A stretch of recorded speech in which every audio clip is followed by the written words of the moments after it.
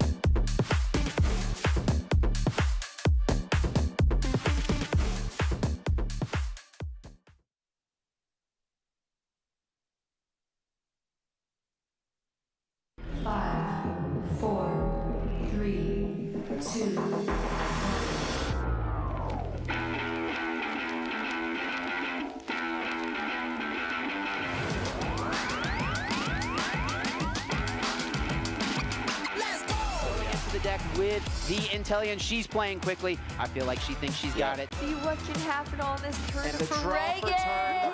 You've been patient. You've been waiting all this time, but you ready.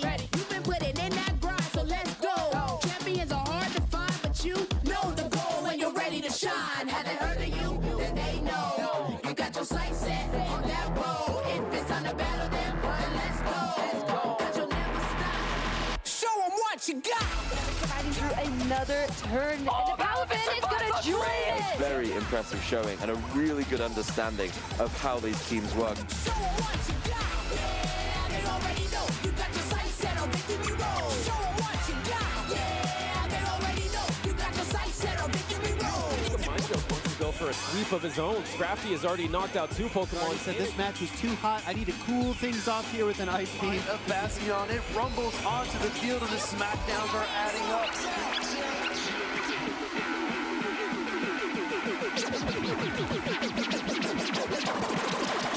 Show 'em what you got. Yeah, they already know. You got your sights set on victory road. Show 'em what you got. Yeah, they already know. You got your sights set on victory road. Put your hands.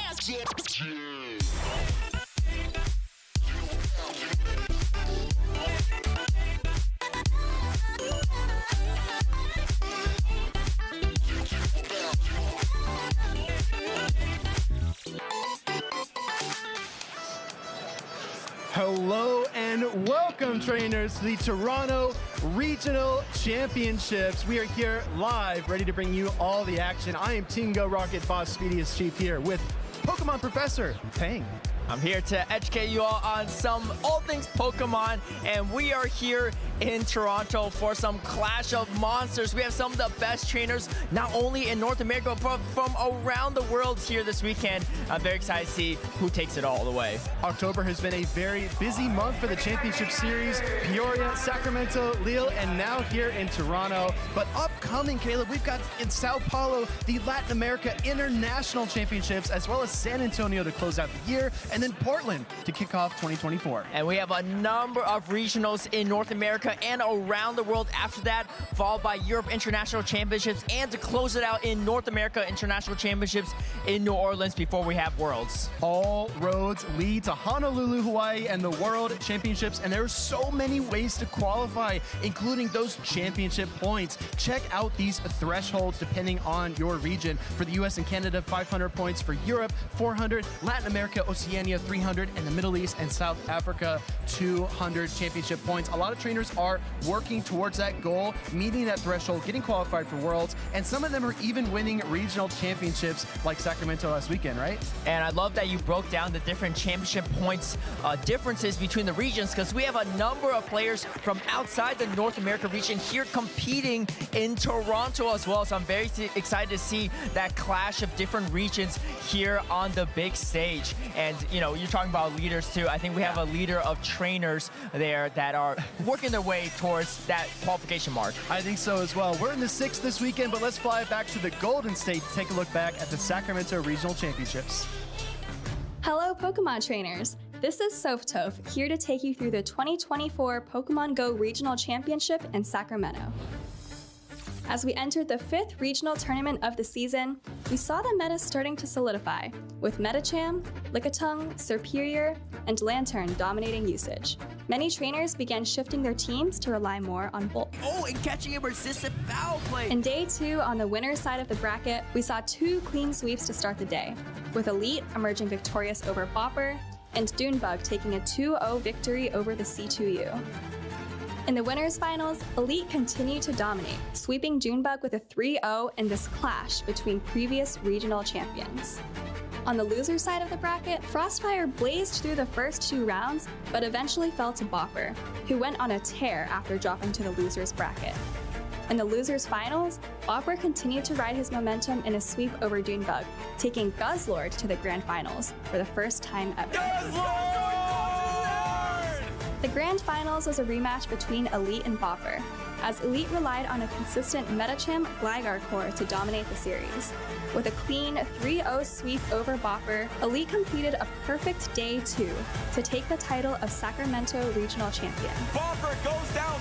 That means Elite is your Sacramento Regional Grand Champion. As the season continues to unfold, so do new strategies. Make sure to check out Pokemon.com/compete to find upcoming events near you.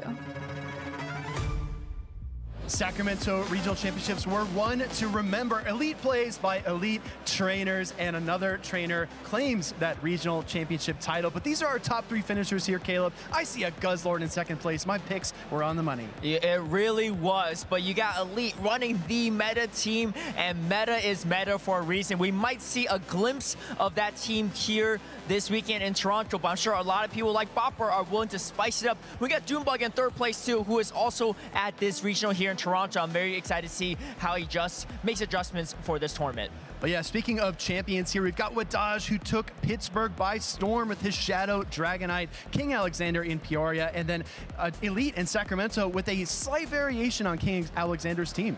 Yeah, I mean, you know, the team that King Alexander ran was dominant, and Elite only added onto that. Speaking about dominance, look at the leaderboard here for North America. We got you, Pancho, up in that ¡1 spot. We got our judge and competitor, Dijon the Jin, in #2, followed by Dunebug, Lyle Jess, Nighttime Clasher, Chris Reisner, Rise Occasion, Buckeye Fitzy, all those people are here this weekend too. Yeah, exactly. So many names that stick out. It's really hard to kind of pick out one out of the bunch, but they're all racing towards that 500-point threshold. And a lot of trainers around the world are also trying to qualify for those World Championships in Honolulu. Let's take a look across the Atlantic at Lille. We had a very special regional championship there. Galaxka Bolton bringing that Shadow Lowland Sandslash back into the meta. And was actually running the Leaf Tornado Superior. I'm wondering if that will catch on or that was kind of a one-and-done situation, but Galaxka Bolton winning it all the way. I got Elephant Flash running that Carping though. I'm a huge fan already. And then we got Inadequen's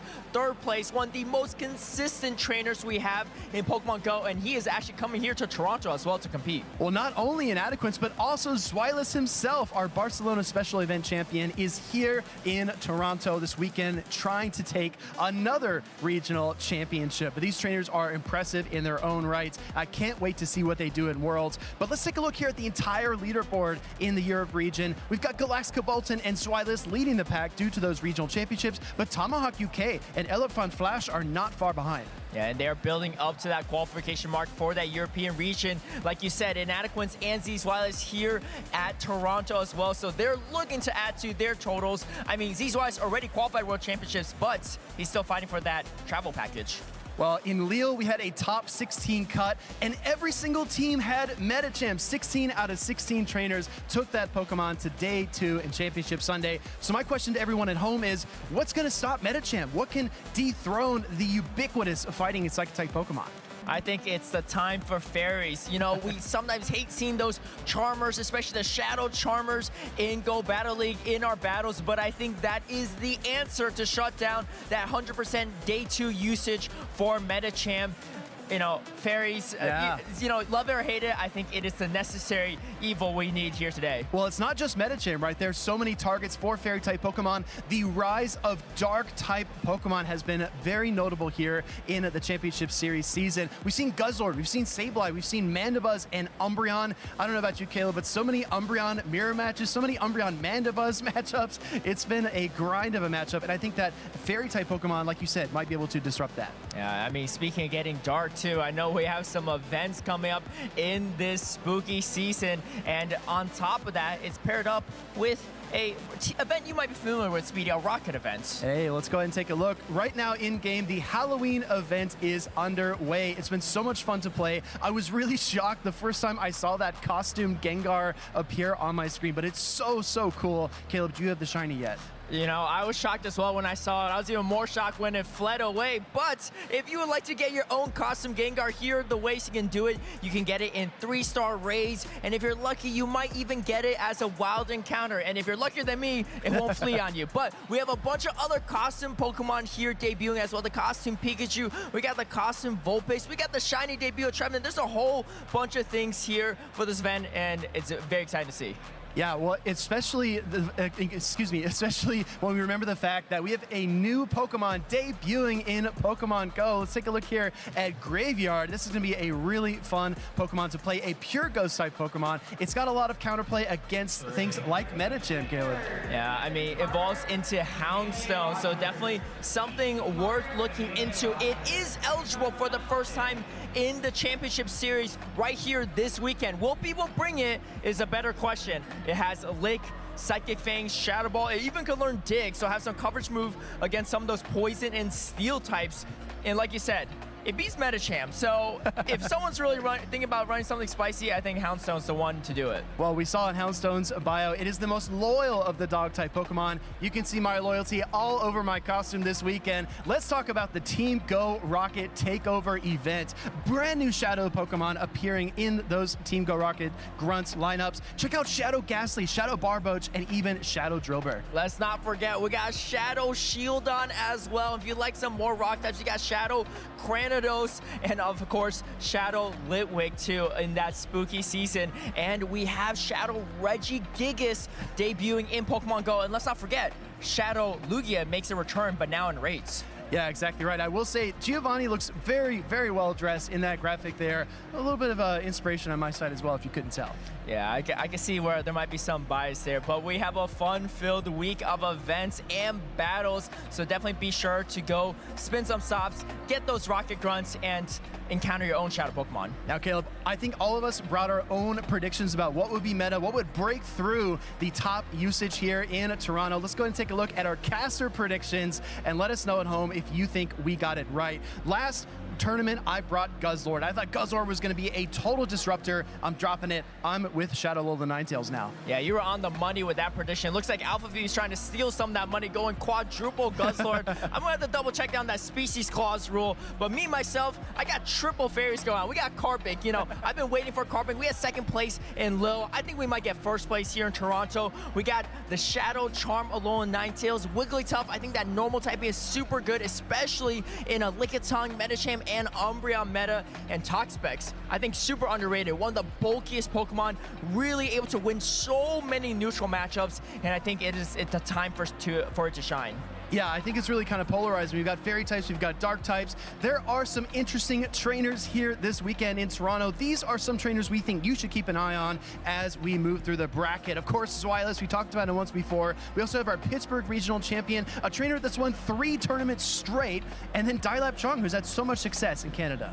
We got some big names here in this tournament. We could probably highlight over 20 players if we wanted to, even more than that. We got a champion from Europe, a champion from the United States, and we have a champion from Canada. Canada all duking it out here in Toronto. Well, Dai Chong had a lot of success in 2022 in Vancouver, again in 2023. If he can do it here in Toronto, that will be 3 seasons straight. But that being said, these trainers are trying to carve out a legacy for themselves. And speaking of carving, let's have some fun. We've got a pumpkin carving contest going on all weekend long. You can check out what your casters are carving. Let us know what Pokemon you would like to see, and I think it's gonna be a fun time. I think so too. I'm very excited. It'll be my first pumpkin carving, and it's going to look like my first pumpkin carving too. Let's just put it that way. We've got a lot of safety tools back here, so don't worry about our casters. We're going to be fine. But that being said, we really love when you get involved and engaged on social media. We really appreciate when you use that hashtag #PlayPokemon. We always read your posts. We try to feature them here on the stream. So make sure to get involved, get engaged, talk about Pokemon predictions, player predictions, awesome plays, how you're watching the stream, or even how you're just playing Pokemon Go. And also make sure to watch on YouTube at /Pokemon and follow across these social media platforms. Caleb, any final thoughts here before we toss over to our casters? Like I said, carving takes it all the way. That's it. That's it? That's it. All right, that's a mic drop moment. Let's head over to the casters and see what they have to say. Over to you. Welcome, trainers. My name is Stephanie Christine, also known as DeFi 250, and I am so excited to cast today here in Toronto for the Pokemon Go Regional Championships, and I am casting today here with Alpha Phoebe. Yeah, I think we might have been a little bit dressed up here. I see that my twin is up on the a little bit off camera. If you scooch it, nice, perfect. We are so excited to be here in Toronto. Can't pronounce that T if you're a true Midwesterner. No, Toronto. And for my costume today, I'm in the Halloween spirit. If you recognize the elite Pokemon trainer that specializes in dark-type Pokemon, let us know with hashtag #PlayPokemon if you wanna call out which outfit I'm wearing today. Who inspired this fit?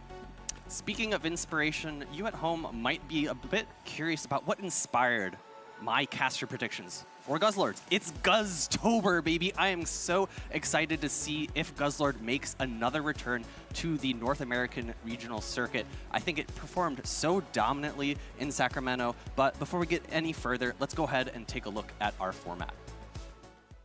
This 2024 Regional Championships event will be showcasing exciting Pokemon Go matches all weekend.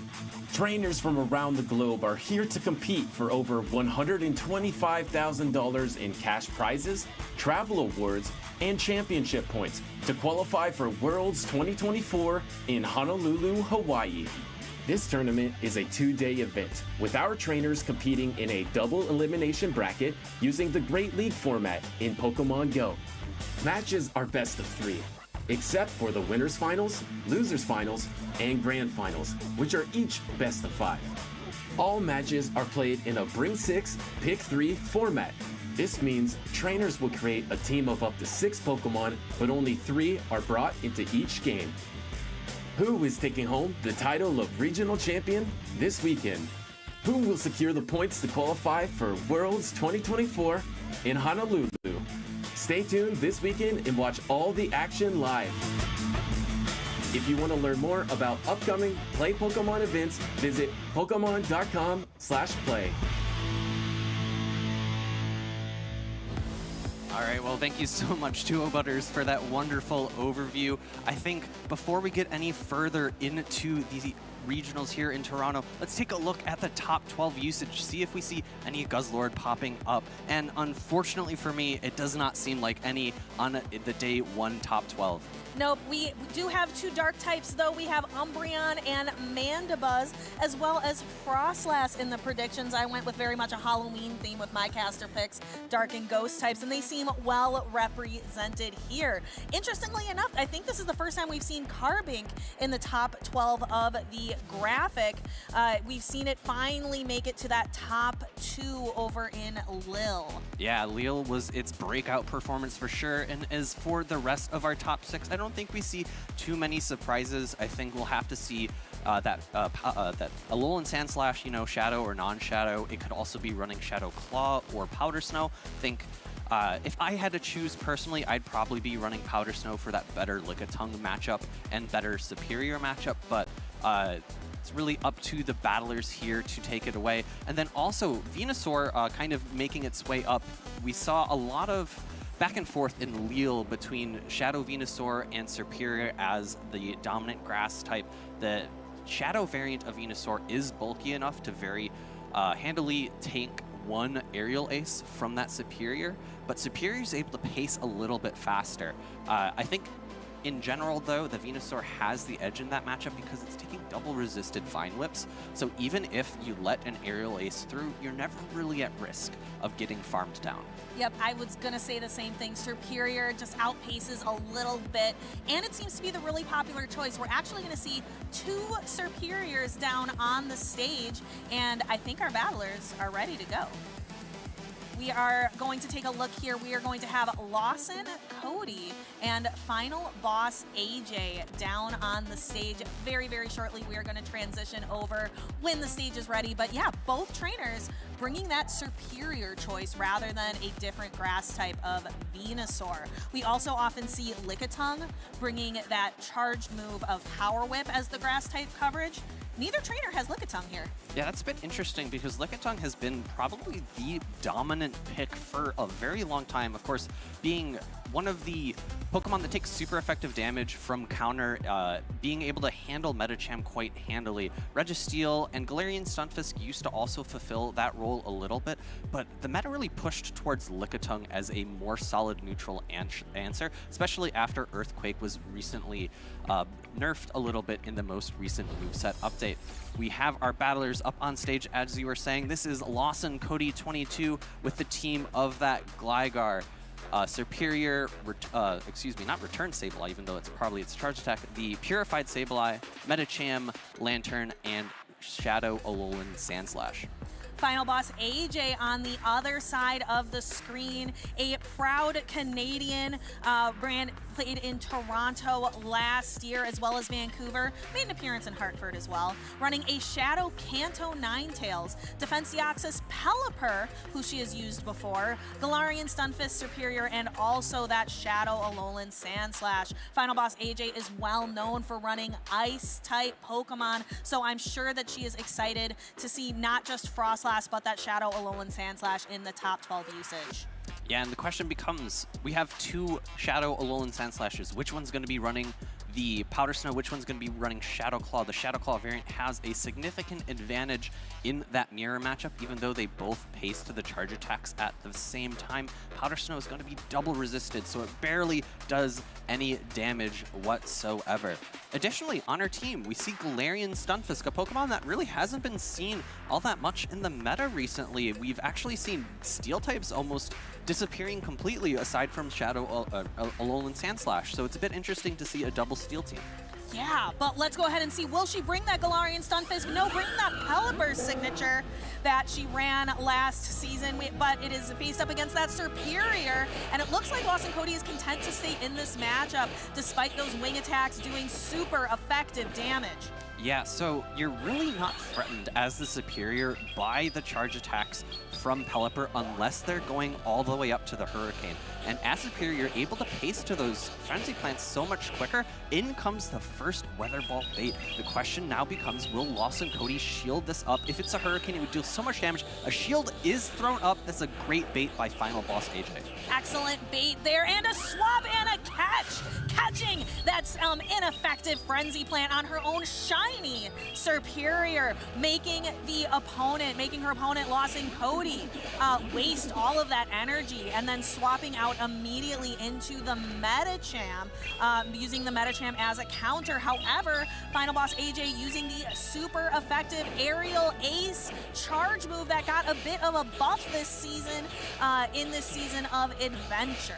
Yeah, so we see that Ice Punch being thrown. I think at this point, it's going to potentially threaten to knock out that Superior. That Superior did take a little bit of damage from that Frenzy Plant and those counters. It is enough to knock out. That's really good patience from Lawson Cody, recognizing that Ice Punch would be enough and not going for that heavier hitting, although it is only neutral damage, Dynamic Punch. In comes the Pelipper. Pelipper at this range can very comfortably tank an Ice Punch, and the moveset choice from Lawson Cody has not been revealed. A Psychic would threaten a knockout, but great no shield by Final Boss AJ. And Final Boss AJ using the Weather Ball.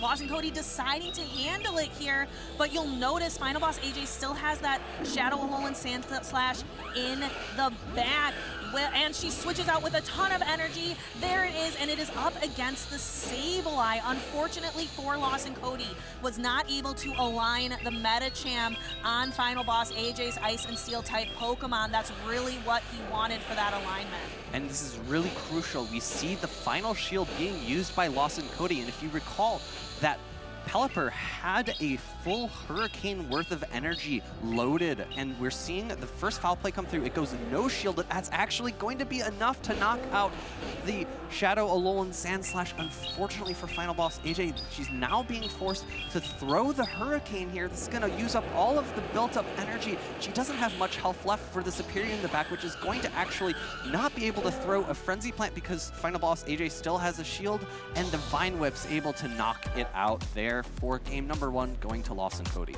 It is always a feels bad moment to lose a game with a shield in hand. You go back and you think, how could I have used my resources better? So that is probably something that's going through Final Boss AJ's mind of how to properly use her resources to overcome. If Final Boss AJ wants to stay in the winner side of the bracket, she is going to need to come back here with a 2-0 sweep. Lawson Cody just 1 win away from locking it up. Lawson Cody actually competed exclusively in the Canadian Regionals last season, Vancouver and Toronto. Here we see this catch from Final Boss AJ, and we see a couple other key moments from this matchup, including that Vine Whip farm down.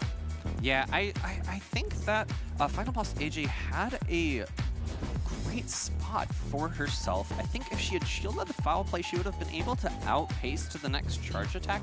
The question really becomes, would that charge attack be able to knock out that Sableye? And would, if it didn't, would the Pelipper be able to farm down at that point? And it's a bit tough to tell without having actually seen that happen. But I think that's just information that she'll need to take into the next game and see what ways she might be able to optimize her play. Of course, I think she had a really solid game plan there, right? She actually was able to pull out the Metacham. The Metacham was not able to line up against her Shadow Alolan Sandslash, and that was that put her in a really advantageous position to control the late game. It just unfortunately seemed to slip from her grasp a little bit. Yeah, so we'll have to see what adjustments she is going to make to her game plan. We see our trainers kind of taking a look at the team sheets, trying to decide what kind of alignment.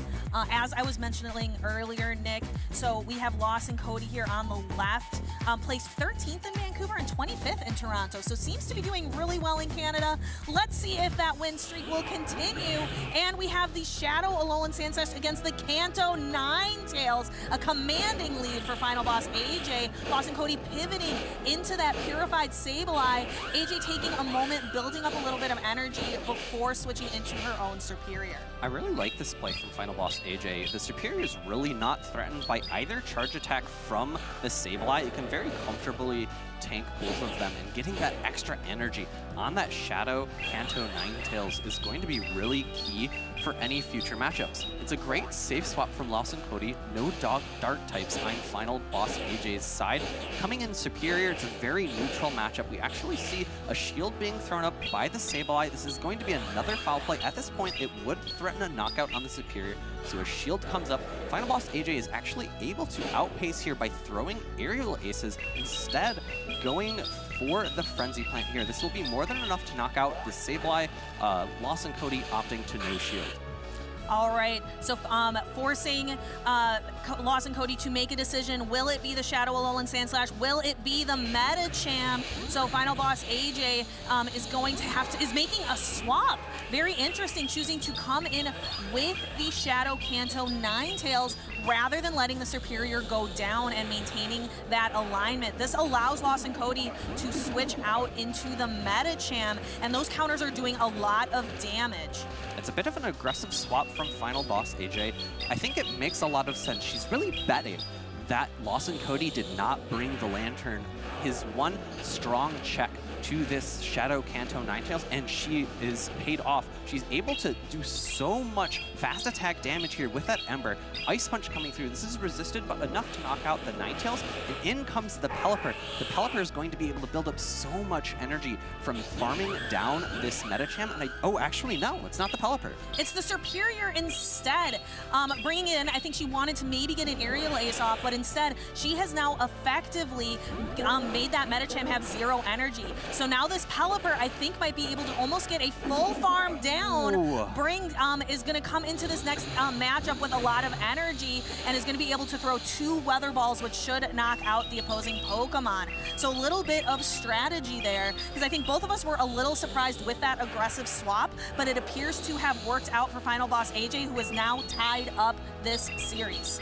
Yeah, and I think it makes a lot of sense, because if it was the Lantern in the back, I think Final Boss AJ was in a really tough spot because she has Pelipper as well as that Kanto Ninetales left. So swapping out, saving the Superior makes a ton of sense, especially if it's that Lantern. Now that I'm thinking about it again, I think that was her best play in case it was a Lantern in the back. So really great stuff, and we actually saw that her secondary charge attack, Scorching Sands. So she does have a super effective option against that Lantern.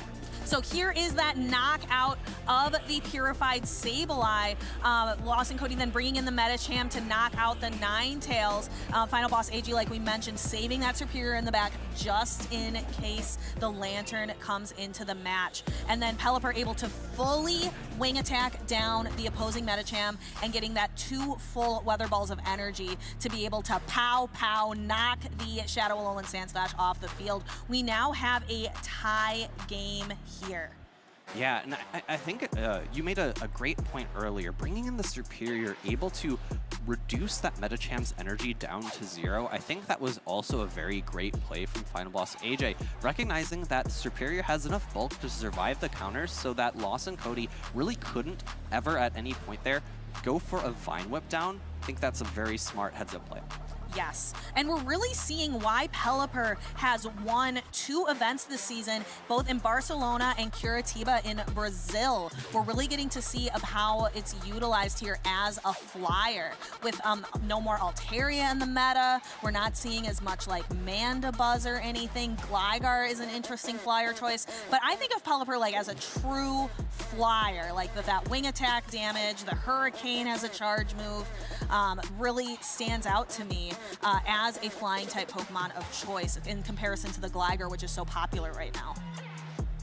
I definitely agree. I think we should think a little bit now about what kind of changes that they can make in order to go forward. I think from that last game, Lawson Cody had the Kanto Alolan Ninetales into that Shadow Alolan Sandslash. Do you think he's going to try to pivot to a more safe lead in this game number 3?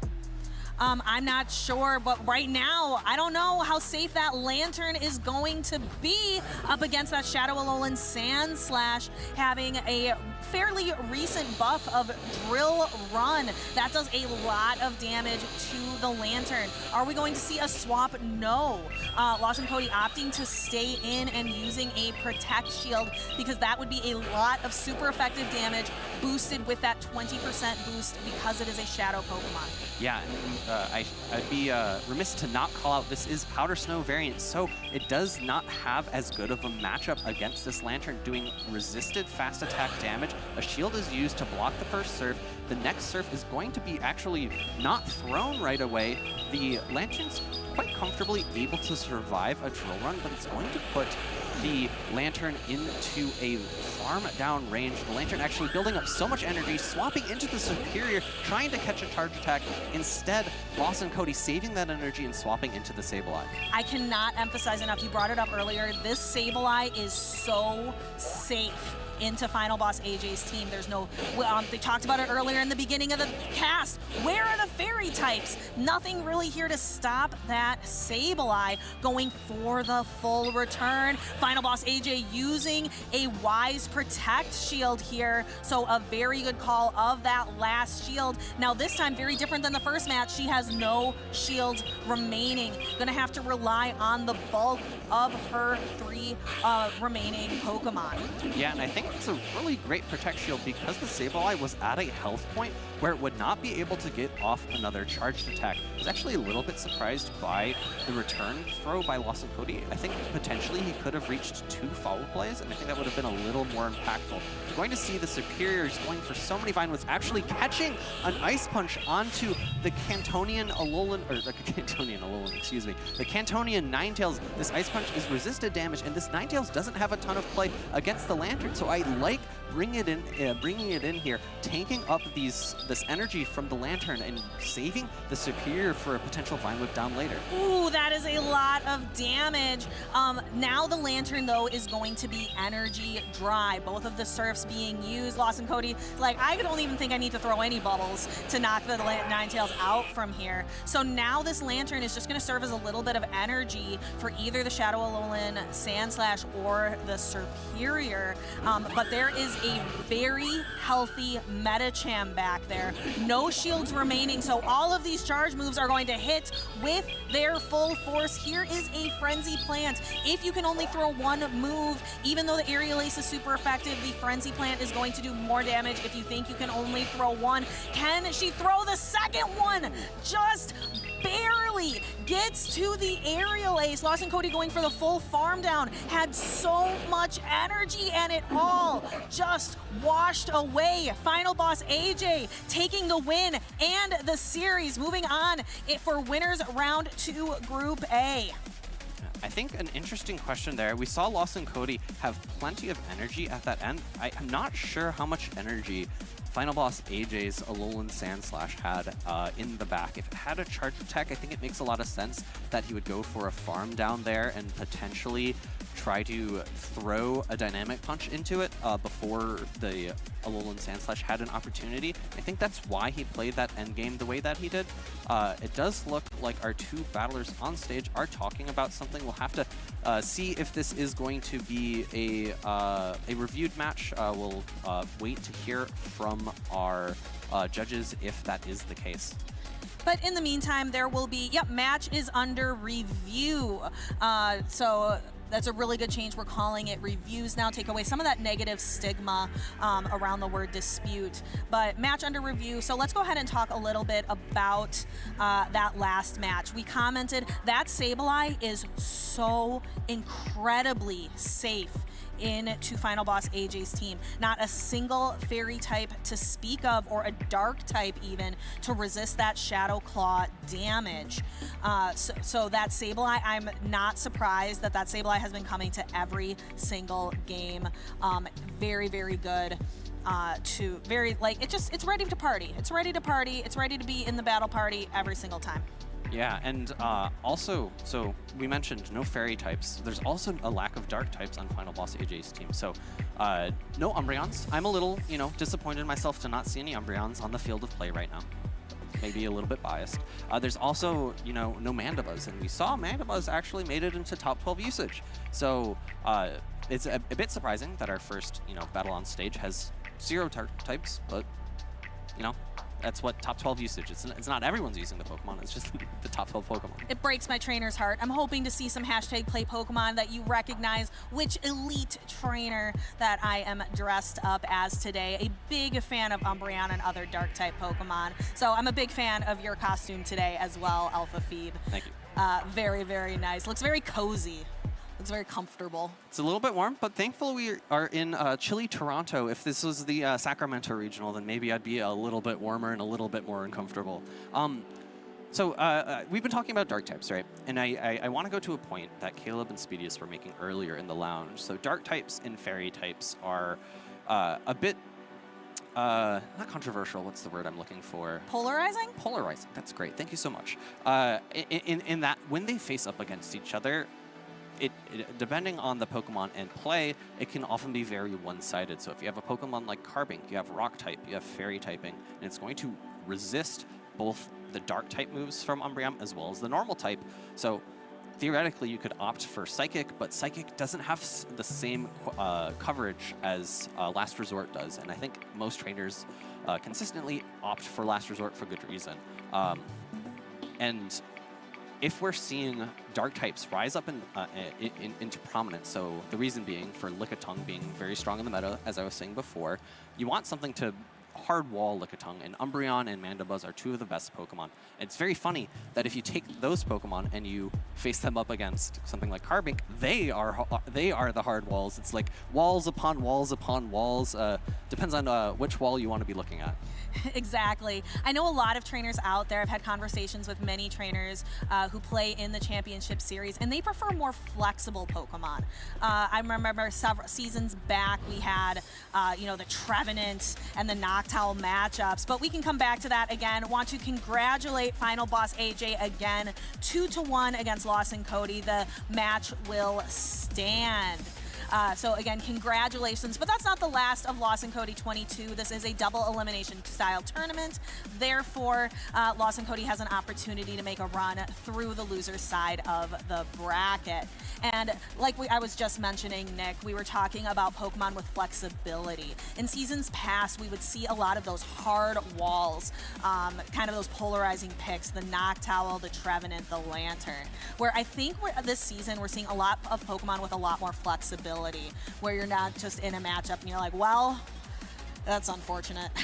Yeah, and I think that's really a great point about the state of the meta. You know, you want Pokemon that are flexible, and although, people might harp on Metacham for being so dominant, 100% usage in Leal top day 2, 86% I think about for day 1 here in Toronto. It's very flexible. It doesn't have that many hard counters. Its hardest counter, Sableye, isn't as prominent as in the meta as it once was, for a good reason. We're seeing a lot of Lickitung, we're seeing a lot of Umbreon, and we're talking about hard walls. Sableye is a Pokemon where it looks at dark types and it looks at those fairy types and it sees nothing but walls. It's surrounded by 4 different walls. It's boxed in by Pokemon it doesn't want to see, and that's another reason why Metacham is so dominant, is because it's a bit of a triangle. You have one Pokemon, you have something that counters it, you have something else that counters it. And if 2 sides of this triangle are beating one side, then that side's never going to get seen. All right, well, something that I want to have seen is our match highlights really quickly. So let's pivot over to that. And we're going to see that Sableye that we've been talking about. And here is the Metacham you were talking about in the triangle. Using that Dynamic Punch moveset, Final Boss AJ making that Ice Punch catch. A big advance, something you really want to be able to do as a Pokemon trainer is make it so that your opponent's energy goes to waste, and making those catches like that is a great way to pull the game back into your favor. Yeah, optimizing your own energy and neutralizing your opponent's very key things in order to perform at the top level here at the Pokemon Championship Series. Exactly. So we were just talking a little bit about Pokemon that are more flexible, and I agree with you, Nick. Metacham is incredibly popular. However, it's flexible. There are ways it can be beaten. It's not a Pokemon that that sees a lot. There's not a lot of hard counters to it, but you can beat it. You can use a tag team to take it down. And really the main thing that Metacham is targeting are the steel types. Those are the things that really you're going to see that really favorable matchup. Registeel coming down in usage. Registeel and Metacham actually a pretty neutral matchup overall, but we're seeing a lot more of that Shadow Alolan Sandslash instead of the Registeel. Yeah, and in the mirror matchup between Alolan Sandslash and Registeel, although the Registeel does typically win the 0 and the 1 shield matchup, I personally would prefer to be the Alolan Sandslash, because the Alolan Sandslash is always in the driver's seat of who wins that matchup. If they decide to shield twice, then they're going to win the matchup, because that Shadow Claw damage outdamages the Lock-On. Although Lock-On typically does 1 damage to most Pokemon, the resistance from that steel typing means it's still going to do 1 damage. And you're always outpacing to those drill runs. The drill runs come before the focus blast. And, you know, the opponent could even go for a Zap Cannon debuff, even though it won't do the one-hit KO. You won't get that pop-up on the screen from a Zap Cannon, while a cheaper energy focus blast would get that done. But yeah, it's always about the pacing and the control of the matchup. Agreed. Now, taking a look, we're going to be seeing some trainers on the screen shortly with them. One of them popularized a different Steel-type Pokemon very, very recently. But first, maybe let's talk a little bit about what's on the line for these trainers. The regional championship prizes. First place, $2,500. Alpha Phoebe, you could get a lot of different onesies with that. You could not just have an Umbreon onesie, you could have a Sylveon onesie. You could have so many with that $2,500 prize and 72 booster packs. I don't know about you, but I love opening cards. Even though we are Pokemon Go trainers, I know myself and many of the other trainers out there just really enjoy opening up those packs of cards. So it's really fun. This is what is on the line, not just the regional title, not just the championship points, but there are amazing prizes out there as well. So if you are out there listening and you are thinking, I have some of those Pokemon that these trainers are using. I played the Superior Community Day, the Snivy Community Day. I have a Superior I could use.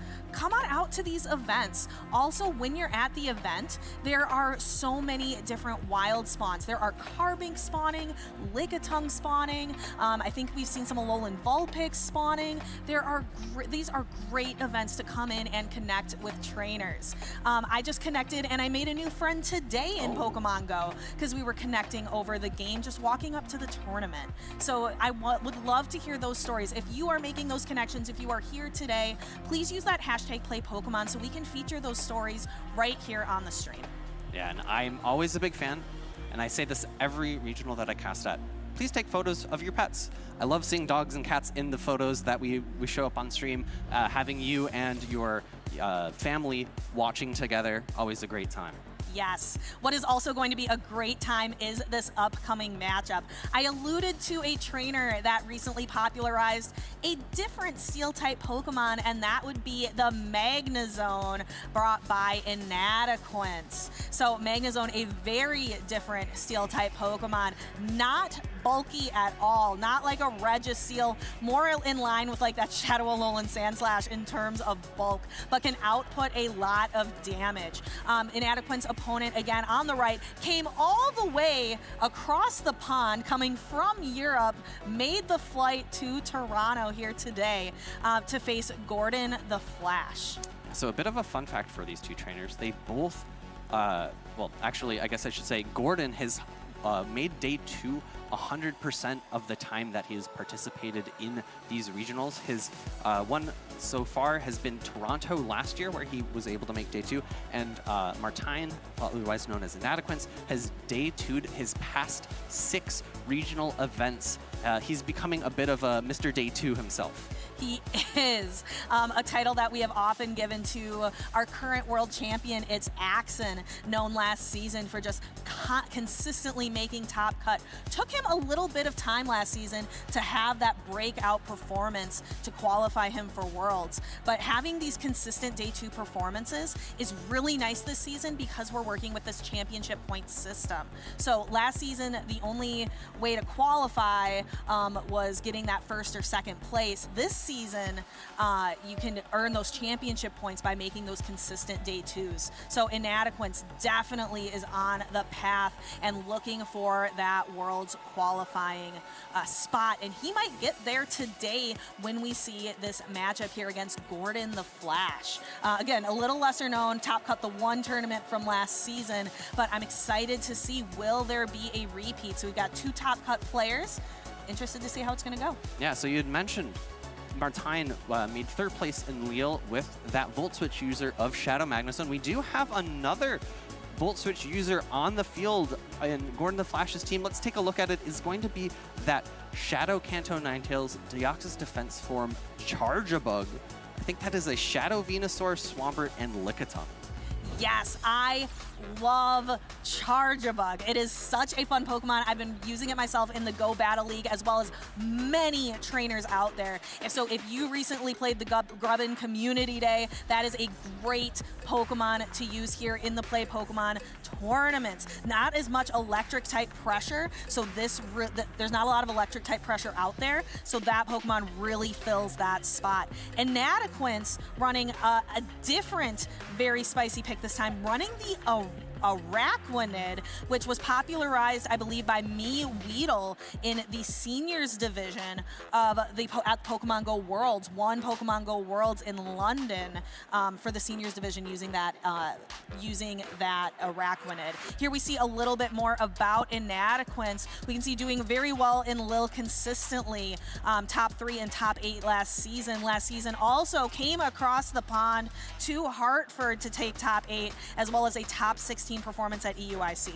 Yeah, Martine is one of the most decorated players here in the circuit, and I think the Araquanid pick is very interesting. He, the pick kind of came out of the forefront after the Walrein Trevenant meta kind of declined. Walrein took the hit to the Icicle Spear that made it a little less prominent, and Araquanid's really great at hard walling Pokemon that use both ice and ground type moves, because it is a water and bug type Pokemon resisting both ice and water. I think it has a bit of a different play here, and it's actually looking fairly solid against Gordon the Flash's team, although there is no Shadow Alolan Sandslash.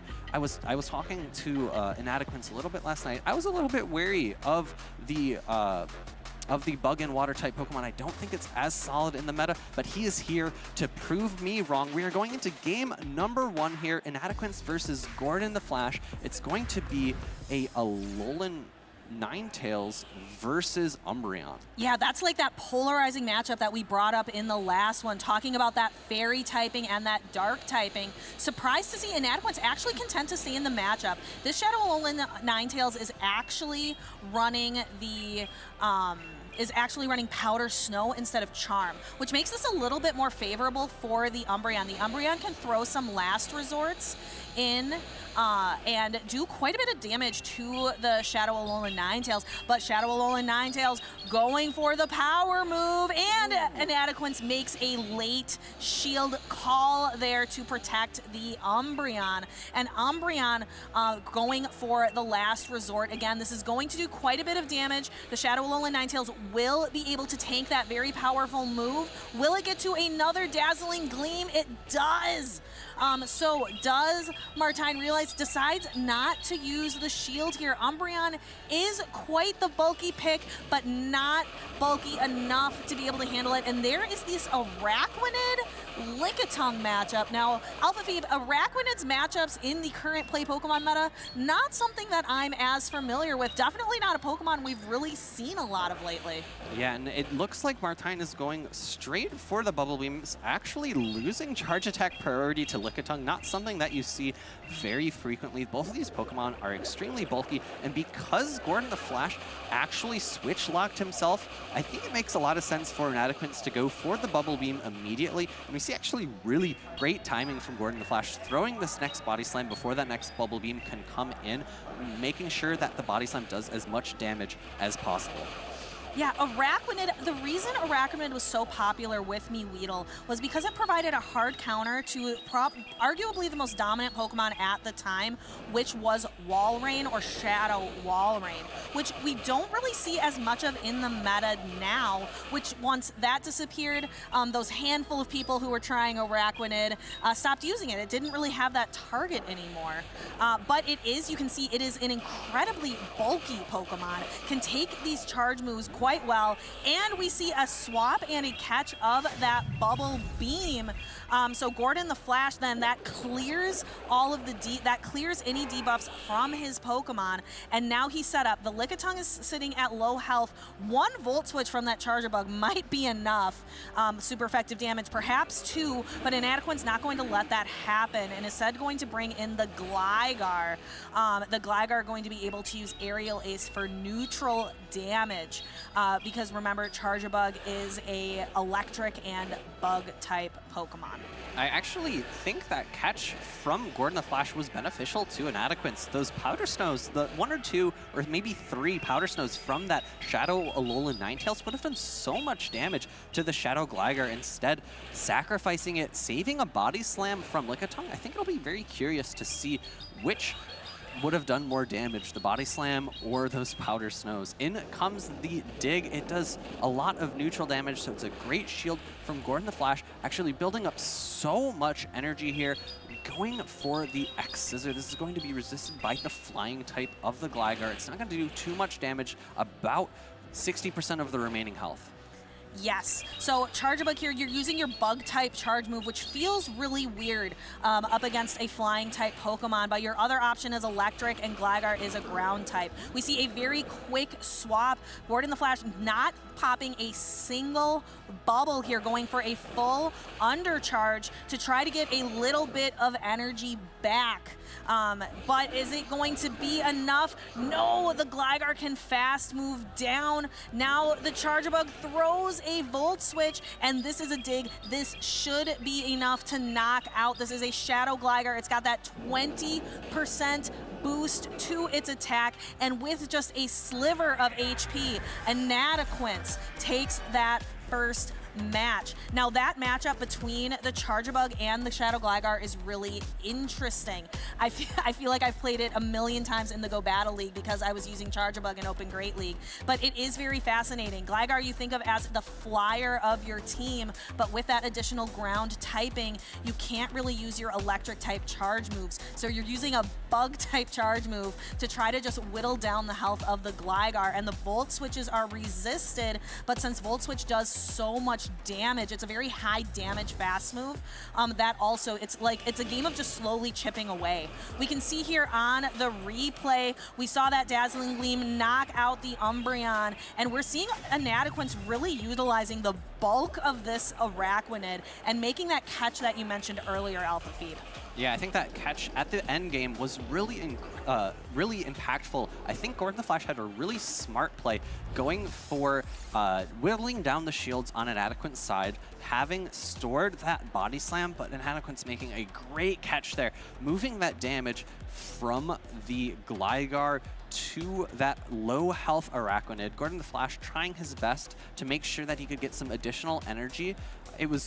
There were only a few health left on that Gligar. The licks were really starting to add up before that farm down happened, and really just impressive, consistent play from Inadequence there, making sure to do that one wing attack before throwing that charged attack, because in a 2 versus 4 turn fast attack, you have the ability to throw a wing attack and a charged attack before the damage from that Volt Switch applies. Yes, Inadequence has amazing consistent play, but has never made a grand finals with that consistent play. He's been so close.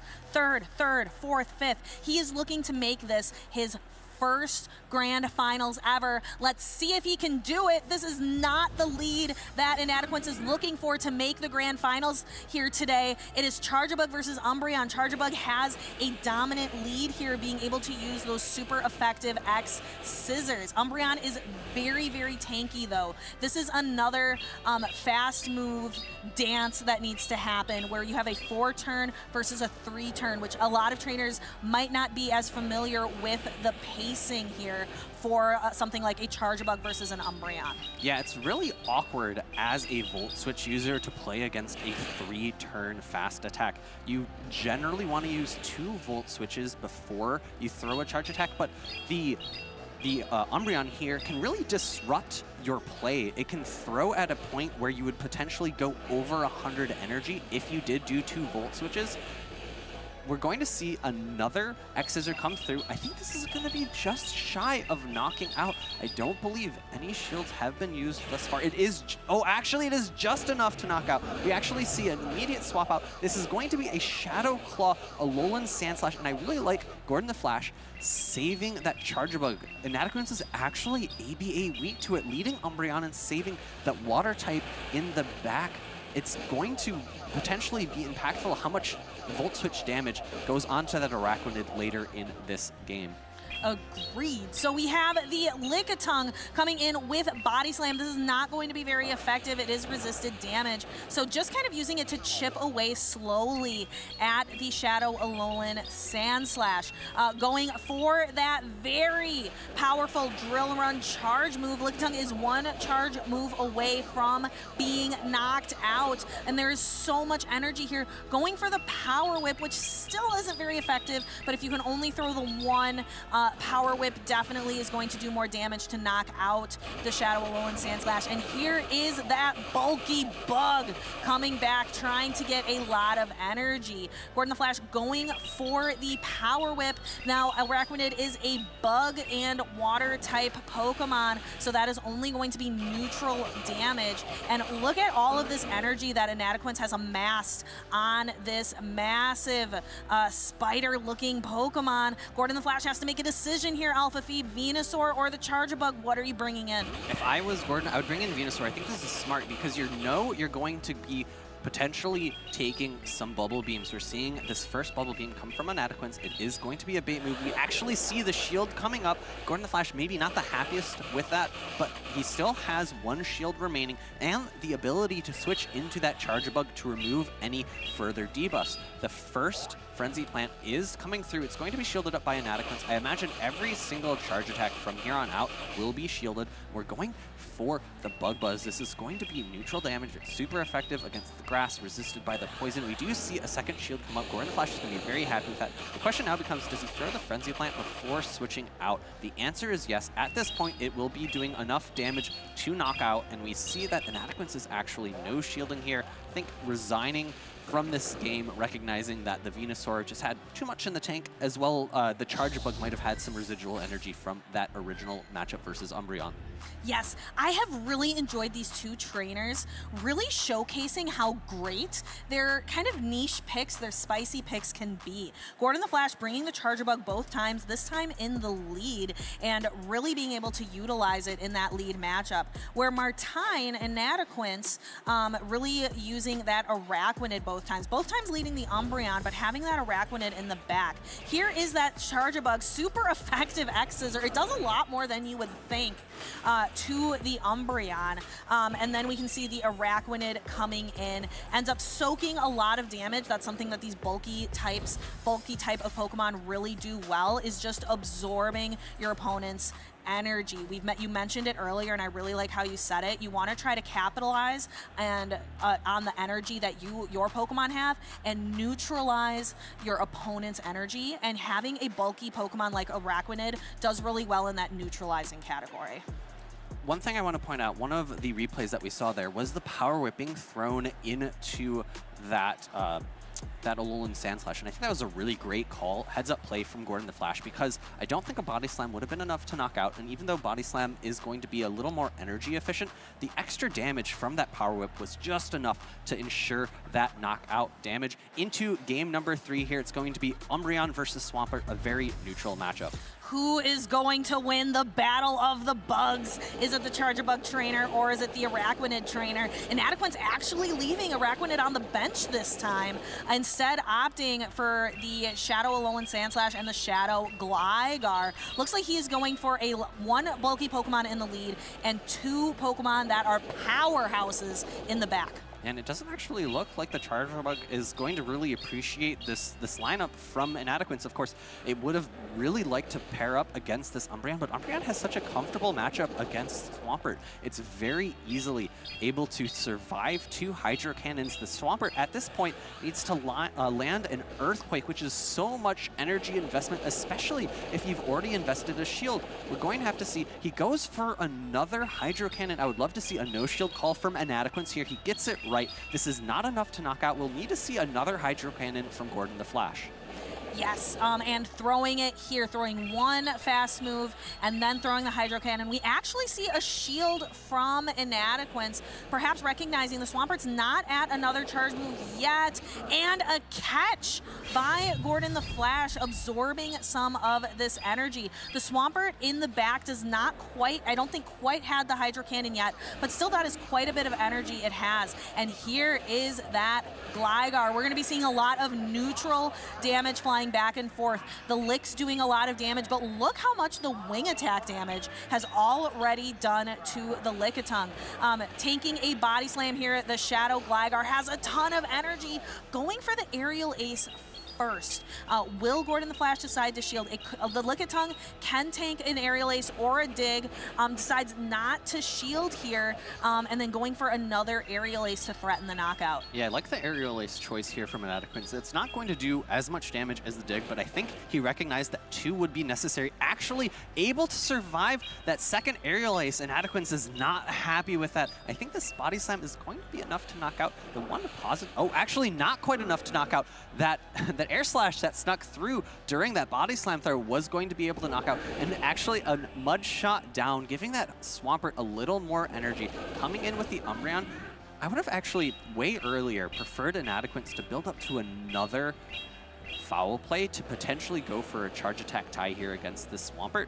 Instead, he opted to switch out right away into the Gligar. The Swampert's building up to another Hydro Cannon, and Inadequate needs to shield this heavy-hitting neutral damage. Yeah, so what Inadequate is hoping for is to be able to get a full Powder Snow down, but instead we see the swap out into the Charge-a-Bug. Now, Charge-a-Bug is going to be able to do some damage here. We see Inadequate going for the cheaper charge move of the Ice Punch, trying to draw a shield. However, Gordon the Flash still has that shield remaining, and now going for that neutral discharge. Because Shadow Alolan Sandslash is that shadow, it has weaker defenses. It's going to be really tough. You need 2 charge moves here, and Inadequate's recognizing just not going to get there and concedes. Inadequate maybe not going to get the grand finals matchup he's hoping for. He's not out yet, though, going to be going down to the loser side of the bracket. Gordon the Flash taking down Mr. Day 2. Yeah, and like you said, going into the losers bracket, you still have some play, but it means that Inadequate is going to have to really slog through many more matchups. I think typically, if someone gets knocked down to the losers bracket this early, they have to go through about 6 or 7 more matchups in order to make day 2. Whereas if you're Gordon the Flash here, you have maybe 3 or so in order to get to that day 2. So it's a little bit of an easier path for those on the winner side of the bracket. The best advice we have for trainers: just win. Just win. The bracket run is so much easier if you just stay on the winning side of the bracket. Very, very good play from Gordon the Flash, who has now taken out 2 of our most consistent trainers. Inadequate from the European side of things also took out Nighttime Clasher last year. So Nighttime Clasher, one of our most consistent trainers here on the North American side. So Gordon the Flash, definitely a trainer we should be keeping an eye on. All right, so let's take a look at those match highlights from this last set of 3. Gordon the Flash able to catch that Bubble Beam onto that Alolan Ninetales, and then the dig coming through in that Charge-a-Bug to secure game number 1. Yeah, so Inadequate, I think, recognizing a little bit of a smirk, but we're going to see a grimace coming from him later on as he realizes his time is up. Gordon the Flash kind of like, oh no. And then we have, I believe this is from match 3.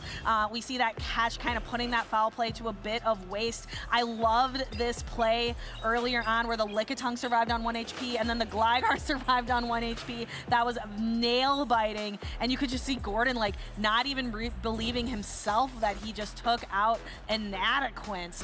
Definitely a storied trainer, the second storied trainer that he's Gordon the Flash has really been able to take out. Yeah, and it goes to show that the work that you put into your Pokemon, the stats that they have really matter. Able to survive on that 1 HP. I think had that Lickitung fainted to that Aerial Ace, and I made the call that double Aerial Ace was the play because a singular dig would not have done enough damage. Being able to survive that second Aerial Ace was so impactful. That Body Slam put that Gligar so much lower. If it had a quarter of its HP left, it would have been able to reach at least 1 charge attack against the remaining Pokemon on the side of the field for Gordon the Flash, because that Swampert, you're not going to be able to one-shot down a Gligar that has a quarter of its HP left. That's just not possible. It isn't. So again, we're having to rely a little bit more on charge moves there. That was such an intense matchup.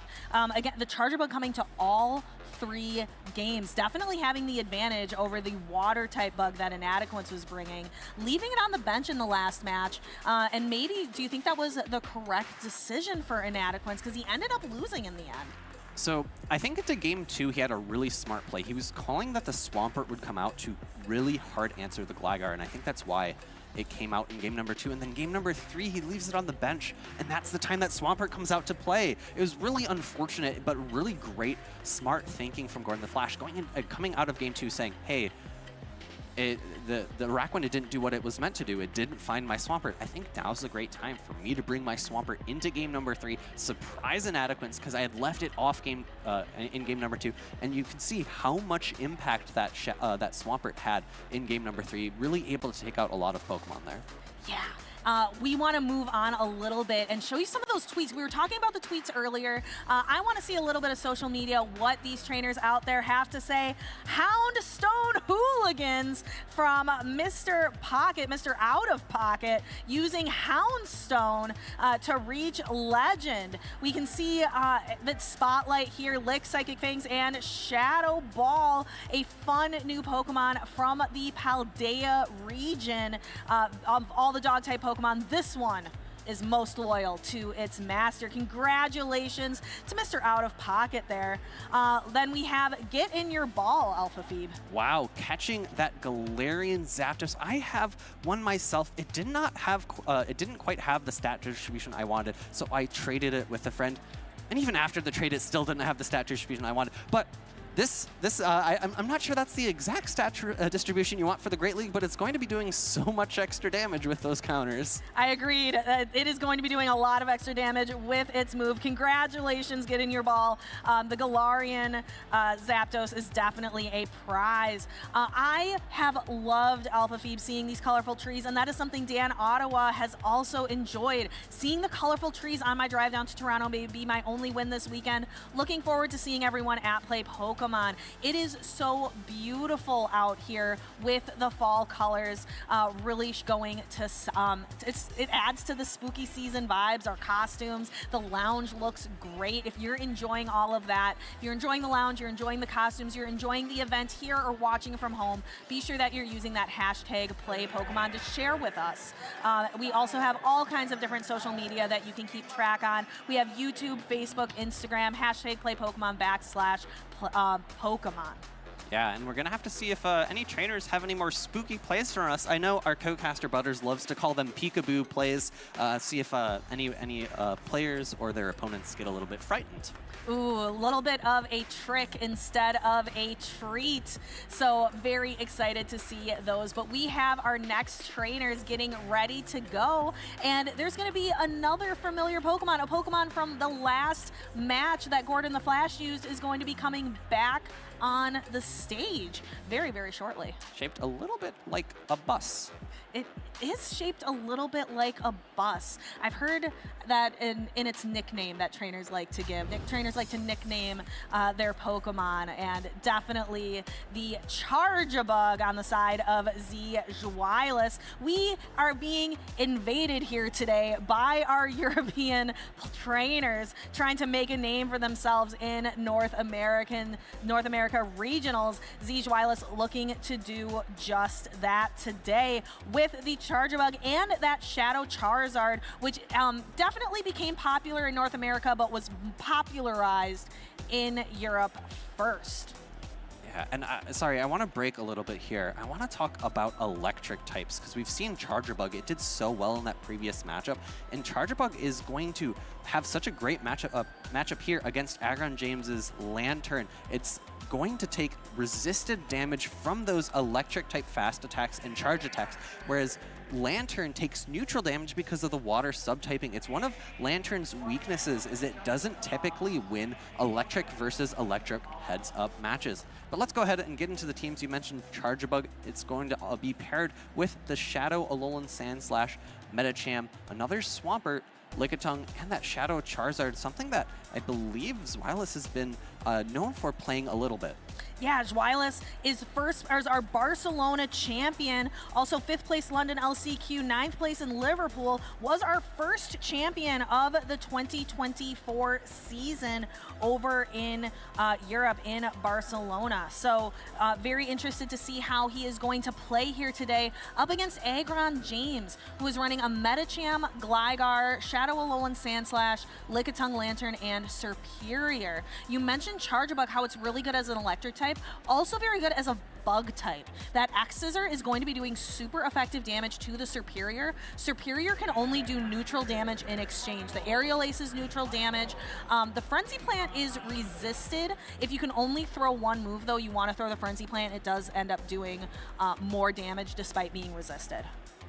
And I think it's going to be a bit of a story of how Agron James handles that Charjabug. The Charjabug is going to have really good matchups against almost everything except the Gligar, as well as the Lickitung. The Lickitung is going to be able to compete with it in terms of its bulk. Of course, it's lacking the same type attack bonus on those Lick fast attacks.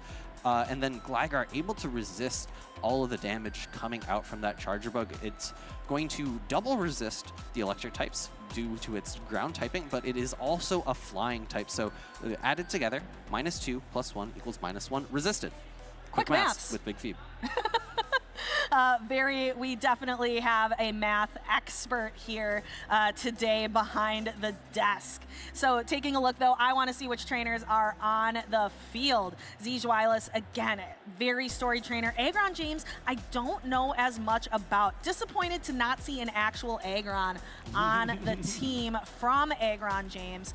Maybe putting some really powerful fast move pressure, I believe. Doesn't it run Smackdown? Yes, typically Smackdown or Dragon Tail, depending on what you expect to see on the opponent's side of things. Yes, this is Agron James' second tournament ever, competed in Toronto last season. Let's see how these trainers are going to fare. We have a Shadow Alolan Sandslash Alpha Phoebe up against a Lantern. And it's going to be a Powder Snow variant, so it's going to have a bit of a worse matchup here. However, if you look at the back for Zweilous, it's going to be that Charizard in the back, and the Charizard's able to avoid this Lantern matchup. I'm sure he's very happy with that. Yes, so taking a look, super effective drill run, taking a giant piece of the Lantern. Lantern going to be firing off in exchange the Surf charge move. So we go ahead and attempts to make a swap, does not catch the charge move, instead going to be able to throw a charge move. Yeah, so I think we're going to, actually opting for the Swampert. A bit surprising, given that there's a Lantern and this Lickitung has the option to go for the Power Whips. It is the non-Shadow variant, so it's not going to take quite as much damage from the Lick, so I don't think you're ever really threatened by a Body Slam against as a standard Swampert against a Lickitung. You're going to only be threatened by those Power Whips, double super effective damage, doing just so much damage. Maybe we'd be able to see a one-hit KO pop up. Perhaps, but not today. Instead, we're going to be seeing those body slams come through, and no shield by our trainer here on the left, building up still at 2 Hydro Cannons. This is why Swampert can be just so dominant. It builds up these charge moves so quickly and can fire them off. Swampert still has a Hydro Cannon in the bank. Is it going to land on the Lantern? Is it going to land on the Metacham? Agron James has to make a decision here, going for the Metacham instead, and this Swampert can still get to 2 Hydro Cannons. What is going to be out there stopping him?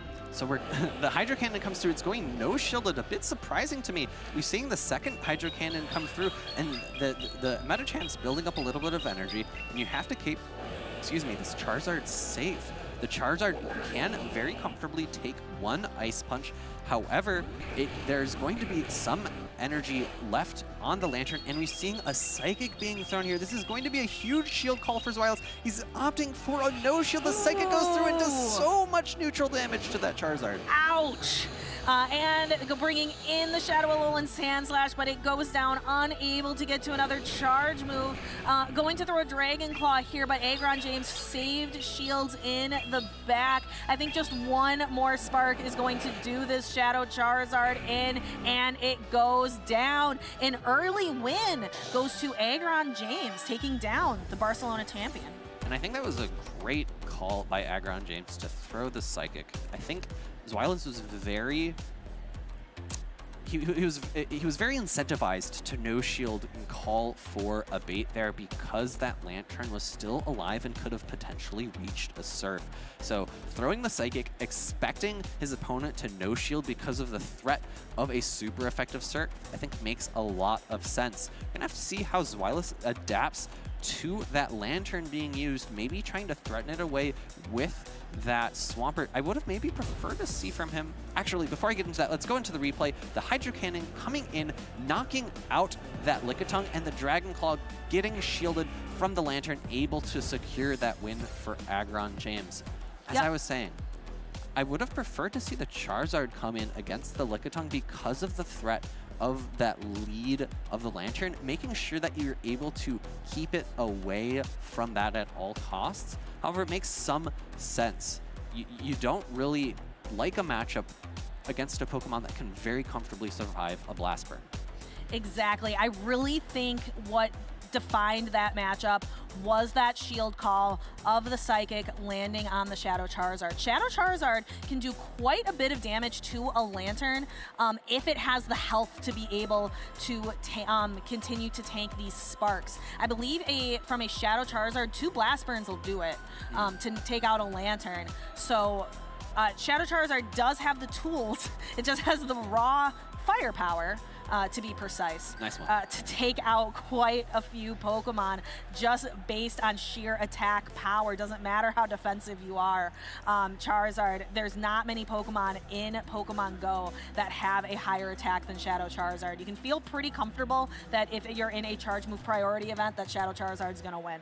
All right, here we go into game number 2. It's going to be one of our favorite matchups here behind the desk, a Lickitung versus Lickitung. It's going to be a bit of a slow matchup, but I think we're looking at the backline. We see that Aggron James again brought that Lantern. Zweilous not having a grass type on his team, no real hard answer besides that Charger Bug, which is in the back end. We can see it's the shiny variant, probably caught from that past community day. Yes. So taking a look at the Body Slam coming through, we are in a Lickitung mirror match, Alpha Phoebe. This is a long mirror matchup as both of these Pokemon are very, very bulky. The fast move damage is all resisted. It is Ghost type Lick on a normal type Pokemon. So we're going to see that not very effective text on the screen. And just using those neutral Body Slams to just kind of chunk your way through the matchup.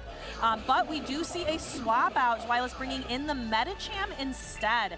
Typically, Metacham and Lickitung a fairly neutral matchup. However, the Metacham is going to have the advantage here of health.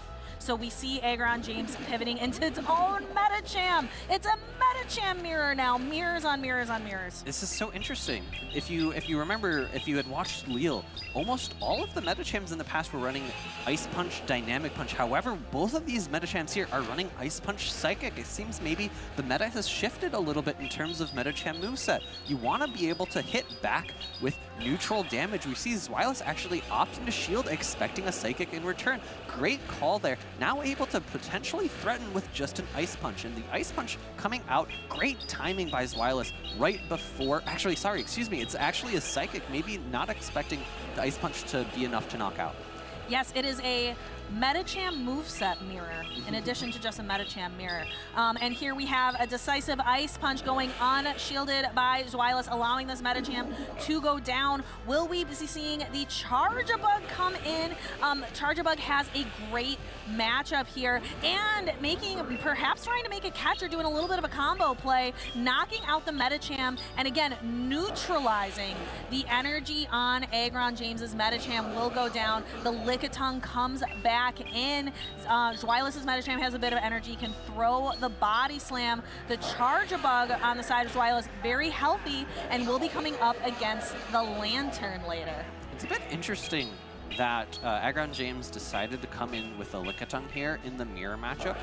It makes sense in that Lickitung has access to super effective power-up, and you want to kind of keep your Lantern away from that, but he had already seen Zweilous' third Pokemon in the back. It's that Charge Bug. It got a couple of Volt Switches. I liked the pivot out, getting some energy, taking resisted counters, and building up some energy potentially for this final matchup in the back, and we're seeing that he's not quite able to reach that final body slam here, and now we see the benefit of this energy, able to reach for this first X-Scissor, and X-Scissor and the Discharge are both neutral. However, X-Scissors being is a little bit cheaper, and it's typically about as much damage. I think Zweilous a little bit frustrated with not seeing a shield there, but I think actually just going straight X-Scissor is the play. It looks like another 2 would be enough to knock out, or potentially 1 if the Volt Switches add up to be enough damage.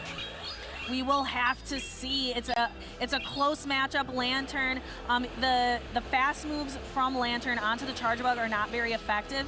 However, gets to those surfs very quickly. Charge Bug has 2 X-Scissors built up. Agron James is going to shield this first one. Yeah, and the question now becomes, will Zweilous go for an X-Scissor or for the Discharge? He has energy for both. The X-Scissor coming through, it's going to be a little bit cheaper, and will this be enough to knock out? I believe that Lantern has a Surf loaded, and it's not quite enough to knock out. The Volt Switch comes through, and now the question is, does Charger Bug survive this Surf? Absolutely not, Alpha Phoebe. The Surf is going to come through. It is going to knock out the Charger Bug, and here we have, for a second time this morning, a storied trainer, Inadequence. Then we had Zweilous being taken down by lesser known trainers like Agron James. This is only Agron James's second tournament. I think that goes to show you out there sitting at home, or if you're at the tournament today, you have a shot at this. Don't be so nervous by some of these trainers who have the big titles. You out there at home can come to these tournaments and you can do quite well. I think another thing to talk about is the Europeans. 2 Europeans back-to-back knocked down into the losers bracket. The North Americans are really standing up and fighting for their region. I think let's go ahead before we get any further, get into these replays from the last matchup. It's going to be that Hydro Cannon able to knock out that Lickitung, unable to Mudshot down, and then the Dragon Claw being shielded by that Lantern, securing Agron James game 1. Yes, and there is the Ice Punch to knock out Zweilous' Metagame, bringing in that shiny Charge Bug afterwards. We had 2 mirror matchups at the end of the tournament. We had a Lickitung and a Metagame mirror match at the end of this matchup. And here is that final matchup at the end. Charge Bug versus Lantern. The X-Scissor was just not quite enough to take out the Lantern, so the Lantern did come out on top in the end. And I think it was really important for Agron James there in order to get that complete spark down. It would be maybe a bit of a different question had the spark alteration not happened. It's doing a little more damage now, so able to farm things down a little bit more consistently. Maybe if that change hadn't happened, the Lickitung would have been able to reach a body slam, and the Charge Bug in the back would have had a much safer matchup, able to very more cleanly get those charge attacks off without being threatened by all that energy that Lantern had built up. Yes, so today here in Toronto, we are trying to figure out who is going to be qualifying for the World Championship. This year it is in Hawaii. Let's take a peek so all of you at home can see what is a World Championships really like. So we're going to show you a bit of a recap from the 2023 World Championships in Yokohama, Japan. Hey there, Pokemon trainers. Gabby Snyder here with your recap of all the electrifying action that took place at the 2023 Pokemon World Championships in Yokohama, Japan. The second ever World Championships in Pokemon Go brought trainers from around the globe to fight for the title, the prizes, and the glory. With so much on the line, trainers fell back to consistency, relying on Pokemon like Metagame, Lantern, Lickitung, and Altaria to take them through 2 days of tough competition to the grand finals on Championship Sunday. It's Axon and Rubik's Master were the final 2 standing after taking down challenging opponents like Elche, who made it to the winner's semifinals with only 5 Pokemon, and Wadaj, who won the North America International Championships and Hartford Regional Championships back-to-back. While its Axon relied on Metacham as his counter fast attack user, Rubik's Master chose Deoxys defense form instead. The two had faced off already, not just in the winner's semifinals, but also in the Portland Regionals Grand Finals. With the stage set and trainers ready to go, it was time for the World's Grand Finals to begin. In the final game of the weekend, its Axon made an incredible prediction. Seeing that Rubik's Master left his Shadow Quagsire on the bench for 3 games, he led with his Shadow Alolan Sandslash against Altaria, putting Rubik's Master on the back foot. Switching in his Metacham to counter down Rubik's Master's Umbreon, it was Sableye who knocked out Azumarill to make its Axon not only the 2023 World Champion, but also the first Pokemon Go trainer to win the Triple Crown, a regional, international, and world championship title. With the sun setting on the 2023 season, now is your chance to vie for the opportunity to compete at the next year's World Championships. Make sure to check out Pokemon.com/compete for all the information you need, and who knows, maybe next year we'll see you on stage with the trophy and the title of World Champion.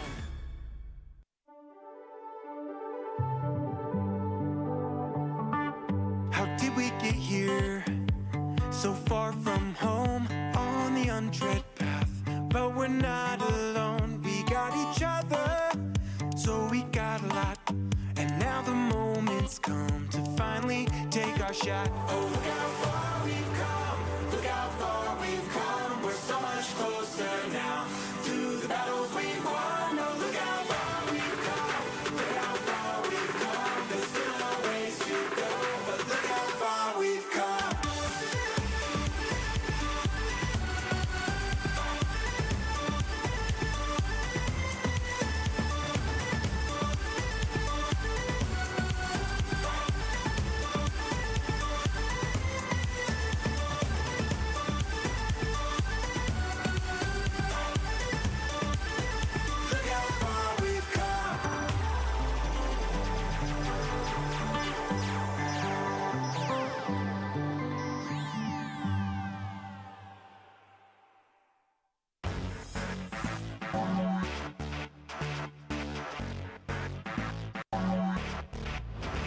So usually I really like to use online resources. There are a lot of phenomenal ones for Pokemon Go.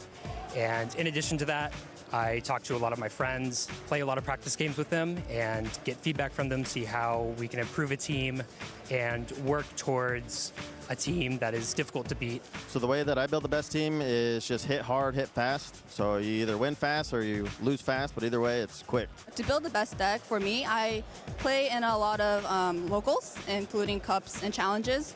I also do a lot of play testing with my friends. Shout out to 88 Card House. I also, of course, watch regionals and look at the meta and, you know, make changes to my deck to whatever is great. And lastly, I watch YouTube, a lot of YouTube, just try to learn a lot from there. When I build teams for an event, I just go with what I like mostly. I mean, I consider the meta, but for example, for this tournament, I really just wanted to bring Charjabug. It actually does pretty well right now. But it's also just, it's an unstoppable bus. A lot of times I'll start with what my boyfriend or one of my friends is using, and then I'll play with it, see what I like, see what I don't like, and maybe make some changes based on my own style, since everyone plays a little differently. I like to listen to podcasts. There's 3 different podcasts I follow. Uncommon Energy, Metapod, Lake of Rage. Do a little bit of reading here and there, seeing what other people are looking at. And then asking my friends what they have of opinions on my deck. Pretty much just staying with what I feel most comfortable with. I like to be able to play what I like and make sure I'm comfortable the whole time competing.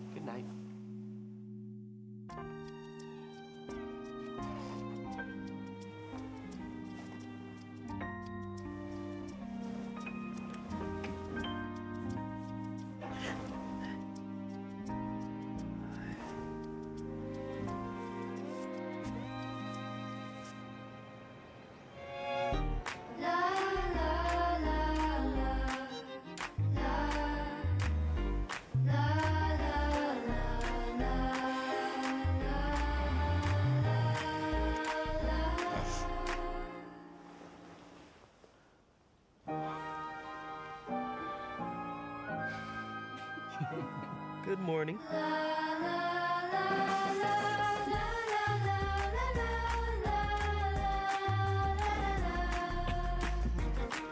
Morning. Morning.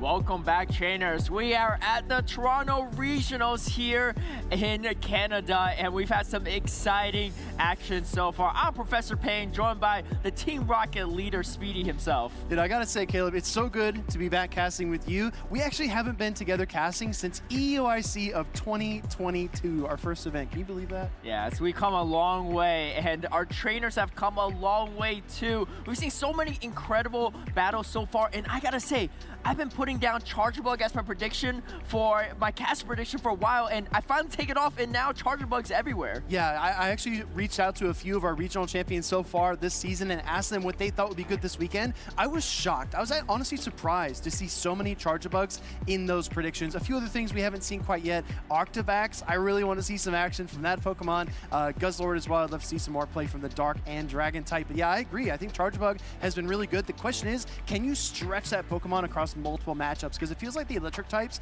don't have much bulk. You know, but Charger Bug actually has some decent bulk, and that bug typing is so good against all the dark types. Metacham as well, resisting that counter damage and taking, you know, only neutral from Ice Punch and Psychic. And even that matchup versus Gligar, not the worst. I mean, we saw that earlier against Inadequate and Gordon the Flash, and that honestly looked kind of comfortable for the Charger Bug. Yeah, it really did. We got two new trainers here getting set up on the stage. I say new, right? But we recognize especially that trainer on the left that is Out of Pocket, the Peoria champion from last season, and finished 7th place here in Toronto last season as well. And I gotta say, the originator of Superior, the first one to make it as far as he did in Pittsburgh, the first regional of the season. Honestly, everyone looking at it was probably like, why Superior, right? And it ended up being a staple Pokemon in multiple tournaments since then, multiple regional champions since then, and we'll be facing off against Chumpaletta. Yeah, I can't wait to see Chumpaletta play. That's a trainer we've recognized from the grassroots circuit. Maybe even go Battle League as well. You might have paired with that trainer, but Out of Pocket is definitely formidable. So I think in this situation, right, you got a trainer who's a former regional champion, who's competed at Worlds, and you're kind of coming on a stage for the first time. What would you do, Caleb? What's your advice here for somebody like Chumpaletta? You know, Chump, like you said, right, experience in the grassroots team, but really playing on this big stage in the championship series circuit is a very different feeling sometimes. I think, you know, you just stick to your gameplay, what you know best, and you will come out on top. So very excited to see these two trainers battle out. I'm sure the two of them actually have battled quite a bit of times in the past too, but this is the first time we're seeing them face off against each other on the stage. Yeah, exactly right. I think you're right. Stick to your guns, stick to your game plan. But the reason I ask that is because so many notable trainers are here in Toronto this weekend. If you look at this bracket, it's insane how many talented players are here. So I think that, again, kind of keeping your level head, trusting yourself, having that confidence going into this matchup is super important for both trainers. We have full team previews on the screen. Caleb, you had a mic drop moment in the opener. You talked about Carbink. That's the first Pokemon for Out of Pocket. I mean, Carbink, yes, but the real spice here is that Arctibax on Out of Pocket side. What a wild Pokemon pick for Out of Pocket. First time I think we ever seen it on the big stage, and that's going to be an interesting one. A newer release in Pokemon Go, followed up with the Purified Sableye, Dewgong, Metacham, and that signature Superior pick for Out of Pocket. Chumpaletta bringing Golbat to this matchup, as well as Shadow, Steelix, Lantern, Superior, Metacham, and Talonflame. So two flying type Pokemon. You got a really strong, but kind of underutilized, kind of under spotlighted Steel type in that Shadow Steelix. We've seen it a couple times in the Championship Series. I believe Teehee Risa has played it on stream, but I don't know. We haven't really seen it have that much success. Does it have play in this matchup here? Shadow Steelix is a really interesting Pokemon because in the right situation, it could really just run through so many Pokemon and debuffing with those breaking swipes. So I think if you play it right, it could be really solid. But Chumbawamba running Talonflame and Golbat as his flyers, absolutely wild. Golbat we almost rarely see, and then Talonflame pretty rare as well. I know Amon ran it in Lil last week and actually did pretty well, made top cut, top 16 with that Talonflame. I actually think it's a really unique pick. Mostly running Charizard, but the Talonflame is going to have an edge, especially in those matchups against Alolan Sandslash. And here we go, Shadow Steelix to kick it off, but facing off against Metagame, probably the worst matchup you can see. Yeah, Pocket picks up a great lead there. We see a safe swap here into the Superior. Again, you're packing the Aerial Ace. You can deal some super effective damage, but that Frenzy Plant is definitely more energy efficient. Going for the first Ice Punch here, and as we look at Pocket's team, I don't think he has a really good answer to a Superior safe switch. He's going to go for the Sableye though. He's going to go for that chip and dip. Chumbawamba is going to come back with the Frenzy Plant. Out of Pocket instantly shields. I love this play because Out of Pocket knows he needs to maintain switch advantage because you really don't want that carping on that Shadow Steelix. Yeah, that is a long, drawn-out matchup, and Shadow Steelix would eventually get the better of it depending on the moveset. Another foul play gets fired off here. Chumbawamba has a decision to make. Actually decides to use that protection, going to fight for switch advantage like you pointed out, Caleb. Frenzy Plant is going to come through. Does Out of Pocket shield again. I think he'll probably let this go, but Chumbawamba is going to try to get to at least an Aerial Ace before this matchup is done with. And you can see Out of Pocket reaching for that foul play too, and it looks like it's going to be Charging Priority yet again. And we saw Out of Pocket winning Charging Priority before. It's going to win again, and now Chumbawamba, unfortunately, does not have switch advantage, but could get a little bit energy on that Golbat or Steelix. Yeah, I like the no-shield there by Chumbawamba. Tough to lose switch advantage here when you didn't have it to begin with, but I do think that if you protect shield there, Sableye just gets the full Shadow Claw down. Metagame versus the Steelix, counter swap into the Golbat, and here comes Out of Pocket, just tossing some rocks here at the Flying and Poison type. Carping to the top right now. This is exactly the matchup you want if you are carping. You can see both trainers laughing about it too. You know this is the worst position you can be in for Chumbawamba. I mean, the only worst way you can get here is if it's a Talonflame, but you see the carping just rock throwing away at this Golbat. It does not care at all about any of these moves, even the neutral charge moves. I was going to say, even after the defense fall, you don't need to protect shield as that carping absolutely soaks that Shadow Ball, no problem. Going to look potentially for a charge attack here, actually going on the charge attack priority. You can see Pocket's reaction as well. He knows this is not quite Shadow Ball energy. Does he let it through? And he does. Yeah, great timing though from Chump, because Chumbawamba realizing that Out of Pocket is probably going to throw the Rock Slide at that timing, so just wants to get a little chip damage here. Save the shield for Steelix. Do you have any win conditions here is the real question. You're going to start getting some energy, but the problem is the switch timer is coming up soon. I love the play from Out of Pocket. Throw the Rock Slide so you cut down the switch timer and potentially swap out. Rock Slide connects. Resist damage. Barely does any damage at all to the Shadow Steelix, but in comes the Metagame. Here comes the first breaking swipe. No protection from Out of Pocket. Now, we talk about Metagame's moveset quite a bit these days. Is this a Dynamic Punch? Is this Psychic? Looks like Pocket is reaching for a Psychic Metagame in this tournament. Yeah, I think Psychic is definitely the safer choice for sure. And going straight away for the Ice Punch, I like that no-shield from Out of Pocket too, because you don't want to get hit by Earthquake. You know that Chump was not at Earthquake energy, and you can see the counter damage adding up. But again, the Dragon Tail is still nothing to scoff at. It is starting to chew up some damage against Metagame, especially with Metagame doing less damage with the debuffs. Yeah, Metagame reaching for one more charge attack potentially here, or just going for the straight counter down, as Hot Pocket has a commanding lead, maintains switch advantage, and has a commanding closing situation as well. Caleb, we talk about Shadow Steelix. Talk to me about the move timing though, because we talk about the fast attacks, we talk about Dragon Tail, like you mentioned earlier. Breaking Swipe takes about 4 Dragon Tails, right? And that kind of lines you up because you're on an even number versus counter users, Shadow Claw users, and the like.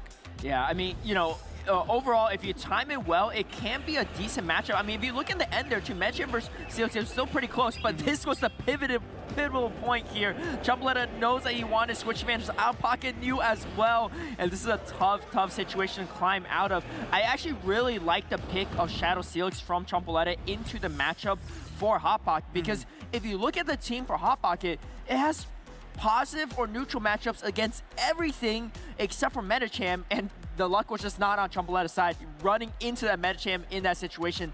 Any other matchup, though, I think he's in a good spot. Pocket is a storied trainer, has had a lot of success in the championship series going back to the very first season.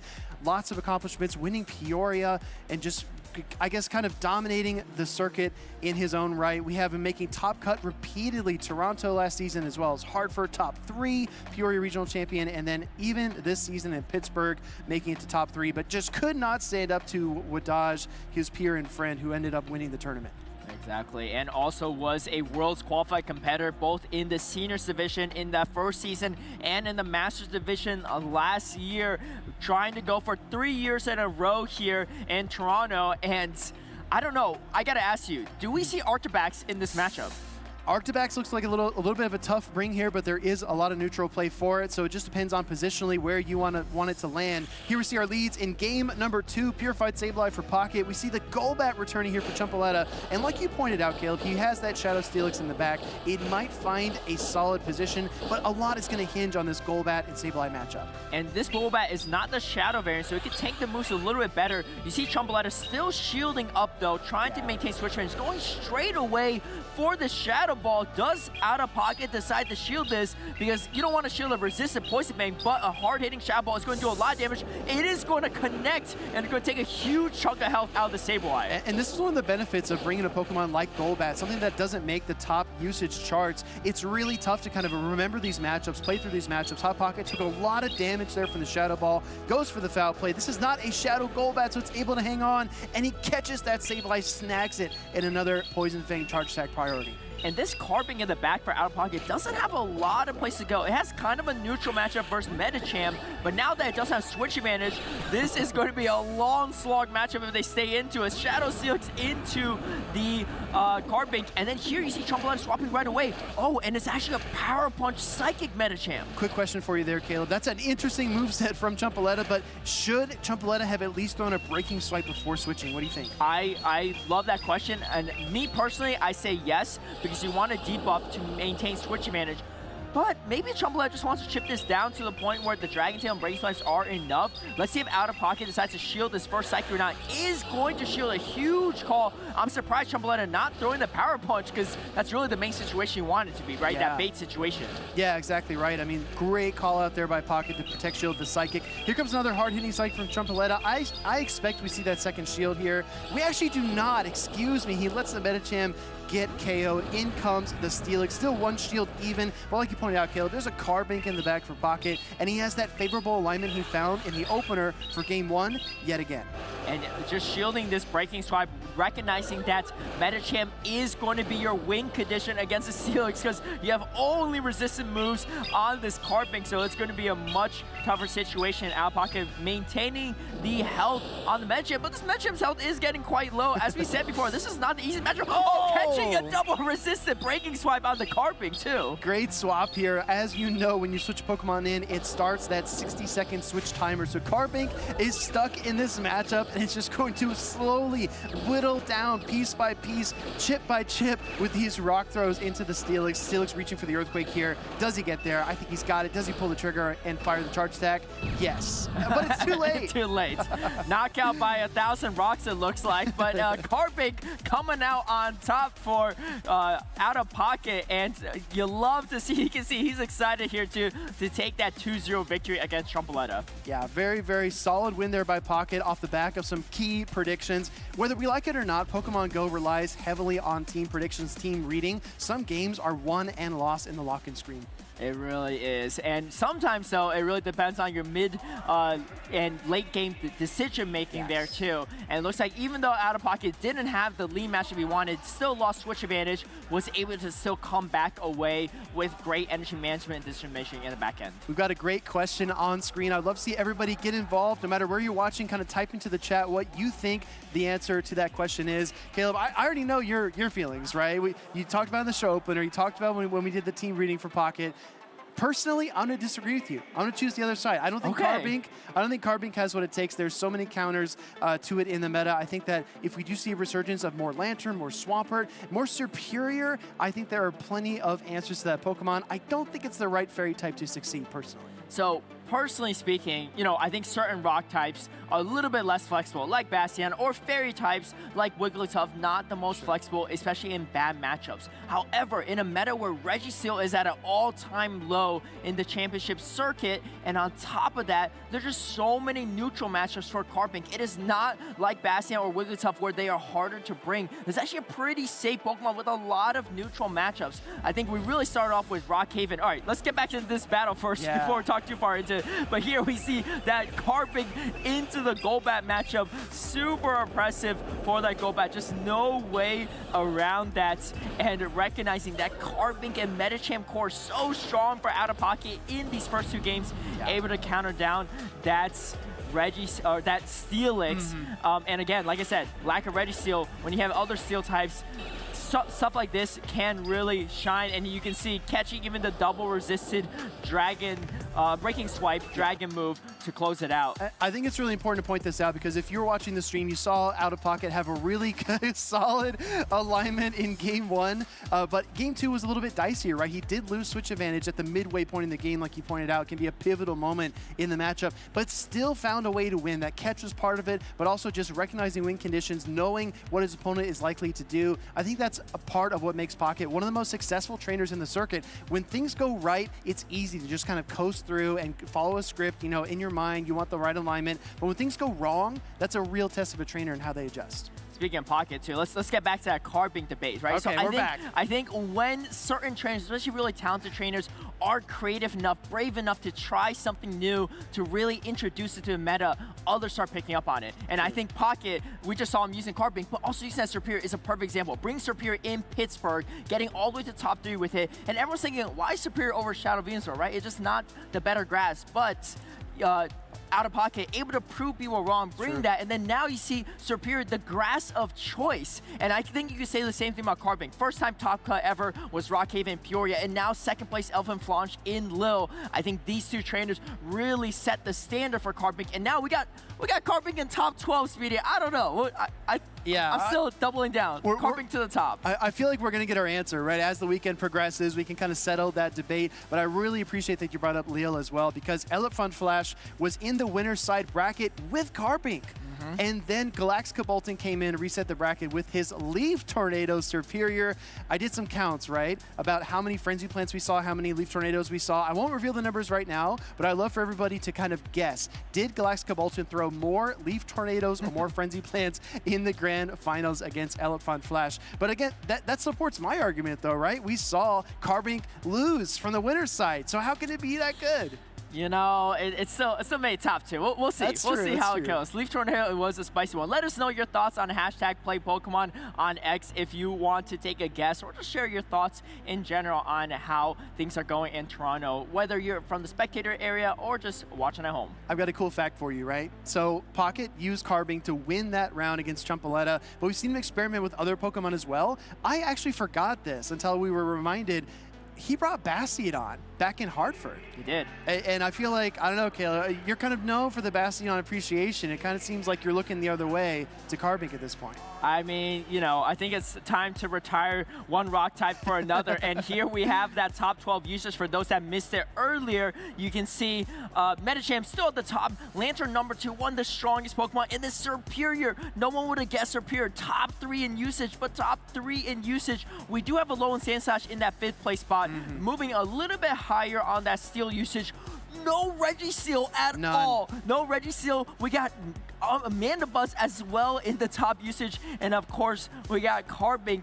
I mean, let's look at these matchups. Carbink can pretty much beat everything except for the 2 grass in Swampert.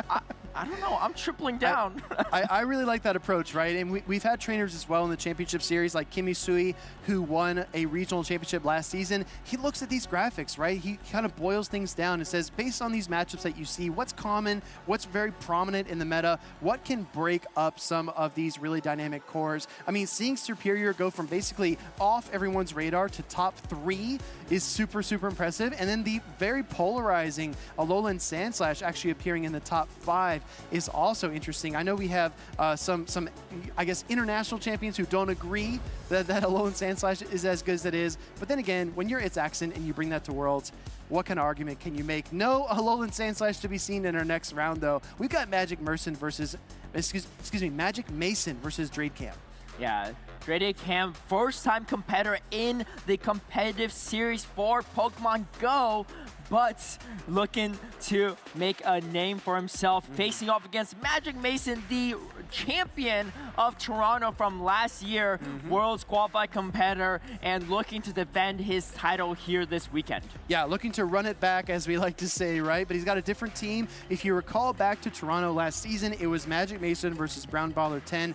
Identical teams, right? We saw so much Umbreon, so much Metagame, so much Lantern. So some things have stayed the same, but a lot has changed. Bringing that Shadow Alolan Ninetales, as well as the Shadow Alolan Sandslash, and the Charjabug. I feel like all three of those were on our picks. Meanwhile, Drade Cam with that Defense from Deoxys and Shadow Charizard. I feel like those 5 Pokemon feel the most important, but you can't forget as well Registeel. I have to mention that because it's not anywhere in our top usage. I don't know if you realize this, Speedy, but looking at the two teams, there's no overlapping Pokemon. There's 12 unique Pokemon in this upcoming matchup. Absolutely wild. This is going to be super fun to commentate and watch. I mean, I don't know what to expect, but there's going to be no mirror matchups, and we see Drade Cam bring that Registeel. Can Registeel still make a name for itself? I mean, looking at these matchups, great matchup against the Lickitung and the Alolan Ninetales. That's about it, though. So, yeah, I mean, I was gonna say, it is tough, right, for Registeel these days. You think situationally, too, right? You think shields down, does Pokemon perform a little bit better? Shields up, does it perform a bit better? It does have those 2 solid targets you pointed out, but with shields up, things look really tough for the Registeel. I think if you want to bring it, Drade needs to get those Protect shields down and let those Zap Cannons rain down from that Steel-type Pokemon. I do think there is a lot of flex play for a Pokemon like Charizard. If you are Mason, though, which one of those bottom 3 are you bringing? Which one is most likely? The Alolan Ninetales, the Shadow Alolan Sandslash, or the Charjabug? Which one has the best fit into this team from Drade? I think it depends on the move from Shadow Alolan Ninetales. If it is Charm Shadow Alolan Ninetales, it has play into everything on Drade's team except for Registeel. And we already talked about it. Registeel is really hard for Drade Cam to even bring into the side of Magic Mason, so that could be a potential strategy. And here's the thing. You're thinking, you know, Charizard, Fire-type Pokemon into Fairy, into Ice Pokemon. It's got to have a good matchup. But if Magic Mason decides to double shield that Shadow Alolan Ninetales with Charm, it actually can beat the Shadow Charizard as well. And if there's no Registeel, it's not going to appreciate any of the charges coming from the Shadow Alolan Ninetales. I think that Shadow Alolan Ninetales is going to be a deadly situation for Drade to counter. And I think you just created a new strategy. Give both your shields to your Charm user. That's a brand new strategy from Caleb Payne. We'll give you all the credit for that one. I think that Charjabug has a lot of flexibility here for Mason, but let's see, no more speculation. We got leads on the field. Game 1, Magic Mason, your former reigning Toronto Regional Champion versus Drade. And it's going to be that Lickitung the lead. It is the Powder Snow variant, though, for the Shadow Alolan Sandslash. This is really crucial because this means that the Shadow Alolan Sandslash actually has a lot more play and actually could win this matchup against Lickitung. Shadow Claw, you're in a much worse situation. Drade Cam is going to let this first draw run go through. When you have a slower lead matchup like this, it's really useful to start thinking about what's in the back, what your weaknesses are, what Pokemon you don't want to see. I think not seeing that Defense from Deoxys in the lead is great news here for Magic Mason. It's probably the only Pokemon that this Shadow Alolan Sandslash really fears with the shields out. And looking at the back end, it is going to look pretty interesting depending on who wins Switch Advantage, but that Charjabug looks so strong from Magic Mason, honestly, against the entire lineup of Drade Cam. Exactly right. Lickitung closing in on another body slam, but the Shadow Alolan Sandslash gets to the drill run first, and as we see Mason not leaving much HP on his Shadow Alolan Sandslash. He wants to win Switch Advantage, but also not give his opponent a big energy lead. I think he succeeded in both of those endeavors. In comes the Shadow Charizard. One wing attack, doesn't quite get the knockout. Ice Punch comes through. And you see the instant shield from Drade Cam. I mean, you really want to protect Shadow Charizard. It is definitely a more frail Pokemon. And you can see actually Magic Mason swapping out, not waiting for the switch timer and just locking himself in with this Lickitung, and now comes Drade Cam with the superior, but leaving with some energy on the Charger, which will be crucial for the back end. This is a really critical charge attack priority event. Here we see the Frenzy Plant from Dre Day getting fired off. It will go through unshielded into the Lickitung because that's so much HP, so much bulk. You're not really worried about a Vine Whip down. That would take a long time to get there, so Magic Mason freely lets that through. I think also saving your Protect Shield is super critical because look at his third Pokemon in the back. He's got that Charjabug. Charjabug looks, I mean, looking, I didn't even notice this earlier, but Charjabug of Commander Dre Day's team is literally unchecked. That's what I'm saying. It has positive or neutral matchups against literally everything.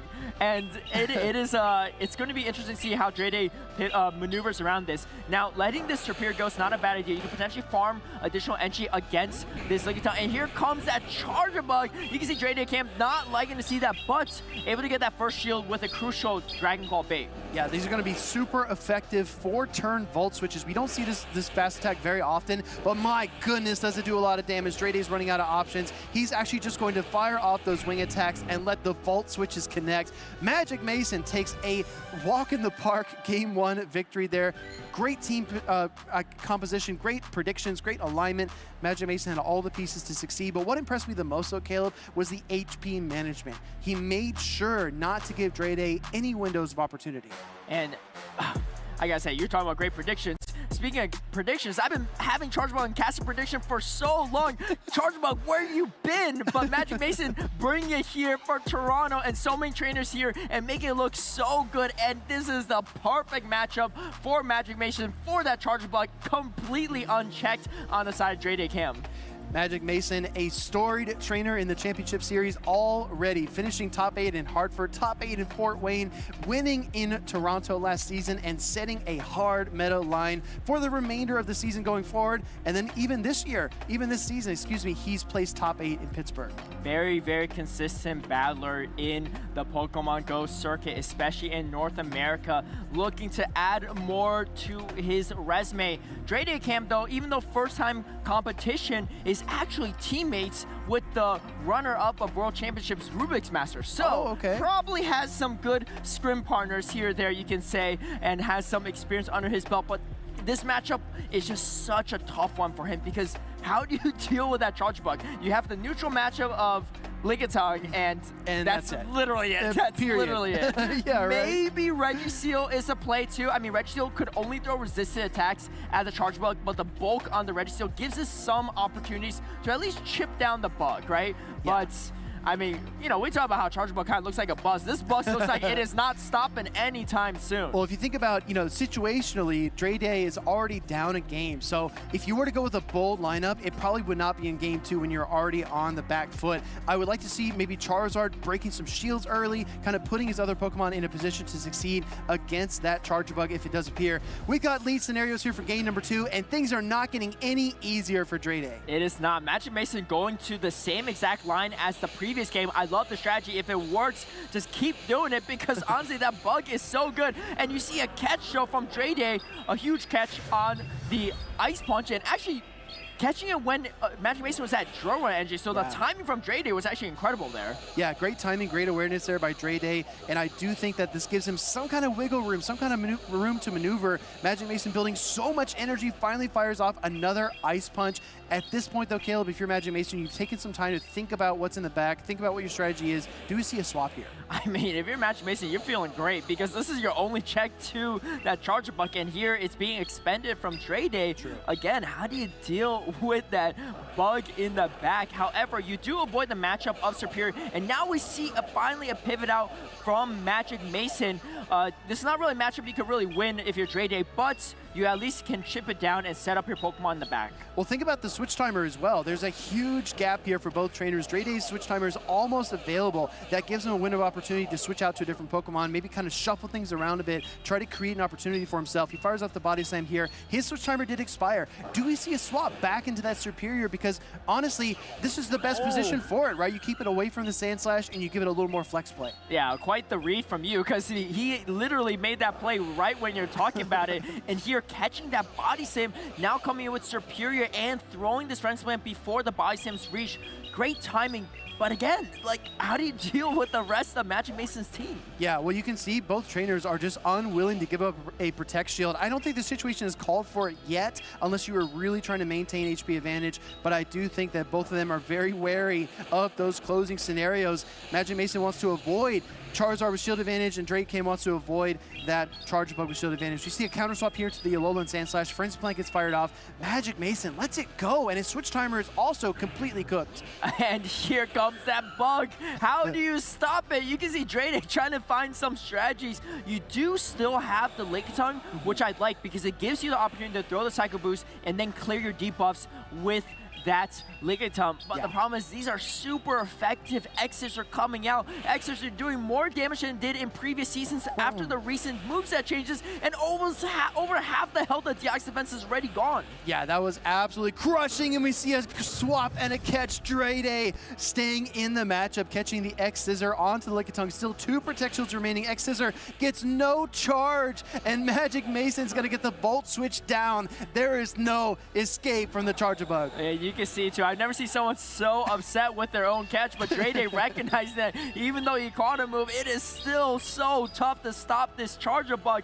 It is on a roll and is going to keep on rolling through the entire team of Drake.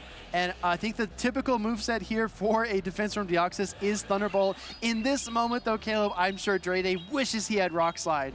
I mean, it's Rock Slide or Carping. There's a lot of options here, but unfortunately does not have a great team composition into this Charger Bug. I think this is going to be a tough one for Drake, and, you know, he recognizes the situation as well.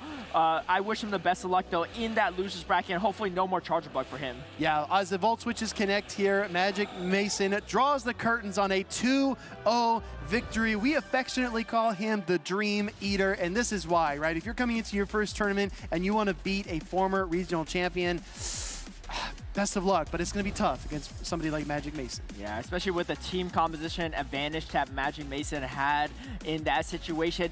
Again, 12 unique Pokemon between these two trainers, but unfortunately, it was just the consistent 3 Pokemon for Magic Mason that was able to close it out for him. Well, I think, again, he's kind of recognizing Drade's options, right? If the only Pokemon you fear in the lead is that defense from Deoxys, just keep leading that Shadow Alolan Sandslash. Try to take a shield advantage, try to create some kind of positional advantage. And we saw even with the huge displacement in the switch timers, Magic Mason's still able to maneuver around, keep his composure, absorb the Frenzy Plant on his Shadow Alolan Sandslash, and keep both of those shields for the Charger Bug. And honestly, we might never know this for a fact, but I think it was because he was worried about Charizard in the back. He knows when the shields go down, Shadow Charizard can go to town, especially against a bug-type Pokemon like Charger Bug. I mean, shields up or shields down, Charger Bug was the one that went to town in that matchup. And I love that choice of Alolan Sandslash, Power Snow Alolan Sandslash, giving you a better matchup for that Lickitung. You can see Magic Mason taking out that Lickitung with the Alolan Sandslash, and, you know, it's a combo place, and here comes the bug, and it is going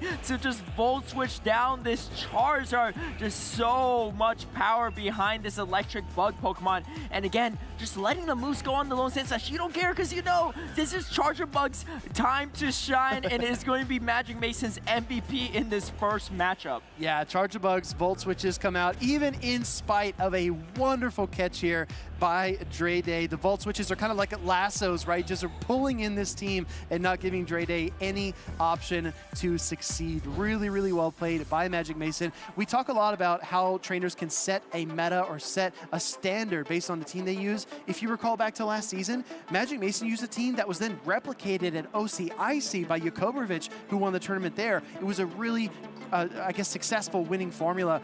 I don't know if Magic Mason's team is the winning formula going forward, but at least it proved itself in that round. It looked really good in that one. Yeah, I mean, not only in OCIC, but just across the board, it became pretty much the meta team for those 3 to 6 months. And honestly, a lot of people practicing for tournaments ran practice matches against that specific team.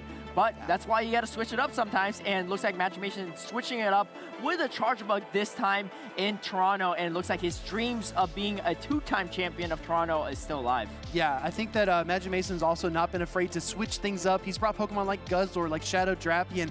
He's going to switch things up every single time. You never know what you might get. And speaking of that, Caleb, I don't know what we're going to get here, but we have an update on our pumpkin carving contest. Let's take a look here at what our casters have put together. looks like a Pokeball with Pikachu. Pikachu looks angry though.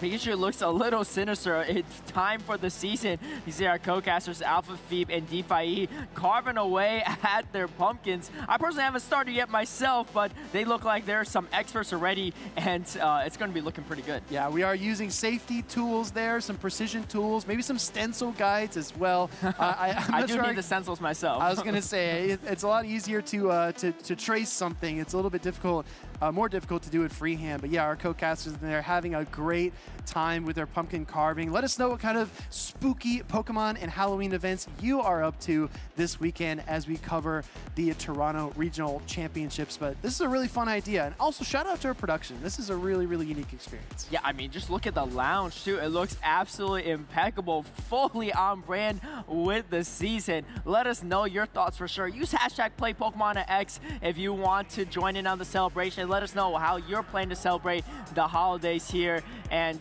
hey, best of luck to our competitors too, playing in this spooky season. I think it's time that we reveal, right? Because we teased everyone in chat. We were talking about the Lille Regionals where Galactica Bolton reset the bracket and won in the grand finals versus Elephant Flash. How many Frenzy Plants and how many Leaf Tornadoes did Galactica Bolton use? You want to guess or you want me to tell you? Oh, you're saying you want the exact number or which one he used more? No, numbers. My gosh. In the grand finals, I believe he brought Superior 4 times. Okay. How many Frenzy Plants did he throw? How many Leaf Tornadoes did he throw? I'm in the hot seat right now. I feel like I'm in pop quiz in elementary school. Let's You're the just professor, say, though. I am. That's true. Yeah, you're right. You got this. Yeah, I got this. Let's go with, I'm going to go with 5 Frenzy Plants. No, sorry. I'll go with 3 Frenzy Plants and 4 Leaf Tornadoes. Okay. You actually had it right on the Frenzy Plants. Oh, no. 5 Frenzy Plants in the grand finals, but almost double that. He threw 9 Leaf Tornadoes in the grand finals in Lille. Absolutely wild stuff. Well, it goes to show, even the professor doesn't know everything, and that is absolutely wild for Galactica Bolton. I mean, 50% chance of a 2-stage attack drop. That is absolutely huge if you get that attack drop. Even if you don't, you're shielding Leaf Tornado. You're not feeling great about it. Here's the thing. Here's the thing about Leaf Tornado Superior. 50% of the time, it works every time. Yeah, that's and 50% time your opponents are going to be very upset with themselves. But we are getting into our next set of matchups. We got Blob NA versus Viper Snape and 2 Shadow Alolan Ninetales on the field. Hey. Well, what was my top pick? My top pick for this tournament was the Shadow Alolan Ninetales. We're seeing a lot of it here on day 1. Will it continue to rise and make it to Championship Sunday? That's yet to be determined. But as you look at these 2 teams, I really appreciate this pairing because we haven't seen these trainers very often, if ever, on the Championship Series stream. We've got a regular Gligar, we've got Shadow Venusaur, we've got a lot of unique Pokemon here. It's not quite the 12 unique that we saw earlier because we do share the Lantern in common as well as the Alolan Ninetales. It looks like Metagame usage is a little bit lower, and we do see the Deoxys Defense form on the side of Survivor Snape. Blob NA, the 2nd tournament ever that he has competed first time in Fort Wayne, and the Survivor Snape it is, I believe, his first ever tournament, but a frequent leader on the Go Battle League leaderboards, and someone I battled way too many times in the past like 2 weeks. Yes, I've seen this name so many times, and I've been on the losing side most of the time. So definitely going to be a cool matchup to see. And we got a little Pokemon spotlight here, Kabutops. We got a fun fact here. Speaking of Survivor Snape, his favorite Pokemon is Kabutops. We have a recommended moveset if you decide to bring the fossil Pokemon into your own battles: Mudshot, Stone Edge, and Ancient Power, as well as a little Pokedex entry as well. I'll tell you this, my brother's favorite Pokemon is actually Kabutops, but the shiny form. Oh, that is it's a green shiny, It's like right? lime green, yeah. I would say, one of the first Pokemon I actually hatched from a 10-kilometer egg back in 2016. We've come a long way, but Kabutops, unfortunately, still isn't very meta yet. Not yet. So, yeah, not yet, but you never know. I mean, I never thought Charger Bug would be, but here we are. So this is going to be an interesting matchup, though, between Blob NA and Survivor Snape. I'm very curious to see the different move sets on the Alolan Ninetales. We saw Powder Snow earlier today, but I think Charm could be also really strong. I think so as well. We're going to find out here. Survivor Snape with his Shadow Alolan Ninetales lead, into the Lantern. This is Charm, Shadow Alolan Ninetales. He also has his own Lantern and a Shadow Venusaur in the back. And this Charm alone 90 is actually really strong into backline. Blob NA. Does Survivor Snape pick up on this? Oh, going to let a huge Thunderbolt connect though. Almost going to take out the Alone Ninetales. And you can see Survivor Snape is going to still throw the side shot though at the Lantern. Do you shield if you're Blob NA? Chooses not to shield. I like this call because you really don't want this matchup against the Venusaur, so just let the Alone Ninetales do the work. But Lantern, one of the strongest Pokemon, winning that neutral matchup in that zero shield scenario. Lantern keeps on swimming and escapes that matchup with just a sliver of HP. In comes the Shadow Venusaur. I was going to tell you, Caleb, if you're Survivor Snape, you probably wanted your opponent to shield, and then you could bring in the Venusaur and farm down, but he doesn't get his wish. Blob NA playing a very controlled matchup, trusting in his Pokemon. In comes Umbreon into the Shadow Venusaur. And Survivor Snape getting that extra Vine Whip on the Venusaur is huge because Venusaur hits so hard, and recognize that the Foul Boy's not enough knockouts, so you're going to let the first one go, but Venusaur actually looks very strong into the back line of Blob NA as well. And you can see Blob NA trying to figure out, do I shield this or not, right? Because if you shield too early, then you really signal to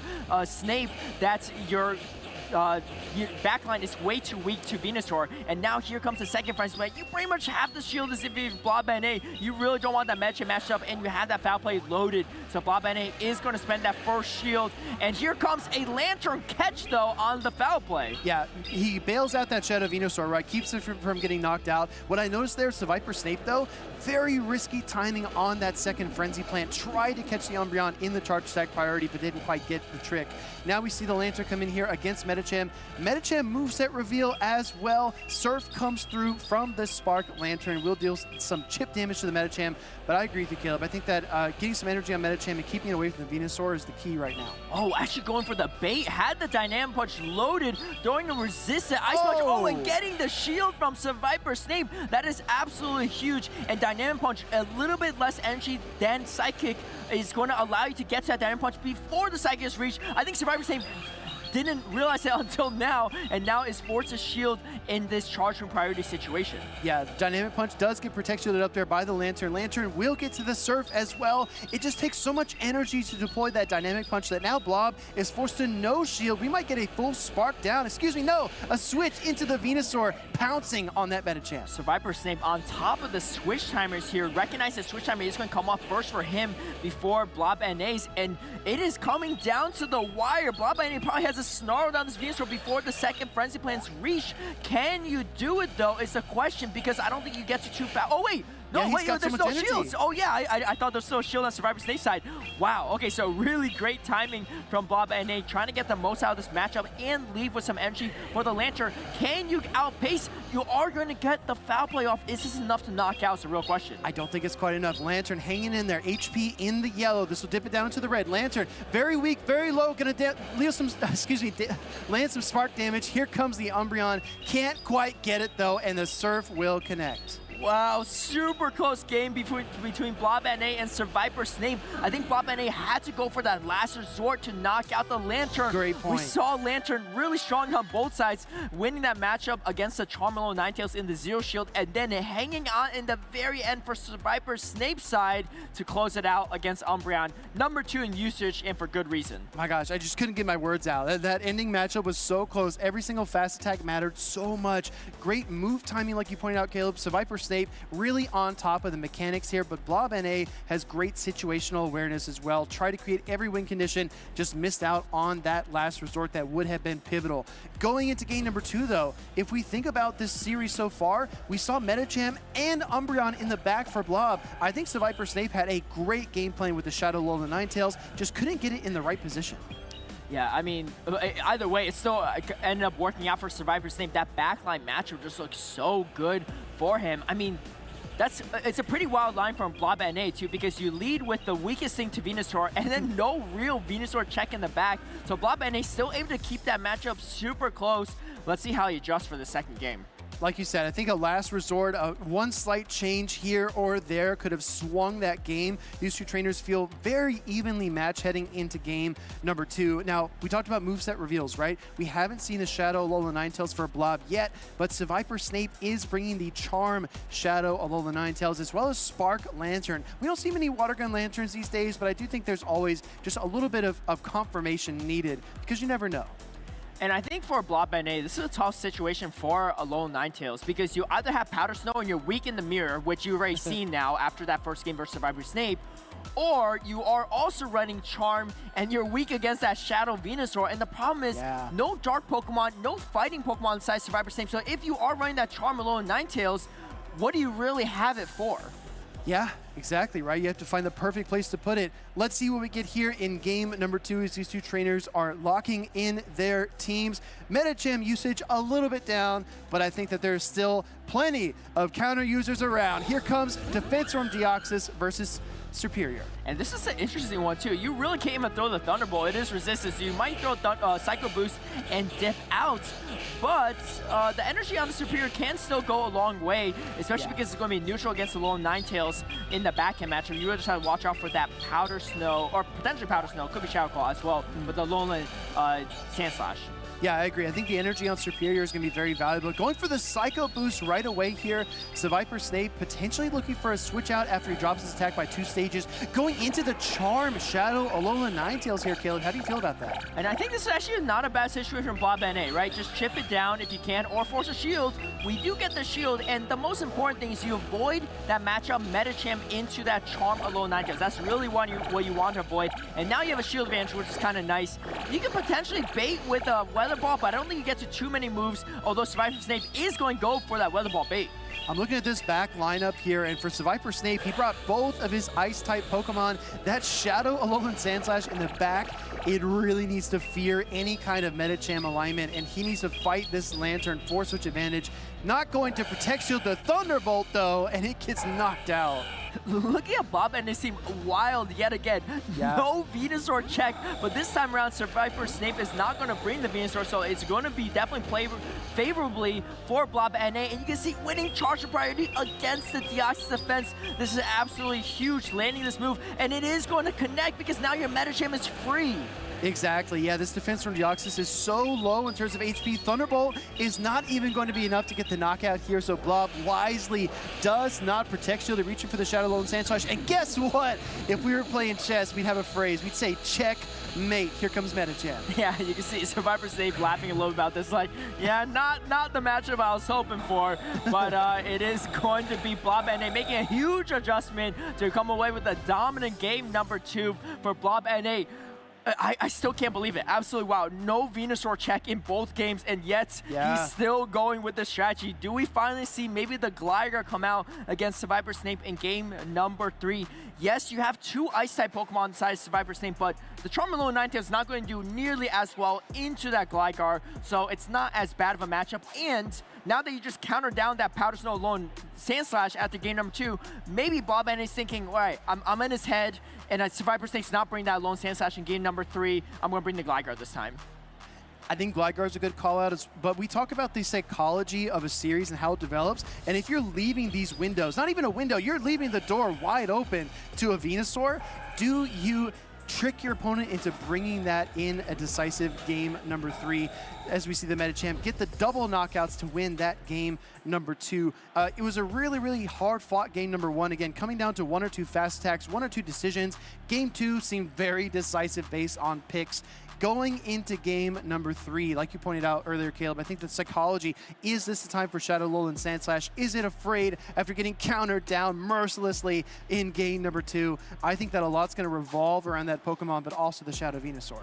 I mean, left the door open for Venusaur. He pretty much gave him the key and a welcome basket for that Venusaur in both games, but I do think that Blob NA has to have some answer to that Shadow Venusaur. There's almost no way Survivor Snape doesn't bring Venusaur after seeing both of those first 2 lines. And he's saying, you know what, you got to put more respect on that Shadow Venusaur's name, and I think Blob NA might be making that adjustment for this third and crucial matchup. Yeah, I think so as well. Only a few options available, but these trainers have locked in their teams. They are ready to throw down here in our game number 3 in Toronto. Again, this is a stream debut for Blob NA and Seviper Snape, and a powerful lead situation. Seviper Snape finds the alignment he wants. And again, no Gligar. And so this is going to be an interesting situation. Here comes the Venusaur. However, I like this play from Blob NA. You draw out the Venusaur so that your Lantern damage free. Yeah, Landry doesn't have the best matchup against Lickitung, but it has a terrible matchup versus this Venusaur. Letting the first aerial is going through, you know you can tank it. The question is, do you go for base here? You go straight for the Sludge Bomb. You can see Survivor Snape precision play, throwing the Sludge Bomb right on charge and priority against Blob and Ace Superior. Is this even enough though? Oh, Superior, the Blob and A and his Superior do not want to find out. He uses that first Protect Shield. This is, like you pointed out, charge attack priority. Not only is the Aerial Ace super effective, but it outpaces the Shadow Venusaur as well, especially when you throw the Sludge Bomb that's a little more energy intensive. Now here comes Shadow Venusaur, gonna charge up another charge attack, throws the second Sludge Bomb, bombs away, says Shadow Venusaur. This one might connect. I think Blob and Ace going double shield, and here comes the double shield. He needs to have switch advantage here. You do not want that Umbreon on that Alolan Ninetales. However, I believe Survivor Snape is going to get to the Sludge Bomb on charge and priority in this next matchup. Do you see a potential catch on the Sludge Bomb? It looks like actually Sludge Bomb, yeah, it's going to be charge priority, and no, looks like it is going to connect first against Blob and a Superior. Great charge attack priority awareness by Survivor Snape. We were talking about timing, charge attack intervals. That third Sludge Bomb does the trick, securing switch advantage for Survivor Snape. In comes the Umbreon. You're going to get a Farewell Frenzy plan as well. Caleb, we are definitely throwing some respect on Venusaur's name here. Yeah, and this Venusaur came to play both game 1 and definitely game 3. So much damage. You don't really care too much about damage because you're not going to do great into that Alolan Ninetales. However, that Lickitung, especially shields down, is going to be a good situation for Survivor Snape. You go straight away for the super effective Power Whip. Don't even have to worry about shields. You can kind of see it there. Pursed lips from Blob NA. He's thinking about win conditions. He knows that they're very, very narrow. I think you have to KO this Lickitung. You have to load up some last resorts on Umbreon. There are just so many different things that you need to do to give yourself a chance in this matchup. And I think this game has just been perfectly picked, but also perfectly played by Survivor Snape, pushing that intermediate matchup to the two-shield situation and winning it. Yeah, that instant swap was really what Survivor Snape needed to ensure that matchup. You can see Blob and just not enough health to get to that final move. This body slam is going to come through, and it is going to knock out the Lantern.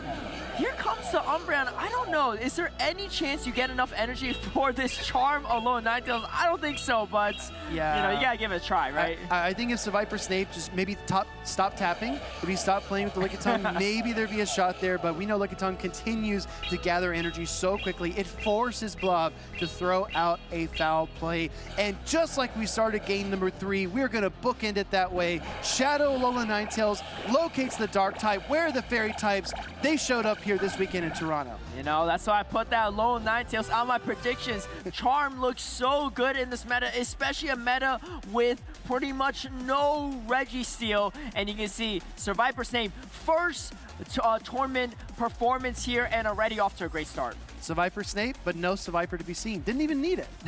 yeah, no Survivor needed. Yeah, that would be a spicy pick for sure, but Survivor Snape really bring a lot of interesting picks too. I believe triple Shadow team, Shadow Alolan Sandslash, Shadow Alolan Ninetales, Shadow Venusaur, but still making it look easy.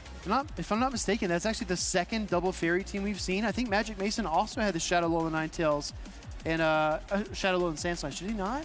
I'll have to check. I'll have to check our notes. Well, I don't know about the Alolan Ninetales. He did have the Sandslash for sure. Okay, well, we're going to take a look at that. But let's take a look back at that exciting series. Again, game number 1 was very hard fought. It came down to just a sliver of HP against these two trainers. Survivor Snape came out on top. But game number 2 was a totally different story. Yeah, you can see all smiles, even though he getting hard counter in that second matchup. But, you know, you can see Blob and finding some ways around it. However, Venusaur just looked way too good in this series. And you can see the pivotal charge and priority able to knock out Blob and not even going for a single bait. Survivor Snape loved the confidence there, recognizing the win condition and able to come out on top.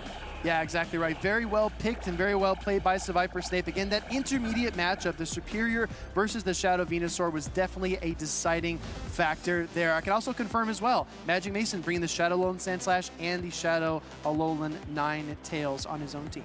And, you know, we talked about Survivor Snape really bringing a lot of experience to this tournament, despite being the first tournament ever, because able to be at home and practice in Go Battle League. So if you're at home wondering if you can do it, go play some Go Battle League, get yourself ready so that you can join in your first tournament and take some wins on the big stage. Exactly right. Well, let's get some inspiration here. We're going to toss to a trainer spotlight. Don't go anywhere.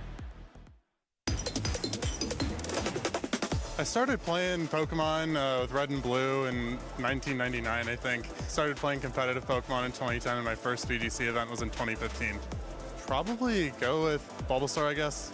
Lots of players, but Amelia Forbes is the best player in the world.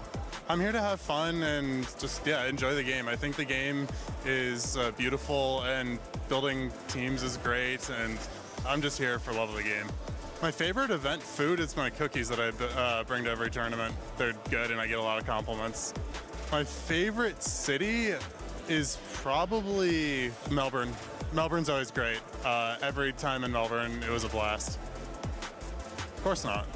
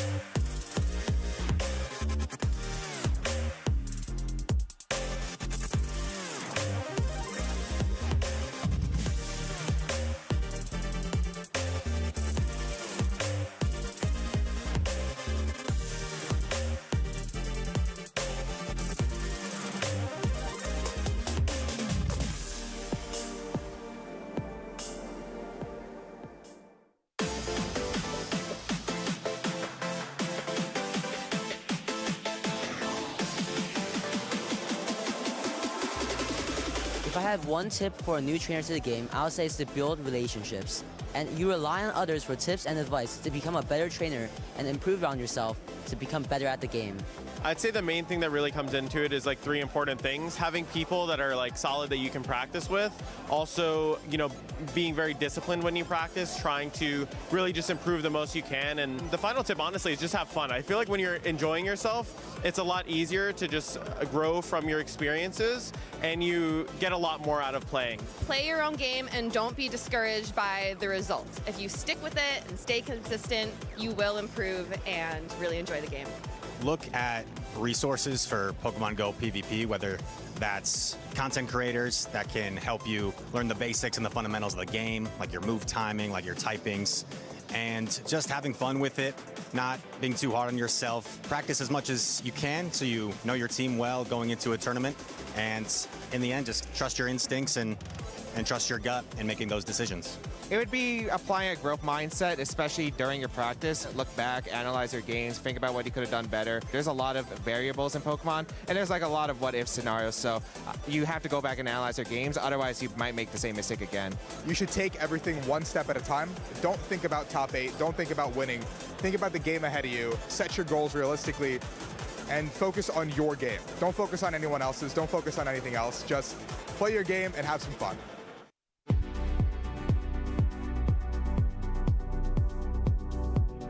Welcome back, Pokemon trainers, to the Championship Series in Toronto. My name is AlphaVeeb, and I'm joined by Stephanie Christie. I think we just had some really great advice from really top trainers from all of the games, and I think the one thing that I took away from that video is that so much of the advice from the other games, I think the last person there, I believe, was from the TCG. Just great advice for both the TCG as well as Pokemon Go, and I think that's like so true for so many of these games that in order to be a top player, you have to have the same sort of mental fortitude in order to do well at these tournaments. Yeah, and you have to really be able to make those tough choices. Like right now, that grass type choice, Seviper or Venusaur, specifically that Shadow Venusaur that we've been seeing. In the match we just finished up with Caleb and Speediest Chief, we had Blob versus Seviper Snape, and we saw at the very end Shadow Venusaur winning that charge move priority event. We're gonna see again very shortly another trainer, Superior versus a Shadow Venusaur. So we're gonna have to try to figure out which grass type is going to reign supreme here today. This, the Superior, certainly more popular, but maybe Shadow Venusaur will perform better. We'll have to see. Definitely people think that Superior is the superior grass type. I know that joke's been made before, but I had to make it for myself. Let's go ahead and go down to the action. We have both of our battlers here. Gordon the Flash making his second appearance of the day, and I believe this is Arrow's first time on the stream. He's rocking quite the team. It has Frostlass, Superior, Charjabug, Shadow Magnezone, maybe talking a little bit to his friend Inadeq across the pond, that Mandibuzz, and of course, Metagame. Of course. Gordon the Flash, though, we've seen already today not bringing a Metacham, bringing Defense Deoxys as the Psychic-type counter user of choice instead. Along with that Shadow Alolan Ninetales, a Charjabug, Shadow Venusaur, Swampert, and Lickitung. Again, this is Arrow's first time in Canada. Gordon, this made day 2 last year at Toronto Regionals, and Gordon took out, or knocked down in the tournament earlier, did really well against Inadequence. Kind of our Mr. Day 2 has been making top cut after top cut after top cut, 6 in a row. It's going to be really tough now for Inadequence to come back from the loser side of the bracket. So very interesting from Gordon the Flash. All right, well, I believe our players are ready to go. It's going to be a Lickitung versus Superior. And as we get started into this matchup, just want to point out that this, I believe, is one of our first times seeing a Charjabug mirror between these two teams. Both players have access to it. This is a lead matchup, which I generally think favors Superior because we're going to be able to have these harder hitting Frenzy Plants coming through. Although Body Slam's a good move, it just doesn't do quite as much damage. It doesn't. So again, we have that shiny Superior. Coming in is going to be able to comfortably tank a Body Slam. Superior, a bit more of a bulky grass type. And we will eventually see that Charjabug coming in from the side of Gordon the Flash. Charjabug probably would have loved to see this Superior, but still has a pretty good matchup against the Metacham in the back. In addition, the Swampert is hiding in the back, and we're seeing that it's going to be able to avoid that Superior matchup, which it doesn't like. Bit of an interesting play here from Arrow, switching in the Frostlass, which typically has a bad matchup against the normal type of Lickitung, dealing Ghost super effective damage with those licks. However, just being able to shield up one of the Power Whips, able to pace to these avalanches quite quickly, it's going to be able to knock out this Lickitung. Yes, Arrow certainly familiar with Frostlass. We've seen him bring it time and time again to tournaments here in North America. And as you know, Alpha Phoebe, one of my favorite Pokemon. It's a great Pokemon. It is fantastic. You give it that 2 Powder Snow energy lead. You know I'm going to say it. And here it is versus the Swampert, going straight for the heavier hitting Shadow Ball, which is an interesting choice. Perhaps recognizing I'm only going to be able to throw this one charge move, going to try to make it count. And then we see that the Swampert paces to that Hydro Cannon. Is Arrow going to shield this? And does. He does have the opportunity. His switch clock is up. He can switch into the Superior, catch the next Hydro Cannon. That was why Arrow pivoted from that initial matchup, maybe expecting the Swampert in the back, able to take this resisted charge attack damage. Actually a bit of an undercharge there, preserving the Swampert in the back. And now the Superior is able to ditch that Frenzy Plant. You made the point before. Frenzy Plant, although resisted, is the better move. Aerial Ace is just a bit of a weaker move. Frenzy Plant is so powerful, you actually want to throw the resisted as opposed to neutral damage here. Yes. but with those Volt switches, eventually the Superior can stand up to it and bringing in the Metacham instead. But the Charjabug says, you know what, this is fine. I'm able to throw these neutral X scissors just consistently into the Metacham. And look, this Charjabug already is almost at another 2. Metacham's really looking to throw the Psychic here to be able to do enough significant damage. The Ice Punch, although it is a bit of a puncher, it doesn't pack the punch. In fact, it's quite a weak charge move. And a bit unfortunate here for Arrow, losing that charge attack tie. Charjabug winning over Metacham. X-Scissor comes out, is going to be enough to knock out. And now the Frostlass has a huge task. It's got to break through a shield as well as a Swampert in the back. We see Arrow throwing this Avalanche here, the shield coming up from Gordon, and I don't believe, based on Arrow's body language, he has another Avalanche stored. He's 1 Powder Snow away, and that is going to be game. The discharge coming through, more than enough damage to knock out that Frostlass. Yes, and the Frostlass goes down here. Gordon the Flash taking an early victory here in Winners Round 3 Group B, going 1-0. Just needs 1 more win to advance through the winner side of the bracket here. I really like how Arrow brought the Frostlass. I feel like it didn't really get to do everything it wanted to do. It got paired up against the Lickitung, where it's taking a lot of fast move pressure. Arrow's forced to use a shield. Frostlass is a shield-hungry Pokemon. It's not very bulky. You need to be able to protect it. So I don't know. I know Arrow really likes to use the Frostlass. I'm not sure if it's going to be making a return. I agree. It was positioned a little bit difficultly. I think one thing that Arrow might have been a little critical of himself there at the end is that he chose to go for the Psychic, which at that point in time was the charge move of choice because an Ice Punch would not have knocked out. However, here we go into the replay. Avalanche coming through enough to knock out the Lickitung, and then the Hydro Cannon getting shielded on there, and then the catch onto the Superior. This is a great play by Arrow. Kind of at the beginning of the game, recognizing how Superior might be useful later on.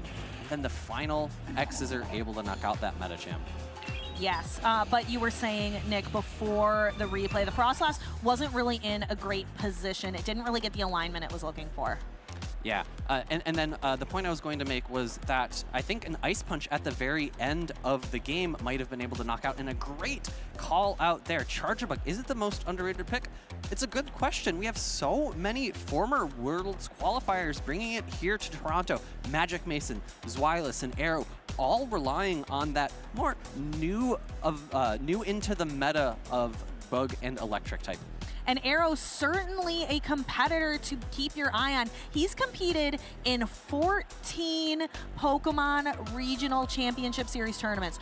14 Alpha Phoebe. That is quite impressive. He was a finalist in Fort Wayne and was top 8 in Arlington. We will have to see, will he be able to come away with a win? We have the Shadow Magnezone hits the field. I know Martine and Inadeq talked about this matchup a lot in Lille. It's one that on paper doesn't seem that amazing for Magnezone because Magnezone is doing resisted electric damage with its fast attacks. However, in the 2-shield matchup, you are in control. You can throw these mirror shots, shield up the frenzy plants, and because you get to the mirror shots so quickly, you're able to win switch advantage in the 2-shield matchup. Yes, and switch advantage might be key here. Venusaur throwing the Frenzy Plant, and again, going for those Volt switches. They are slow. It's a really slow, fast move, so it gives Gordon the Flash opportunities to sneak Vine Whips in there, but it does quite a bit of damage, even resisted Volt Switch damage, doing quite a bit to chunk away at this Venusaur. And great timing there by Gordon the Flash, making sure to throw in the middle of a Volt Switch. We'll have to see if he decides to switch out to try to catch this final Wild Charge. It is at the energy, and you see Gordon the Flash thinking a little bit, maybe not sure where the energy count was for this Magnezone. Wild Charge coming through, able to knock out. Yes, that's an advantage of bringing a bit of a spicy pick. People are not as familiar.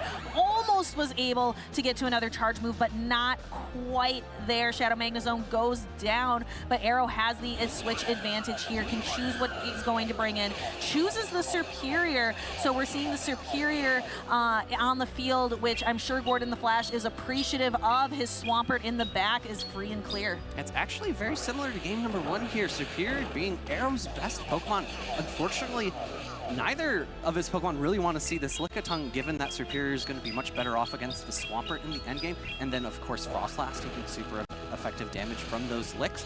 However, we're going to see that a second Body Slam is thrown. This is going to put the Superior extremely low. Does Arrow decide to bank this Frenzy Pant for later, or does he throw it at the Lickitung? Let's find out. He builds up a little bit of extra energy, maybe trying to prevent a catch from happening, and throws the Frenzy Plant. Here's the question. Will the Superior, does it have enough health to be able to throw a Frenzy Plant into the Swampert and get there in time? This is going to come through, and with one singular charge move, this Swampert is going to be off the field of battle. One hit KO. That was really patient play from Arrow. We saw how much energy he built up into that Lickitung. I was thinking maybe throw Aerial Ace. It's cheaper, and it might have been enough damage to knock out the Lickitung. Arrow playing extremely safe, throwing the Frenzy Plant more than enough to knock out, and he built up enough Vine Whip so that he could outpace that Swampert. Yeah, and here is that Magnezone almost getting to the Mirror Shot, but not quite. After that Wild Charge, its defenses were just too far down. And there is the Frenzy Plant. He had some residual energy, like you mentioned, very patient play. Has enough energy to throw the Frenzy Plant, and there is our one-hit KO. I actually don't think I had noticed before. It seems like there's a bit of a bell that goes with that graphic. I love that. Yes, but that patient play, that is what we should expect from a trainer. 14 tournaments, some of the most experience with these championship series matches, and here we are on the field of battle. We have a Frostlass into a Charjabug, both a little bit more of unconventional picks. Yeah, and I actually really like this team composition from Arrow. It's a ABA team, however, it's ABA strong to a counter user, really putting that Shadow Magnezone in a position so that it's going to excel if you win or lose the lead. Actually, we see a switch out after the Shadow Ball, switching to his own Charjabug, recognizing how powerful it is, and the Alolan Ninetales, one of the best answers for the Charjabug with that Fairy subtyping to resist the Bug type damage, has been on the bench for Gordon the Flash every single game so far. It has, and we're going to see some neutral X scissor damage here in the mirror. Gordon the Flash staying in, has the option to swap out and takes it here. Is going to be using this low health Charjabug as just a bit of energy farm in order to be able to go into the following matchup, perhaps with almost a Power Whip of energy, but is going to have to handle some of these X scissors first. Yeah, and I think I would be a little more comfortable if I was Arrow if Charjabug had a little more health right now, because neither Pokemon in the back really wants to be matched up into the Lickitung. Of course, that Magnezone is able to resist all the charge attacks coming from it, and is not really worried about dropping its defense right away, because you can take a Power Whip very cleanly if your defense is not dropped. Actually going into the Frostlass, maybe trying to catch a charge attack. The Body Slam comes through. This is going to be a big bait coming from Gordon. Does Arrow call it correctly? Ooh, no shield from Arrow. The Body Slam not very effective. Very good call. All shields still in play. Arrow actually lets this Power Whip through. Actually is going to allow, the Frostlass stays in just briefly, but cannot make it to the Avalanche. He is putting everything on this Shadow Magnezone, but that is a tough call. This is going to have to be able to handle all the fast move pressure. Arrow has 2 shields, so even if Gordon the Flash is going to throw a bunch of charge moves, Arrow can simply shield them up, but you see how quickly the HP bar on that Shadow Magnezone is dwindling away. It's going to be a really tough spot for him. This Shadow Magnezone has to deal with 3 separate Pokemon. The third Mirror Shot coming out now, the second shield from Gordon the Flash. Will Arrow be able to Volt Switch down the Shadow versus Shadow Magnezone into Venusaur? Ooh, gets a little bit of an attack drop. Arrow forced to use a Protect Shield here, using the Frenzy Plant. There's a few Volt Switches away. There's one. I think there's still one more Volt Switch that needs to occur. The damage will be applied after this shield, and then I think the Shadow Venusaur will stay on. Yes, one more Volt Switch, but we see a swap into the Lickitung. The Lickitung goes down. We have 2 low health Pokemon, and Arrow, I believe, has 2 mirror shots in the tank. Again, really great patience from Arrow. They're willing to take those lick damage, farming that Lickitung all the way down with Shadow Magnezone, and Shadow Magnezone able to sweep 3 Pokemon in a row here in Toronto.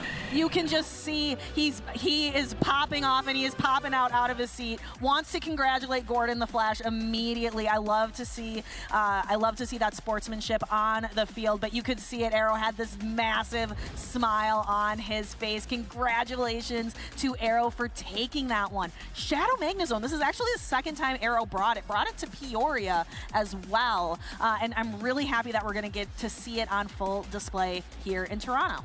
And one thing I want to talk about is Arrow's team composition style. Although it might not be necessarily very obvious, he is very consistently bringing 2 Pokemon of the same typing to regionals. Back last season, he was known for bringing 2 ice types. Oh, before we get into that, let's go over the replays. It's the catch of that Hydro Cannon in game number 1 that put him in such a positive position. It was, and Gordon the Flash, you can see like, oh, I respect it. That was a good play. And then we have the X's or the Metacham going down. Arrow recognizing defeat here. Oh, and there is this is the second match. The 1-hit KO that we saw from the Superior Swampert goes down. And then it's still now we're in that last match. The Lickitung building up almost to an entire Power Whip to be able to knock out Arrow's Frostlass, leaving room for just this Magnezone to slowly chunk away at Gordon the Flash's entire team. It was so impressive. The Magnezone, not the bulkiest Pokemon, but with great typing, able to resist so many of those fast attacks, the Volt Switches and the Vine Whips. I wanted to finish up my thought from earlier though. Arrow, super well known for bringing last season 2 ice types, typically Frostlass paired with something else, sometimes Walrein, sometimes Abomasnow. I think that was the one he did it most frequently with. And then this season, bringing 2 electric types, a typing that we haven't seen too much of outside of Lantern, Charjabug and that Shadow Magnezone. Volt Switch, a 4-turn fast attack, which you see most people avoiding longer turn fast attacks. Typically, most Pokemon run 2 or 3-turn fast attacks. That's because the 4-turn fast attack can be really awkward.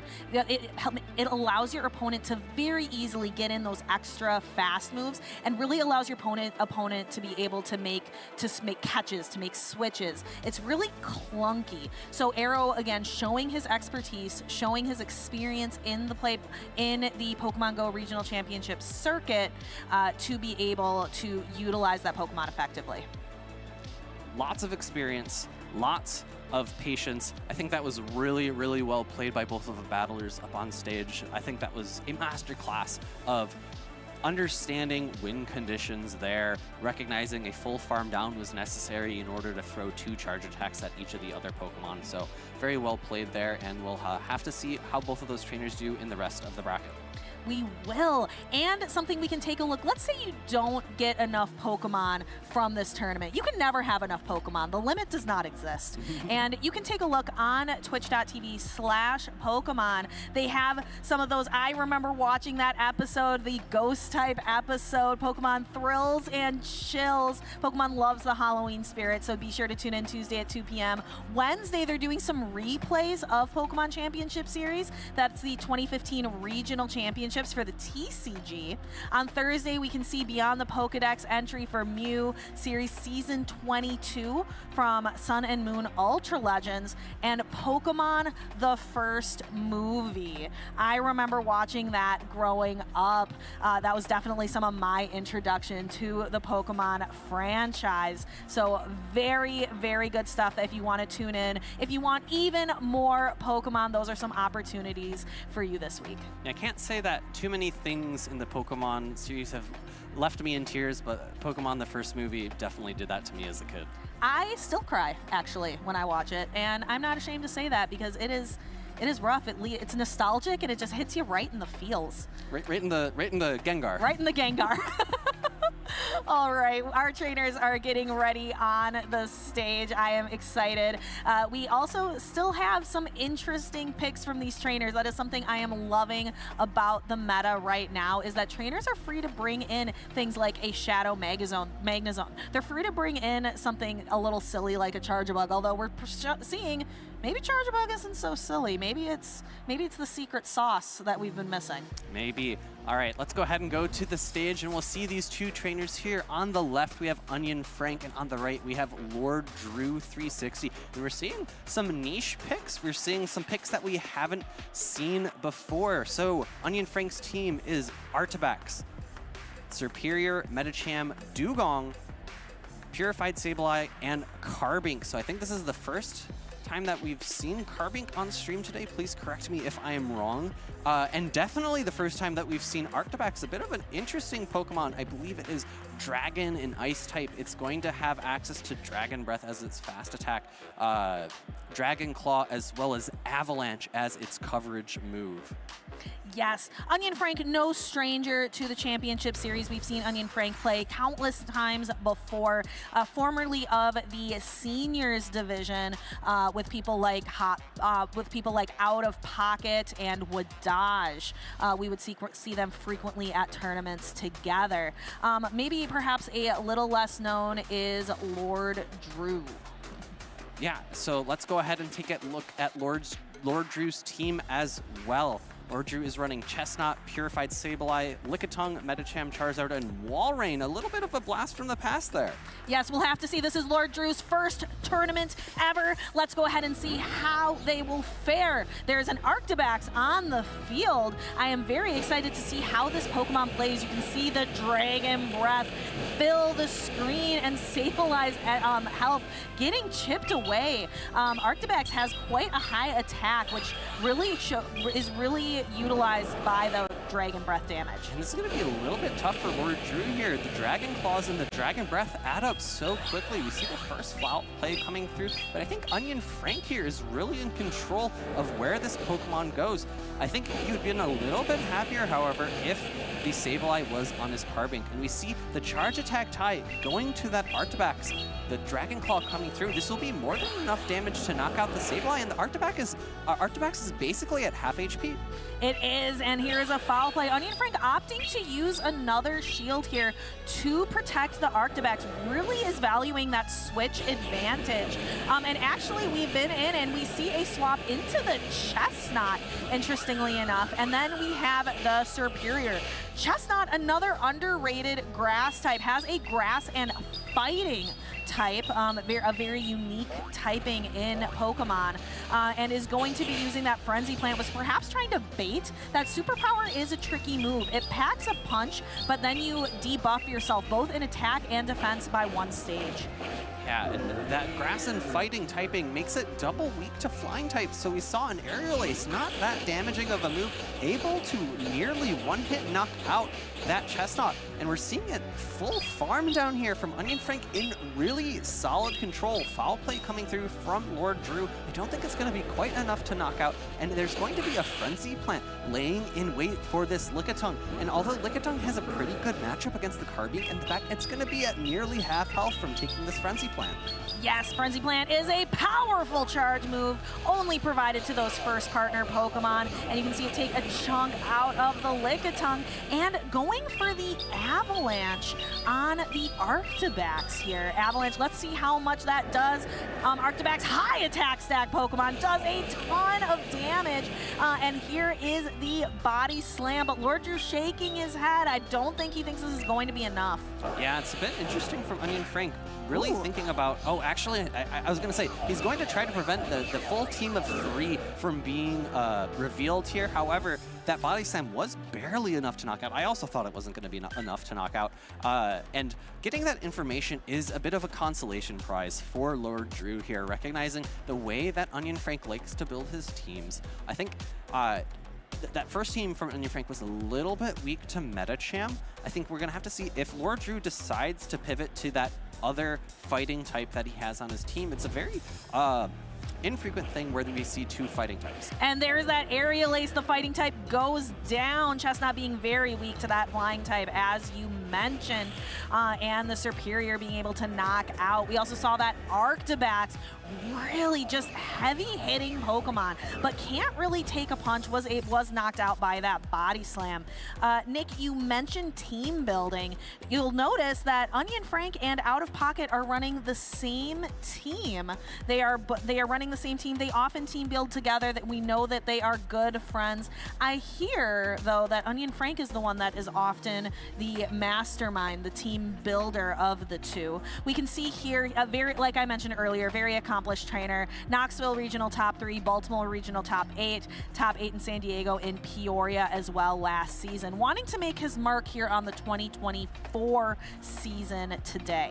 Yeah, and he's definitely had a big pivot in terms of the way that he plays games. Earlier on, he used to play back in Season 1 and early Season 2 of the Pokemon Championship Series. He used to play Pokemon that were a little less flexible, as you've been saying all day today. Flexible Pokemon are so powerful, and we see one Pokemon that's a little less flexible on his team, that Carbink.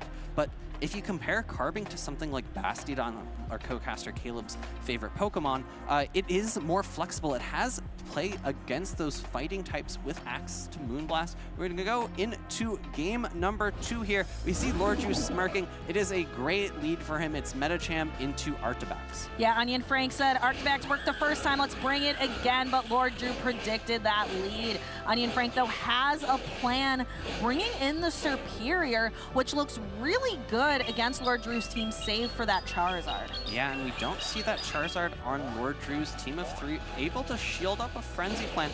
The issue here is because Onion Frank switched first, he's always going to be able to outpace to these charge attacks. The Frenzy Plants are going to be coming at the same pacing as Foul Plays, and he was able to get a Vine Whip advantage. So we're seeing this Foul Play being thrown off. We actually see a no shield from Onion Frank's side.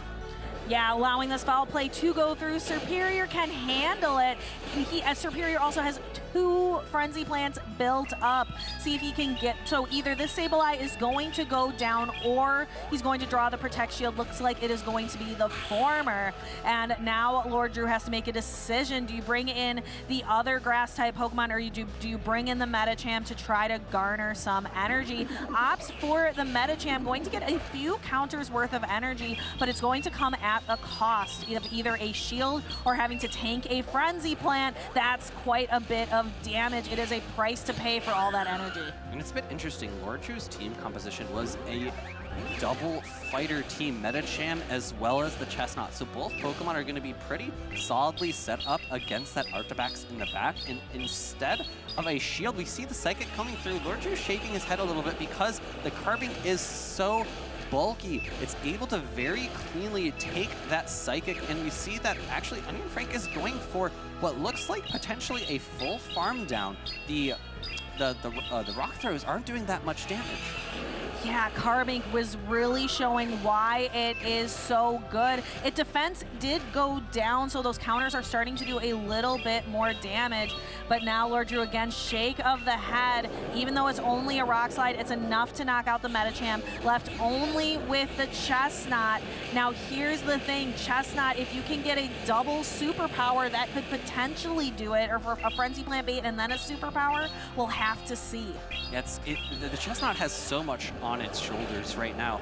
I might prefer going just straight superpower here. Onion Frank, I think, is pretty well known for calling baits, and we see it here again. Going for the Frenzy Plant is going to do resisted damage.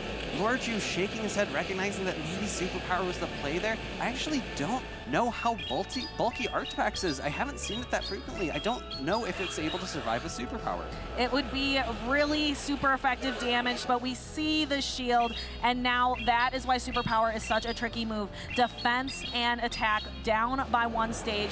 No way to clear it, so the Chestnut goes down. Onion Frank takes this series 2-0. Yeah, really solid play there from Onion Frank, actually running the same exact lineup games 1 and 2. He had a plan to deal with a Metacham lead and a safe swap, so really understanding the game plan that he had set out. And even though his opponent countered what his original team was, he was still able to work around it and find a win condition.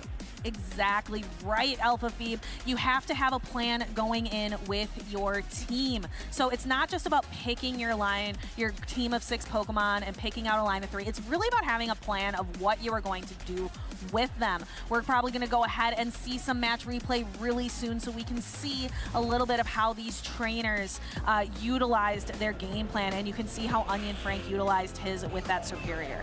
Yeah, recognizing the bulk of Superior, able to take the foul play, and then able to farm down with that Carbink in game number 1. Yeah, and that Arctibax. It has been so much fun to see that here today in Toronto. Having a different ice type again. We are in Toronto, we are in Canada, the chills, and there was that Arctibax clearing out that Chestnut from the field of play. Arctibax, a Paldean Pokemon, and very rarely seen. We haven't, it's not very common. We can see here Arctibax recommended attacks are Dragon Breath, Avalanche, and Dragon Claw. It freezes the air around it, protecting its face with an ice mask. You can see its ice masks there on its face and turning its dorsal fin into a blade of ice. A very resourceful little dragon Pokemon. It is the middle stage evolution of its line. And again, very rare. It is out in the wild, but it is very, very rare. So to find one, you're going to have to be incredibly lucky or look very hard. I've got chills after that last game. Arctibax really showing off its strength, and Onion Frank, of course, making the correct calls in that late game, understanding, oh, my opponent might be baiting with the Frenzy Plant first so that he does not lower his attack stat so that the impact of this, the superpower is able to have its maximum potential in that matchup. Yeah, but even if he had went for the superpower first and perhaps even knocked out the Arctibax with that initial superpower, it would have been really tough because the Carbink was still there, and then you've already debuffed yourself one stage in both attack and defense. So I think it still might have been a tough road ahead. Like you mentioned earlier, that Chestnut had such a heavy weight on its shoulders. All right, well, let's go ahead and take a look at the roadmap to see how we've gotten here and how we are going to move forward. Look at all these wonderful cities. We are here in Toronto, and we are going to be moving on to our first international championship next up in Sao Paulo. That is LAIC. Yes, we are just at the beginning of the road really here, Alpha Phoebe. Like you mentioned, LAIC and Sao Paulo, but look, we have so many other great cities yet to go. We'll return to Canada in Vancouver just before EUIC in London as well as many other tournaments here in North America. And then finishing up in New Orleans, and then eventually moving on to Honolulu for Worlds this year. Dates to be determined.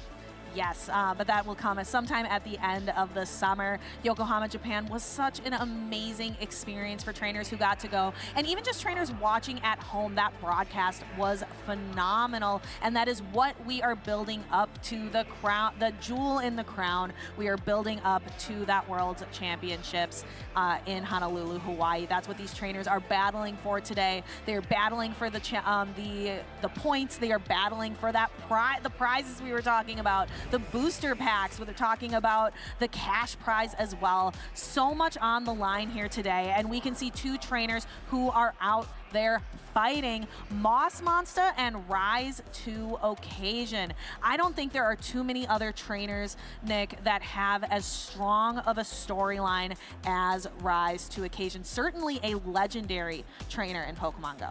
Yeah, I recall he was struggling a lot to qualify for the longest time, and he was able to eventually do that. Of course, so many people here know Rise to Occasion. And then on the other side of the table, this is Moss Monster's very first regional event, and he's doing so well. He's already into winners round 3 in his group, and he's got a towering figure across the table from him. But that's kind of been a theme of today. We've been seeing some of these newer trainers, maybe it's their first tournament, second tournament, against storied legends. And the newer trainers have been doing very, very well. So I think, again, that goes to show that anybody can go out there and make their mark on the scene. Indeed. these teams are up on the screen. Let's talk through them. We see it again. We've seen it before. Chargebug making its return to the stage, followed by Superior, another Carbink, Gligar, Metacham, and Shadow Alolan Sandslash. And on the side of Rise to Occasion, bringing in maybe a less conventional flyer. Popular here today, we saw it in the top 12 graphic, but bringing in that Mandibuzz, as well as the Superior and Lantern, much more common picks. Sableye, which is Purified, likely has the charge move of Return, Metacham and Shadow Alolan Sandslash. So a fairly meta team, I would say, from both trainers, especially that Chargebug from Moss Monster. I don't know if we can call it Spice anymore. We've been seeing it time and time again on the stage. It's kind of like the Dunsparce question from last season, where we were like, is it Spice or is it the meta now? Because we've been seeing it a lot. That's a great point. And you talked about Mandibuzz. This is back-to-back tournaments for Rise to Occasion running that Mandibuzz. However, it looks really hard to bring in this matchup. There is the Carbink, which is the hardest wall out there for it, as well as Chargebug, 2 anti-flyers. And wait, I've miscounted. There's a third anti-flyer on that team, and that of the Shadow Alolan Sandslash. Whether it's Powder Snow or Shadow Claw will dictate that matchup a little bit, but it seems so hard to run, and that really opens up the Metacham for Moss Monster. However, Rise to Occasion has another answer in his Sableye. But again, speaking of hard walls, there's a Carbink, and Carbink completely walls off Sableye's energy, both foul play and return resisted. Yeah, it's only really left with its fast move of Shadow Claw. And let's go ahead and see, we have the Carbink in the lead up against the Metacham. Carbink throwing resisted rocks right there at the Metacham. It almost looks like the Metacham's like chopping the rocks as it comes through. But the problem here is that Carbink has access to that Moonblast that can just decimate a Metacham. And we're seeing a bit of a difference here from Rise. Most of the Metachams that we've seen thus far have been running Psychic, and we're seeing the Dynamic Punch here. Moss Monster maybe a little bit upset that the Dynamic Punch was let through. We saw that he actually went for the Rock Slide immediately, so Rise to Occasion, recognizing that it was not a Moonblast, able to comfortably no-shield. The second Dynamic Punch comes through, and a second Rock Slide coming through on Moss Monster's side, and we can see how close this matchup is. It's a Fighting type versus a Rock type, and the Metacham's actually shielding. Yeah, but it's also a Fighting type versus a Fairy type, depending on which of its 2 typings you take into account first. We have a little bit of a difference here in these 2 Metachams, not a true Metacham mirror, because of the moveset differences. We see one running Dynamic Punch and one running Psychic. Instead, the Metacham hangs on by a sliver, enough to throw a parting Ice Punch. Not going to do very much damage, but at least you get to use up a little bit of that energy, and Rise to Occasion's Metacham goes down. Able to align here the Sableye onto the Metacham, but there is the Chargebug, and Rise to Occasion, probably that's not exactly what he wanted to see. Doesn't bring in the Shadow Alolan Sandslash right away. Yeah, the foul play is coming through. This is going to do a nice bit of chip damage to the Chargebug. We're going to see if a switch out happens. Rise to Occasion actually catching the resisted X's here. That's a great catch from him. Going to build him some extra time here, given that there are 2 shields on Moss Monster's side. Actually going for another Exazir. Rise to Occasion, maybe knowing the exact energy that Moss Monster has, comfortably no shielding again. It's resisted, but that's still quite a bit of damage when you're running out of health. Has a Drill Run and a half, goes for the heavier hitting move right away. I think might still have time to throw an Ice Punch, but this counter is going to, no, not quite there on the Ice Punch. The counter connects. That is, I'm sure, is frustrating, but the Sableye comes in and has an opportunity here to gain some energy, but has to be able to tank some Ice Punches first. It still has a shield. That first Ice Punch does a little bit less than half of the remaining health, and there's not going to be an opportunity for a complete counter down. A second Ice Punch is thrown here, but Rise to the Occasion comfortably shielding, recognizing that his last Shadow Claw that occurred will be enough to knock out this Metagame. Yep, the damage applies, and Rise to Occasion takes the win here early on in the series against Moss Monster. So that matchup, we saw the Carbink and the Metacham face off right away. And we mentioned Rock Fairy against a Metacham, and you just saw how close it really was of a matchup. So Moss Monster doing really well, but as we mentioned earlier with that Volt Switch, it allows your opponent, because that fast move is so slow, it allows your opponent to make some moves on you. All right, here's the replay. The Ice Punch just not quite enough to knock out the Drill Run, getting shielded. The 2 counters able to knock out the remainder of that Shadow Alolan Sand Slash. And then the end game, the Shadow Claw coming through during the charge attack, able to knock out. But that was a very tight matchup. Well played by both battlers. We will have to see how these trainers will adapt. And again, Rise to Occasion, like you mentioned, storied trainer. Worked really hard to qualify last season.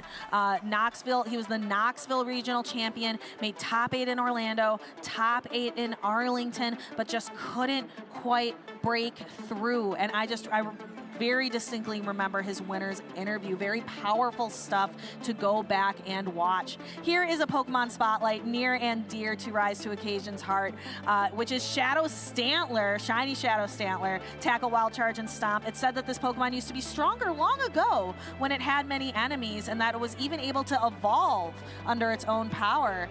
Very interesting stuff. I know Fear the Deer is the motto of Rise to Occasion, a Milwaukee native. Let's go ahead and see if he will strike some fear into Moss Monster here in Game 2.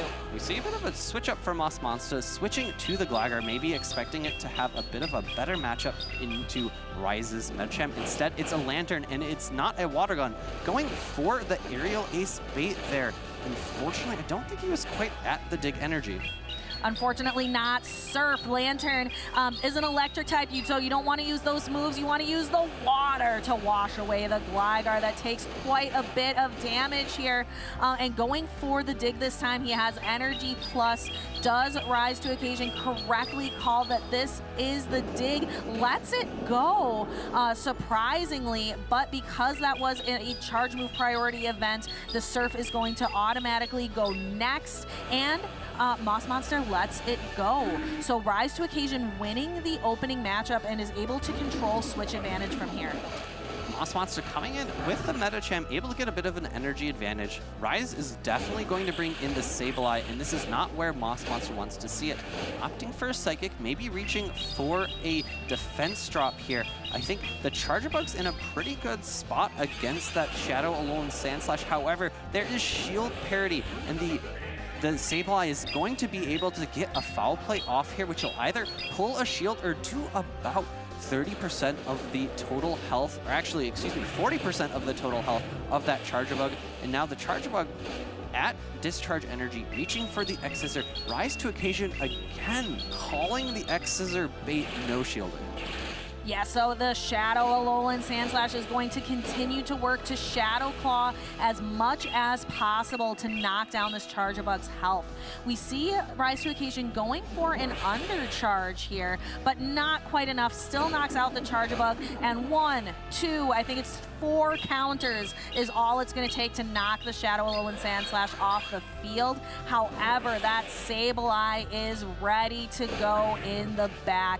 Rise to Occasion 2 shield scenario for Sableye versus Metacham. I don't think there is a single question of which Pokemon is going to come out on top. The Metacham would need to be able to reach 3 total Ice Punches here, and I think we're going to very cleanly be able to reach 2, but those Shadow Claws, super effective damage. If it was Dark type damage as opposed to Ghost type damage, I think maybe the Metacham would be able to hold on, but super effective is just a little bit too much for that Metacham, and Rise to Occasion is going to rise to be victorious in game number 2 there, taking a 2-0 win. I'm sure that he has never heard that pun before on his name. So congratulations, Rise to Occasion, for moving on in winners round 3 for Group D. Very, very masterful play. Really had to fight hard for alignment in that first matchup, and that was so crucial to get the Sableye onto the opposing Metacham. That was key for Sableye to be able to clean up at the end of the match. All right, so once we have the replay ready, right away, we're going to go into it. It's the Ice Punch, barely not able to knock out, allowing Rise to Occasion to get a countered Ice Punch.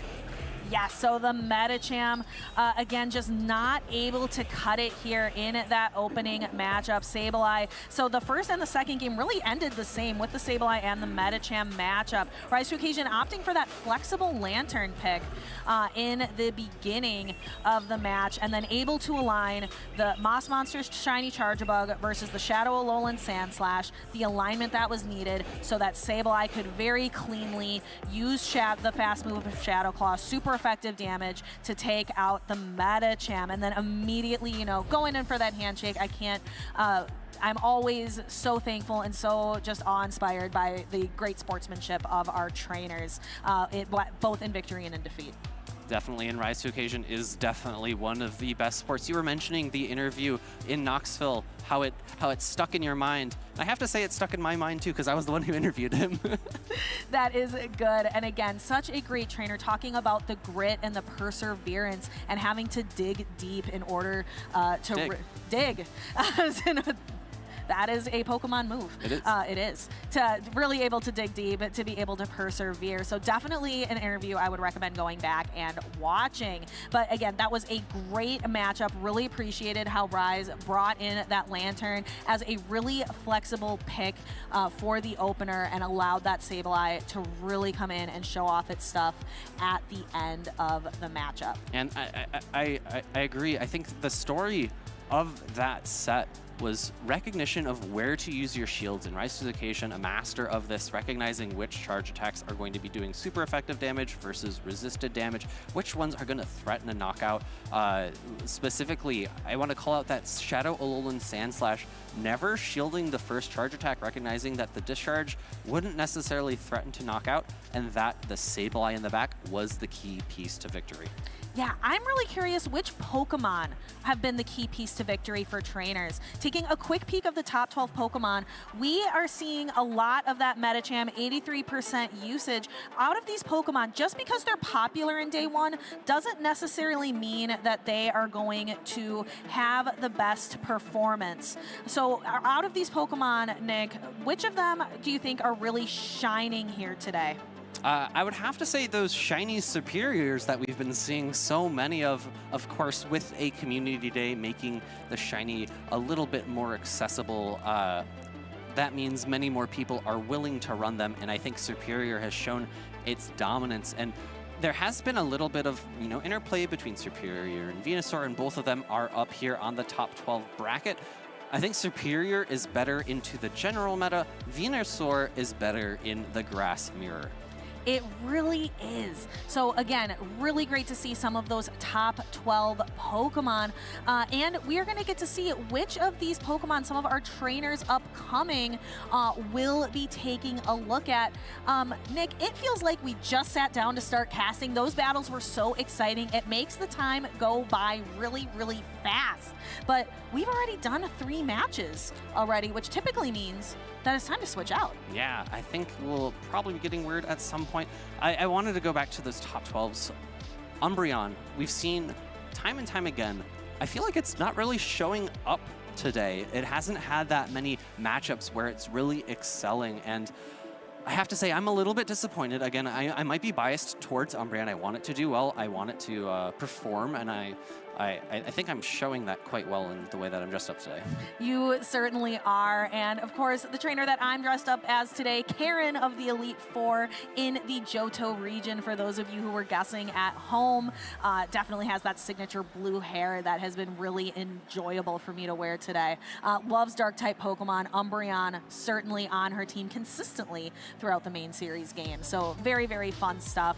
But we are going to be doing a quick switch here. We want to bring back Speediest Chief and Caleb Pang to bring you those next matchups, but stay tuned. We'll be right back. Hello, Pokemon trainers. Welcome to Pokemon Championships History, a series where we showcase important matches throughout the history of competitive Pokemon. I'm Will Dunphy, and let's take a trip back to the first Pokemon Go World Championships in London, England in the summer of 2022. Dancing Rob from Germany and Godon Hada from South Korea took their seats at center stage for the Masters Division Grand Finals. What happened next was more exciting than anyone could have ever predicted. This was Pokemon Go's inaugural season in the Pokemon Go Championship Series, and only one of these trainers could become the first world champion. Pokemon Go's 2022 competitive season was characterized by the nearly unbreakable core of Walrein and Trevenant. This pair's synergy made them almost irreplaceable on a team of 6.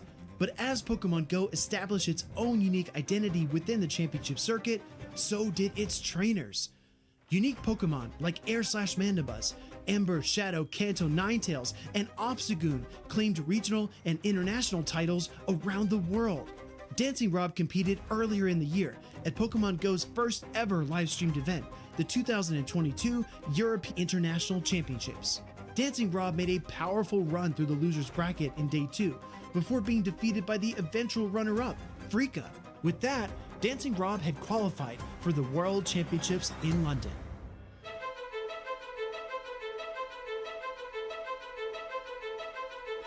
That August, the World Championships began. After a promising 2-0 start, Dancing Rob was defeated by Lurgan Rocket, Pokemon Go's first ever regional champion, in just the 3rd round. This loss set Dancing Rob down into the losers bracket. What happened next is something that may never happen again in competitive Pokemon Go. Dancing Rob would go on to win the next 7 rounds, including a rematch against the Liverpool regional champion as he completely swept the losers bracket. With a combined record of 9-1 and everything on the line, Dancing Rob took the stage, head-to-head against Godon Hada for the Grand Finals. As a result of Pokemon Go's double elimination format, Dancing Rob needed to win not 1, but 2 best of 5s against his opponent to claim the championship. The Grand Finals began, and Dancing Rob's Alola Ninetales, Medicham, and Shadow Swampert secured him an early 2-0 lead. Then, Godon Hada and his Shadow Kanto Ninetales fought back. You have the opportunity to close this tournament out right here, and right now, you might as well just go for it. Godon Hada claimed victory in games 3 and 4 and tied the series 2-2. In Game 5, the world held its breath as the matchup between the final Pokemon on the field was decided by just a half-second Dragon Breath. Galarian Stunfisk gets to the rock slide first, and we have a bracket reset. Dancing Rob's Galarian Stunfisk reached the rock slide, and Dancing Rob had successfully forced the Grand Finals reset. In Game 1 of the Grand Finals reset, Godon Hada's Shadow Kanto Ninetales met Dancing Rob's Alola Ninetales in the lead. Game 1 belonged to Godon Hada, but Dancing Rob struck back in Games 2 and 3. Godon Hada would even the series yet again with a Game 4 victory. Now, tied 2-2, both trainers were just 1 game away from becoming the first Pokemon Go World Champion. Years of hard work, dedication, and practice boiled down to one final matchup. This is my moment. This is my opportunity. I'm going to seize this championship, this victory, this glory. This is it. This is my time to become the first champion, and we are queued up here for a decisive game number 5. Dancing Rob and Godon Hada's decisive battle began, and Dragon, Steel, Fire, and Ice attacks erupted from the field. Dancing Rob positioned his Alola Ninetales to overcome Godon Hada's Shadow Kanto Ninetales, and the crowd roared as Dancing Rob finally defeated Godon Hada. History was made. Dancing Rob had just become the first ever Pokemon Go World Champion. Dancing Rob is proof that you need hard work, determination, and belief in yourself to become the best. Thank you so much for watching, and let us know some of your favorite moments in Pokemon Go history by using the hashtag #PlayPokemon.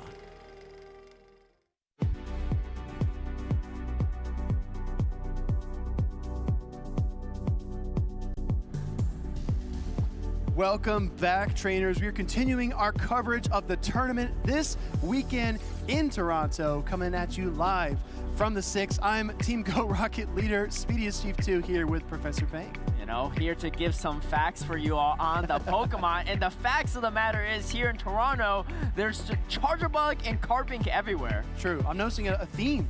A lot of 2-0s as well. A lot of 2-0s. we seen 2 Arctobacks as well. Sure. Onion Frank and Out of Pocket. Actually, something that Onion Frank told me back in Pittsburgh is that the two of them actually run the same exact teams. It's been since at least 4 or 5 tournaments in a row so far. And usually speaking, Out of Pocket is usually the one doing well with it. But looks like Onion Frank is trying to change that and also trying to make it onto that podium this time around. Yeah, Onion Frank has had a lot of success in the Go Battle League in seasons past, looking to make an impact here in the Championship Series. But we've got some new trainers on the stage as well. We've got J-Jan taking on Kevin J. Kara. Now, the most important thing that you need to know about Kevin J. Kara is that he loves cats. You know, I love it already. Kevin with the right mindset, running a wild team here. I mean, I don't know what's spicier, the Guzzlord, the Shadow Magnezone, or the Shadow Drifblim, but I love what I'm seeing.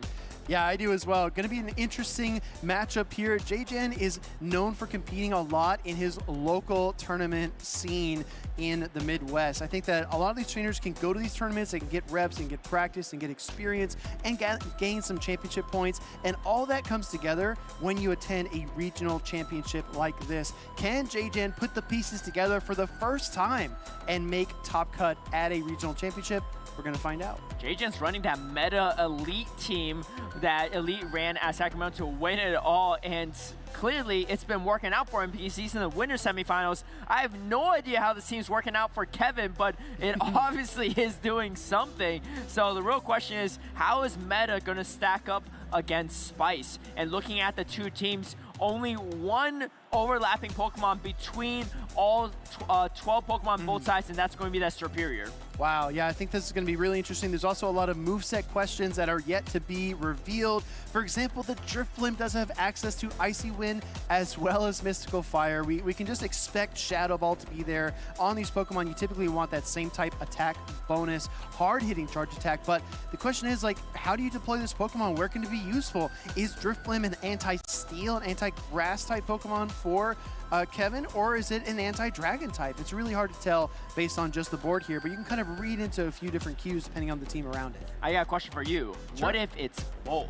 What if he actually did not bring Shadow Ball and has the Icy Wind and the Mystical Fire? Okay. Because then you can say swap it and you really can't come in with anything, right? Because you can come in maybe into the Mystical Fire Shadow Ball variant with Gligar, you're okay, right? Or you come in I don't know. You could come in. You can switch it around, right? Yeah, so you have different options here. Our trainers are locked in. Let's see if this is a story of ice and fire indeed, as we have leads on the field. Gligar here for J-Jan in the lead versus Superior for Kevin. No Drifblim to be seen, but Guzzlord pounces out, and Metagame is there to answer. I love this play from Kevin, though, because you can see you got that Shadow Magnezone in the back, so you're trying to draw out the Metagame with the Guzzlord. I have no idea how Shadow Magnezone is going to do against Gligar, though, because Gligar is going to resist the electric moves, but J-Jan coming in with the Dynamic Punch. Metagame is going to start countering away and gets his Ice Punch. Dynamic Punch Metagame is the exact moveset that Elite ran in Sacramento, so it looks like J-Jan might be really taking not a page out of Elite's book, but the entire book out of the book. You called it fantastically. I mean, when you switch in the Guzzlord and it gets hard countered, you would think that's a negative connotation there, but Kevin, this is actually going according to his script. Ice Punch does get fired off here by J-Jan.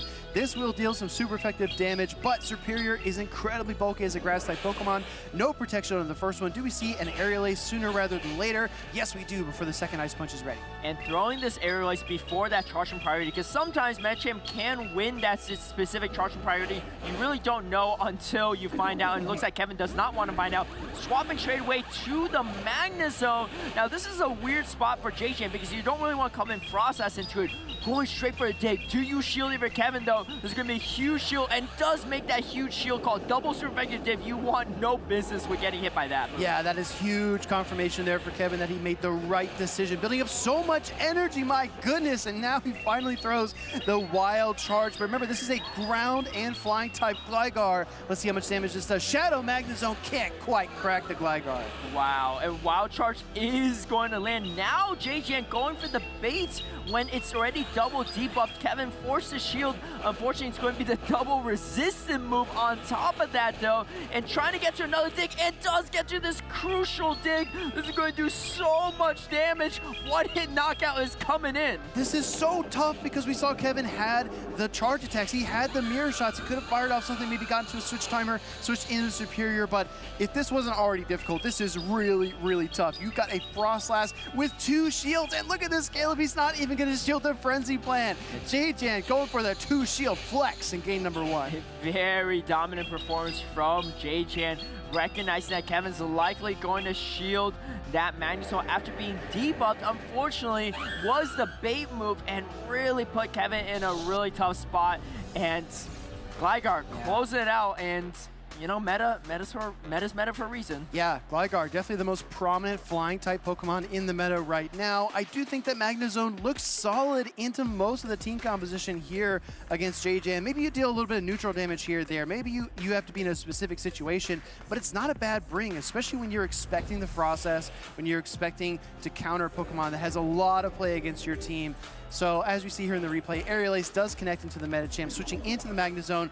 I don't know, I feel like right here, you've got double mirror shots. You can maybe strip shields, get to a swap. You can maybe kind of maneuver, but Kevin, unfortunately, gets pinned here by the dig. Trying to farm down with the Volt Switch, unfortunately not enough, and like you said, pretty much getting knocked out with 100 energy. Really unfortunate for Kevin. I think if Kevin was able to no-shield the Aerial Ace and then shield a dig, having that much energy for the Frostlass could set himself up for some potential win conditions. JJ, though, playing that matchup to perfection, recognizing when he needs to bait, when he didn't need to bait, able to close it out in that first game. I wanted to call back to your point about having 2 Pokemon in the back weak to counter. We saw Kevin with the Guzzlord and the Shadow Magnezone. That was an ABB line, as we like to call it, that B slot being the shared weakness to counter. Do we see Kevin employ a similar strategy here? Does he go with another ABB team, or does JJ now come to expect that and maybe bring 2 answers of his own? I think that Drifloon also has a lot of play, right? Because if you look at that game 1 line from J-Chan, Metagame, weak to Drifloon, Gligar, if you're running Icy Wind, super weak to Drifloon, and even Frostlass. Yeah, Frostlass, Frostlass, Superior for sure if he brought that too. But Frostlass, even if you're not running Mystical Fire, you have the super effective Shadow Ball. Yeah, there's so many targets, right? And we saw J-Jan kind of picking his weaknesses. That's another really important thing about team selection and team reading. You can be okay being weak to maybe one thing, but you just have to make the right prediction that that Pokemon is not going to appear. We saw this earlier against Venusaur, right? With Seviper Snape. His opponent kept on leaving that door open.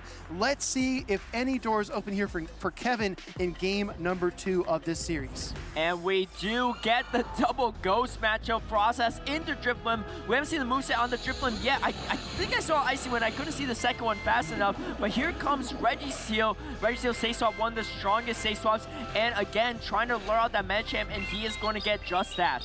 Yeah, when you're 2 counters or so behind, the Registeel easily going to pace to this Zap Cannon. Does a lot of damage to Metagame. No attack fall, though, and this gives Metagame a huge window of opportunity. About 7 counters worth to gather up energy. JJ capitalizing on it perfectly, going for a dynamic punch here. But Kevin also playing an ABB strategy, right? Pulling out the Metagame and trying to line up his Drifloon. This is why Metagame's one of the strongest Pokemon in the meta, because yes, you're stuck against a Ghost type, but you still have super effective Ice Punch to hit back at this, and it looks like it is going to be the Icy Wind Shadow Ball variant. However, this is not the worst spot for Kevin. Unfortunately, the Metagame is not debuffed. That would have been nice, but even when it's not debuffed, you can build up to Shadow Ball, but the Ice Punch doing so much damage against the Shadow variant of Shadow Drifloon. Yeah, I'm honestly surprised, right? We're used to Drifloon having just a monstrous HP stat product, but here it takes so much damage. You get the full Hex down, which is quite nice, and now out comes the Frostlass. Do you bait? Do you go for the Shadow Ball? I really like this aggressive play by Kevin.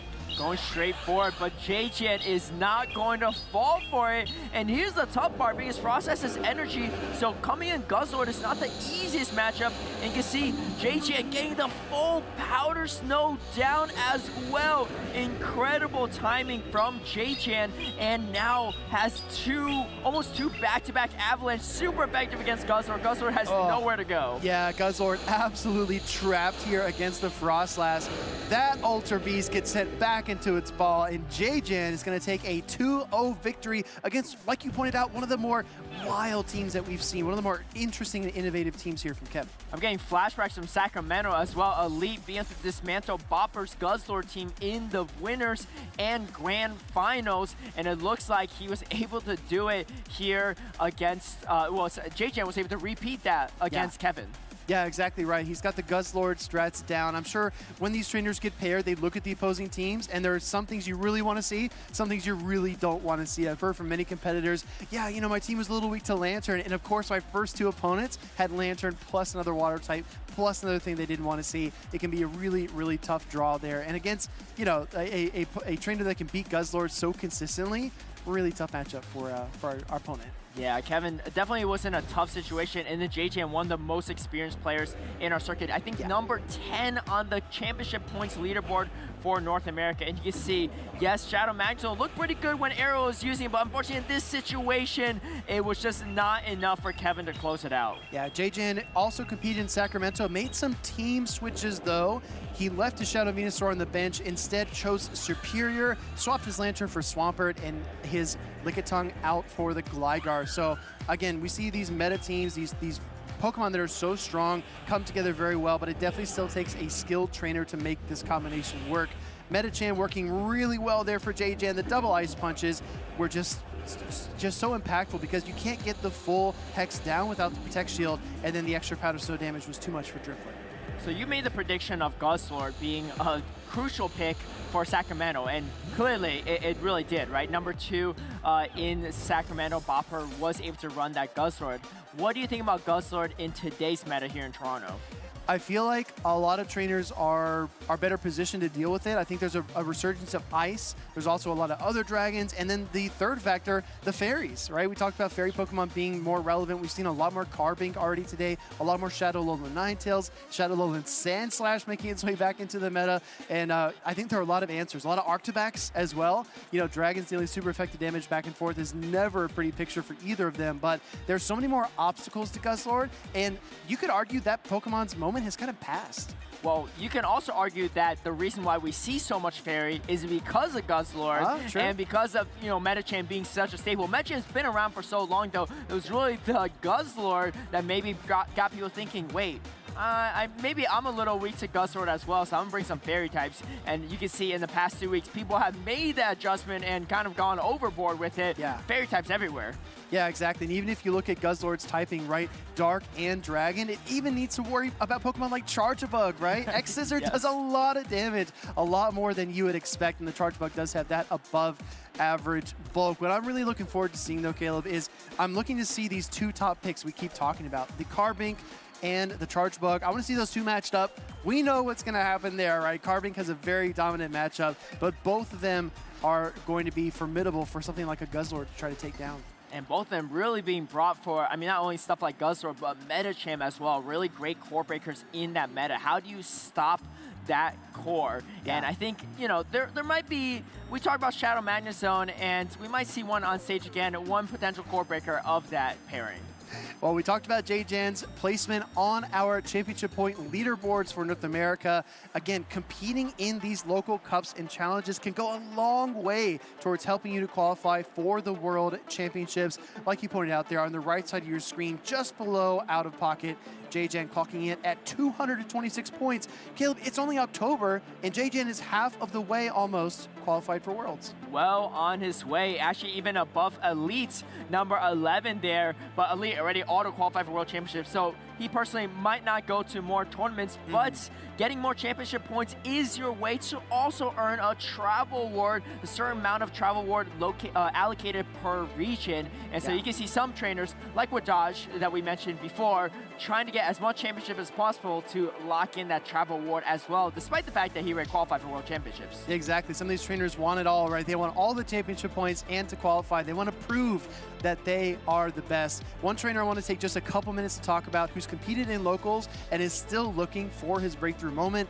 Lyle Jeffs, right? Lyle Jeffs, incredibly talented, is from Canada as well. He actually competed in a local tournament recently with Guzzlord on his team. So I think in your own local experience, Caleb, you probably had a solid matchup against a Guzzlord team, but Lyle Jeffs did pretty good on his own. Yeah, I didn't see any Guzzlord, although I would have loved to see it. And, you know, Guzzlord, again, another Pokemon that really benefits from the lack of Registeel. We saw another Registeel in that past matchup against J-Jam, but it just looks hard to use these days, which is just wild, right? Because Registeel was not nerfed in any way. It's still just as strong. It used to be the steel type of choice in last season, especially towards the end. But now it's like you don't really even need steel types, which is just absolutely wild. But, you know, when you have Gligar in the meta, it's so prominent. It's such a great check to that Registeel. You have people going a little bit more creative, stepping away from the steel types, which I personally love to see. Well, even other Pokemon like Lantern, right? If you think back to Dunebug's performance in Sacramento, his Mandibuzz and Registeel Core had a really tough time against opposing Lantern. So you have to be respectful of these Pokemon in the meta. They are meta for a reason, and you need to watch out for those and anticipate them to appear. Now, we do have a trainer that really does favor some anti-meta picks returning to the stage. This is Arrow with his Frostlass, and look over here, his opponent with a Regigigas and a Claydol. Question, Caleb, what moveset are you running on your Claydol? There's like a dozen to choose from, right? The best moveset is no moveset, and just keep it on the bench. That's my take on the Claydol. Mud slap all the way, right? Mud slap all the way, yeah.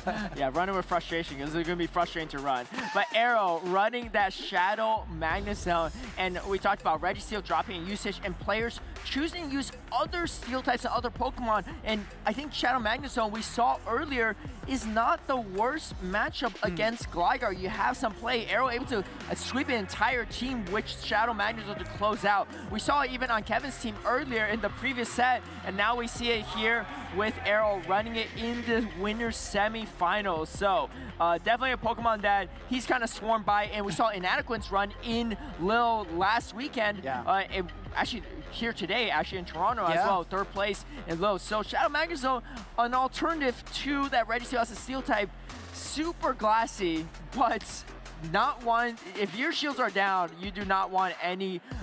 You don't want any part of that. Yeah, you don't want any part of that. Yeah, exactly. I'm really shocked, honestly, to see in the winners semis that we have a double electric team. Even better than that, we have a double electric type Volt Switch team here from Arrow with the Charjabug and Shadow Magnet Zone combination.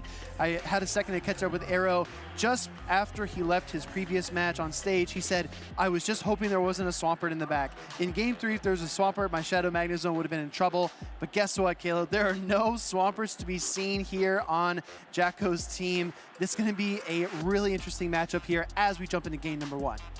This is going to be interesting for sure because you have Gligar, which is your main check, but can you bring 2 Gligar? And the answer is no. And so here we have Arrow expecting maybe the Gligar having that Frostlass in the lead, but it's going to be met by the Lickitung. This is an interesting matchup because in the zero shield situations, Frostlass actually wins this matchup. So if you want switch advantage of your Jocko, you're going to have to shield first.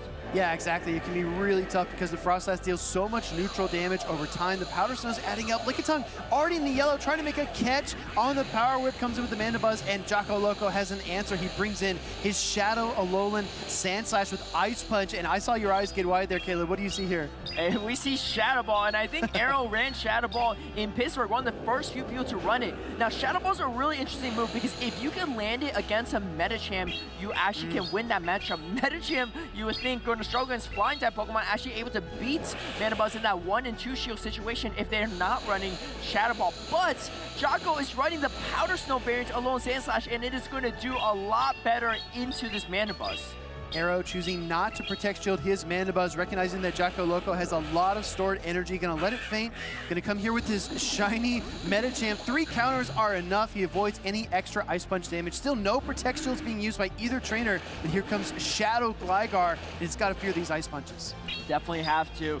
You know, you can tank 1 Ice Punch, but it's going to put you quite low. Jocko is going to spend the shields on this Gligar. I think it's a wise choice. And here comes that process, and here comes the Lickitung to swap out. You have so much energy. Do you shield this? And you can see Jocko shielding right away. Not a great situation because now your Gligar is exposed in the back end with no shields available. No, beautifully said, right? The Gligar in the back has no more Protect Shield. It's going to take double super effective damage from the Ice Punches. If you are Arrow, you need to budget your Metacham's HP here. You can't take too much damage. You got to be mindful how much energy the Gligar has. Do you spend a Protect Shield here or do you let it go? Arrow going to use his first Protect Shield of the game in the final moments here. I think you just want to make sure you're not getting fast moved down in the late game, and this is going to be a great play from Arrow. You'll probably let this Body Slam go, but Arrow already has an Ice Punch worth of energy. You just need to get a second one. You could definitely win this matchup against Gligar. I love the plays from Arrow, not shielding the Frost, as you can see, throwing the Ice Punch right away at the Gligar. No shields available, double super effective Ice Punch coming through, and it's going to put the Gligar so low on health. Yeah, huge damage coming through, trying to pace another Ice Punch. I don't know, he might not get there. Metacham's getting really weak. Another counter comes through. Here comes the Aerial Ace from the Gligar. Jacko Loco trying to snag a win here in game number 1. Arrow just one counter away, going to reach for the Ice Punch. Does he get there? Gligar closing it on the Aerial Ace and gets there first. This is going to be a knockout. Wow, I did not think that Jacko Loco had a play here. You can see Arrow a little bit confused. He said, wait, he's a double Aerial Ace already. It looks like Jocko, perfect energy management in the late game and only one counter away from being knocked out, but able to close out that game with back-to-back Aerial Ace. The key in my mind was that Lickitung getting to that second Body Slam because you did just enough damage to the Metacham. Arrow knew he wasn't going to Protect Shield because he wants to Protect Shield a super effective Aerial Ace instead of the neutral Body Slam. Getting to that second Body Slam, though, made those wing attacks so dangerous in the end game. And right here we see the triple counter down, which is great, a great play by Arrow, but it just wasn't enough. Shiny Lickitung coming through here for Jacko. That was just great plays from both ends. I mean, I honestly, looking at that matchup, I don't know what Arrow could have done better in that situation given the lineup he had. I think he played really well, but Jocko just a little bit step ahead. I think we all thought, okay, Jocko's just lost at this point, but even though double super effective Ice Punch, not enough to knock out the Shadow Gligar, able to allowing Jocko to close it out in the final seconds. I just want to call it out as well. We talk about the Shadow Pokemon being really fun to play. Right now, everybody, if you're watching this stream, you need to TM away frustration from your Shadow Pokemon so that you can play your own Shadow Gligar. Maybe this is like a reminder if you haven't thought about it lately, but definitely capitalize on the Team Go Rocket takeover. Now, bouncing back here to Toronto, game number 2, we've seen electric strats from Arrow. Does he bring that into game number 2? Let's find out. And we can see Jocko was ready for it with the Gligar and the super effective drill run on the Lawson Sand Slash. Jocko running the same exact team as the first one. Now, switching man is going to be super crucial in this back-end matchup. This is quite the neutral matchup, though. Charge Buck into Lickitung. Let's see how well these trainers know the matchup. I'm sure Arrow knows this matchup really well because you're using the Charger Bug and you're running against Meta Pokemon all the time. The real question is, does Jocko know this matchup? If you're Jocko, you need to throw 3 licks before the Body Slam. You want to capitalize on that 4-turn Volt Switch. What is really fascinating to me, though, is that Arrow running an ABA electric team here in game number 2. We've known Arrow to experiment, right? He's brought Abomasnow to tournaments. He's brought Shadow, Kanto, Ninetales to tournaments. This time, double electric, and he brought them both. And this is good. Yeah, you're right. And it's quite the risk, but made the gamble work out. And now comes in with the Frost Ice. Is going to catch the double resistant Body Slam, but here goes your only Gligar check. That's true. Frost Ice does make good use, but in comes the Shadow Alolan Sand Slash. She's going to outpace just a little bit more quickly due to that residual energy. Actually going for the bait here. Jacko Loco has a decision to make. And Jocko Loco is going to shield the double resistant Avalanche. You see, maybe not a huge fan of it. However, that backline matchup still looking so good for Jocko Loco, building up to almost 2 drill run. Do shield and Arrow shielding, maybe expecting the Gligar back and saying, wait, I need to save this Alolan, this process. I need to still swap out later. And going for another double. Oh, it doesn't get shield this time. Jocko said, I'm not falling for it again. Yeah. And a huge no shield call from Jocko, double resisted. Wow. Avalanche still does a sizable amount of damage, but Jocko Loco closing in on 2 drill run. And this is so tough because even finishing off this Alolan Sandslash is going to be kind of a problem for the electric types in the back. Yeah, it really will. This Shadow Alolan Sandslash has a ton of energy. In comes the Shadow Magnezone. Arrow knows he needs to protect shield here. If you start imagining those win conditions, start envisioning how this game is going to end, I think, oh, actually we're seeing a swap here for Jacko Loco into the Gligar. Now the shields are down. The electric types have nowhere to hide. And 2 electric Pokemon on the field, but lights are about to be out soon. Gligar is coming in, double super effective. Dig is closing in. I mean, what do? You want to try to catch on Charger Bug, not able to make the catch, and Jocko Loco getting even more energy.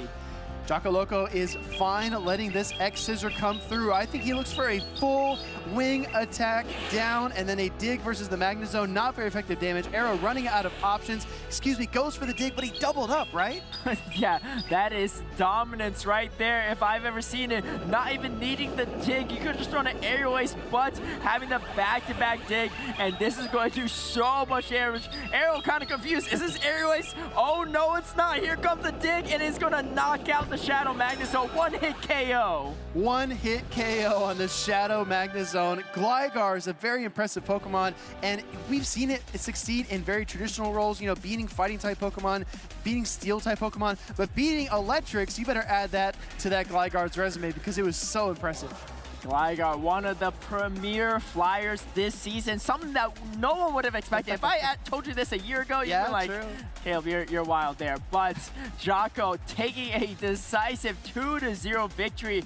Arrow going for the gamble with double electric in game number 2, but just not paying off with that Gligar in the end. You called it out perfectly, right? We saw the ABA electric team there from Arrow. Switching in the Frostlass to absorb the resisted body slam damage was great, but then it kind of leaves you exposed to those critical Pokemon in the back. A lot of times when we see an ABA line, we see trainers kind of play out that lead situation, try to strip away Protect Shield, and then just bring in that B-slot Pokemon. But Arrow made the switch and unfortunately did not give him any options in the end game. Speaking of this series though, very nicely played by Arrow in the first and second game, just could not get the job done. First game was definitely a nail-biter for sure. I think we all thought it was a wrap, especially with all the energy built up on the Metagame, but Gligar hanging in there and definitely going to be the MVP for Jocko in not only the first game, but the entire series. We see it close it out for game number 1 and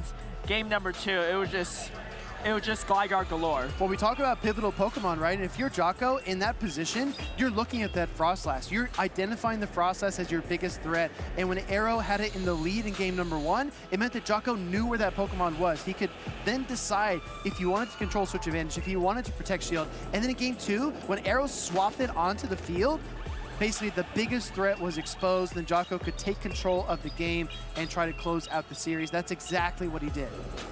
And a huge congratulations to Jocko too. This is the second tournament that Jocko's ever played in. First time was Toronto last year, and looking to do better than last year, and already is well on his way. Winner semifinals, I believe that means he's headed to the winners finals pretty soon. Exactly right. Arrow, also a very prolific trainer in the championship series, has made Top Cut numerous times, has been in the finals at least twice.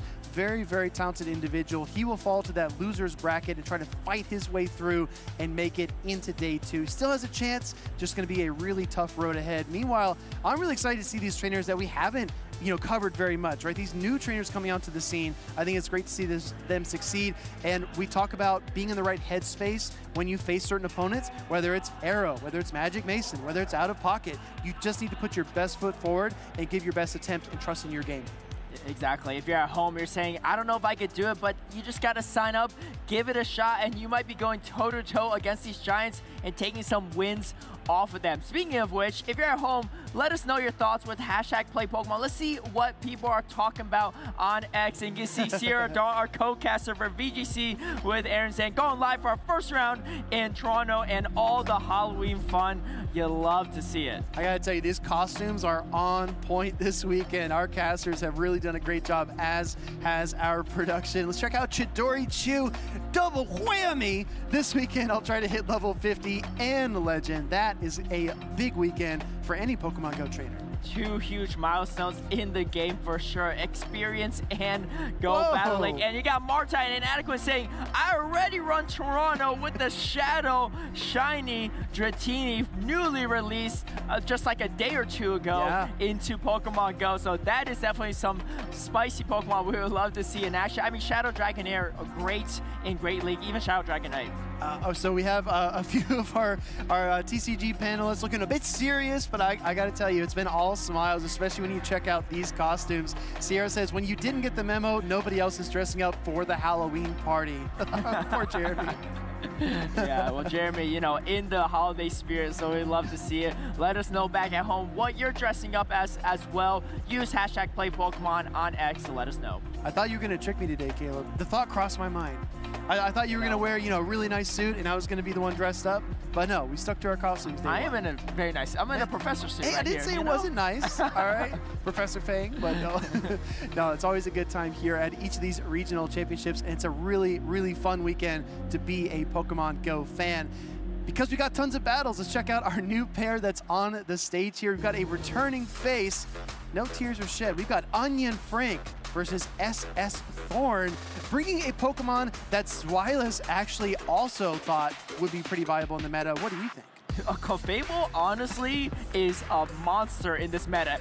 And not only that, it's a monster in this matchup. Look at the team of Onion Frank's team. You got 3 Pokemon weak to Fairy. You got Serperior and Dugong that's only doing neutral against Clefable. And you got Carping double weak to that steel type move Meteor Mash, which is in all likelihood the move that Clefable's running. I think Clefable's going to be in every single matchup, and I have no idea how Onion Frank's going to handle it. Yeah, we saw Onion Frank earlier on in the tournament relying on the Arctivax and Purified Sableye core to carry him through a lot of matchups. You can't do that here, just like you pointed out, and there's one reason, and it is pink, it is adorable, and its name is Clefable, and it's going to be really, really tough to beat. For any trainer that hasn't built their own Clefable for PvP, you have access to moves like, attacks like Charm or Fairy Wind. You also have Meteor Mash, Psychic, and Moonblast. So there's a lot of versatility here, but I agree with you, Caleb. I think we're going to see a Moonblast and Meteor Mash Clefable, likely with Fairy Wind, and that offers so much flexibility here to Thorn. I think for Onion Frank's sake, you're hoping it's Charm because they're a little bit slower pacing those moves, but I think Fairy Wind is the move of choice. So we are getting into this first set of battles. It's going to be Dugong into Shadow Alolan Sandslash. Is it Powder Stone Shadow Claw? It's a real question, and it looks like it's going to be Shadow Claw, so even better for SS Thorn. And we see that Clefable in the back with 2 Pokemon weak to it. Yeah, I got to call out here. I think Onion Frank is playing a similar strategy to what we saw earlier on in the stream. He has 2 Pokemon with that shared weakness to Fairy types. I would not be shocked at all to see a Drill Run thrown and then a swap into the Sableye to pull out that Clefable and try to clear a way for his backline Pokemon. SS Thorn really locked in here, recognizing that Clefable is the key to success, not even shielding, and here comes that Sableye, and actually going to throw an Ice Punch first. This is very interesting. I wonder if SS Thorn's throwing the Ice Punch so that you come in with Swampert instead, recognizing that Onion Frank might be trying to draw out, and here it comes! Oh my gosh, Professor, you might be a Psychic type. We see Swampert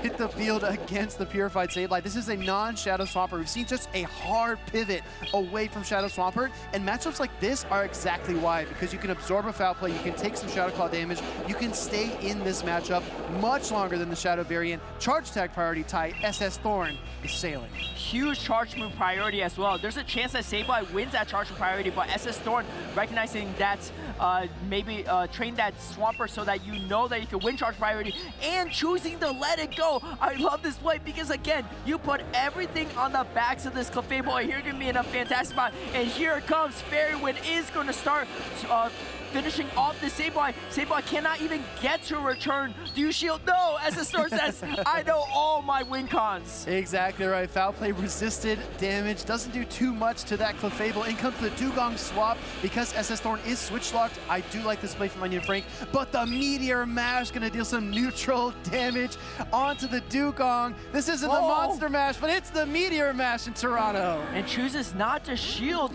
Very interesting. I think you're already down shield. You maybe don't want to. Are you going for straight counter downs against this Clefable? You have to shield the Moonblast. There might be a chance for, oh no, not shielding the Moonblast. Oh, this is going to do so much damage. Moonblast connects. Metachamp barely hangs on, and Clefable finishes this matchup with the Fairy Wind damage. Purified Sableye doesn't stand a chance against that Pokemon there.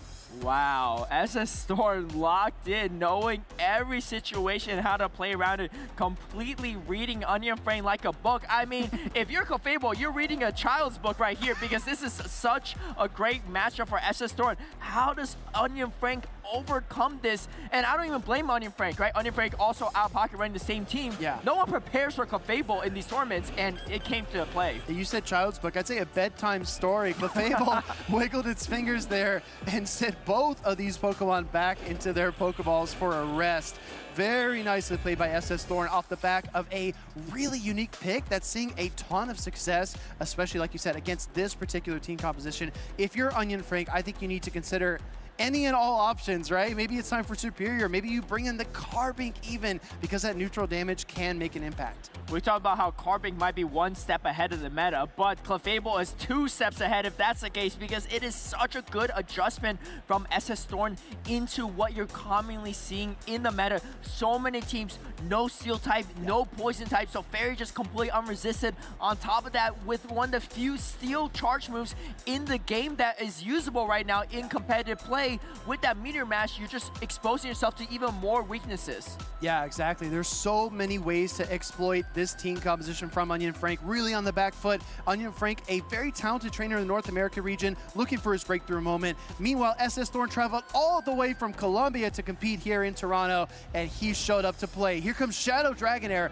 into Dugong. And this is going to be not the best matchup for the Shadow Dragonair, but here comes that Say Swap Clefable, and you can see Onion Frank responding with the Superior. I love this play from Onion Frank. You say, you know what? This is my neutral check. I need something for the Clefable. Letting the Moonblast go. This is going to be interesting. It's going to do a lot of damage, but SS Thorn still has to throw another move. Relying on the bolt. Oh! No, you get the attack drop, though. Absolutely unfortunate for Onion Frank.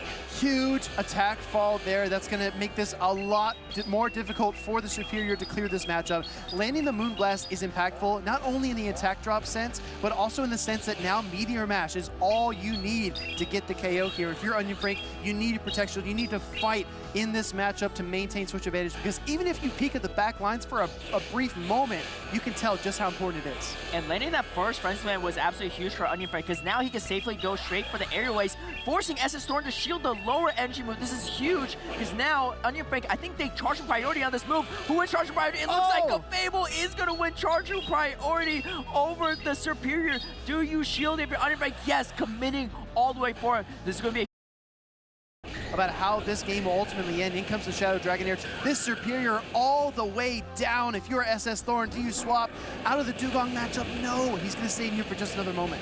Yeah, maybe trying to catch a move, trying to catch a double resistant. Icy Wind, and he does! He pulls it off! A huge catch from SS Thorn.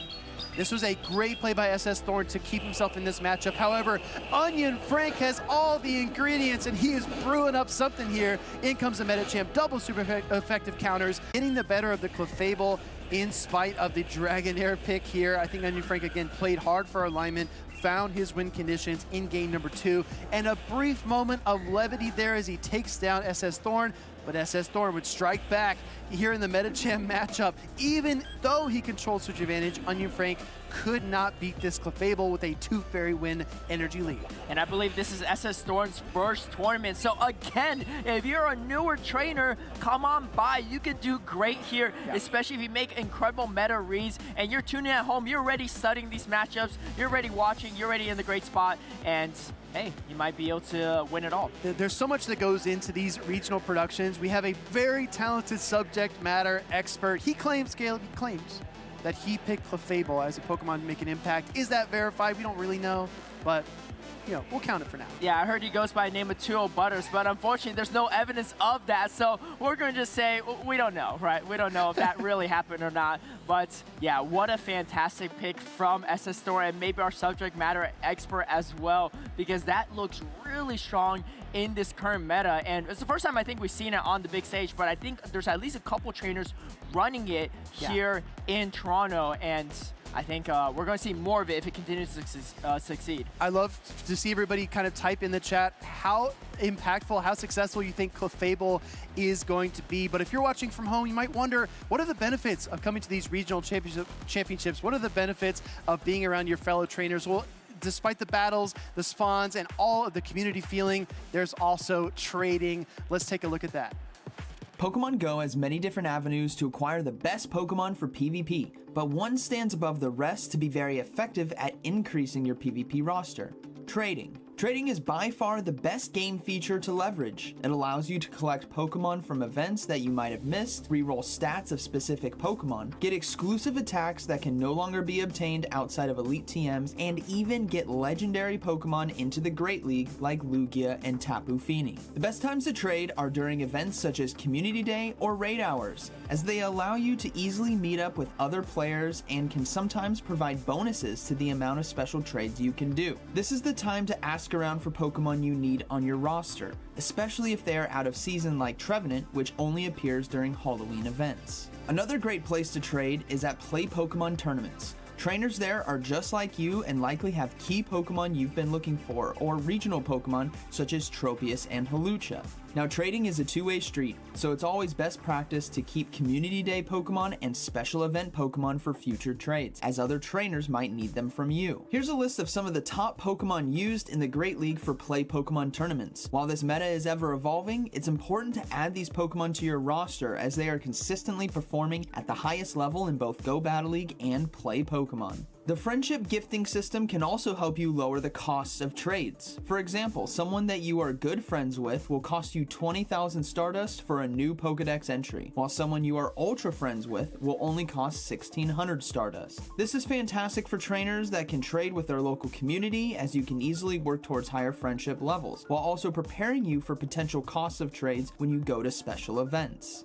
The stats of Pokemon traded are also randomized, giving you a chance at better stats for that Pokemon. You can do this by either trading with lucky friends for a chance at better stats, or trading with someone new to have a higher chance at low stats. The lower your friendship, the lower the floor for stats of the traded Pokemon. Pokemon with maximum stats, otherwise known as 100% or Hundo Pokemon, are used and preferred in the Master League. Lower stats, attack in particular, can be useful on Pokemon who don't reach their highest level in a given league, like Lantern in the Great League. So be sure to always leverage the trading feature in Pokemon Go. It's a great way to meet new friends and build your Pokemon Go PvP roster. See ya! Hello Pokemon trainers, this is Caleb Pang here to take you through the 2024 Pokemon Go Regional Championship in Peoria. As we enter the second month of the new season, the meta was full of surprises and unique team compositions. Peoria saw teams with Triple Flyers, Carbink, and even Charjabug. In addition to the new team compositions, we saw a number of first-time competitors, with 3 of them making the top 8. In Day 2 on the winner's side, King Alexander bested the up-and-coming battler Nighttime Clasher, while first-time competitor S. James P. beat the previous Worlds competitor Teddy Bear. In his first Top Cut appearance, King Alexander in his Watergun Lantern continued his win streak in the winners finals, decisively beating S. James P. 3-0. Nighttime Clasher powered through the losers bracket with his Triple Shadow team to meet newcomer S. James P. in the losers finals. But S. James P. and his Frostlass foiled all of Nighttime Clasher's attempts at victory, resulting in a rematch in the grand finals with King Alexander. Both competitors brought Frostlass, but it was King Alexander's Lantern that stole the show, making an appearance in every single battle against S. James P., overwhelming his competition at every turn. After a dominant 3-0 victory in the grand finals, King Alexander was crowned the Peoria Regional Champion. With new competitors joining the fray, new champions join the podium. If you think you have what it takes, be sure to check out Pokemon.com/compete to follow or join in on the action.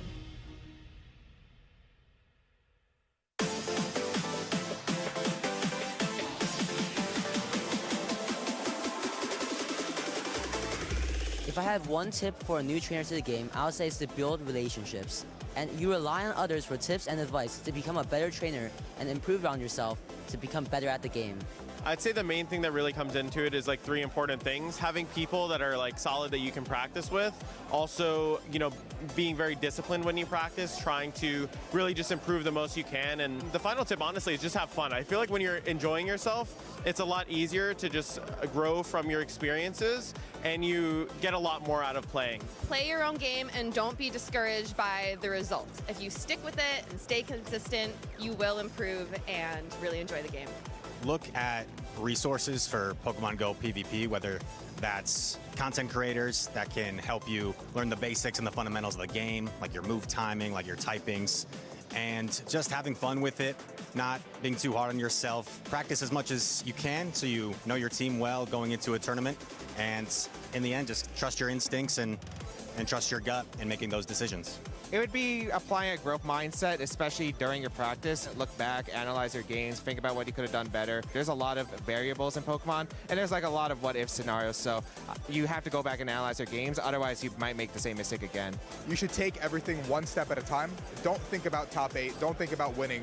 Think about the game ahead of you, set your goals realistically, and focus on your game. Don't focus on anyone else's, don't focus on anything else. Just play your game and have some fun.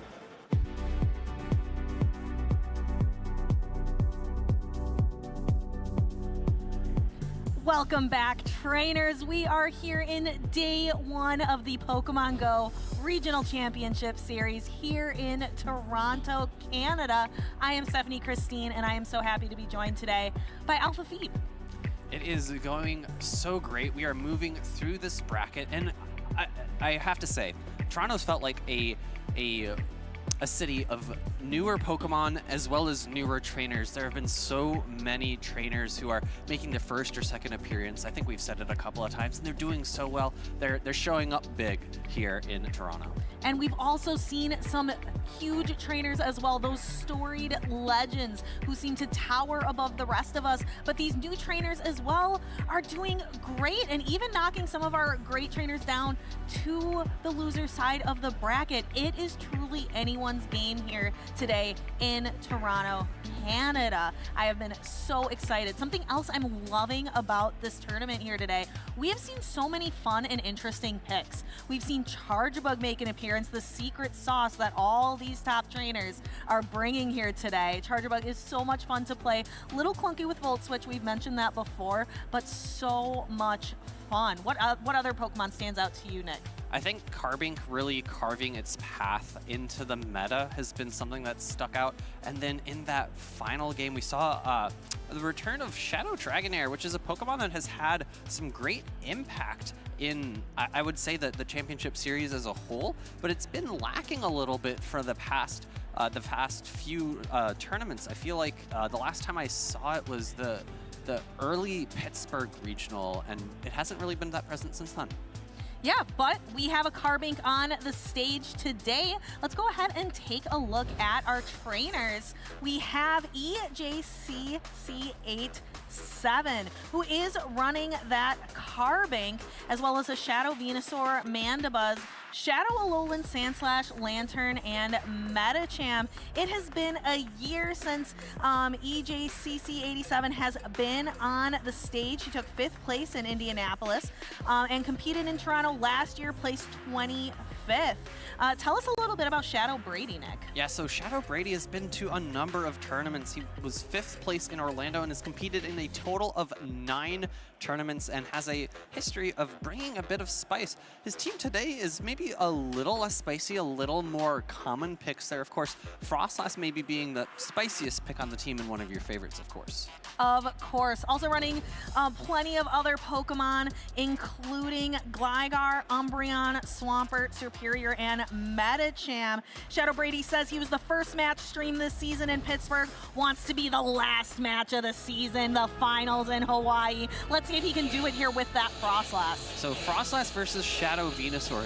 Typically, you would think that this is not a great matchup for Venusaur. However, depending on the exact stat distributions of these two Pokemon, it's not necessarily clear which one will win charge attack priority. Both Pokemon pace at the same timing to the charge attacks, but we instead see a catch of a Shadow Ball, not actually an Avalanche here, going into the Lantern. That is not what you want to be catching on your Lantern, taking the Lantern nearly down to 50% of its health, and then that allows Shadow Brady to bring in the Swampert to try to knock down a little bit of Lantern's health with the Mud Shots, and perhaps be able to clear it away with simply a Hydro Cannon. Yeah, so the Swampert is going to build up, not quite in Hydro Cannon range yet, but by the time it reaches the second Surf, actually deciding to hold off on that energy for now. is confident in his Swampert's ability to tank the second Surf, still has a little bit of health left, going up to maximum energy before throwing a Hydro Cannon, and now well within Hydro Cannon range. Yes, well within, so this is going to wash the Lantern off the field of play. And now EJC has to make a decision. Do you bring in the Venusaur? That'll be some easy energy on the Venusaur. Or do you want to start building up some energy on the Mandibuzz? And decides to make the Mandibuzz pick instead. Mandibuzz can very healthily take a Hydro Cannon. We call it the Umbreon with wings, or the Umbreon of the sky. It is a bulky Dark-type Pokemon, but has that added, sometimes it's a benefit, sometimes it's a detriment of that flying typing. Yeah, and able to pace to a secondary Hydro Cannon here. I did like the option from EJCC to go into the Mandibuzz, able to very comfortably save shields for the Venusaur in the back. The one fear I have, though, is that the Venusaur does not have enough health left to pace to enough charge attacks. Instead, Shadow Brady counter-swapping into the Frostlass, throwing the Avalanche, goes no-shielded on EJCC's side. Kind of forcing the Frostlass to now have no energy remaining. So using the Venusaur almost as another shield to really take in that energy. And now Mandibuzz is going to be throwing these Dark Pulses. Also using the fast move of Snarl, doing some super effective damage. But even the bulky Mandibuzz is running low on health, and it is the last Pokemon standing on the side of EJC. Has to make it through this entire Metacham, and I just don't think it has enough health in the tank to do it. Yeah, 2 shields left on the side of EJCC, but you can't shield fast attacks, those counters. Although you typically think that a fighting type would struggle against a flying type, the sub-typing Dark type for that Mandibuzz makes the matchup a lot closer than you might think. It really does, and even it does make it close, and Mandibuzz was just at such a disadvantage because of its low health in the matchup. I believe we can probably take a look at some highlights shortly, but as there we go. We have the Hydro Cannon knocking out that Lantern, making sure that the Lantern was in Hydro Cannon range, and then we can see the Swampert really utilizing its energy properly, getting the Mandibuzz down to low enough health that a counter down was possible by the Metacham. Yeah, and we're talking about shield usage, and EJCC, of course, didn't end up using their shields in that battle, but it was a tough spot. The catch that happened at the very early beginning of the game, it was a Shadow Ball into the Lantern, and if he was expecting it to be a successful catch, then he might have expected, oh, that's just an Avalanche, so I don't want to shield it. And I think in that position, I would also be hesitant to use my shields on a Lantern if I have something squishy like a Shadow Venusaur on my team. Yeah, but just wasn't able to properly, really utilize the Venusaur to its best potential, because Venusaur has a lot of potential here against the Swampert. You can do pretty well against the Umbreon. Frostlass can't handle a lot of that Shadow Frenzy plant. You can Sludge Bomb the Superior, even though it does outpace. You can get a lot of damage done on the Metacham. Shadow Venusaur seems like a great pick for EJC, but just has to really has to utilize its health. You have to keep its health up. You have to give it shields. Yeah, and keeping it away from that Frostlass fast attack damage, if you're able to go into that matchup with a lot of energy, then you're in a really solid spot, because you're going to be able to limit the amount of damage that you take by constantly throwing those hard-hitting Frenzy plants. I think where the Venusaur lands up, and I'll definitely agree with you, where the Venusaur lands up and how it utilizes its energy and its health. I think you're spot on there. The health is the most important factor in keeping it alive and making it reach those Frenzy plants in order to secure those heavy hitting knockouts. Yes, and our trainers are making those final decisions. EJC has to pivot. Ending the match with 2 shields feels awful. So how are you going to change it from here? And we have a Mandibuzz into the Superior, a positive lead for EJC. And it's going to be a swap into the Metacham for Shadow Brady. No hard check on EJCC's side. Of course, the Venusaur is going to do quite well, given it does have a resistance to the counters. However, you aren't really able to successfully take a Ice Punch or a Psychic depending on your health levels. So we see EJCC actually staying in with the Mandibuzz, opting for an Aerial Ace here, and before, he actually got a free Snarl based on Shadow Brady's charge attack throw timing. Yes, and the aerial ace is going to come through again. This is going to take the Metacham down from fairly healthy into the red. So Metacham is going to be trying to get as many counters, maybe a couple ice punches. Snarl is a great fast move for generating a lot of energy quickly, but it just doesn't do a lot of damage as a fast move.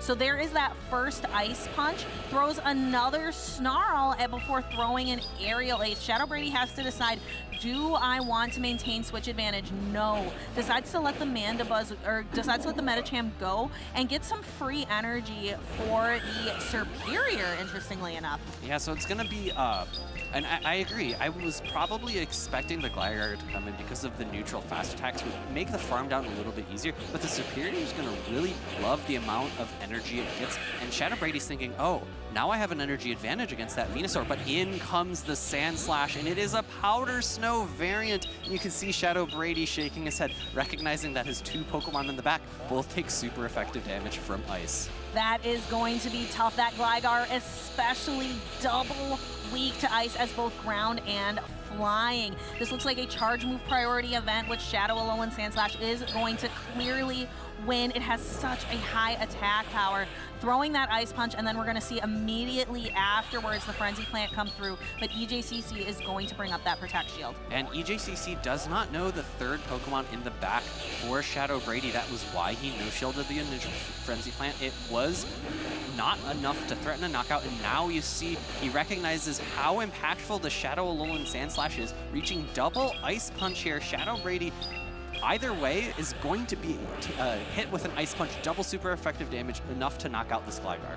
Yes, and back to back, so didn't get a chance to throw the aerial ace again. Shadow Alolan Sandslash, one of those Pokemon, if you are running it on your team, you can feel pretty confident about winning those charge move priority events. It has such high attack. So EJCC really on the back of that Shadow Alolan Sandslash, bringing it into his team compared to the first game, takes a win to tie up the series. Yeah, and great team composition from EJCC, recognizing the Pokemon that Shadow Brady was leaning on in that decided to lean on in that game number 2. Of course, Swampert came out in game number 1, and into the replay we go. Mandibuzz doing its job, neutralizing that Metacham to free up that Alolan Sandslash later, and then that big farm down from Shadow Brady wasn't as impactful as that Shadow Alolan Sandslash was able to soak up that energy. Yeah, being double weak in the back to ice types just made it really tough for Shadow Brady against the Shadow Alolan Sandslash. So now we're going to have to see how are both trainers going to tackle this decisive game number 3. We have, again, EJCC has played in a couple different tournaments. 5th place in Indianapolis. Toronto last year placed 25th. Shadow Brady, this is his 9th tournament and has a history bringing those spice picks a little less spicy today. How are these trainers going to pivot? We have them making their choices now. I think Shadow Brady leans on the Metacham again. How potent that Powder Snow variant is into his team really necessitates a hard answer because Umbreon doesn't do well against that Powder Snow variant. Another answer that he does have is that Frostlass, because it is going to be resisted damage as opposed to that Shadow Claw. We see the leads here in game number 3. EJC is leading Mandibuzz into Shadow Brady's Metacham. This is a more neutral matchup because of that dark subtyping for Mandibuzz, making fighting damage neutral. Yes, and Metacham is able to pack a little bit of a chilling punch with those ice punches, pacing to them very, very quickly. But Mandibuzz has some charge attacks of its own that it is going to throw. It has 2 aerial ace charge moves ready to go for Shadow Brady's Metacham. And looking at these back lines, it's going to be very pivotal for Shadow Brady to maintain switch advantage to prevent the Shadow Alolan Sandslash on his Gligar. Instead, we actually see switching into the Frostlass. Frostlass is very safe, and EJCC knows there's a Metacham in the back for Shadow Brady, so he's got to be very careful about where that Metacham ends up. It cannot end on that Shadow Alolan Sandslash. That is exactly where the Shadow Alolan Sandslash does not want to be. So bringing in the Venusaur, EJCC has to shield it. One Avalanche would absolutely devastate the seed Pokemon of Shadow Venusaur. Going for a Frenzy Plant here to try to KO the Frostlass, and Shadow Brady actually going to let it go in order to bring in probably the Gligar to get some juicy energy. Yeah, so the Gligar comes in, and that was honestly really risky for EJC. Venusaur versus Frostlass is a matchup where charge attack priority is not predetermined. It depends on the exact stats of the Pokemon. The Frenzy Plant going into the Gligar is going to require a shield. It would do so much neutral damage. It is actually a charge attack tie from the Venusaur, and we see Shadow Brady going for a complete undercharge, trying to get a little bit of extra energy after that aerial ace. Ooh, and going to be successfully getting one wing attack back, but did have to spend quite a few there due to the charge move priority event. So now EJCC has to make a decision.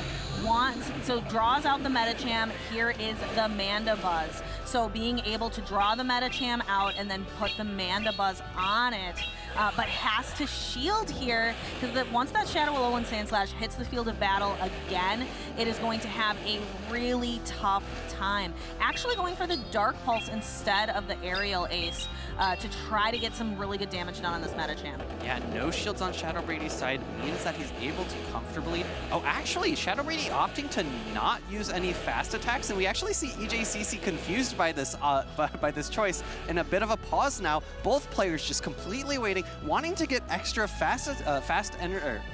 energy on their next Pokemon. Complete standstill.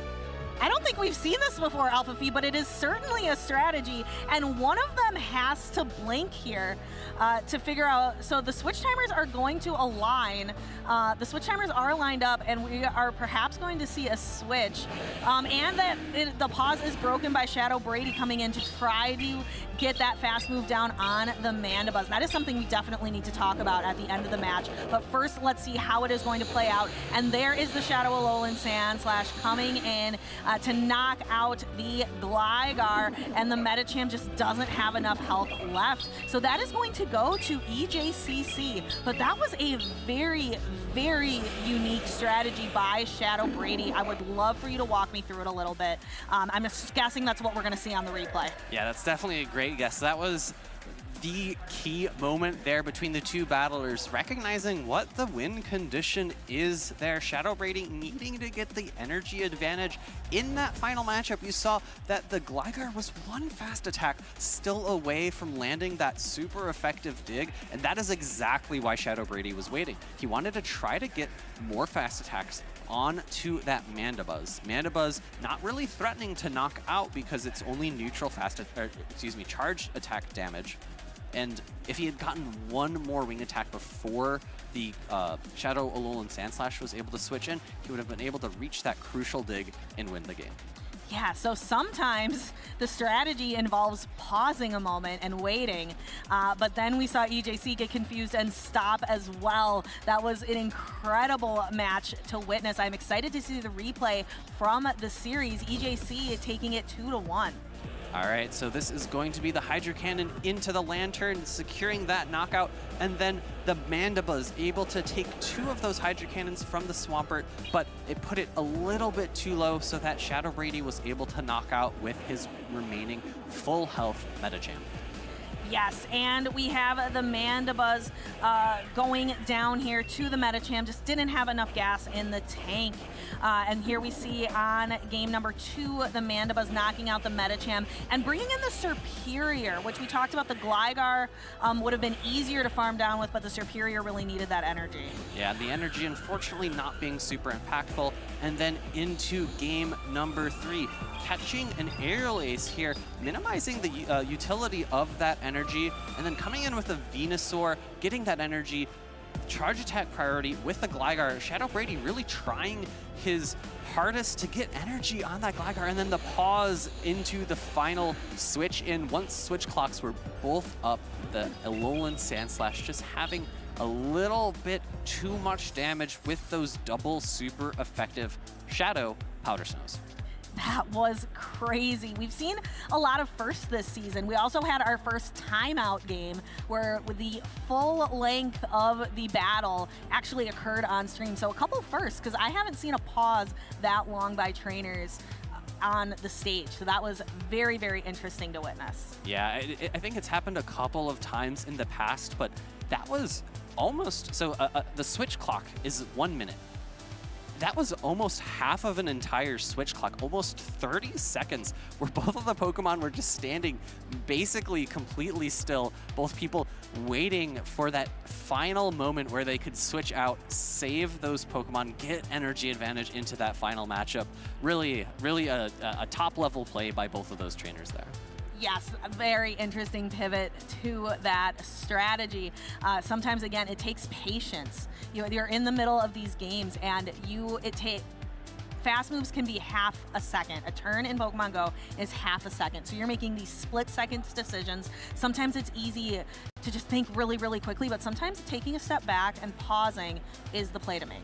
And let's take a step back ourselves and look what these players are playing for. And it's these wonderful prizes. We've had an adjustment this season, and it's $2,500 in order to get in response for getting first place, as well as quite a number of booster packs. I know we were talking about it earlier, $2,500 would be able to get a lot of Umbreon onesies, but with 72 booster packs, you'd be able to pull so many Umbreons out of those packs. And then, of course, all the way down to top 7, there are, top 8, excuse me, are prizing in terms of cash, and then boosters all the way down to, I believe, top 16 or top 32. I'll have to get corrected on that, but you still get boosters after top 8. And that is something really fun to play for. And you get all those championship points as well, which are so important as trainers are working their way towards. All roads lead to Honolulu, Hawaii this year, and you are trying to earn the championship points that you need in order to earn yourself that ticket in. And if roads are going to Honolulu, then I think we're going to have to get to some bridge building, because if I'm not mistaken, Honolulu's in the middle of the ocean, and I don't know if there are any bridges that go there. No, definitely going to need a plane or a boat. Could be a boat. Could be a boat. Probably a plane to get over to Honolulu, Hawaii this year.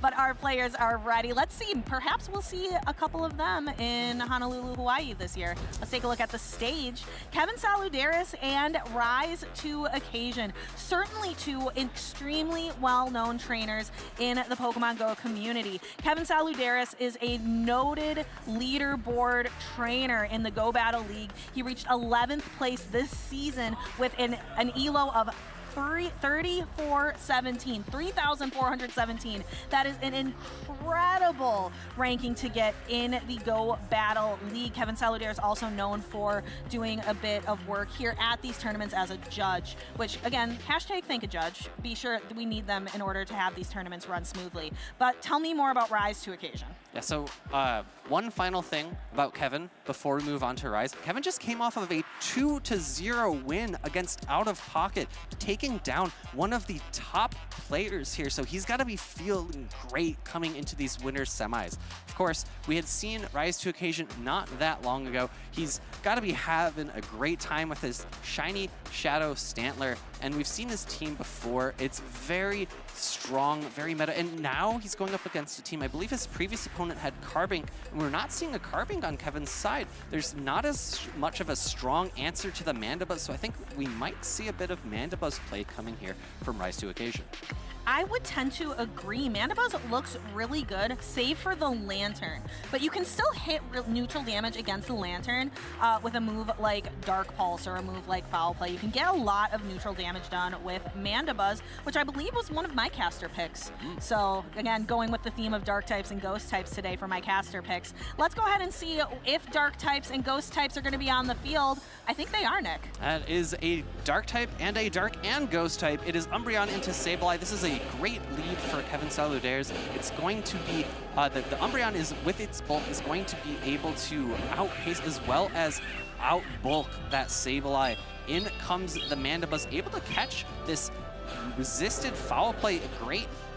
A great diminishing of that energy from Rise to Occasion on Kevin Saludaris. And in comes the Lantern to counter. I was just mentioning that the main thing, the main Pokemon stopping Mandibuzz is most certainly that Lantern, but there's the Dark Pulse. It's not as if Lantern gets hard, is a hard wall here for Mandibuzz. Those Dark Pulses are still going to do a lot of damage, and Mandibuzz is an incredibly bulky Pokemon, so it's going to take a few charge moves in order to zap it out of the sky. And the one thing I want to say is actually, because it's taking more damage, this is actually beneficial for Kevin, because on Rise's side, he does have a Superior. So you want to come out of this matchup as Kevin with less health for that Superior to farm. He's actually... this is actually really good for Kevin. I hope he no shields here, because the Superior, actually Rise doing an undercharge here, really reading my mind, making sure that he's able to get as much farm as possible on his Superior. Kevin reaching for a Surf, I think had barely just reached the Thunderbolt there too. Yeah, sometimes you have to make that analysis. Am I going to get to the Thunderbolt? I'm not so sure. The Surf is the surefire thing. I know I have that, so that's how I'm going to chip away a little bit at this Superior. And in comes Frostlass, getting a little bit. That was possibly 3 Powder Snows of energy advantage, which is exactly what Frostlass wants. However, the Frenzy Plant is tough.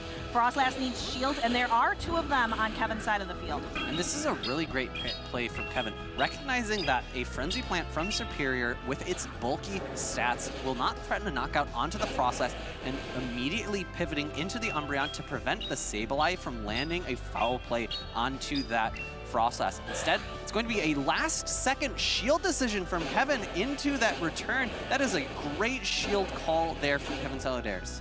Yes, because that return is exactly what Rise to Occasion needs to be able to chunk away at this Umbreon. The foul plays just aren't going to cut it. And now the Sableye is in range where the Umbreon might just try to snarl it down. Here is another return. Will Kevin shield it?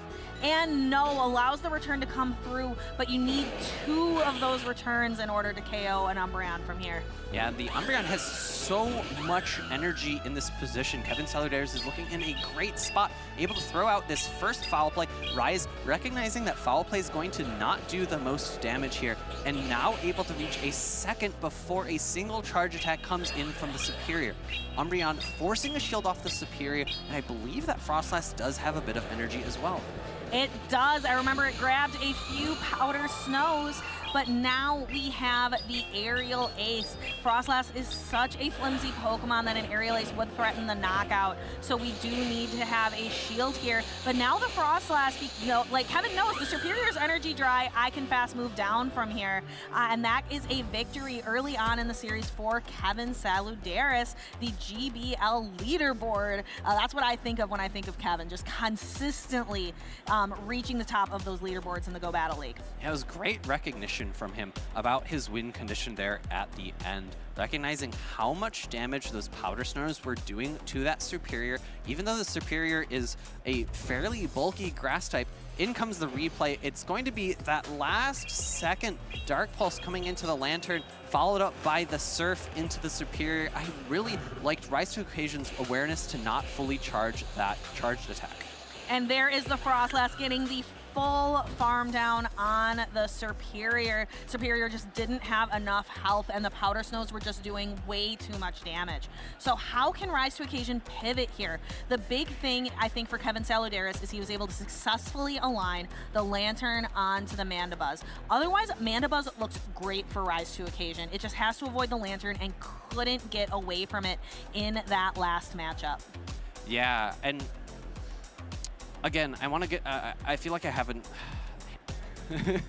that's a great thing to point out. Unfortunately, our trainers at home can't actually see. What Stephanie just did was pointed to Kevin Saludaris' team name. It's, I don't know what to play, but it's working out for him. Apparently he does know what to play. He's here in the winner's semis, already taken a game off of Rise to Occasion. He is, and our trainers are locked in and ready to go. So let's head down to the battlefield. We have Lantern versus Lantern. We have a Lantern mirror match today, Alpha Feed. And it's going to likely be both of them on the Spark. It's been a while since we've seen a water gun variant, and unfortunately for Kevin, he has his Superior in the back, and that Superior is not lined up against this Lantern. The first Thunderbolt coming through from Rise to Occasion is going to deal good neutral damage to the opposing Lantern. and we're going to have to see if either trainer decides to pivot out here.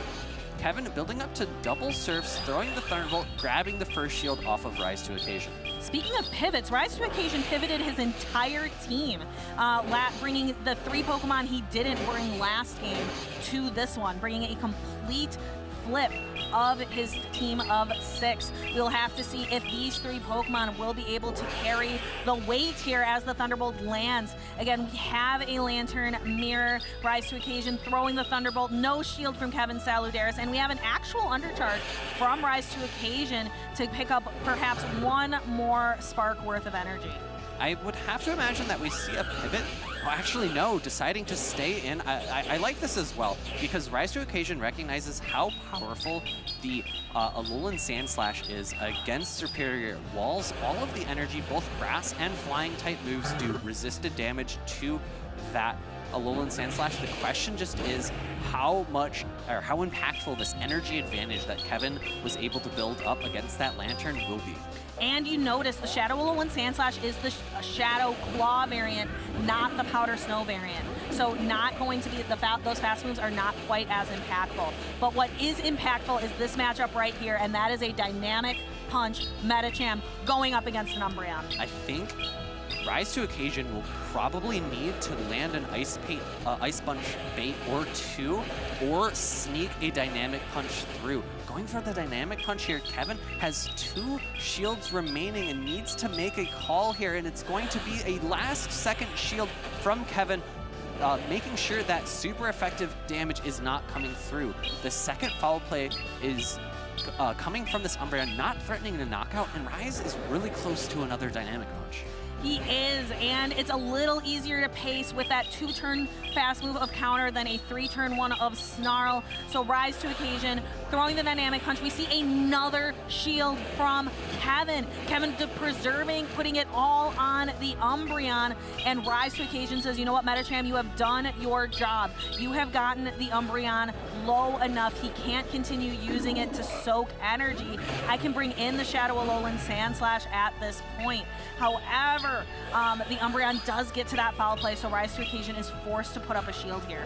I don't think Kevin has enough energy on the Superior at this point. Out of shields completely. Rise to Occasion is able to build up to almost 2 Ice Punches. It is the Shadow Claw variant, as you mentioned, so we're not seeing super effective fast attack damage, but it's not quite enough. But the Aerial Ace is really not going to threaten. I think Rise is maybe afraid that is a Frenzy Plant, which would potentially threaten, but I don't think this is enough to knock out.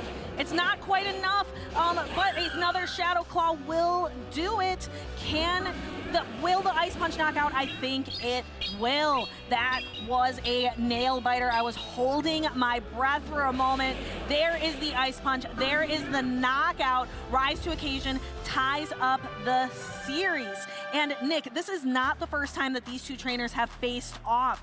Kevin and Rise faced off each other in Group F of the winners round 3 of NAIC.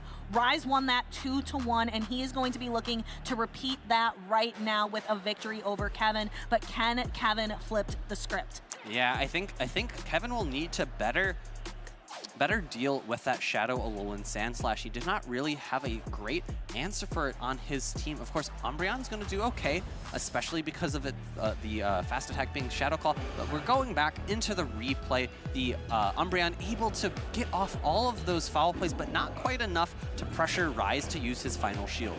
Yeah, I really think that lead matchup with the Lanterns was truly impactful. Rise deciding to shield and maintain switch advantage instead of immediately making a swap.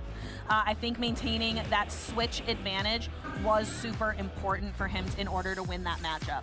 Yeah, and we talk so much about whether a shield is, whether shield advantage or switch advantage is more impactful. And I think in that instance where you can avoid a hard counter matchup such as Alolan Sandslash into Superior, it is definitely worth utilizing your shields in order to get the alignment that you prefer. It's why I think a lot of players really excel when they choose teams that aren't as based on alignment, because you can go for shield advantage, and then switch advantage doesn't matter, and your opponent that chose to go for switch advantage and use a shield is left thinking, man, I don't think that shield was worth it. that really goes into what we've been talking a lot about today with Pokemon that are flexible.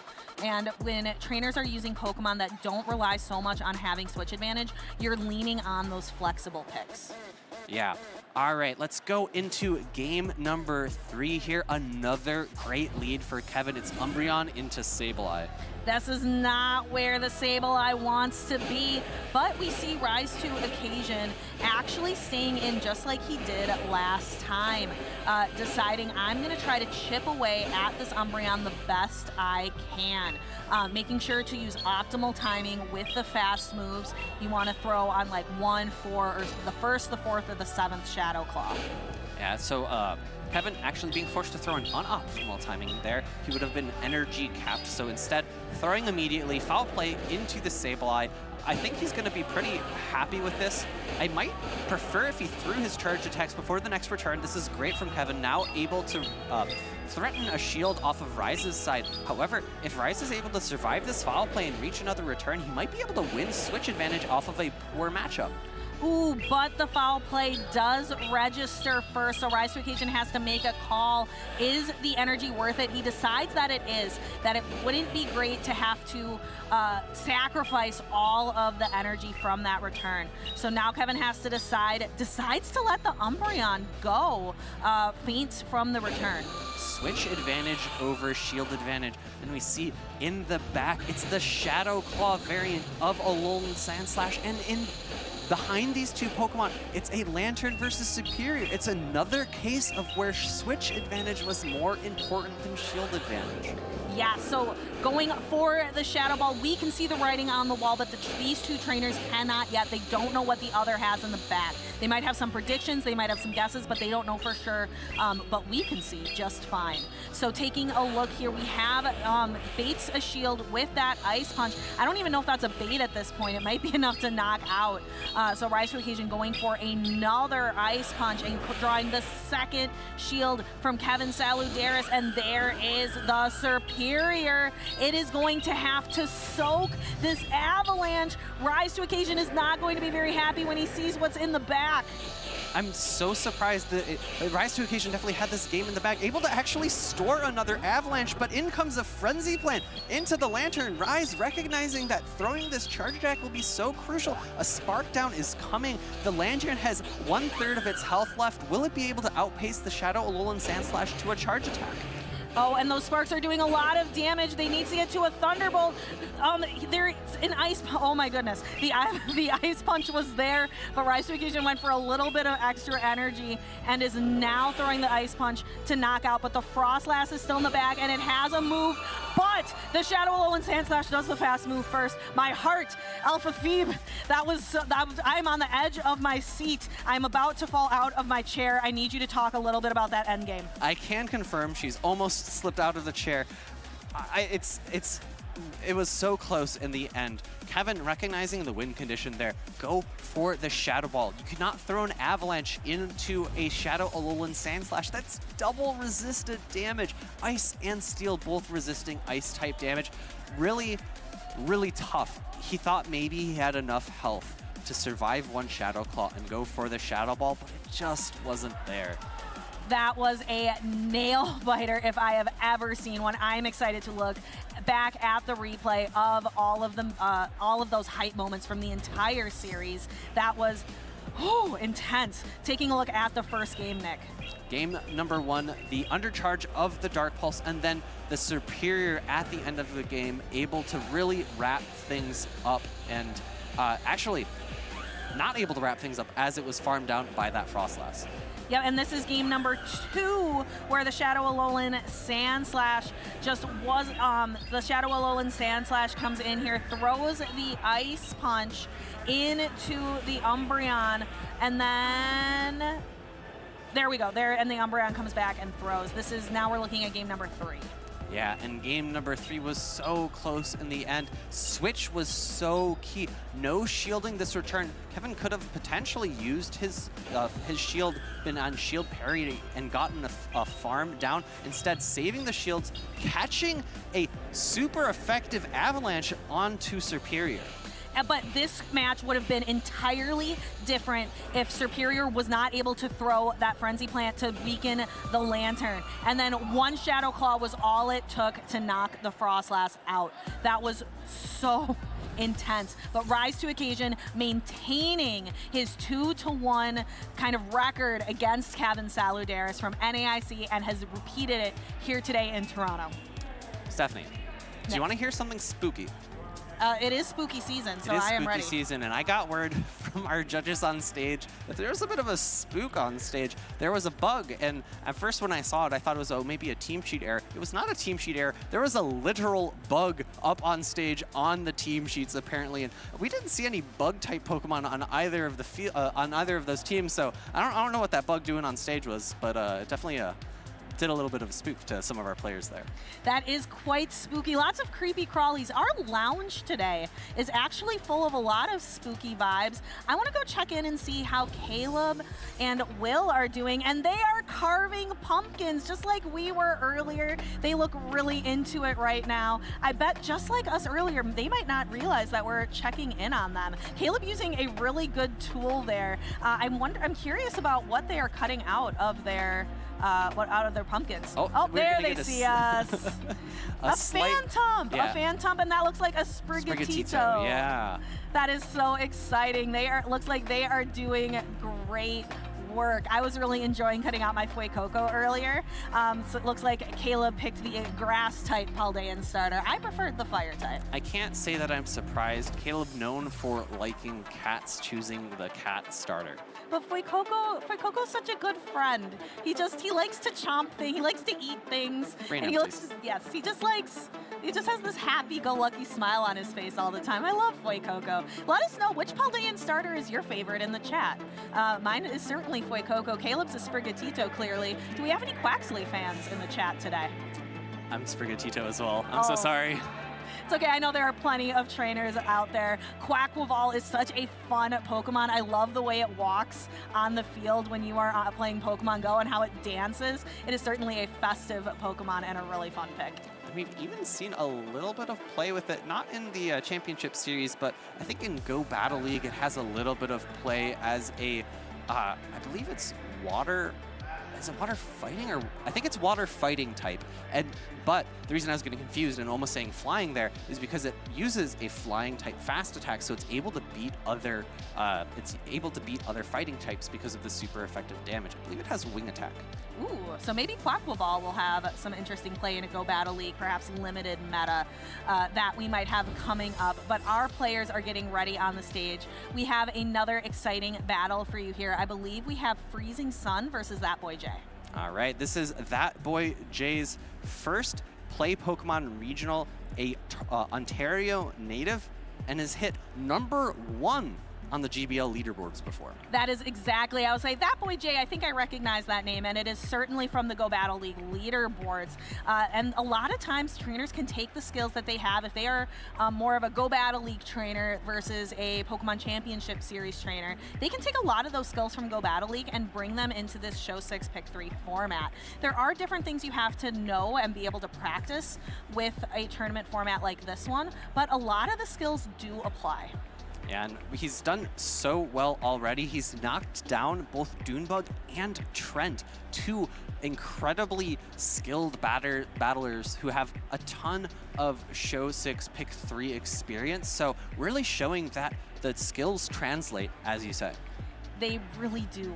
So if you out there, let us know. Are you really enjoying the Go Battle League this season? Are you looking to hit that leaderboard? The leaderboard, I think to hit leaderboard right now, it's a pretty tall task, but I'm curious if any Go Battle League leaderboarders are watching in chat right now on YouTube, on Twitch. Let us know. Yeah, I will say, I was really close myself to being on the leaderboard. I was at 3150. Then I played another set, and I didn't do so well in that set, so I got knocked out of leaderboard range, and I was a little bit disappointed in myself, but is what it is. Go Battle League giveth and Go Battle League take it away. It really does. But again, let us know if you've been experiencing some success out there. Taking a look, we can actually see the teams right now. Taking a look at Freezing Sun, bringing a Cresselia, which is an interesting pick. Again, I love the meta right now that trainers are able to take not just the most meta picks, but also being able to add their own spin on things. Yeah, and looking at both of the teams, I do have to say I'm a little bit disappointed. One of the best answers to Cresselia is Umbreon, but I don't see an Umbreon there. There's an Umbreon of the sky, though. There is an Umbreon of the sky, an Umbreon with wings, and that would be Mandibuzz. Mandibuzz on that Boy J side of the field, along with that Shadow Alolan Ninetales. Will and Caleb brought it up earlier in the lounge at the beginning of the cast. Where are the fairy types? There are dark types running amok. My trainer that I am dressed up today, Karen, would love to see all of these dark types out there on the field of battle, but where are the fairies? Looks like that Boy J has an answer. And so does Freezing Sun. An opportunity for us to see two fairy types on the field. One of them has a major edge over the other. Taking a look, yeah, Carbink. Carbink is certainly a fairy type, and it has the bulk, where Shadow Alolan Ninetales has the attack power. And we've been seeing a lot of really bulky Pokemon have a lot of success here today. All right, so let's go ahead and look at these two teams. As you mentioned, Cresselia, Lickitung, Shadow Alolan Sandslash, one of the best answers to those fairy types. Carbink, Metacham, and Shadow Gligar for Freezing Sun. Taking a look at that Boy J again, we called out the Shadow Alolan Ninetales, we called out the Mandibuzz. We also have Metacham, Swampert, Shadow Alolan Sandslash to clean up that team. So going to be very interesting. Like you mentioned, if the two fairy types meet up, even though Shadow Alolan Ninetales has a ton of attack power, it's not going to get to go anywhere up against the bulk of that Carbink. And you can't forget, in a lot of matchups, the rock throws from Carbink aren't doing that much damage, but you're super effective against a Shadow type. Those are really going to start to add up fast, and if the Carbink's ever locked in against that Shadow Alolan Ninetales, you're going to have to say that it's lights out, even though none of those Pokemon are electric types. Oh, Nick. All right, continuing on, taking a look at the rest of the field. Our trainers are locking in right now, so we'll be able to show you the battles shortly. They are taking the time making that decision. Like we mentioned, you don't want to align the Shadow Alolan Ninetales onto the Carbink. There are also some other polarizing matchups. Cresselia provides a really hard wall to something like a Metacham. So again, recognizing great trainers in the Pokemon Go Championship Series have to recognize what is my opponent going to try to bring against me? What are the weaknesses on my team? And how am I going to adjust for them? How am I going to align the three Pokemon that I pick in order to make the most out of my team? And looking at Freezing Sun's side, I do agree. Cresselia looks great for that Boy J. The best answer is going to be the Lickitung as well as that Shadow Alolan Sandslash. I think depending on the fast attack on that Alolan Sandslash, it's going to be either a hard wall answer or it's going to be more of a medium-sized wall, because the Powder Snow's not being super effective. You're really going to lack a little bit of the damage because neither of the charged attacks are going to be super effective against Cresselia. And Cresselia is one of the Pokemon where you really want super effective charged attack damage because it's just so bulky. All right, let's see. Will these bulky Pokemon come out to the field of battle? Certainly one and certainly two. We have two bulky Pokemon out on the field. One certainly has the advantage, Lickitung versus Cresselia. Yeah, and it's going to be one of these Pokemon that's able to deal super effective damage to Cresselia. However, with its fast attacks, not its charged attacks. Body Slam's coming out. Great timing by Freezing Sun, throwing in the middle of a Psycho Cut from that Cresselia, ensuring the Body Slam lands on its intended target. Yeah, and it looks like that Boy J went for two very bulky Pokemon. Went for the Cresselia, went for the Mandibuzz, and then brought one powerhouse with the Swampert. We see kind of the same from actually, Freezing Sun bringing arguably 3 bulky Pokemon. Yeah, and it's going to be super impactful who wins Switch Advantage here. And as the Lickitung, you are completely in control. If Freezing Sun is able to align that Carbink onto that Mandibuzz, it's going to be so impactful. It is the best answer. And Lickitung is, I've said it before and I'll say it again, it's in complete control here. Able to decide the heavy hitting charge attacks, whether or not it wants to shield, and able to outpace to these body slams. I believe this last body slam will be just enough to knock out, if not maybe 1 health short. Let's have to see, and just barely short. Yeah, so the Cresselia is going to be able to successfully throw a charge move to win the situation out here. The Grass Knot will knock out the Lickitung, and Freezing Sun has to decide, what am I going to bring in? And that is going to be a Metagame. I think that matchup that we just saw might be a little dependent on the stats of the individual Pokemon. And this is really great beat from that boy Jay, coming in with the Mandibuzz. This is not as powerful as a matchup as you might like, but it's going to prevent the Mandibuzz from seeing that Carbink. And the Swampert looks so great against the rest of the Pokemon. No Cresselia, no Lickitung. Yeah, now that the Lickitung is off the field of battle, that Swampert looks really, really good on the side of that boy Jay. And again, this matchup kind of neutral like we've talked about. You would think a flying type versus a fighter, but it's also a fighter versus a dark type at the same time. So this ends up being kind of a neutral damage. Might be a little different if Mandibuzz was running its different fast move of Air Slash, but we're seeing Mandibuzz today running Snarl. And one thing to point out, this is a Power-Up Punch and Ice Punch Metagame. Actually going for the catch there. In comes the Swampert to answer, and the Swampert's just able to so cleanly outpace this Carbink. The Carbink is so slow to the charge attacks, and even though this Hydro Cannon is super effective, I don't think it's quite within knockout range yet. Oh, definitely not, Alpha Phoebe. It's going to take at least 2 Hydro Cannons, but the Swampert can very easily pace. That boy Jay, there's no reason not to shield this. There's no reason to take that risk. Shields up the Moonblast, and now the Carbink's energy dry again. You can build to maximum energy before throwing your next charge move. I think that boy Jay jamming a little bit to maybe the sound of the game, recognizing that he's in a very commanding spot here with over a Hydro Cannon's worth of energy, no shield coming from Freezing Sun, recognizing how the alignment of this game certainly seemed to dictate the outcome. Yeah, that was a dominating performance from that boy Jay. Again, this is the winner's semis of Group B, and fellow caster who made her debut recently, Soph Toph, this is her pick to win the whole tournament, that boy Jay. So shout out to Soph Toph, really fun to watch her debut recently. So really, we are going to have to see, will that boy Jay be able to win it all? Oh, a great call out here from our subject matter expert. In the Zero Shield matchup, you're able to flip switch by landing a Future Sight, and I don't think we paid attention to the charge attacks on that Cresselia. It's gonna make the matchup in the mirror a little bit worse, but able to take that switch advantage, and we're seeing the result of that game, Hydro Cannon after Hydro Cannon, able to take out the remainder of Freezing Sun's Pokemon. Yeah, really, I think that boy Jay really utilizing the bulk of the Cresselia, of the Mandibuzz, and then leaving Swampert for later. And once Freezing Sun's Pokemon were kind of down, the shields were down, Swampert's able to come in and just sweep. That's what it does. I believe it is 2-0 Butters that has also said that Swampert in the back is probably the best closer in Pokemon Go. I'm sure that that is something 2-0 Butters has said before, in addition to loving all of the wild electric spice that we see. Also a big fan of Swampert. Yeah, and I don't think we noticed it before, but there's actually 2 Cresselias on the field. One for that boy Jay and one for Freezing Sun. And I'm thinking back, I don't know if we've ever seen a Cresselia mirror match in the championship series.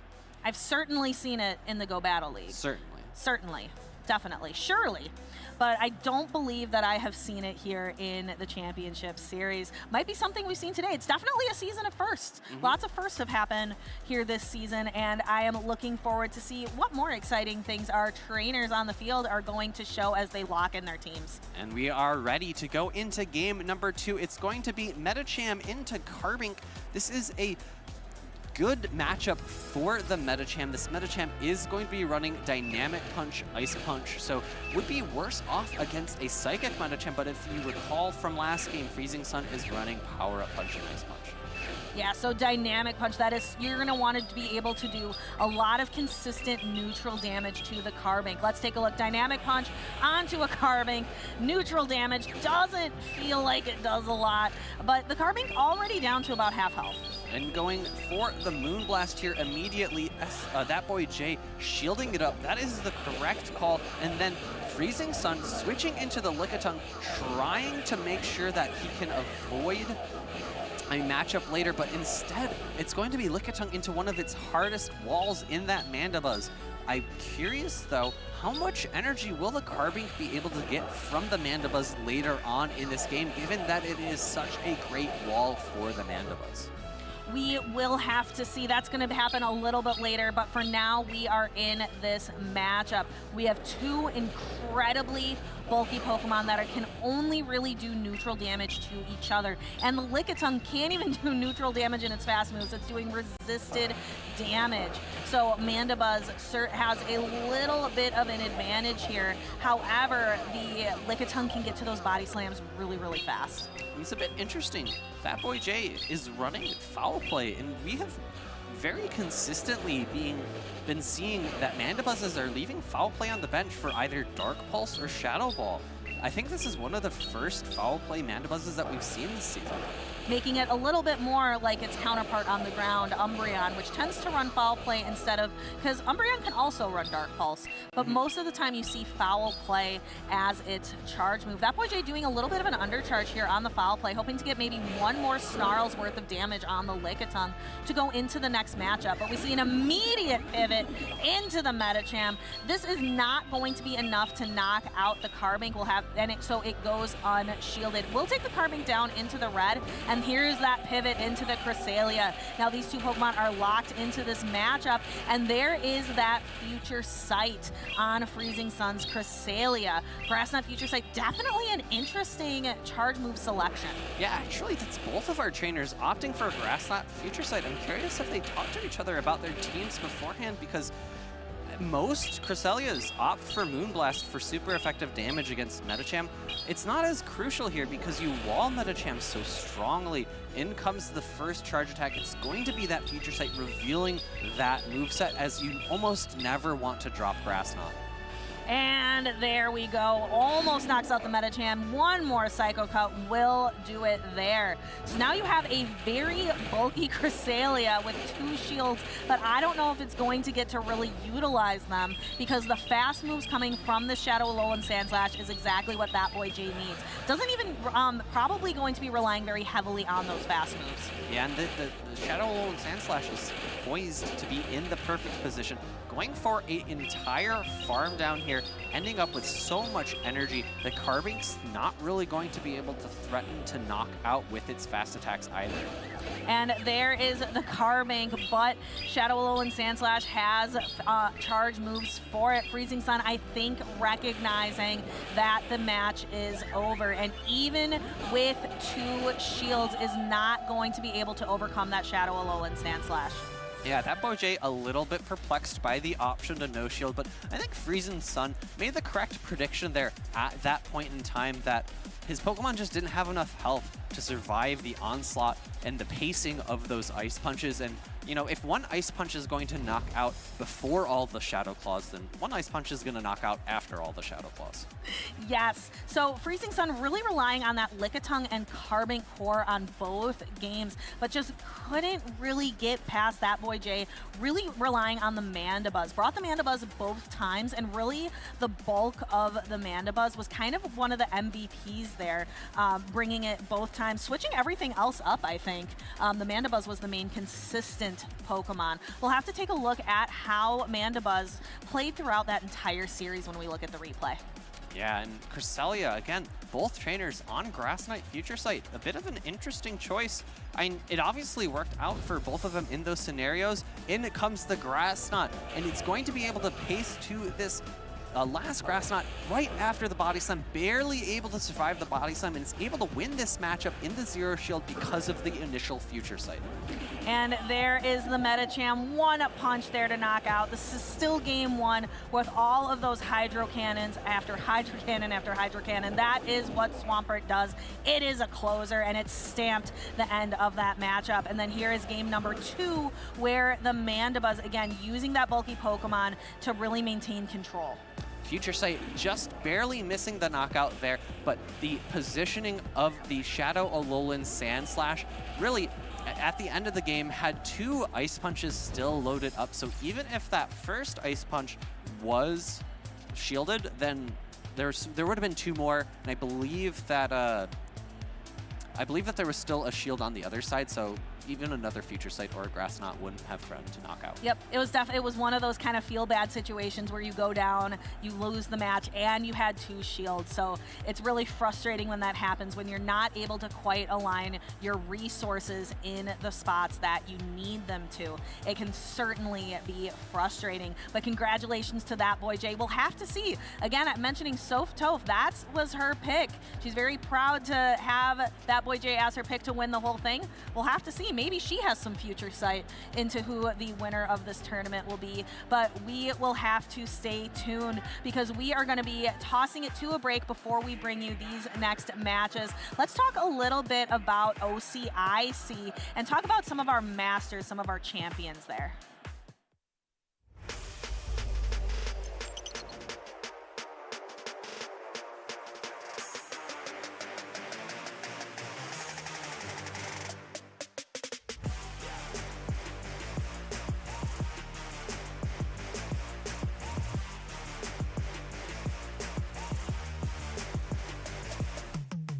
My name is Jacob. I'm from here in Melbourne. Like, honestly, no words to describe it. Like, this experience has just been absolutely amazing. I wasn't even expecting to get anywhere near this far. I had so much support along the way, and they just kept pushing me to go. So I'm just gonna do what I do and try and win. Winning Worlds, I honestly I would have no words. It would be such a great experience. My name is Azul Garcia Griego, and I'm from California. This win just kind of reassures me that me and my team were on track for everything we put into the game. You know, we're getting out what we want to get, which is tournament wins. So it means that we're on track. We could always be doing better, but we're doing something right. My strategy this tournament was to play a deck that beats Lugia, but that isn't Lugia. Worked out pretty well overall. The Lugia matchup's close, probably about a 50-50, but I got to play a way more enjoyable deck than Lugia itself. Winning Worlds would be great. My name is Gavin Michaels, and I'm from Los Angeles, California. This feels crazy. I haven't even processed it towards excited, still like confused more than anything else. My strategy this weekend was to play aggressively with Palafin, coming in with a team that is wholly your own and that you're playing better with than anyone else is so important. Winning Worlds would be the culmination of everything that I've worked for in the past 12 years of playing VGC.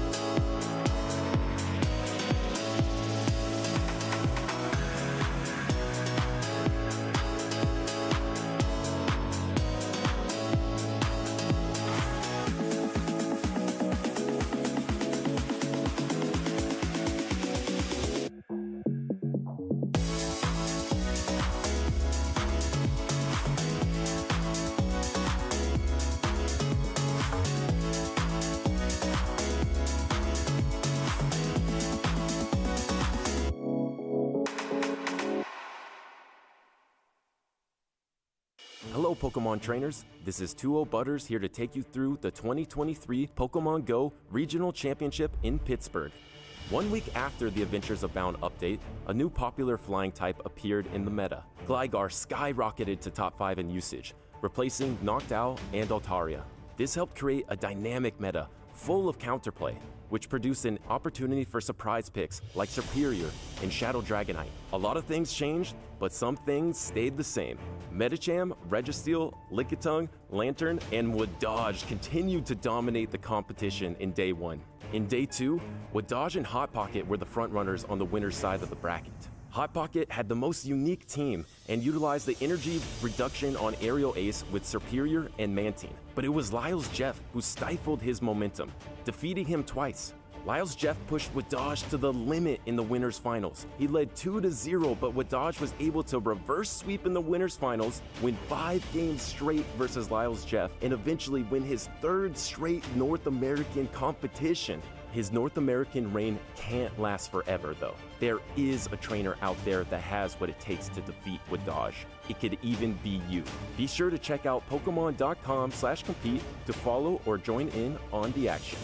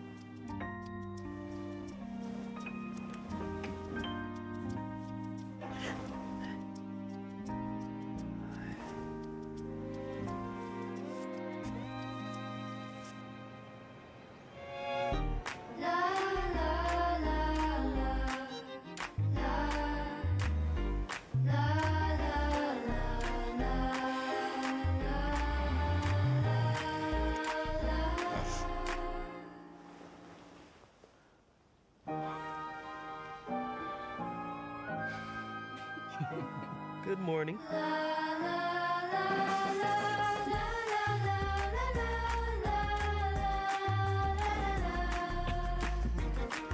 Morning. Morning.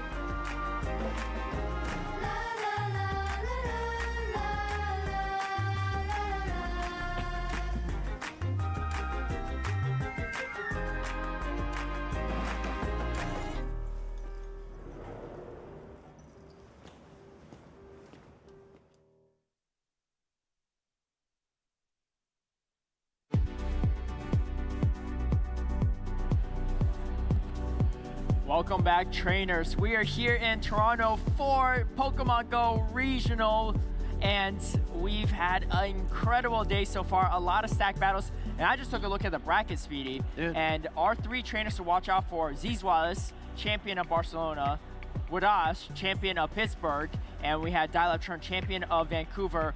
All already eliminated. So that really goes to show that the competition here is fierce today. That's not a knock on those 3 trainers. It just really goes to show that there's so many talented battlers, and a lot of them first-time competitors. As our day 2 is shaping up, a lot of these trainers are getting shaken out of the matchups here. And like you said, a lot of interesting trainers that we haven't really seen compete very often, taking down these former regional champions. I think we saw a few of them get knocked to the losers bracket on stream. We saw Arrow get knocked down to the losers bracket. We saw Pocket get knocked down as well. Very, very tough sledding here in Canada. But that being said, that means there's a lot of new talent to watch out for, a lot more trainers that we should consider in these championships going forward. Speaking of new trainers, we've got some trainers on stage ready to throw down. A returning face here on the left, and you might recognize the trainer on the right as well. We've got J-Jan versus Dan Ottawa. And J-Jan, we talked about earlier, was already featured on stream, and number 10 in the championship points on the leaderboard for this season for North America. Dan Ottawa's 2nd tournament ever. Last year, Toronto was the first tournament he attended. So back-to-back Toronto championships and regional attendance, and now making as further as he's ever done so far. Winners finals, trying to make day number 2 here and day number 1. Last year, Dan did bring Vigoroth on his team. He dropped that normal type Pokemon in lieu of the Lickitung. We're seeing another Carbink Oh my goodness, we talked about usage at the beginning of the stream. It is coming to full fruition here. Carbink and Charjabug and the Shadow Lowland Sandslash. These teams are really kind of changing, evolving, and morphing before our eyes. Caleb, we were talking during the break. Seeing Registeel in top usage in Pittsburgh feels like a distant memory, especially when you consider these teams here. Registeel was number 2 in usage in Pittsburgh, and here it's not, I don't even know if it was top 12, but I don't think so, actually. It was not top 12, actually, and we see no Registeel on screen here, which sets up Dan Ottawa's Carbink so well. Looking at the team of JJan, Carbink has neutral or positive matchup against everything except for that Superior. However, Dan Ottawa running that Charjabug, Gligar, and Shadow Alolan Sandslash, 3 fantastic checks to Superior. You've got to be finding, you need to find a win condition if you're JJan, because Superior may not be the play here. Yeah, a lot of pressure on both of these trainers during the lock-in phase. They want to make sure that they get their team of 3 correct, because like you said, finding the right moments, exploiting the right opportunities is going to be really important and critical to see which one of these trainers comes out on top. JJan making a deep run here in Group A, has reached the winners finals. Can he make it to day 2? Dan Ottawa stands in his path.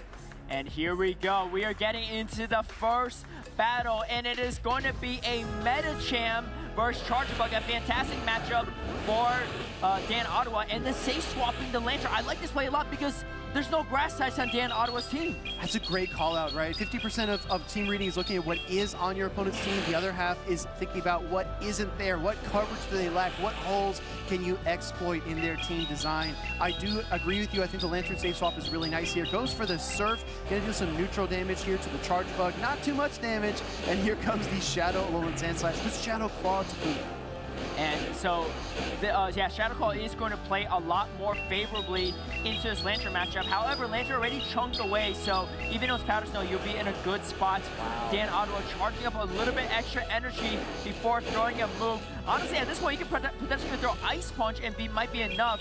And here comes a Drilla instead, enough to knock out for sure, and leaving with some extra energy for that Metagame. I really like the patience from Dan there as well. That could have been a Thunderbolt from JJan, but it was just the Surf, and the no-shield was a critical call. In comes the Metagame. Dan actually gets a parting Ice Punch, which is massive because as a Shadow Alolan Sandslash, you don't expect to get a lot out of that Metagame matchup.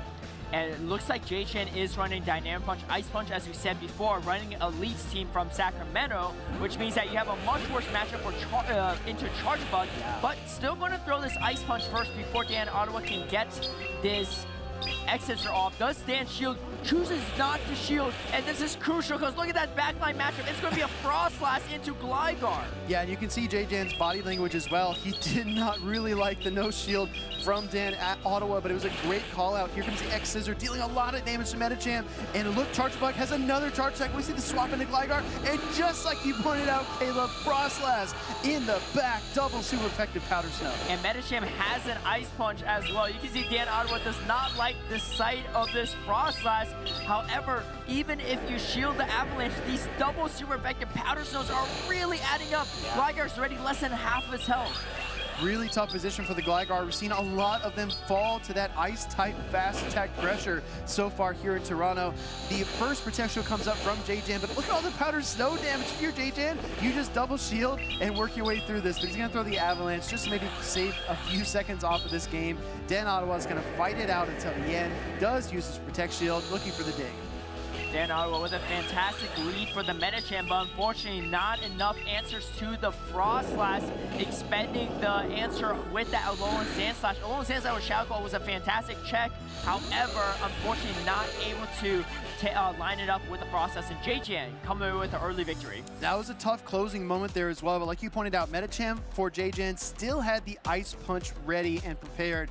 If Charjabug would have been able to land the discharge and KO the Frost Blast, it wasn't quite in range, but if, hypothetically, he would have been able to do that, he would have met the Metagame and that stored Ice Punch. That's why storing these charge attacks and switching out is so critical. Even if you call back to Indianapolis in 2022 when we saw King IV and Eomero in the grand finals, King consistently banking the charge attacks and then switching made a world of difference. And for JJan there, it wasn't the difference maker, but it was the insurance policy that guaranteed him this Game 1 win.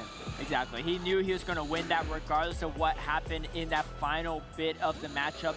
Even if you get hit by the discharge and it knocks you out, which I don't think it even does. You still have the Ice Punch loaded. The real question is, how's Dan Ottawa stopping this Lantern, especially on the safe swap, right? And so Dan Ottawa is here in the winners finals, so obviously he had a way of dealing with Lantern. Lantern number 2 in usage in this tournament, so there's almost no chance that Dan Ottawa avoided every Lantern possible up until this point. But how did he crack that puzzle? Yeah, it almost feels like you have to find creative solutions and specific situations. Maybe get the Protect Shields down, bring out your Alolan Sand Slash, maybe leave Protect Shields up and use your Charge Bug and Lickitung's Bulk to work your way through it. But I agree with you, Caleb, with no strong grass presence on his team, Dan Ottawa needs to just expect that Lantern in all 3 games, in the lead, on the swap, in the back. If you haven't seen Lantern yet, it's safe for Dan to assume it's in the back. And we've seen similar teams like this have some success, right? Doombug running a team without any grass types in Sacramento, getting that 3rd place finish. But it was really when he went against Elite, who had that Spark Lantern, the same exact team actually as JJN, really struggle, right? Some of the best players in the world are able to capitalize on these weaknesses. In Lille, France, for their regional last weekend, we saw all top 8 players have at least 1 grass type on their team just because of how strong Lantern is. Even if you don't bring it, you need to scare your opponents into thinking that you have it or have a check to it. But JJN's Lantern super free in this situation, and we're going to see how Dan Ottawa adjusts. Lickitung is a solid adjustment, and honestly, all 3 Pokemon have neutral play into Lantern this time around. JJN looking to close out this series. Dan Ottawa needs to win 2 games to make it to Championship Sunday. He's got to start right here in this game number 2. Body Slam getting fired up by the Lickitung. This isn't an ideal situation for Dan, but we know Lickitung can hang tough with the Metagame. It can deal a lot of damage over time. You have to watch out for a Dynamic Punch. Tries to catch Dynamic Punch. Out comes Charge Bug versus Frost Slash. Honestly, Caleb, I don't know which Pokemon comes out on top here. This is going to be kind of an interesting one. This charge is going to be neutral damage pretty much on all sides. Xers are a slightly better move, but in this situation, you don't want to throw it because it is resisted. Oh, you see JJ actually going for the Shadow Ball. This is going to do a lot of damage. I like this way. If you land it, you put the Charge Bug closer in counter range and is going to land the Shadow Ball. You can potentially even Powder Snow down at this point. I wonder if that's what JJ's strategy is. No, going to let it go and say, you know what? I'm in a pretty good spot. Metagame with energy is actually really strong in this team, especially if the Charge Bug's out of the way. And actually coming in with the Lantern Spark down. I love this play too because Lantern so safe. You have nothing really to check this. Well, if you're JJ, you're probably anticipating Lantern in the back, right? And you recognize Frost Slash doesn't have a great matchup there, so allowing it to get KO'd, taking an energy lead on your own Lantern is really nice. JJ's shaking his head there, but I don't think this looks too bad. You've got Carbine coming out here, and Lantern can still find a way to win this matchup. You're going to deal some super effective damage with the Surfs, and Carbine takes a long time to get to his charge attacks. I agree. I don't think this is a bad matchup at all, especially with shields up, because you just get to move way faster, and you see Dan Ottawa trying to go for the Moonblast, but he's going to throw it on charge priority. If he lands this Moonblast, it could be huge, but Metagame still has a lot of energy left in the back. Looking for the big charge attack, and the Protect Shield almost immediately by JJ. He's been great with his shield calls all tournament long. He keeps the streak going. Do we get the attack drop? No. Lantern remains at full power. Gonna look for another Surf pretty soon. Absolutely huge shield from JJ, expending, shielding up all the energy stored. And you can see JJ, a precision play, throwing another Surf on charge priority. The question is, do you shield and spend your final shield or not? Dan Ottawa is going to let it go. Because, again, you have so much energy on the Metagame in the back. What do? Do you shield this with JJ, recognizing it's just a rock slide? Going to let it go. I think you actually hang on here, and does barely, and has a Surf bait. Yeah, I think the important part there as well is that you're able to switch, right? Our switch timers have expired. We're going to see the Dynamic Punch get queued up. Dan Ottawa needs to make a shield call right here, right now. Shields up the Dynamic Punch to stay in this game, but for how long will it last? That's a big shield, but JJ playing it safe, recognizing that he does not need to bait. You see him nodding his head. He knows he's at the next Dynamic Punch. He did not need a bait at all, and here comes that hard-hitting, super effective Dynamic Punch to knock out the Lickitung. Carbine has a little bit of juice left, but just not enough. Exactly right. JJ looking at the Carbine here, resisted rock throws. It's way far away from a rock slide. And Metagame able to get the knockout. JJ reaches Championship Sunday with the win here in our Group A Winners Finals. Honestly, that was probably the most dominant performance from JJ I've seen to date. Not just this specific Winners Finals, but just his run here in Toronto. Fantastic gameplay. And running the previous winner of North America's team. Hey, maybe, you know, we talk about Carbon, we talk about Clefable, we talk about all the different spice, the new ways to impact the meta, but sometimes you just got to run the tried and true tested team. Yeah, I think so as well. I think a lot of these trainers that kind of pivot more towards this, what we call the spicier choices, the more fun Pokemon, like Swilus. So he competed in so many tournaments last season, did not see the success that he wanted, but he was able to take that victory at Barcelona. And J-Jan, again, kind of following a similar route, optimizing. I think that's the key word that I just want to say over and over. J-Jan has optimized his gameplay to a level that we haven't seen in a long time. This has been a really impressive run for him already in day one, and we're going to get to it here in just a second. I'm trying to fill as long as I can. In comes the Lantern. This Lantern versus Carbink situation right here in game number 2, that was the perfect display of the charge attack priority ties, knowing the counts, being precise. J-Jan is firing on all cylinders. And already in that top 8 for day number 2, I think, if I'm not mistaken, that nets him 100 additional championship points, which moves him even further up on that North America Championship points leaderboard and puts him even closer to qualifying for World Championships in Honolulu. He's already at number 10 on the leaderboards, right? So now he's going to jump up a few spots. 100 points is nothing to sneeze at, right? That's actually really, really important when you're trying to put the pieces together to earn your attendance to the World Championships in Honolulu, Hawaii. J-Jan, again, has been very, very prolific on the local scene. He's been competing in a lot of tournaments.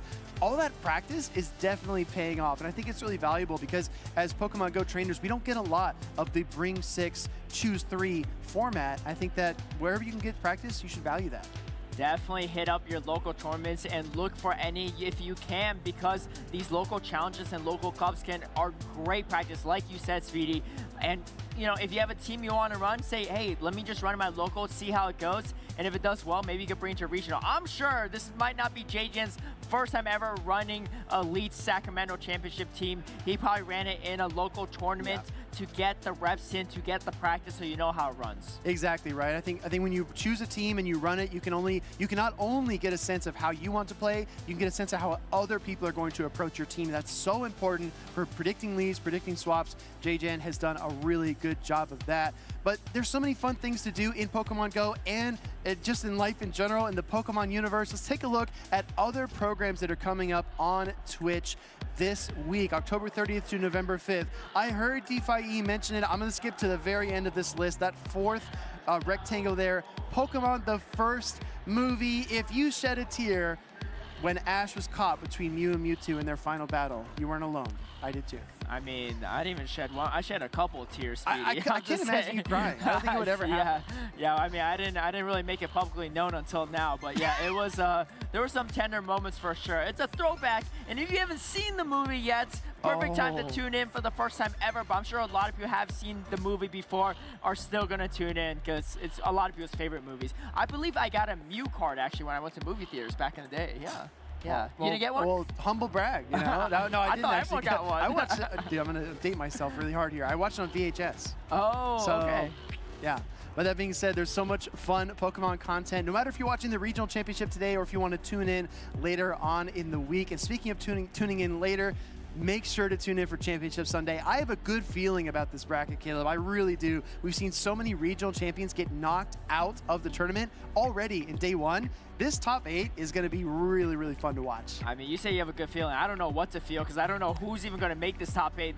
The people that made it so far in the tournament to date is I just would not have expected. A lot of them first-time trainers attending these tournaments, and some of them just huge dark horse picks or underdogs, really creating all these upsets throughout Toronto. And I think we're going to see some newer faces again on stage. We have SS Storm versus EJCC to start off another winners finals.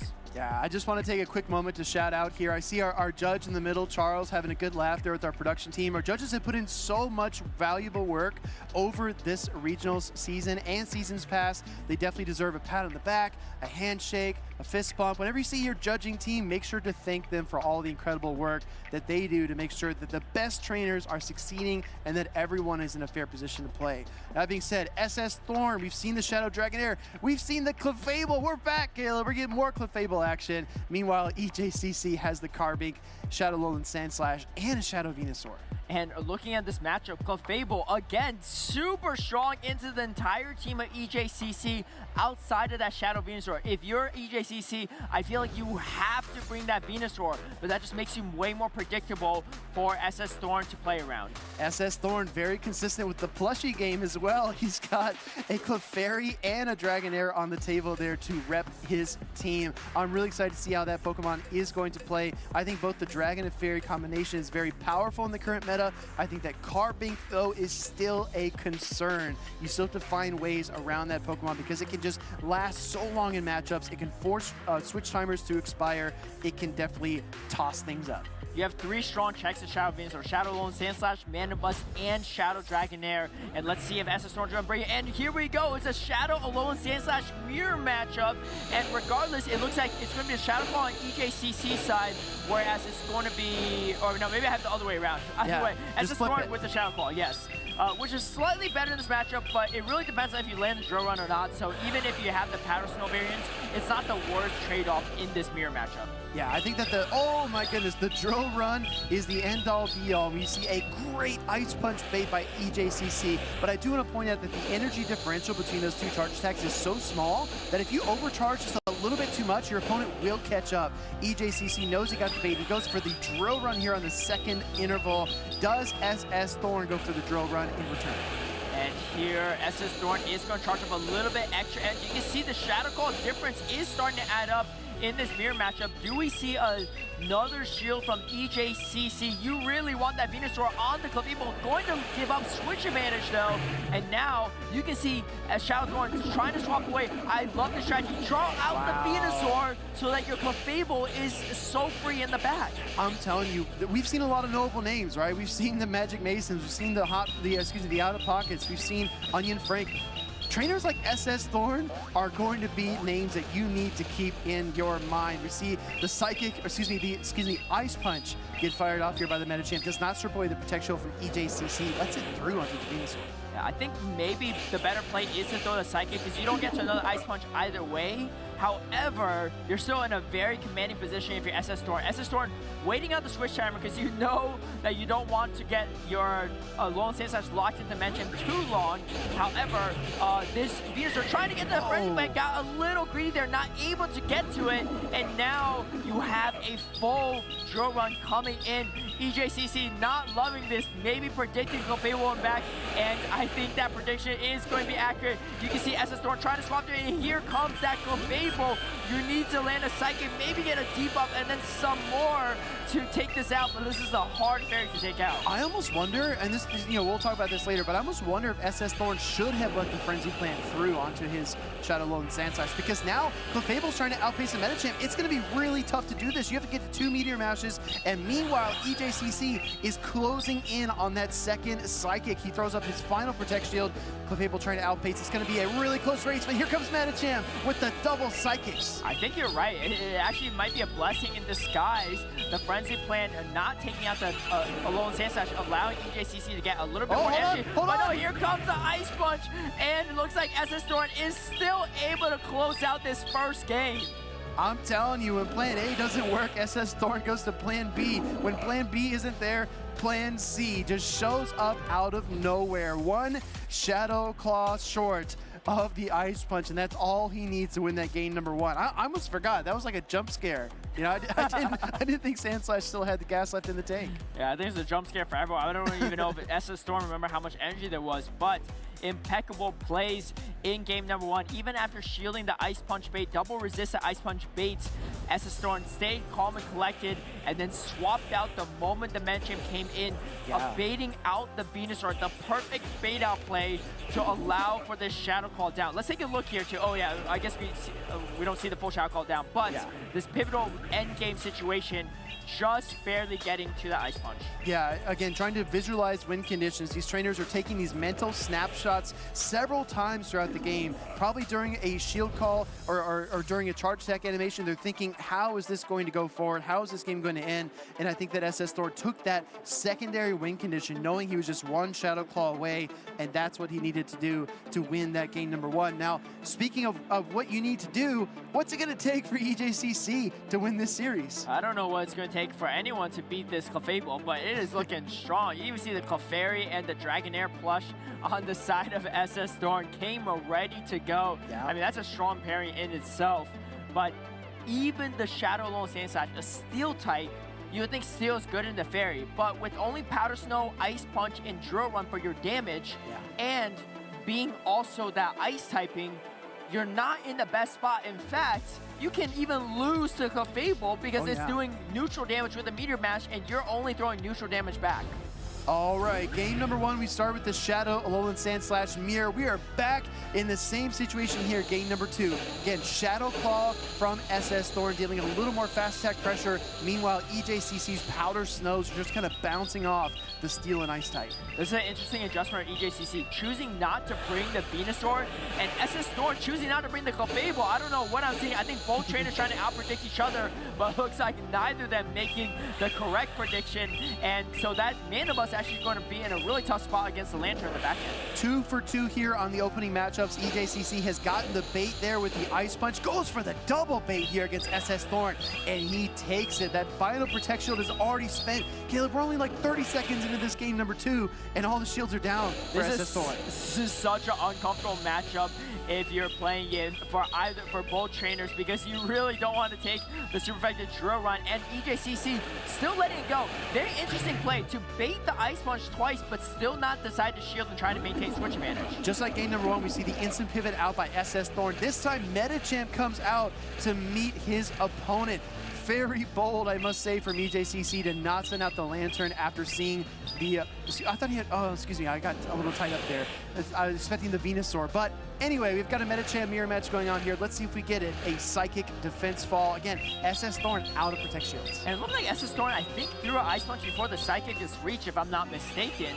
Maybe trying to figure out who wins charge and priority. EJCC, I think, is predicting the Clefable in the back instead. And this is going to be interesting. It's not the Clefable, though. It's the Lantern. Or sorry, it's a Mana Buzz for SS Thorn, and this Lantern is actually going to do quite well into the backhand match. But you can see SS Thorn a little bit surprised as well. Be like, oh wait, I thought it was going to be the Venusaur, but turns out not to be, and then is going to throw a Parting Ice Punch. Not very effective though. EJCC is going to let this go. This is going to be super interesting because you have super effective Thunderbolt and Spark for the Mana Buzz, but it's not enough to KO the Mana Buzz. Yeah. And you still have energy on the Alolan Sandslash, and here comes the Alolan Sandslash. Is going to charge up extra energy. And throwing not only a bait move, but also on charge and priority. I feel like you have to shield if you're EJCC. Yeah, this is a huge call. EJCC does use Protect Shield. You can see he was not happy with the call, but he still gets to the Thunderbolt here. This will deal a ton of damage to the Shadow Alolan Sandslash. EJCC down to his final Pokemon. Out comes Mandibuzz from SS Thorn. Does this create some kind of win condition? I think this is actually the play for SS Thorn because you didn't want to get completely sparked down, right? So it gives you a little bit more wiggle room for the Mana Bus to come straight in when the Lantern doesn't have as much energy. The thing is, I don't think Lantern could take this out with just a Surf. Yeah. And once this Dark Pulse lands, you're pretty much in Aerial Ace range. It's going to be really close. Even Snarl range might be, no, not Snarl range. Nope. But Aerial Ace right here, SS Thorn is able to throw this Aerial Ace, resistant damage. You see EJCC already noses over. Completely dominant performance from SS Thorn here in the winners finals, and we have our second competitor here in day number 2 for Toronto. I was going to say, even if the Lantern couldn't get the job done, I think the Mandibuzz couldn't get the job done, the opposing Lantern was then within Ice Punch range. So honestly, that game 1 versus game 2, they felt like echoes of each other, right? We started off in the Shadow Alolan Sandslash Mirror. We saw both of them switch out after SS Thorn took the lead, and then we saw a really precarious ending matchup there where energy and leverage were the 2 most important factors, and I think that was a really fun series to watch. But I agree, SS Thorn is a trainer to watch. He's so cool, so calm, so collected. SS Thorn in his Clefable came to play and going undefeated in day number 1, bring Clefable into almost every game we've seen so far, not even choosing to bring the Clefable in game number 2, had a bad backline matchup, but still found the win condition. I gotta tell you, when your final Pokemon is Mandibuzz and your opponent's is Lantern, most of the time we know how that's going to go, but SS Thorn is still finding win conditions. I think that only illustrates how large the gap is between him and a lot of the trainers he's faced. He's playing on a different level this weekend. And this is a trainer we haven't seen on the big stage much at all, but this is definitely a trainer to pay attention to, not only this weekend, but in future tournaments, because SS Thorn definitely knows how to play around these matchups. I saw SS Thorn charge priority against so many matchups, even when they were over the edge, just making those reads and predictions on when the opponent would be throwing moves, even when it wasn't obvious. Sometimes it's just like a gut call, right? You just have a sense, a sixth sense here of what your opponent is likely to do. Drill run, connecting, getting the knockout. Metacham, we see the instant pivot. He's already tapping Metacham to come out because he knows that a counter to the Sand Slash is waiting in the back, and then the Mandibuzz able to tie things up, resist it or not. That aerial ace was enough. SS Thorn, like you said, our second trainer to make it to day 2. But remember, we've got multiple pods. We've got the winner side bracket, the loser side bracket. Still lots of battles yet to come. And we talked about how Fairy, it's Fairy's time to shine, and I think we were right in some respects. We just didn't pick the correct Fairy Pokemon. SS Thorn, though, definitely brought the right Pokemon for this tournament. I mean, Meteor Mash, double super effective against Carping. Carping 21% in usage. This was the tournament to run Clefable with Meteor Mash, and SS Thorn completely on point with that prediction. I'd really love to see a lot of trainers in the chat engage Clefable or Carping. That's the question on your screen. Let us know which Fairy-type Pokemon you think is going to have the most success in the remainder of day 1 going into day number 2. Caleb, I can tell you're a little conflicted because you said in the opener, you said Carping is going to take it all, but Clefable's appeared, and now you're kind of choosing between the two, huh? I mean, Clefable wasn't even in my options of choice originally, but here that we've seen it, I think it's going to be quite strong, and that's the beautiful part about this meta, is that no one would have expected Clefable to be meta relevant and for Registeel to fall out of the meta a few months into the season. But here we are, and the meta hasn't really changed. It's just that players are adapting and making adjustments to other players' past teams. Yeah, I think there's like a meta that grows, evolves, and develops throughout the season, depending on what people are bringing. And like I always point to, Kimmy Sui, our Fort Wayne regional champion from last season, he definitely looks at the usage metrics and tries to find the gaps, tries to find the weaknesses, tries to explore them and dive into the numbers and see what could actually work that kind of swims against the current, goes against the grain. I think that some of these trainers are honing in on something special with these picks like Clefable, like the Carping, like the Shadow Load and Sand Slash, still making them work in a constantly evolving and changing meta. I think there's some trainers that are going to play it safe, right? They're going to run the meta teams. I'm JJ, our first trainer to make top cut, running that meta team, and it proved to be very successful for him.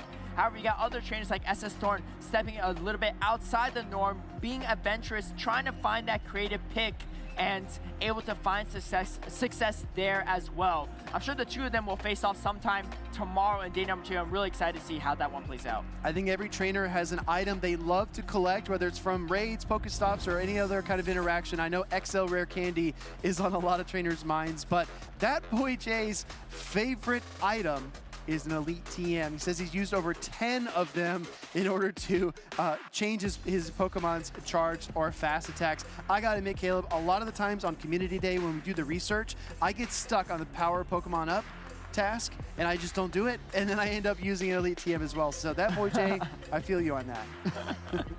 That is a lot of Elite TMs for sure, but one of the most valuable resources for Pokemon Go. You can use it on a fast move, or you can use the Elite Charge TM for charge moves, and that's how you get these exclusive moves if you're not able to play Community Day and you can't get them from a trade, or it's a kind of a legacy move that you can't really learn anymore. That Elite TM is your access to it. And we have that boy Jay running that double Shadow Ice team with the Cresselia and the Mandibuzz, a super bulky team into Jocko, who we saw played incredible in winter semifinals. Wow, great lead call here from that boy Jay as we jump right into the series. Mandibuzz lead into the Lickitung. Mandibuzz was pinpointed as a Pokemon that could break up the Lickitung Metacham core. And as we see on Jacko Loco's team, he's got both of them. He also does have the Charizard Umbreon core. So a lot of different modes of attack that Jacko Loco could choose. In this game number 1, he went with the former. This is a fantastic lead for that boy Jay, but not only that, it's a fantastic matchup because that boy Jay literally, I should say Jocko literally has no checks to his Mandibuzz. You have losing matchups on all 3 Pokemon in the back. So this Mandibuzz can go the distance. The real question is, does that boy Jay recognize that or not? Because typically, you don't stay in Lickitung into Mandibuzz if you're the Lickitung user. You pointed this out to me backstage, but the Mandibuzz running foul play is not something that we've seen a lot. A lot of Mandibuzz trainers like to either run Shadow Ball or Dark Pulse. I think the latter is probably the more popular, but foul play just paces a little bit faster. If you need just one more charge attack to get the job done, foul play is your charge attack of choice. Shiny Lickitung staying in this matchup a long time, and if you're in this battle, Caleb, what does that tell you? That your opponent is just hanging around in a slightly negative matchup for this entire time. So in my mind, if I'm that boy Jay, I'm saying, all right, there's probably a Medicham in the back or a Gligar or both, right? Because those are the 2 main things that are weak to Mandibuzz for sure. And you see that boy Jay actually swapping over. Does Jocko get to a move? And no, actually choosing to save the body slam and come in with the Medicham. Yeah, we saw Jocko kind of sit up there. He wanted the Power Whip, but knew he couldn't get there. So instead of allowing the Swampert to get even more energy, he made the swap into the Medicham. Medicham looking to deal some damage here to the Swampert. It's still not within Ice Punch range. And again, regular Swampert is really making a return to the meta, showing why it deserves to be in these matchups because it has the bulk to hang in there.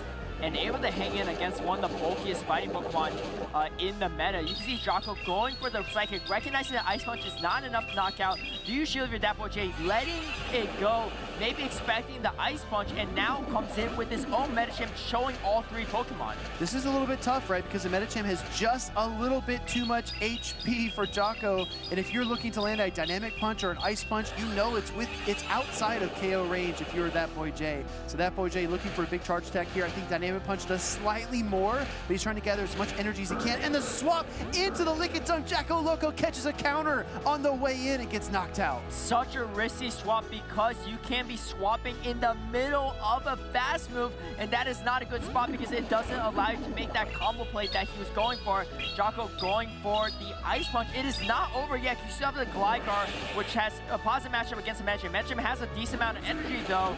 However, you might be able to outpace. I think it might be charging priority on it when you double up. Yeah, Medicham looking for the first Ice Punch here. This is a Shadow Gligar. One of the drawbacks is you lose some of that defensive capability. So the Ice Punch is going to deal a severe amount of damage. Gets the second Ice Punch here. Jocko Loco needs his Flying and Ground type to hang on. It's been so good for him in the tournament so far. But can it do it? Ice Punch connects. Gligar hangs on. Out comes Mandibuzz for the combo play. And Jocko forced to throw this aerial ace at the Mandibuzz. I actually don't know if this is enough to knock out. It is a Shadow Gligar, so it should be enough. Yeah, it does knock out. The question is, can he get to 2 aerial ace in time, though? It looks like the counter damage is a little too much for Jocko. Looking at the health on that Medicham, if you had that body slam for it, it would be enough.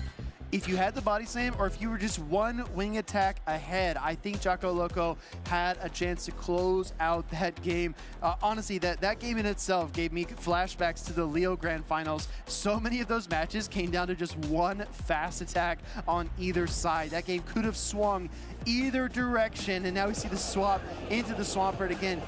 Banking the body slam, can't get to the Power Whip, throwing the Psychic to get the knockout, but then reaching for the Lickitung doesn't pan out, and that boy Jay able to power through the rest of this game. And honestly, a pretty close matchup given that that boy Jay's Mandibuzz looks so good into the entire team of Jocko. But that's the thing, even if you have a good court breaker in the lead or anywhere in the specific matchup, one Pokemon can only do so much by itself. And so Jocko was trying to take out that Mandibuzz by committee, tag team it, and chip it all the way down. Unfortunately, just not enough power to take out the rest of that boy Jay's team. Jacko Loco has really relied on his Umbreon so far in the tournament, but like we called out at the beginning of Game 1, when you got an opposing Shadow Lola Ninetales and a Mandibuzz, and even Moonblast from Cresselia, Umbreon just doesn't have as much flex play as you would like. So I think he's got to rely on something else. One of our trainers already locked in. I think if you're that boy Jay, you bring Mana Buzz every game. It was so good for you in that game number 1. And like you called out, Caleb, there are no direct counters. You have very little outside of that Shadow, Alolan Sandslash that can actually pin it down.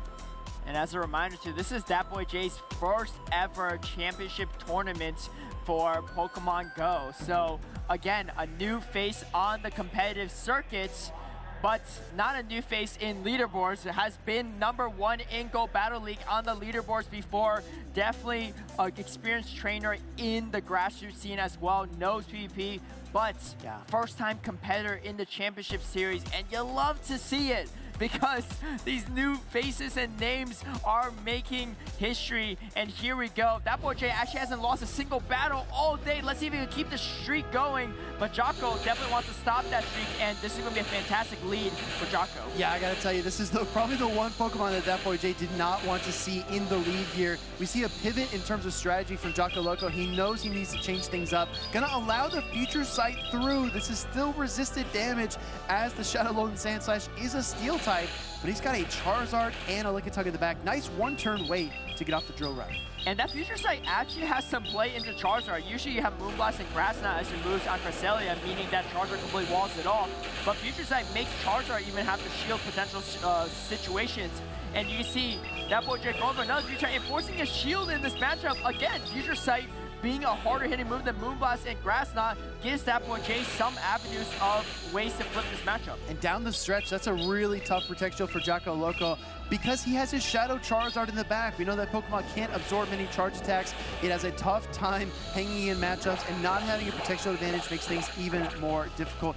Impeccable timing by Jocko Loco. This switch into a Pokemon takes a turn, so knowing exactly how many Powder Stones to throw was a great call. Does get the Protect Shield as well, and another drill run to boot. Absolutely optimized gameplay from Jocko. And do you get another shield? You see that boy Jay shield twice. And this is so bad, because Shadow Charizard, when shields are down, is going to go to town. And here you have the first Weather Ball coming through. Jocko shielding it right away. And now going to probably charge up a little bit extra energy for that back-end matchup for the Mana Buzz and the Cresselia. If it takes you 6 charms to get to the Weather Ball, that's 18 turns where you can maximize your energy. Charizard is going to land the Blast Burn here. No protections remaining for that boy Jay, and he's just 1 or 2 wing attacks away from another Blast Burn. And the real question is, what does that boy Jay come in with? I think you have some energy on Cresselia, not enough for the Future Sight. But maybe you go for a Peekaboo play. I think that might be the only chance. Here comes Mana Buzz. Oh, he can't get out! Couldn't do it. And throws a Snarl instead of the swap.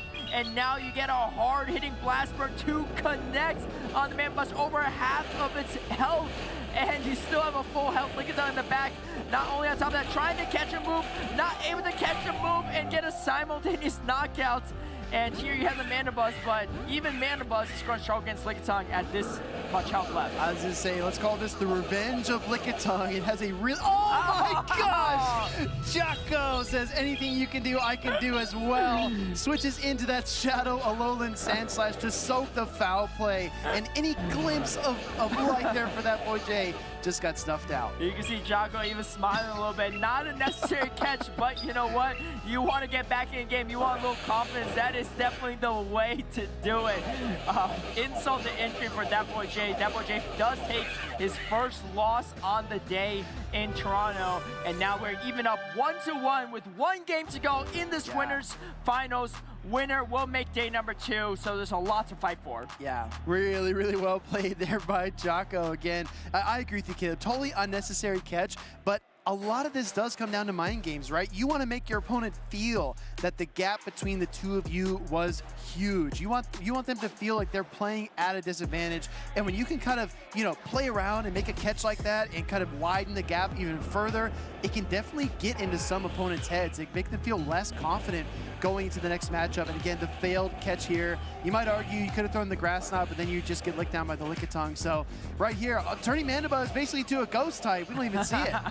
Yeah, it's about to be a ghost type as it gets knocked out in that situation by the Lickitung. So fantastic first 2 games from both trainers.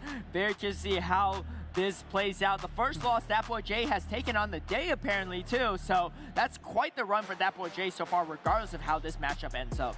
Breaking the streak, but the question is, does it break that boy Jay's confidence heading into, like you said, the decisive Game 3 here of this series, Winners Finals Group B? Whichever trainer wins this next game will make it to Championship Sunday, and we'll find out in about the next 4 minutes.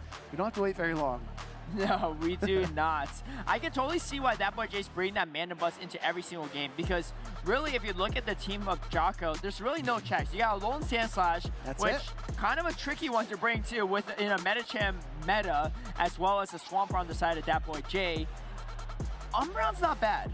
Umbreon's really not that bad. It's because it's got a little bit more bulk, and the Last Resort's just going to hit a little bit better than the Aerial Ace from the Mana Buzz. But it's kind of a long matchup, let's put it that way. And it's not really a hard loss for that boy Jay. So I think that boy Jay is going to bring that Mana Buzz yet again into game number 3. Talk a lot about caster predictions. Well, one of our casters that's not present this weekend, Softov, believes that boy Jay has what it takes to go all the way here in Toronto, but he's got to make it to day 2 first. Heading into a decisive game number 3, Shadow, Alolan Sandslash in the lead.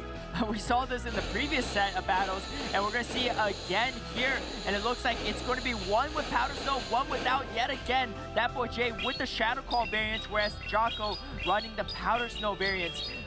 The real important part is laying that drill run, even if you have the Shadow Claw, and you can see baiting with the Ice Punch and getting the shield from that boy Jay. Does Jocko call this bait as well? And they both end up shielding double resistant Ice Punch right off the bat. Yeah, it's so tough to make that call right. Oh my gosh, counter swap in the Metacham, trying to eat away at that Shadow Alolan Sandslash's HP. Gets 2 counters in before the Shadow Charizard comes out to answer. Positionally though, Caleb, what do you do if you are Jocko? This is actually a really great situation for Jocko, because Shadow Charizard, one of the best matchups is against Metacham. I think Jocko is going to throw on Charger priority, making the most out of this matchup, and that's exactly what he does. That boy Jay, do you shield or not? You can potentially counter down the Charizard if you shield, and I think that's exactly the play he's going to go for. The question is, do you shield if you're Jocko? You should be able to get to a Blast Burn, but it's going to be close, and I think Jocko is going to go for it. Maybe even throws for Dragon Claw, actually. Yeah, going all the way, pushing his Charizard to the limits, trying to get to the charge attack, does get to the Dragon Claw. This is going to be enough. Can Shadow Charizard make any more of an impact than it already has? You could argue it's done more than its fair share.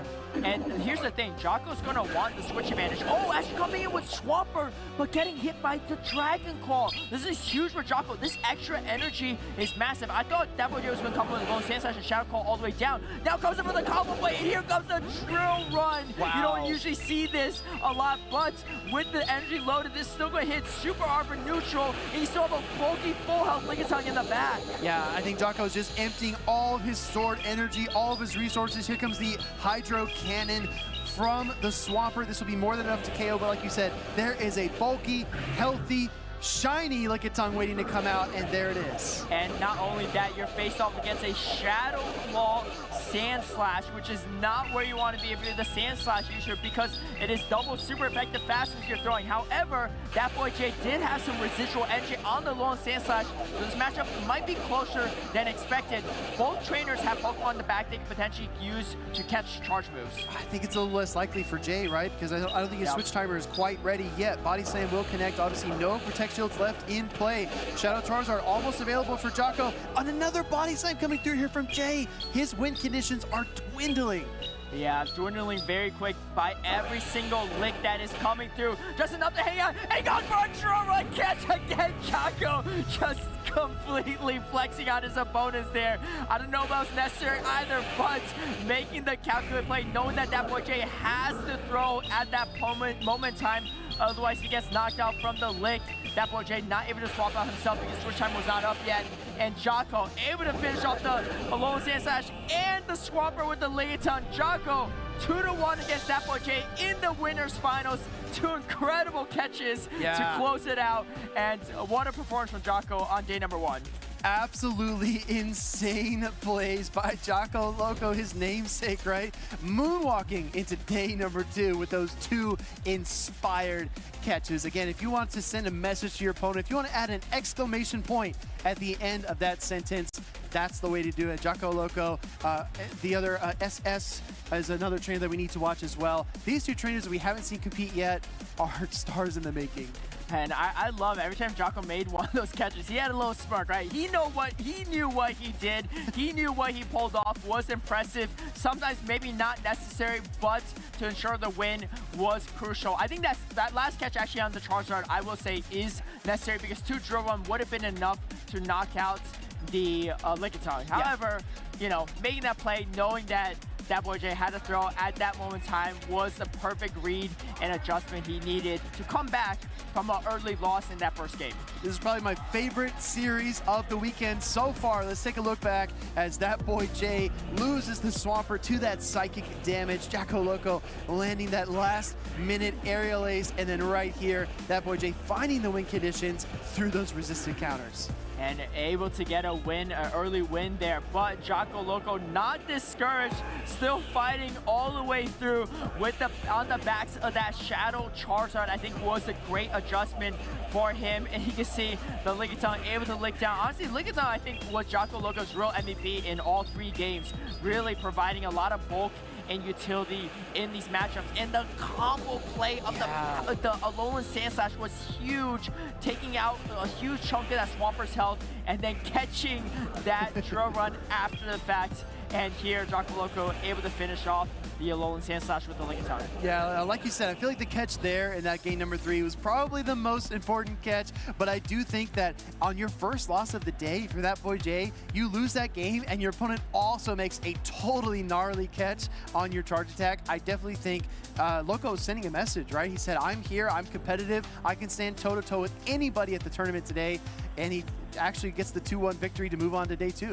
And most importantly, both trainers, pretty new faces to the championship series as well. So again, if you're watching at home, you're like, wow, these are incredible plays. I don't know if I can do it. I believe you can. Yeah. Show up to the tournament and show us what you got. I mean, you've already seen the blueprint here today from Jocko Loco and so many talented trainers. They're pretty much teaching you how to do it, and you just got to do it yourself. If you want to practice your Carbink matchups, your Mandibuzz matchups, the Halloween Cup is active in Go Battle League right now, so you can learn a lot about how those Pokemon function, what the damage dimensions are based on certain charge attacks. You get a real good sense of how they play, and I think that Go Battle League experience is so critical. We mentioned that Boy J has hit #1 on the global leader, not just North America, right? I just want to make this point really clear. Not North America, not EU, the world.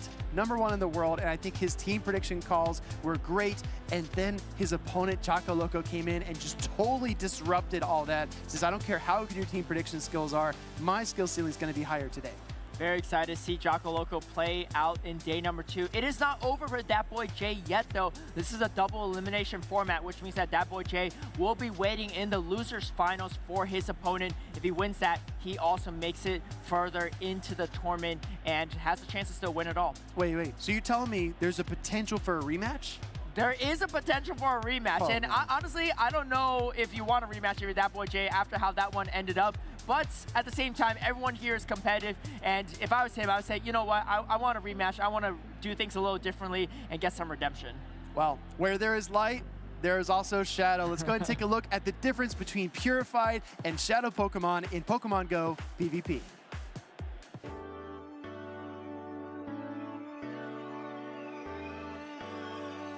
Hey there, Pokemon trainers. Wholesome_ here to give you a breakdown on Shadow Pokemon and Purified Pokemon. Shadow Pokemon are special Pokemon who can be easily distinguished by their distinct purple auras, red glowing eyes, as well as their menacing expressions. Shadow Pokemon have several unique characteristics that differentiate them from regular Pokemon. Shadow Pokemon have a special bonus that increases the damage of their fast attacks and charged attacks by 20%. Taking a look, you can see the Shadow bonus next to the Pokemon's attacks on their summary page. While the damage increase can often come in handy, Shadow Pokemon also receive 20% more damage from opponents' attacks, meaning they can faint more easily as well. Shadow Pokemon also take more Stardust to both power up and add a second charged attack.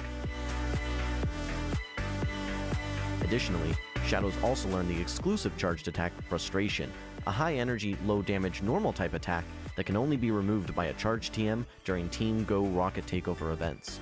To obtain Shadow Pokemon, trainers have to defeat members of Team Go Rocket, including Rocket Grunts, Rocket Leaders, as well as the Rocket Boss, Giovanni. These Team Go Rocket members have powerful Shadow Pokemon with extremely high combat power, so trainers need to be sure to bring strong Pokemon with typing advantages when it's time for battle. After defeating the Team Go Rocket member, trainers can get the opportunity to rescue or catch the Shadow Pokemon that's left behind. Be careful though, Shadow Pokemon are difficult to catch, so consider using a Nana Berry or Raspberry when you're in the catch encounter. But let's move on to Purified Pokemon. Purified Pokemon are former Shadow Pokemon who have gone through the purification process, freeing them from the grasp of Team Go Rocket. Purified Pokemon have a distinct glowing white aura around them, but otherwise they look like regular Pokemon. The purification process not only changes the Pokemon visually, but it also grants the Pokemon a stat increase, reduces the cost of adding a second charged attack, reduces the cost of power-ups, and grants the Pokemon the exclusive charged attack, Return. Return is a high-energy, hard-hitting normal-type charged attack that can really come in handy in trainer battles. Speaking of battling, let's see how trainers use their Shadow and Purified Pokemon in the Bring 6 Pick 3 Play Pokemon format. The most common Shadow Pokemon in Pokemon tournaments so far are Shadow Swampert and Shadow Alolan Ninetales. You can see their usage rates here. Shadow Swampert especially benefits from the Shadow bonus applied to its hard-hitting, fast-generating charged attack Hydro Cannon. Swampert of course will be the premier anti-steel, anti-poison, and anti-ground type Pokemon, but in some scenarios, the Shadow variant of Swampert can win tough matchups with common meta Pokemon that the non-Shadow variant cannot.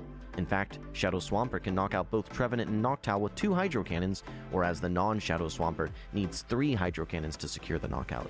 Shadow Alolan Ninetales is another benefactor of the Shadow bonus. Already a top pick as an anti-flyer, anti-fighting, and anti-dark type Pokemon, Shadow Alolan Ninetales becomes a huge threat in many neutral matchups as well. With the Shadow bonus applied to the charged attacks Weather Ball and Dazzling Gleam, Shadow Alolan Ninetales becomes even more threatening. One quick tip: Shadow Alolan Ninetales and Shadow Swampert form a great core and complement each other's strengths and weaknesses quite well, as seen in many recent regional tournaments. Purified Pokemon are less common in the Bring 6 Pick 3 format. However, one Purified Pokemon in particular stands out among the rest: Purified Sableye. Sableye is well known as one of the best safe swaps or pivots in the play Pokemon meta due to its unique Dark Ghost typing, only weak to Fairy types. But it's the charged attack Return that gives Purified Sableye the power to flip otherwise unwinnable matchups. It can even take down the Fairy type Azumarill in some shielding scenarios. Despite a slight decrease in usage compared to Season 1, Purified Sableye is still a staple of the Bring 6 Pick 3 play Pokemon meta. Keep an eye out though, Shadow Sableye is creeping its way into the meta, with stronger play versus common flying and ice-type Pokemon. Overall, Shadow Pokemon have become a force in the Bring 6 Pick 3 play Pokemon meta. They're expensive investments, but the Shadow bonus damage boost usually outweighs the extra damage they take. Keep an eye out for the likes of Shadow Swampert, Shadow Alolan Ninetales, and even Shadow Charizard. Be sure to get out there exploring to find some Team Go Rocket stops, and don't forget to check the skies for Team Go Rocket balloons. Until next time.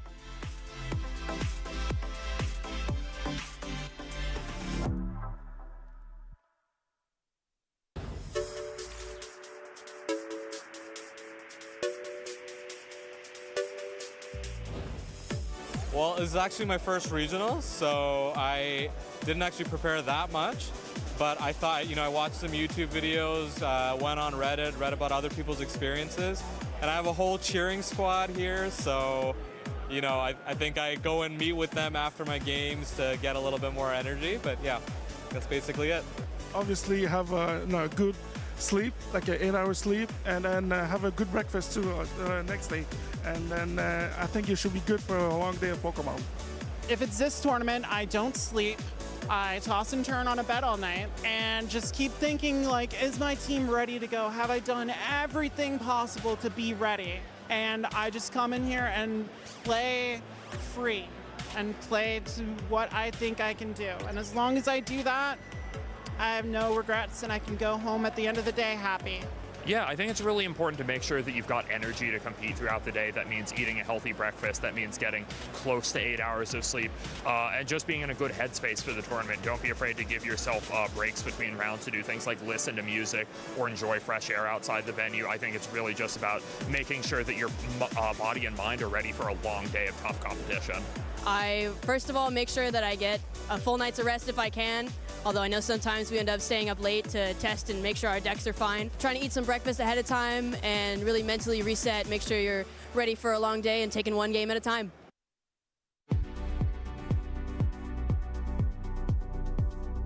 Welcome back, Pokemon trainers, to the Championship Series here in Toronto. My name is AlphaPhoebe, and I'm joined by Stephanie here.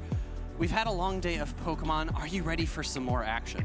I am ready for more action, and there is a trainer on the right-hand side of the stage that we are going to be showing here that really is using the spice, because you can't really call a Pokemon strong or weak, these spicy Pokemon. Strong Pokemon and weak Pokemon, that is just the selfish perception of people. Truly skilled trainers should try to win with their favorites, and I think that's what Magmar Man is doing, and I am so excited to get into this winners finals for Group B. I think one of his favorite Pokemon, I think he used it in the past, was that Alolan Raichu, and I think once we eventually get to the stage, we'll see that he has at least a sign towards it on his person.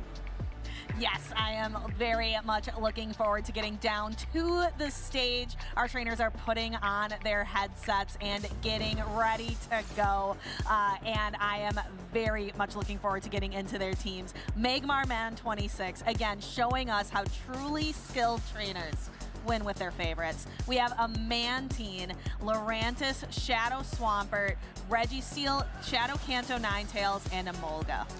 That is a quite... it's an incredibly large number of Pokemon that do not show up in the top 12 graphic. I think the only Pokemon is that Swampert. On the other side of the field, it is Rise to Occasion. We've seen him plenty of times. This is the winners finals for Group D. So this is the last person to qualify on that winners side into day 2. We've seen this team. It's that Lantern, Superior, the Mandibuzz that has had a little bit of hit or miss play against teams Sableye, Medicham, and that Shadow Alolan Sandslash. So taking a look at all of Magmar Man's picks, Magmar Man 26, bringing a wide variety. So let's leave the Shadow Swampert out of it because that's on the top 12 graphic. Out of the other ones that aren't, are there any that you see that might be very impactful here, AlphaPhoebe? I think that Cantonian Ninetales looks very good. It's going to have so much neutral play across the board. The one Pokemon it fears, technically 1.5 Pokemon, it will count halves, is that Lantern, and then a Alolan Sandslash that is up in energy, and there are no shields in play. Drill Run will hit for super effective damage, but dealing double super effective Embers or Fire Spins really puts the pressure back onto that Alolan Sandslash. It really does. So we are going to be able to get to see, and again, both of those Pokemon are shadows. So they're really, the damage is up and the defenses are down. So going to be really, really impactful, that fast move pressure coming from that Shadow Kanto Ninetales. Our trainers are making their final decisions before they lock in. I am just so excited to see this Spice team from Magmar Man. Just again, like an entire team of Spice looking very, very fun. Winners finals today, 9th in Toronto last year and 17th in Vancouver. Every single team he's ever played has been almost entirely Spice picks. Let's see how it works out for him. We are going to start off with that Shadow Kanto Ninetales into Rise to Occasion's Mandibuzz. This is a very neutral matchup. Fire and Dark typings don't really interact in terms of super effective and resisted damages. The big difference here is that Umbreon is extremely bulky, and Cantonian Ninetales has access to a super impactful Overheat. We see that it's actually on the Fire Spin fast attack, so able to sneak a Fire Spin because both fast attacks here are 3 turns, going for a Weather Ball bait, getting a shield from Rise to Occasion. Yeah, you don't want to have to take an overheat on the chin coming from that Shadow Kanto Ninetales. I imagine we're going to get a shield here. There's a lot of energy on that Shadow Kanto Ninetales, and it would be a shame to see it all go to waste. So we're down to the one shield scenario, and there it is, Nick. That's the overheat, but Rise shields it, deciding he wants to preserve the Mandibuzz. Yeah, the Mandibuzz is going to be able to pace to 2 aerial aces here faster than the Kanto Ninetales can get to another overheat. Magmar Man correctly recognizing this, letting the Kanto Ninetales go. Aerial Ace is going to be enough to knock out. He has 2 Pokemon in the back that really thrive with shields being down. In comes the Shadow Swampert. It's going to be able to get to a Hydro Cannon, but I don't actually think Hydro Cannon's enough to knock out the Mandibuzz at this point. Yeah, even with that 20% boost to its attack being a Shadow Pokemon, Mandibuzz is just so bulky. Going for the Hydro Cannon here and 1 Mudshot shy of the next Hydro Cannon. So we will see how much health is left on the Mandibuzz. Still a pretty good amount. And then we see the swap, but what you're catching is a super effective Aerial Ace, so letting it go and does a significant amount of damage. And here is the Sableye. So the Fury Cutter fast move that Lurantis runs is going to be neutral to the Sableye. Yeah, because the Ghost type resists it. Leaf Blade coming through, also neutral damage, not quite enough to threaten a knockout, and Rise to Occasion recognizing that throwing a charge move here is really going to put a lot of pressure onto Magmar Man. There is the foul play. It is going to knock the Lurantis off the field. Rise to Occasion still has a fully healthy Lantern in the back. The one thing that Magmar Man has for him is that Lantern is going to be the Spark variant, so you're not really threatening too much damage with those fast attacks, but the Mandibuzz has enough health to survive the mud shots. You cannot mud shot down a Mandibuzz. In comes the Mandibuzz, and we're going to have to see a charge attack being thrown by the Swampert in order to knock out, but actually getting outpaced. But there's still a shield left for Magmar Man. And that shield is going to get deployed. It is the last shield on the field of battle and brings in the Lantern. You can spark down. It looks like a Swampert, but the Swampert's going to get to the Earthquake first. So Lantern is going to have to absorb all of this energy, and boom! The Earthquake lands and knocks the Lantern out. And the Swampert had enough residual energy to have the Hydro Cannon as well. I've said it before, I've said it, I will say it again. Shadow Swampert is a phenomenal closer at the end of a match. Magmar Man up 1-0 over Rise to Occasion. Great energy management by Magmar Man there in the end. We saw the one-hit KO into that Lantern. A Earthquake from the Shadow Swampert. Even though Earthquake's damage was reduced in the past update, it's still enough to knock out with all of those extra mud shots. We saw Magmar Man actually go above 100 energy in order to get that charge attack tie, and I didn't mind that choice because although you said the Spark Down was possible, it didn't actually lower the health too much. In we go into the replays, the Hydro Cannon going into the Mandibuzz, and a bit of an unfortunate catch of that Aerial Ace. Yeah, it really made it so the Lurantis wasn't able to be super impactful. And there's that one-hit knockout. And then Swampert having enough energy to throw the Hydro Cannon to knock out Rise to Occasion's Mandibuzz. So taking a look at Magmar Man, he had to defeat Magic Mason to get to this winner's final. And if he can do this, he will make his first top cut. There have been so many upsets here in Toronto. All of these new and upcoming trainers have been taking down those legends, the trainers that we know their story, we know their background, and we're seeing all these new up-and-comers just do so well. I think there are a number of words that I would use to describe Magmar Man. Steadfastness, endurance, passion, perseverance, serenity, or awe-inspiring play. I'm gonna have to tell you at home in chat that I might be cheating a little bit in terms of using all those adjectives, because those are the names of his Pokemon. I absolutely love the creativity coming in from Magmar Man.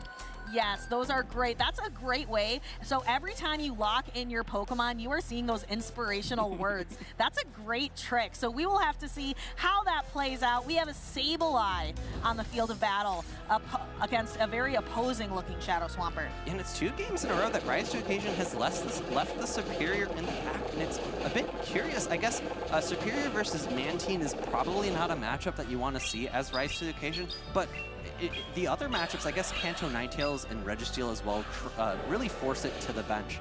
Magmar Man coming in with the Swampert. It's got so much energy going straight for the Earthquake. I think this is a great decision from Magmar Man. An immediate no shield from Rise to Occasion. This is actually going to be enough damage to potentially knock out. And boom, Sableye goes down. Taking a look, Rise to Occasion has to decide. The Sableye's gone. What do I bring in?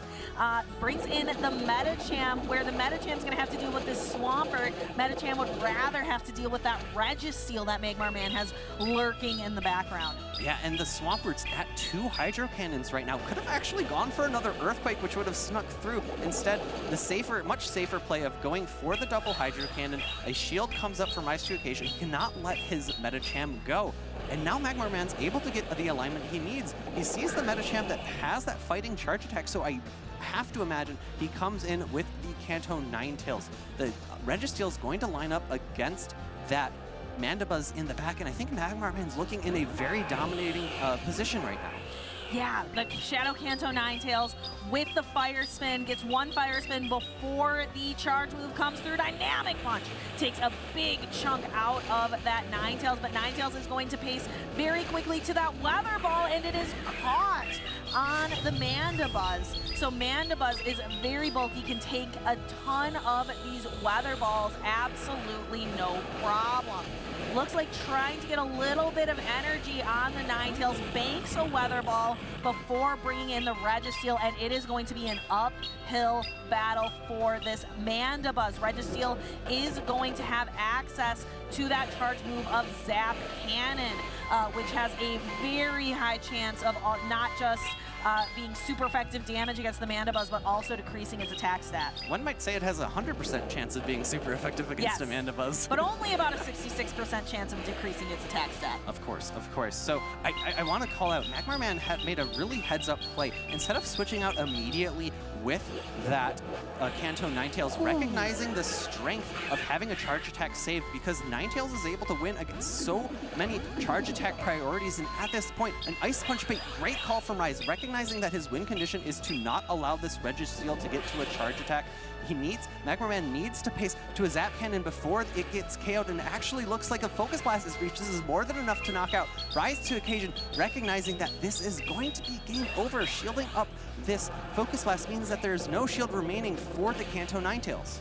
Right, and he recognizes, you can already say him saying, good game. He recognizes this Ice Punch isn't going to knock out, and the Kanto Ninetales has a move already. So the Registeel goes down, and we're going to see Magmar Man immediately go for the Weather Ball, and that is going to be all she wrote for Rise to Occasion's winning streak through the winners finals. But that's not the end of Rise to Occasion's run. He will move down to the losers bracket to wait his opponent there, but Magmar Man making his first top cut here today. Yeah, and that was really great understanding of shield decisions that Rise to Occasion would make.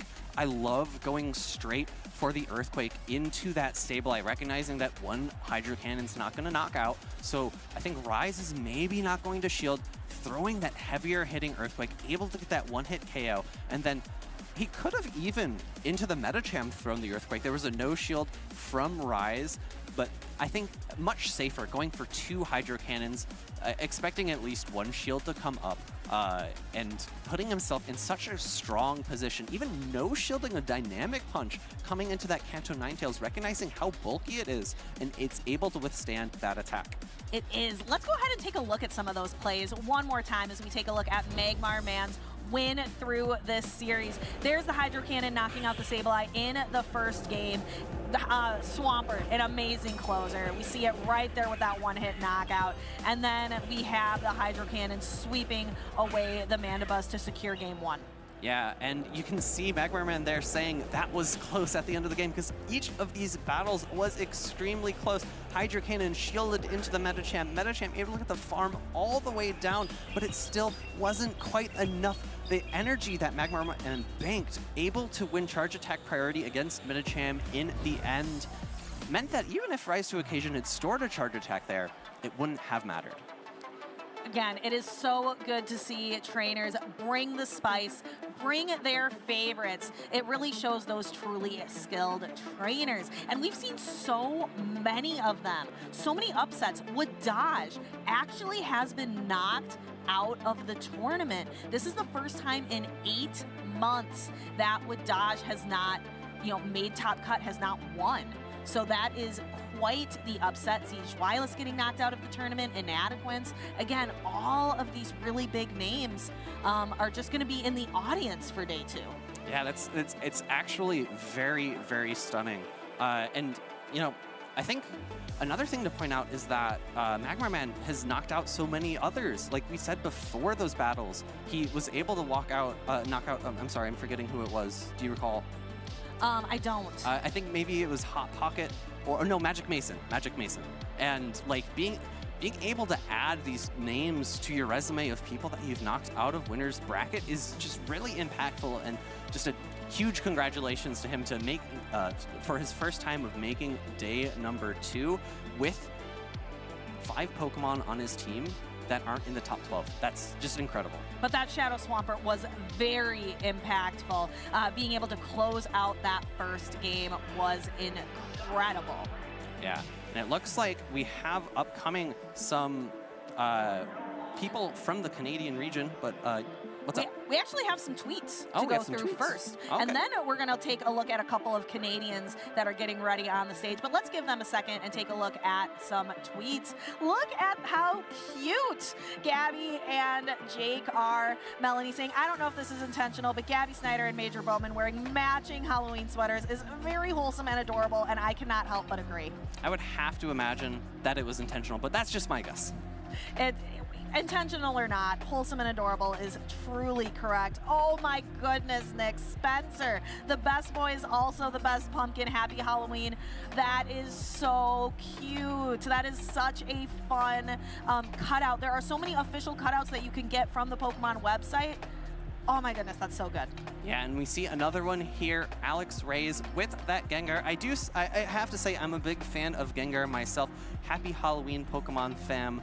And I think that's an Umbreon as well. Wow, incredible. A man after my own heart with the Pokemon choices. Yes, those are so fun. And Mage, the Worthy Mage, a simple little Pikachu. That is so cute.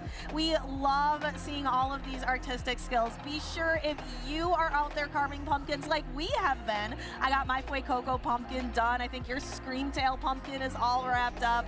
So if you are out there carving pumpkins as well, be sure that you are sharing on social media with the hashtag #PlayPokemon. We would love to be able to feature them on stream today or even tomorrow.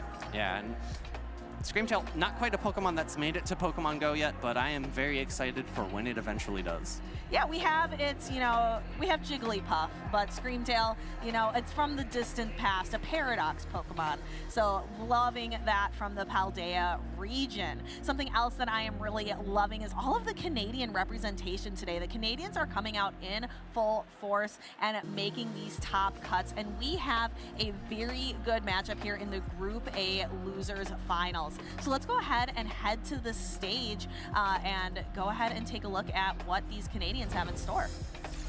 All right, so on the left, it is Dan Ottawa, otherwise known as the Poke Dad, running the team of Charjabug, Carbink, Lickitung, Gligar, Metachamp, and Alolan Sandslash, the Shadow variant. Another person doing extremely well with Charjabug. Charjabug's really made a great name for itself here in Toronto. Yes, Dan Ottawa, known as the Polka Dad, affectionately, takes a chance on the Charger Bug like we've seen so many top trainers do.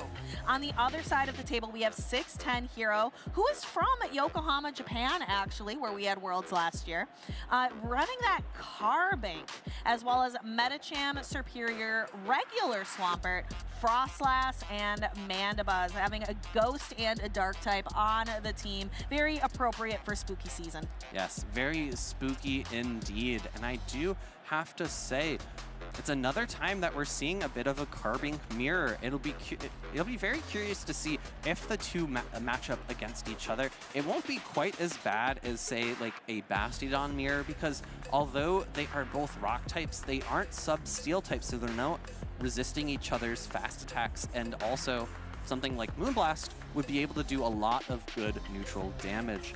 610 placed third in Vancouver, and I think it was 2 seasons ago that he placed well with Shadow Politoed, and that was a pick that I had talked about a little bit, and I think 610 Hero was one of the first people to actually run it, able to pace to those Weather Ball waters so quickly. It's able to really put pressure on Pokemon that don't have a lot of bulk. It really does. So very interested to see, will we see a Carbink mirror? Will some other Pokemon come out to play? Our trainers are locking in their teams, and I am very interested to see, do you see one Pokemon on, let's say, Dan Ottawa's side of the field that looks really impactful, Alpha Phoebe?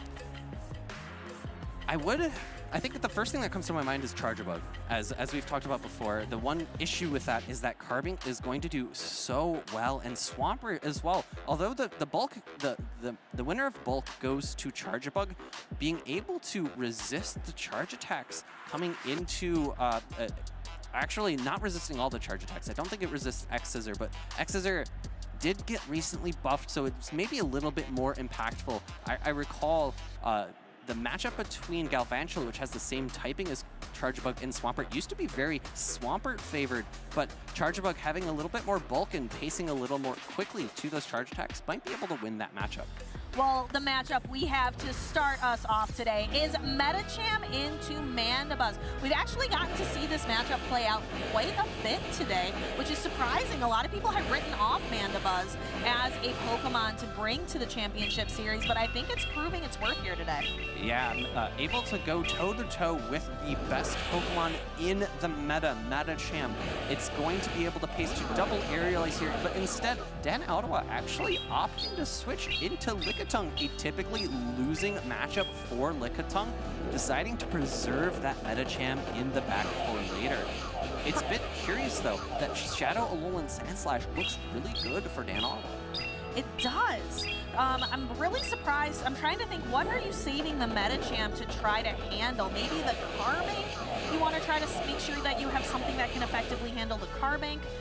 We will have to see, but in the meantime, we have a Mandibuzz and Lickitung matchup to play out. Again, these are two incredibly bulky Pokemon, and it takes quite a few charge moves, but Mandibuzz has that Dark Pulse, which is so heavy hitting, benefits from that same type attack bonus, and we are going to see it connect with the Lickitung.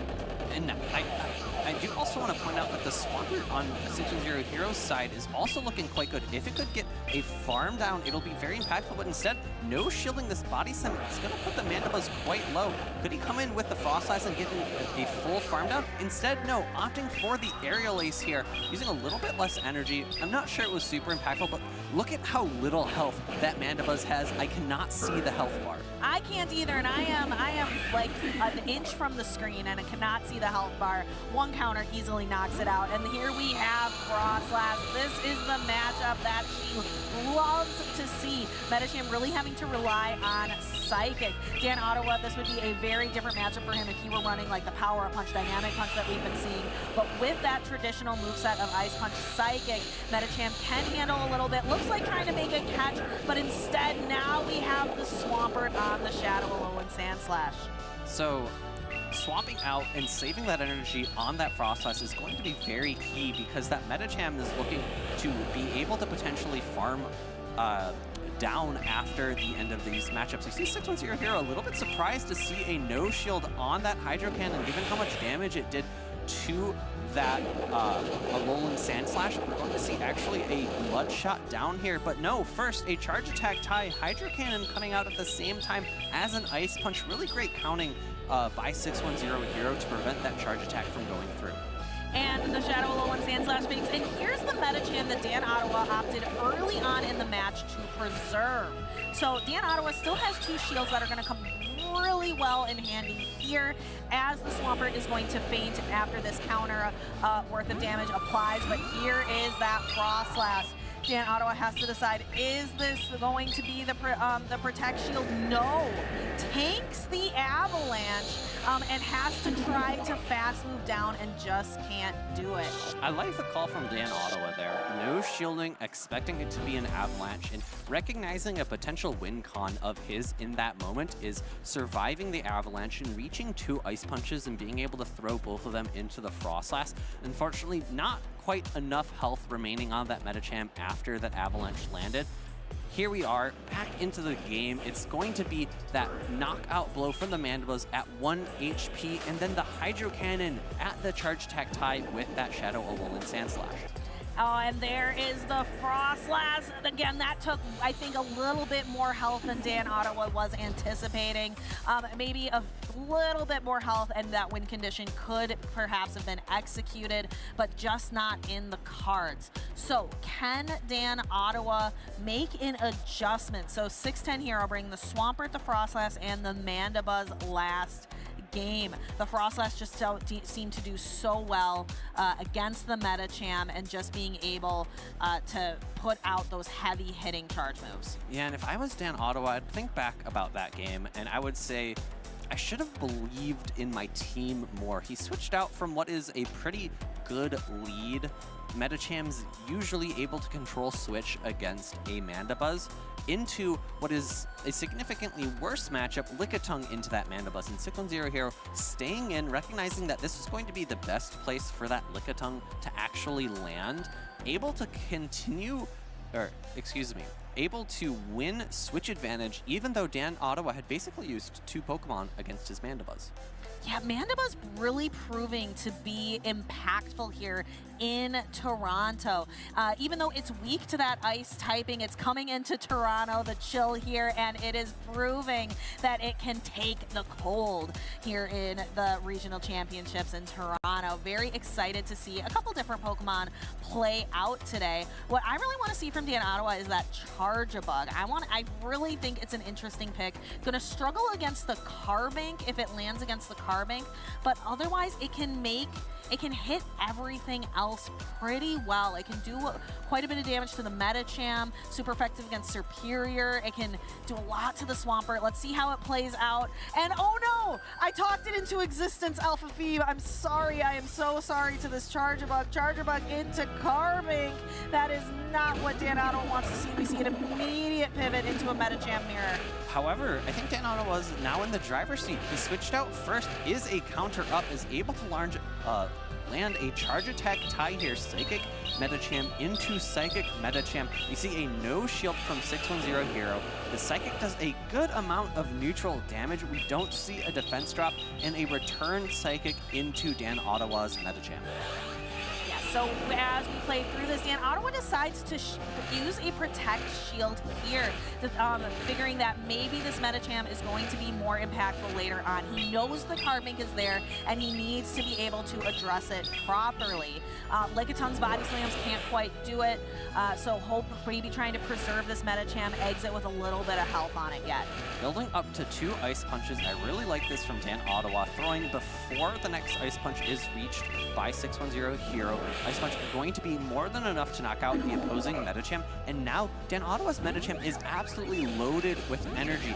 In comes the Carbink, and now Dan Ottawa has 1 switch advantage and is going to be able to match up that Charge-a-Bug against the Superior in the back.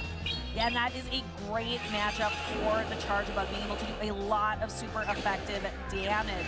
So Dan Ottawa really trying to utilize the Metagame to the best of his ability, but 6'10 Hero recognizing, I'm not going to let you get to that next Psychic. I'm going to throw a charge move, immediately throws the Rock Slide. Metagame survives and is able to throw a Psychic there. I don't think this is what 6'10 Hero had in mind. Yeah, it's a bit unfortunate that Rock Slide just unable to knock out. The Carving's already into the yellow. In comes Lickitung, and 610 Hero knows what's in the bag. It's going to be Superior versus Charjabug, so the Carving has so much left to do in this battle.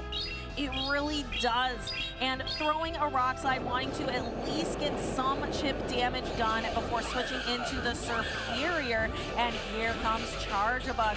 Now, 6'10 Hero does have shield advantage here. Dan Ottawa only has 1 shield remaining. 6'10 Hero does have that advantage with 2 shields. But Charjabug is able to just do so much work with the X-Scissors. X-Scissor coming through. This is going to be super effective damage. We don't have the poison sub-typing of Venusaur, and it's going to mean that X-Scissor bug-type damage is going to be doing a lot more super effective damage. The next X-Scissor coming through, we're going to see a shield up on the Superior. Yes, and Charjabug still very, very healthy. All of these aerial aces are just doing neutral damage. Like we mentioned earlier, gonna hit for some nice neutral damage, but if you can only have 1 move left to throw, Frenzy Plant is the way to go, because it is going to be enough to almost knock the Charjabug out of play. We see a quick swap, and the Carbink is actually going to absorb this damage. Yes, and this is going to be a resistant X-Scissor, so not enough to knock out. In comes the Lickitung. It has 2 body slams loaded, and as there is a shield on both sides here, we're going to have to imagine that this is going to be the end of the game for the Superior. A no shield, and that is going to be enough to knock out. Yes, that is it. That was a very tight match, but Dan Ottawa actually continuing forward, tying it up. And Alpha Phoebe, we are going to have a decisive game 3. We love decisive games, decisive game 3s here. Also decisive game 5s if we are in the winners or losers finals. Means that both of the players are really putting up a good fight, making sure that their opponent isn't just sweeping them. And I have to say, I think the Carbink wasn't as impactful as 610 Hero would have liked it to been. Here we see the Rock Slide not able to knock out the Psychic coming through and doing so much extra damage. I think that really made a huge difference in that matchup. And then we see this quick shot by 610 Hero trying to absorb some of that damage, but then Lickitung able to fast move down and have 2 body slams worth of energy, but could even have perhaps just licked down the Superior there in the moment. So we have decisive game 3, Dan Ottawa versus 610 Hero, and we will have to see who is going to come out on top. Will 610 Hero be able to recover from that loss, or will Dan Ottawa use that momentum to his favor? If I was 610, I would be thinking, how could have I improved my play in that last battle? And I think the answer really lies in how he responds to the Metagame save swap. I think swapping in that Superior would have been the key play because 1, it has a worse matchup against Charjabug, and 2, you're going to be able to win that matchup against Metagame with the Superior, whereas if you're behind energy, in a Metagame mirror, when both Metagames have Psychic, you're not going to be able to win switch advantage unless you make a bait and your opponent either shields the bait or you sneak a Psychic through when you shield a Psychic. Into game number 3 here, it's going to be that Superior into the Metagame. This is a lead matchup that 610 likes to see. Yes, Dan Ottawa bringing that Lickitung and Metagame core, the 2 incredibly bulky pink Pokemon that have really been dominating the meta. Bringing in the Superior on the side of 610 Hero, trying to be the superior one in the matchup. And it's a bit interesting to me that Dan Ottawa is choosing to shield up. Reason being, the Ice Punches really don't threaten, and you're able to get to, a nice catch here from Dan Ottawa, resisting this aerial ace, maybe thinking it was going to be a Frenzy Plant, but able to take that damage and really neutralize it. In comes the Swampert, and the Swampert is now at least going to be able to avoid that Lickitung in the back, but you're down so much health from that lead matchup. I noticed something a little interesting on the Swampert. Taking a look, that is not an Earthquake as the secondary charge move, Alpha Feed. It is not. Unfortunately, there aren't too many targets for Sludge Wave. There aren't any grass types on Dan Ottawa's side, but we're going to see how the Swampert's able to pivot with all this extra energy it has into the final 2 Pokemon. In comes the Metacham, actually has an Ice Punch loaded and doesn't throw it right away. No, this Hydro Cannon won't be quite enough to knock out the Metacham, but Dan Ottawa decides to shield anyway, preserving the health on his Metacham, but going to have to throw a move very quickly here before Swampert gets to another charge move. Goes right for the Psychic. This is going to sting, and Swampert is off the field, but there is a Frostlass in the back ready for that Metacham, so Dan Ottawa is forced to pivot into the Lickitung. Lickitung being able to do a lot of fast move damage to the Frostlass with its Ghost type charge move of Lick, and it's going to be relying on Power Whip to get the rest of the way. And we talked about the Lickitung versus Frostlass matchup a lot.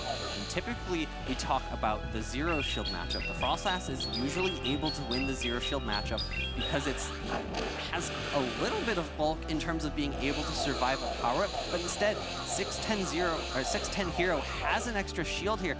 Throwing the next Avalanche is going to be enough to knock out the Lickitung, and now he has banked up extra energy to bring into that Metacham matchup in the back.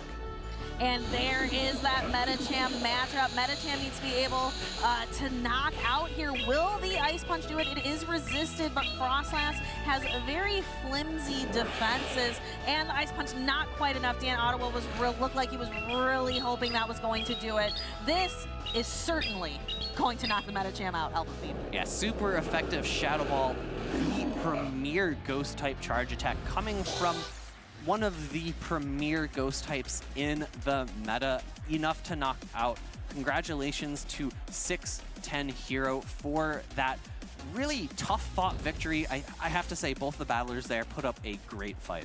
Certainly not a 610-0 Alpha Feed, proving that he is the hero here, winning the losers finals for Group A and moving on to Day 2. Congratulations, 610 Hero. I am excited to watch the replay of that matchup, of really the whole series, to really show that back and forth gameplay, winning 2-1 versus Dan Ottawa. Lots of exciting moments in that matchup, lots of catches, and just really exciting gameplay to show here in the replays shortly.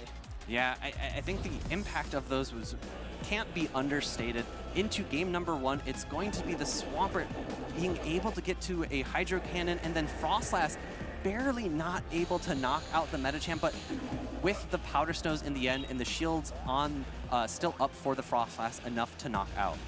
And here in the second game, bringing that charge bug, 610 Hero trying to absorb some of that energy on the Carbink, but this Lickitung was just too healthy, had too much energy. Dan Ottawa taking game number 2, but 610 Hero going to be coming back game number 3, losing that Swampert really early on, but Frostlass, my girl, able to come back, knock out the Lickitung, and we are going to see a decisive Shadow Ball to knock the Metacham out of play. And I think the pivotal moment in game number 3 is going to be the shield on the Power Whip for 610, allowing him the space to get enough energy on that Frostlass so that you can go into the Metacham matchup and pace at a time so that you can get to a Shadow Ball, barely survive that Ice Punch, and knockout.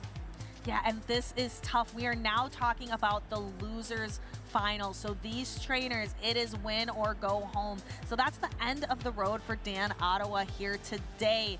But again, congratulations to 610 Hero for moving on, keeping his tournament dreams alive, and moving on to Day 2. And honestly, losers finals, still a great place to make it to. Gets you a nice amount of championship points and a little bit of glory. Yes. So being on stream, being immortalized in the story of the Pokemon Regional Championships, it is so much fun to watch these trainers and get to learn a little bit about them and build up their stories. Stories are so important in sports, and it is so much fun to share these with all of you. Sports and esports. Sports, that's all. It's all sports. Alrighty. Well, we are going to be continuing through the losers bracket. Like you said, it's win or go home, and we've got some names, some faces that we've seen before up on stage ready. Not quite ready yet. We need to give them a little bit more time. And while we do that, let's talk about some of the events going on right now in Pokemon Go. It is currently the Halloween event, part 2. I've seen quite a few of the, I'm seeing quite a few of these Pokemon out here kind of around the venue. In the venue, we've got our own event going on where we can see some Wooloo spawns. I caught a Hundo, a 100% Chinchou earlier, which was really exciting. But you can also see a few of these event Pokemon. One of the really fun ones is Zorua. That is a sneaky, sneaky Pokemon. I currently have my best buddy as a Pawmo. So whenever I see a Pawmo out in the wild, I'm like, that's not, you're trying to trick me and I won't fall for it. I have my buddy as a Zarude. So anytime I see a wild Zarude on the screen, I'm like, oh, that can't happen. Well, some legendaries, aka the Galarian birds, will show up if you are using an adventure incense, but Zarudes don't show up. You can't catch those in the wild, so I know that that Pokemon is a Zorora, not a Zarude. Yes. Lots of Z Pokemon. Lots of Z's. But continuing, again, Halloween, if you are out there enjoying that event, let us know, #PlayPokemon. Maybe you're listening to the broadcast a little bit as you are, maybe you're listening to the broadcast as you're out and about playing and catching, or again, just let us know. We love to share all of those posts from social media. All right, and with that, we are ready to go to this stage where we have both of our battlers. It is That Boy Jay on the left against Freezing Sun on the right. We have seen both of these battlers before, but not up against each other. That Boy Jay, we did see that Cresselia earlier paired with Swampert, Shadow Alolan Sandslash, the Shadow Alolan Ninetales, the double Alolans, as well as Mandibuzz and Metagame. Yeah, That Boy Jay, apparently his favorite in-game item is an Elite TM. He's used quite a few of them. I believe at least 10 of them already. You can get those from the Go Battle League. Yes, you can. It's a very interesting number of them to have used. And on the other side, we do have Freezing Sun saying that he likes to catch Canadian Shieldons. Maybe a bit of a play on words for himself. Ooh, very interesting. So I am excited to see these two trainers fight it out. Losers finals, like I said earlier, we are in where it is win or go home. You need to get in a win to keep your tournament dreams alive. Very excited to see how these trainers are going to strategize. We have Swampert. We have two Shadow Alolan Sandslash on either side of the field. Let's find out what these trainers are going to bring to the field of battle. All right, and on the left, it is going to be Metagame, and this is a great lead for That Boy Jay into that Shadow Alolan Sandslash, an immediate pivot into his own Metagame, which is hard answered by that Cresselia. We were saying before, this Cresselia is not actually running Moonblast. It only has neutral damage in the Grass Knot and Future Sight. However, it's such a polarized matchup so that it doesn't need the super effective charge attack. All you need are these neutral damage, fast attacks and charge attacks, and that's enough to secure this matchup all of the time. Yeah, so that using that Future Sight gives you a little bit of other coverage, other places in the meta that perhaps Moonblast wouldn't allow you to. So Metagame doing it's trying Alpha Fiend. The Metagame is trying to get some damage, has managed to get the Cresselia down to half health, but That Boy Jay is going to knock out the Metagame. Oh, not quite knock out the Metagame, but come very close. Yeah, and it's going to be, actually, I think a really great spot for him. He's going to be able to get to a Psycho Cut down here, even though Psycho Cut typically doesn't do all that much damage. The Metachamp's just so low, and the 2-turn fast attack is able to knock out, and there's so much energy on that Boy J side, but all of that energy will be walled by this Alolan Sandslash. Being able to get a farm down and throw a charge attack into that Boy J's Metachamp will be a nice consolation prize for Freezing Sun. Yeah, Future Sight is such an impactful move, but doesn't even take this Shadow Alolan Sandslash into half health. We see a quick pivot here, and now we are back with the Shadow Alolan Sandslash versus the Lickitung this time. It is going to be that Shadow Claw Sandslash, so not really threatening too much. The Body Slam coming through from Freezing Sun. It's going to do a little bit of chip damage, but only having access to resisted moves means that this is a bit of a slower playing matchup. Actually going for the bait there. You see that Boy J swiping his bubbles really low, trying to mimic what a ground type charge attack would look like, though his phone is actually underneath the table, so there's absolutely no way Freezing Sun could see it. And here we have the Body Slam, almost knocking the Alolan Sandslash out. Not quite enough. Gonna allow the Sandslash to throw an Ice Punch. The Ice Punch comes through. It does a little bit of chip damage to that Lickitung, and I think the Lickitung, even though it's going to take another Ice Punch here, is going to be able to farm all the way down. And I think that energy will be really crucial for Freezing Sun going into the final matchup against the Metachamp, but you can see him shaking his head. One Body Slam at this health is not enough to threaten a shield off of the Metachamp, and that Alolan Sandslash in the back is really not going to like all the counter damage. That Metachamp has 2 shields still. It does 3, 4, and 5. Metachamp secures that victory with 2 shields in the bank. A decisive victory for that Boy J. That Boy J is looking to repeat history from Toronto here today. This is a rematch between that Boy J and Freezing Sun. Previously, that Boy J won 2-0 and is going to try to repeat the performance. We see here on the replay the Cresselia being able to Psycho Cut down, throw the Future Sight, but just really wasn't able to use that impactfully. And then we have the Metachamp knocking out the Lickitung. Metachamp looks really solid here and being able to just counter down from Freezing Sun. Freezing Sun bringing those 2 Pokemon, Lickitung and Shadow Alolan Sandslash, that just have a tough time against Metachamp. Yeah, and if you're Freezing Sun, you have to be hoping that in game number 2 you get a little bit better alignment. You get a little bit of a better chance to allow your team to thrive. Having such polarizing matchups all the way through that last game, it's got to be a little bit frustrating because you really feel like you don't have that much of an out. So going into game number 2, I would expect him to potentially lean a little more into Pokemon that Boy J doesn't have hard answers to. I think Lickitung's a great shout because the only Pokemon that really hard answers that is going to be the Mandibuzz, and we didn't actually see the Mandibuzz in game number 1. Yeah, we'll have to see how Freezing Sun is going to pivot here.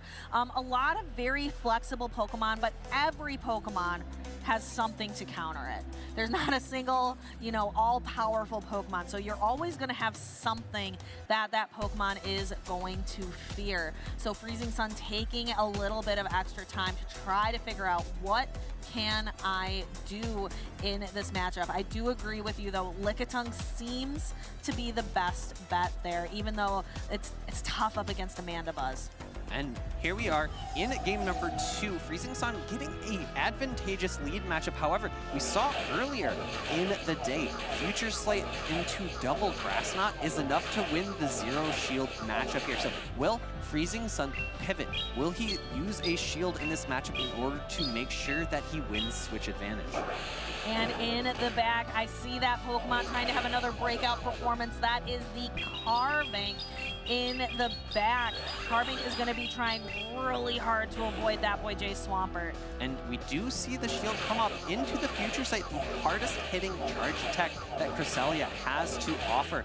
throwing another body slam before the next future sight. Freezing Sun doing an immense job of making sure that he's throwing in proper timing right before the charge attacks that Boy J can do. Yes, and trying to keep track of one-turn fast moves. Each lick is half a second, so being able to do that requires a lot of skill from the trainer. We see the next future slate land, and again, Freezing Sun throwing the body slam right before that Boy J gets to the next powerful charge move. That Boy J decides, you know, this isn't worth it. I want to keep the shield advantage. I'm just going to bring in Metagame here. It'll be really interesting to see what Freezing Sun brings into this Metagame after the Lickitung faints. He's going to actually want to bring in the Carbink based on the Pokemon that Boy J has in the back, but I am a bit afraid that he will bring in the Metagame given how much energy. Oh no, actually making the correct decision. In comes Carbink, counter swap to Swampert, in comes Freezing Sun's Metagame. Yeah, so this is looking very, very interesting here. We have that Metagame. It is going to have to start dealing with all of these Hydro Cannons. Swampert, again, such a good closer, can output a ton of charge move damage, but Freezing Sun seems to be in a really good position, having avoided the Swampert and Carbink matchup. And this is going to be a really nice bait from Freezing Sun, throwing a power-up punch. That Boy J extremely surprised, a little bit frustrated maybe even, because power-up punch here is going to make sure that these counters start ramping up, and the second power-up punch comes through. It allows these counters to really start ramping up. The Hydro Cannon also coming through would be enough to knock out the Metagame, and I think that Boy J might be at a second. Yep, you can see them talking about power-up punch. That Boy J is very confused. So going ahead and throwing the Hydro Cannon to knock out the Metagame, and now the Carbink hits the field. Swampert is going to try very hard, not going to make the Earthquake, which would be much more impactful here, but going to be throwing a super effective Hydro Cannon to knock it down to about half health, and now we're going to see, can a couple of dynamic punches be enough to knock out the Carbink? And unfortunately for Freezing Sun, that Boy J still has a shield on his side, so even if he makes it to the Moonblast here, which he very much will, actually being cut off by an Ice Punch, but I'm not quite sure this is enough to knock out given that it's neutral damage and Carbink is extremely bulky. It hangs on, is able to, actually throws the Rock Slide, not the Moonblast, knowing it's going to be shielded either way, and that counter that snuck through will be enough to knock out. And it seems like history has repeated itself. That Boy J winning 2-0 again versus Freezing Sun. A bit unfortunate in that typically the way that the bracket's set up is that you don't have double jeopardies or a time where you pair up against the same person twice in these double elimination brackets. However, once you get to the losers finals, there's only one other person that you can pair up against in your group. So you're forced to play the same person again if the person that makes it on the other side of the bracket is the person that you lost to in the winner's bracket. Yeah, so very, very exciting from both of these trainers. Congratulations again to that Boy J for winning 2-0. Here is the replay. Yeah, so the Cresselia getting immense farm down, coming out with so much energy, throwing the Future Sight into that Alolan Sandslash, and the Alolan Sandslash returning with a farm down. The body slams going into the Metagame, not impactful enough to get Freezing Sun game number 1. That Boy J securing with a farm down. Yes, and continuing through this losers finals matchup, we have the Metagame here in the second game, being so impactful, being able to knock out the Lickitung and deliver the final blow to the Carbink. Yeah, so Carbink really, unfortunately, struggling against the Pokemon it was getting paired up against. We got paired up against the Swampert there. The Metagame, even though it was power-up punch and it was able to ramp up that damage, not doing enough damage in order to get the Swampert low enough in health so that the Carbink could fast attack down.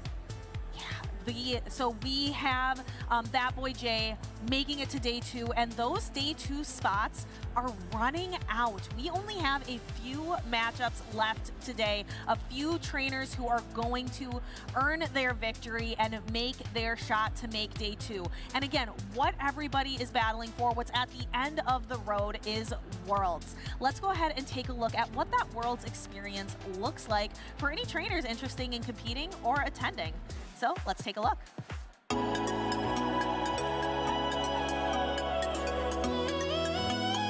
Hi there, I'm your host Anna Prosser here in Yokohama for Pokemon World Championships 2023, and we're here in the Play Lounge. We're here with Judge Kaza to talk about first steps. What's first step? ここはティーチングエリアです。カードゲームを最初にやる場所です。 If a player is just learning about Pokemon for the first time, what would you tell them when they come here? まずは楽しんでください。 What games can players learn here in the Play Lounge? すべてのゲームできます。 Do they need to know anything before they come here, or can they start brand new? Nothing. 初心者でも大丈夫です。 What is your favorite thing about the Play Lounge? ティーチングが大好きです。 It looks like you're having a great time. We'll let you get back to it. めっちゃ楽しいです。ありがとうございます。 I'm so excited about this WCS in Japan. And that's it from the Play Lounge. We'll be right back with more from the Pokemon World Championships. Hello and welcome to Yokohama, where we are at the Pokemon World Championships 2023. I'm Anna Prosser, and I'm standing in front of the Poke Center. I have some amazing models with me today. Please introduce yourself, sir. Hi, Spraggles, content cowboy and aspiring magician. Can you top that? Dupe Snacks, the eye on the sky on Eos Island. Now, we are going to find some clothing, some accessories. What are you looking for in there? I'm looking for Pokemon-themed things. I've heard there are some of those in there. What about you? Looking for anything in particular? Heard there was a jean jacket. I'm finna sporting that. We are super excited to do some shopping. Let's go.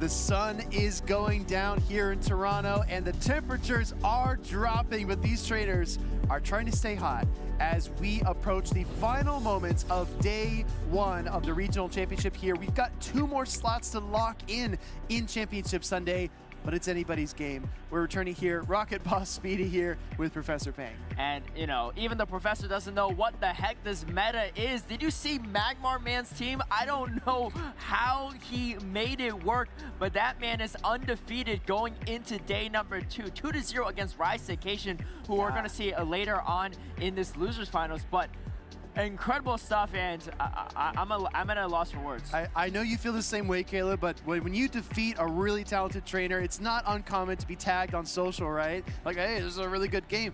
defeating Rise is a huge accomplishment. I don't care who you are, where you come from, or how many battles you played. Beating one of the best players in the world is always something to be proud of. We have another trainer coming up here that I've actually not seen on stream at all, and he's bringing a unique fairy-type Pokemon that you called out in the show intro. Oh, okay. Is it Wigglytuff? Maybe. Oh, I like to see that. Well, we have our trainers on stage getting ready. We have EJCC versus Medini, and the Wigglytuff is coming through. There it is. I feel like Carbink and, we didn't say any talk specs. Carbink, Alolan, Ninetales, a little bit easier of a pick, but Wigglytuff we really haven't seen too much of. Yeah. Really, it was really Mormon Matt that brought in Sacramento, but that was about it. I think its place in the meta is quite strong.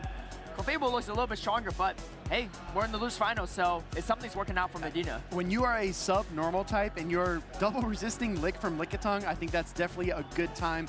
Wigglytuff has made it this far. We are in the losers finals for Group C, and we're going to figure out which one of these two trainers will move on to Day 2 and Championship Sunday. We have a trainer here who we've seen actually several times on stream using Carbink.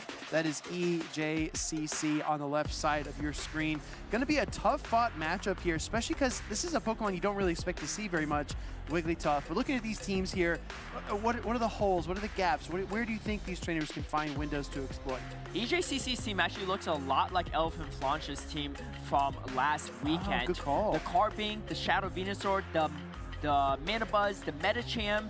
I think the Alolan Sandslash too. It was really, I know Elephant Flash ran a Swampert, so maybe grabbing some ideas from that or having similar trains of thoughts. Medini running that Wigglytuff though, and I'm very excited to see if that makes an appearance. We're going straight into the battles. It is going to be a Alolan Sandslash, Shadow Alolan Sandslash into Metacham. A fantastic lead for Medini. Yeah, it's a really tremendous lead. We see the safe swap Metacham here from EJCC trying to get his Steel and Ice-type Pokemon off the field.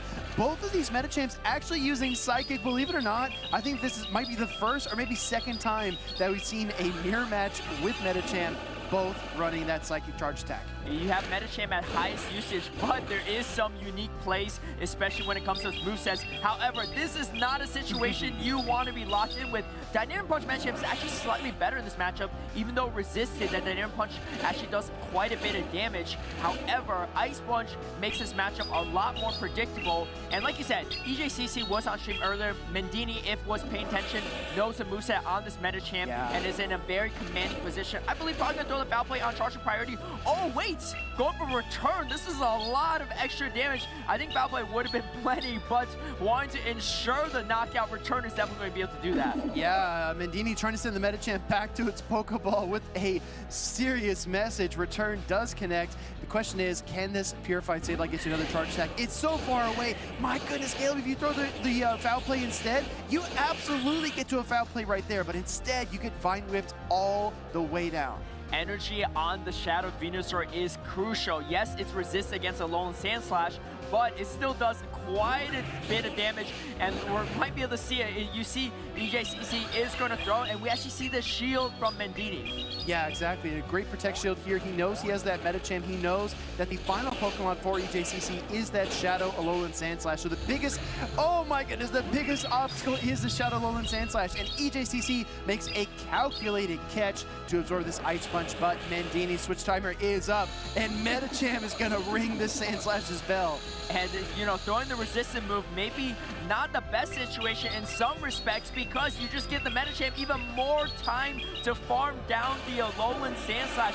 Energy on this Metacham is going to be pretty vital, because Metacham's not in Vine Whip range. You have to throw energy, and now going for the hard-hitting Psychic. Medini is not messing around, going for the hardest moves possible in every single matchup. Yeah, this is going to be another curious situation, right? If you do get the full Vine Whip down, should you go for the double Ice Punch? Medini doesn't get to another charge attack. He's got one Protect Shield left. Shadow Alolan Sandslash has no energy at all, and it's Shadow Claw. Here comes the first Frenzy Plant.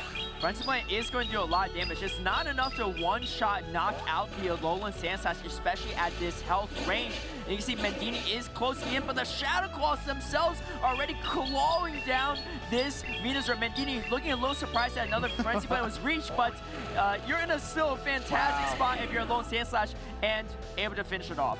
My goodness, Medini absorbs that Frenzy Plant at the very end of the matchup, and his Shadow Lowland Sand Slash still stands strong. I think that's one of the most important things to remember about that Pokemon. It can look so polarizing. Against Metacham, it seems almost helpless. Against Shadow Venusaur, you can absorb a Frenzy Plant and keep on moving along.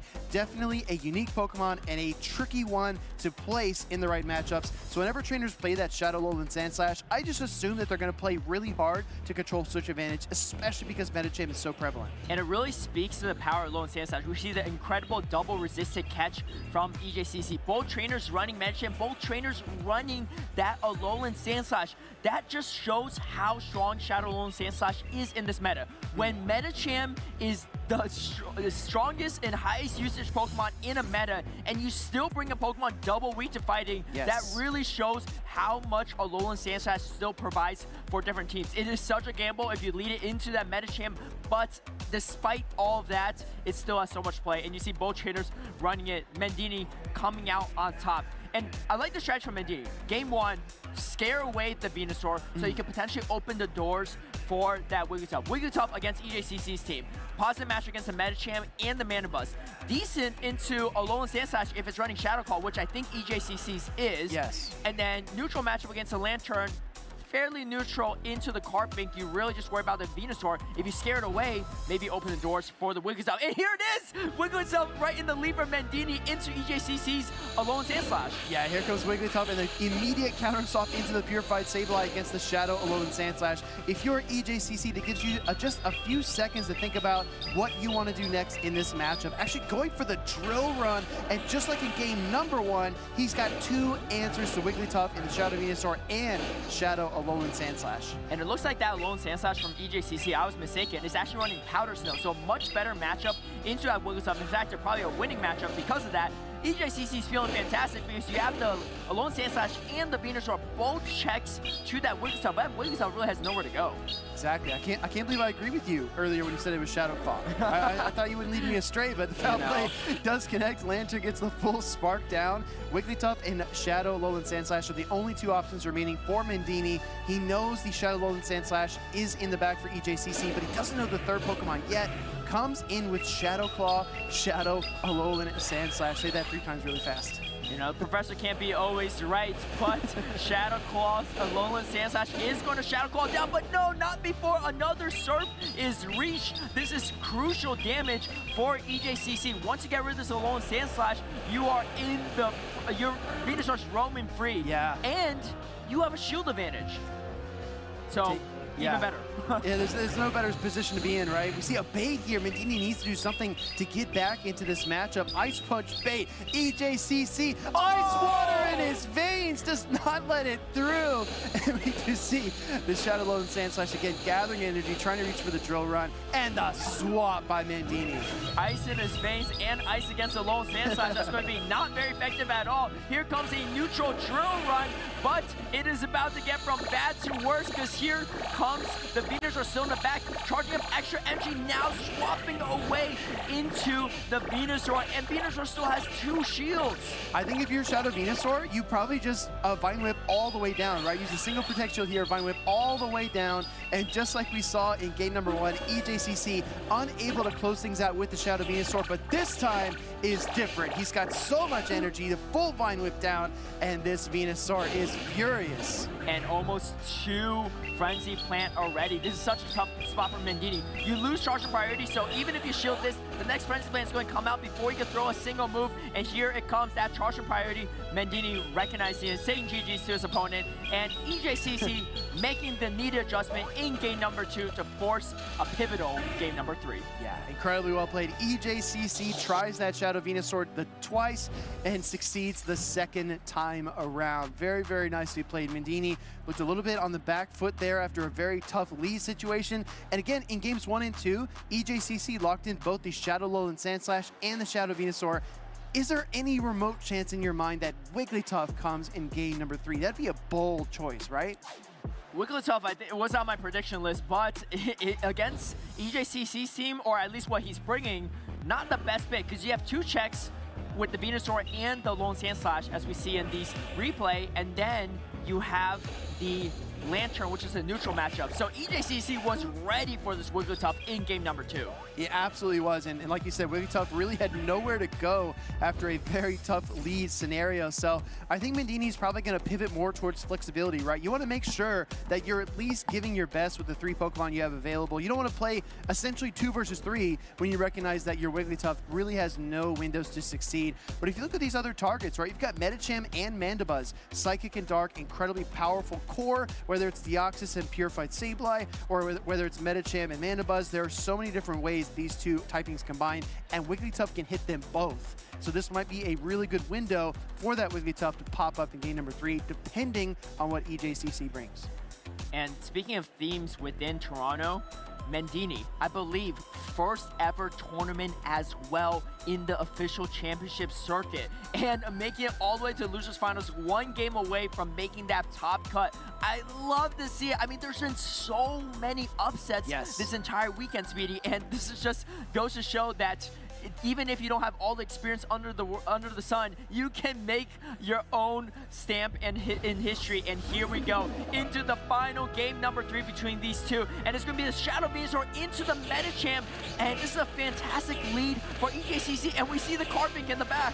Yeah, this could be anybody's game. We see the swap into Superior. Shadow Venusaur going to gather some additional energy, go for the Sludge Bomb straight away. This is a lot of super effective damage. Medini uses that first Protect Shield early as the Shadow Venusaur applies a lot of pressure, but there's not really an option here if you're EJCC. What do you switch into? And the counter damage from Medicham actually started wearing down this Venusaur to a point where you actually have to shield the airways. EJCC, you really want to see this Venusaur because this is your hardest check, or sorry, the Superior, because this is your hardest check to the Carpink in the back. So getting this out of the way or forcing it to spend all his shields is a good spot. And here comes the Sludge Bomb. 1-hit knockout on that Superior. Medini has nowhere to go so far. And now you could potentially come in with Lone Sand Slash, but I think we see a pivot from EJCC. Here comes Medicham. Oh, actually coming Medicham. With Sword. Oh, and the swap and the catch onto the Carpink. Really nicely played by EJCC to keep his Venusaur in this matchup. I do think it's a powerful Pokemon. He values it quite a bit. He knows it's giving Medini trouble. Coming into the Shadow Load and Sand Slash, though, it's a little bit tricky because switching in the Carpink actually allowed Medini to respond and keep his Shadow Load and Sand Slash away from the opposing Medicham. But you said this before, Caleb, in our own conversations. This matchup is not that bad for the Carpink. No, it's not. If you're the Carpink user, you actually kind of prefer this at times. This Rock Slide does a lot of damage for neutral damage, and the Rock Throw is really starting to add up. If you spend this final shield, and that looks like Medini is going to spend it, this is going to be tough because now you're out of shields, and there's still a Medicham you have to worry about. Medini hasn't seen it yet, but he's going to see it very, very soon. Yeah, we see the Shadow Load and Sand Slash pacing to almost double Ice Punches. We'll get the first one off here to KO the Carpink, and we know that there's a Medicham in the back there for EJCC, but he's aware that this Shadow Load and Sand Slash has a lot of energy. What do you do? What's your play? Comes in Medicham immediately. 2 counters, almost get the knockout, but the Drill Run still connects. Drill Run neutral damage, no same type attack bonus, but still does a sizable chunk of damage to Medicham. Medini swapping straight over, but the Venusaur is still there, the pesky Venusaur, and it still has a shield, and it is loaded up with the Frenzy Plant. It's going to do a lot of damage. If not, it's going to knock out the Medicham. Yeah, Shadow Venusaur is absolutely tearing through this line of 3 from Medini, building to the double Frenzy Plants, just like in game number 2. EJCC said it worked once, let's try it again. This is going to thump this Medicham off the field, back into its Pokeball, and the last hope gets it with another Frenzy. EJCC with a dominant performance in Losers Finals, earning himself a spot in the top 8, in top cut for day number 2 in Toronto. Fantastic plays from EJCC. The more I look at Medini's team, the more these weaknesses to Shadow Venusaur become apparent. Wigglytuff, Superior, and Lantern. And then if the Protect Shields are down, you've got a real shot against Purified Sableye and Medicham. It makes so much sense to bring that Pokemon. Didn't work out in game number 1, but he stuck to it, right? He was committed to bringing that Shadow Venusaur, and it carried him all the way through to day 2. Yeah, EJCC, quite the performance here. And again, for Medini, even though didn't quite make top cut. Still, first ever tournament, making it this far is still an incredible feat. And here we see that replay from that first game. Metagame finishing it off, but the Venusaur, the Shadow Venusaur, so clutch for EJCC in these matchups, able to do so much work. Didn't win the first one, but getting the full farm down on that Wigglytuff. And like you said, it's so strong to Medini's team.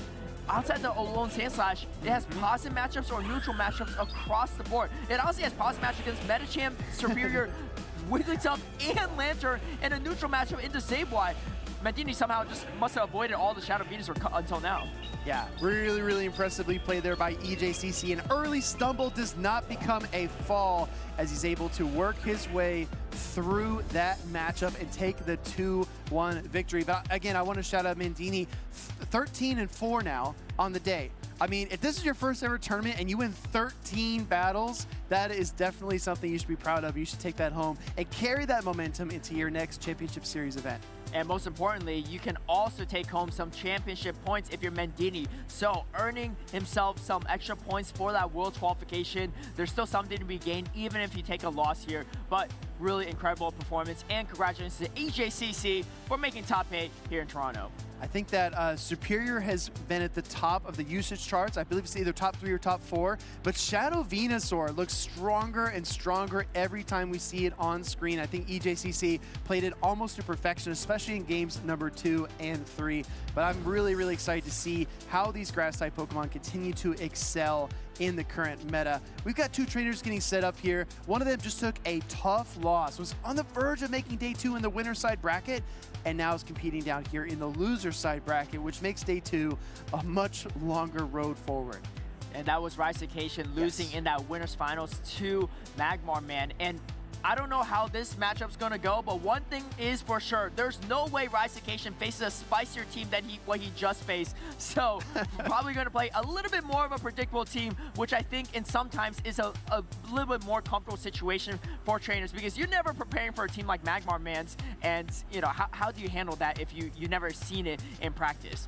Well, exactly, and I actually have an answer for you. Okay. I want to take a moment here to highlight Rise and also one of his friends and frequent competitors, Doonbug97. And I want to talk about how Doonbug thinks about energy and how it can help you in these, more unpredictable, these spicier matchups. So every fast attack has a certain amount of damage and energy, every charge attack the like. And if you know the amounts for each of those, it doesn't matter if your combination is Fire Spin and Rock Slide or Spark and Dig. If you know the energy and the counts for each of those fast and charge attacks, it doesn't matter what Pokemon you see, you just work your way through the math and the numbers. And I think that knowing, okay, this Shadow Kenta Ninetales is running Fire Spin, how much energy does that give it and how long until it gets to the overheat? It helps you in any situation just knowing the basic moves, because these Pokemon that spread across so many, Shadow Alolan Sandslash and Sableye both have Shadow Claw in common. Powder Snow on Frostlash, Powder Snow Alolan Ninetales. Same basic DNA structure of these moves, it's just spread out and kind of varied across the Pokemon. And I think having that knowledge is a great way starting forward. And then when you get facing more and more experienced players, you know that they know their energy counts too. And then so you're trying to catch moves when they know the moves, and then they know that you know, so then they're also trying to be a step ahead. The mind games are just endless in that regard, and we see that on stage multiple times. I gotta write that. They know that we know. Yeah. Okay, yeah, that's lesson number 10 for today from the professor. Professor Fang. I'm really excited to see Rise and how he performs. He's been down before. I think last season was really, really challenging for him. Multiple top cuts, but could not lock in that regional win until late in the season, and he definitely showed it. Shows his prowess no matter where he goes. Really excited to see how he does. And then his opponent, Daxu, I'm actually not very familiar with. So this is the theme of Toronto, right? We've got these figuratively speaking titans of Pokemon Go PvP going against these young upstart challengers who are just disrupting everything. Daxu, I believe, is from France but lives in Canada, so representing both the EU and Canada regions here today, and is fighting for a spot in this top 8. I feel like out of all, I mean, maybe JJ, in the top 8, but I feel like a lot of the players we expected to make top 8 have not done so. So many upsets here in day number 1 in Toronto, and I feel like Raisecation is the last kind of juggernaut left in day number 1, making it all the way to the losers finals. Can he fight his way into top 8? I know he did it in Peoria in that losers finals on day number 1. Can he do it again here, or do we get another upset from Daxio and we have just a fresh top 8 bracket? That would be wild to see either way. Yeah, I'm looking at the teams here as we have them on the screen. Shadow Charizard is not something that we have seen as often in this tournament. Maybe in previous tournaments there was a lot more Shadow Charizard activity, but like you were calling out about the movesets, Caleb, we've seen Rise pilot Shadow Charizard to tremendous success last season at NAIC. He knows the counts, he knows the damage dimensions, he knows how that Pokemon operates. Can Daxio outmaneuver him? Because I think if the Protect Shields go down, that Shadow Charizard could be fierce. I think it will be. And like I said, Rise Sagation is the last Juggernaut. I say that for a good reason. He's the last standing Worlds Qualified competitor remaining at day number 1. All the other Worlds Qualified competitors have been eliminated. So really going to show the underdog story here in Toronto. And it's starting off for a great start for Daxio. It's going to be Umbreon into Sableye. Yeah, shout out to Alpha Phi. We've got an Umbreon lead here against that Purified Sableye. Definitely a tough lead for Rise, but he's staying in. Actually going with 2 Dark Pokemon on his team and a Metagame. When you don't bring a Fairy type Pokemon, this is what you have to look forward to. And it's still looking pretty good for Daxio because swapping in, trying to catch the foul play, but Daxio being very patient, not throwing the energy, and now here comes Mandibuzz into Lantern. This Lantern is running Water Gun though, so it's not a terrible matchup for the Mandibuzz.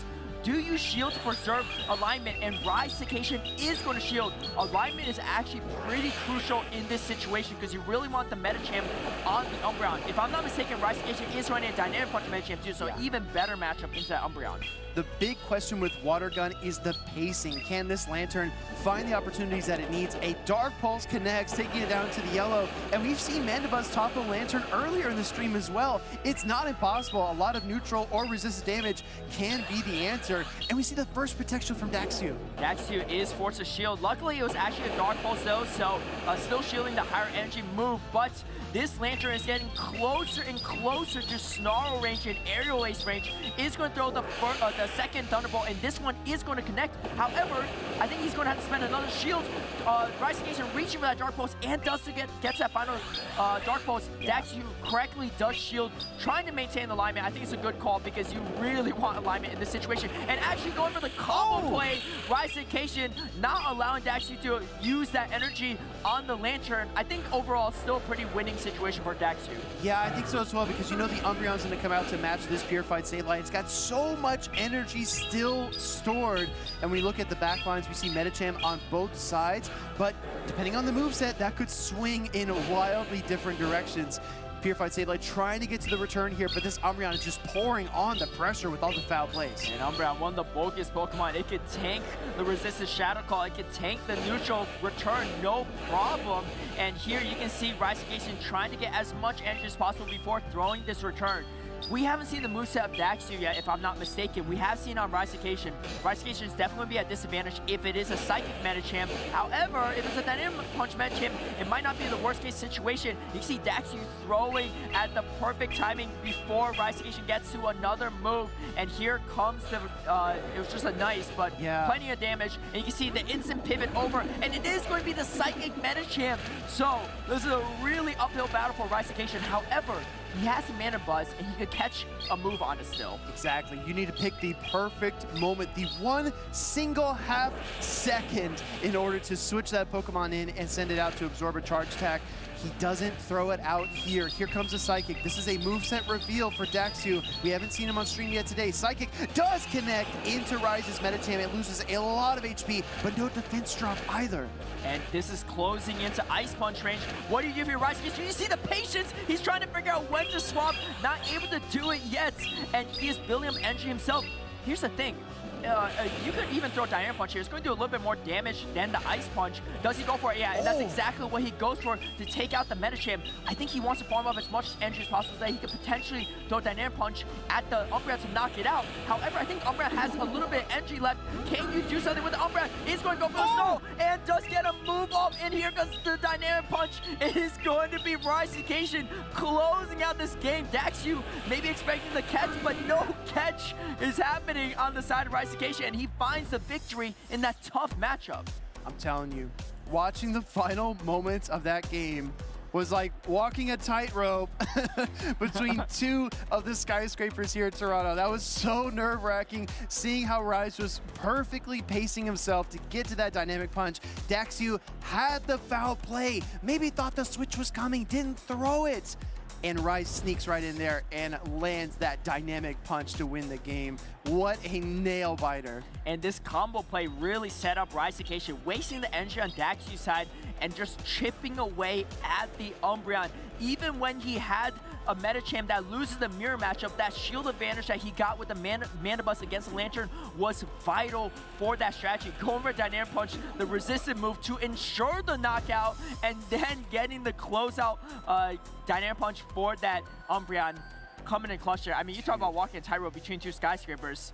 I don't even need to walk the tightrope. I don't like heights. I'm just watching them walk the tightrope, and I'm still nervous for both these trainers.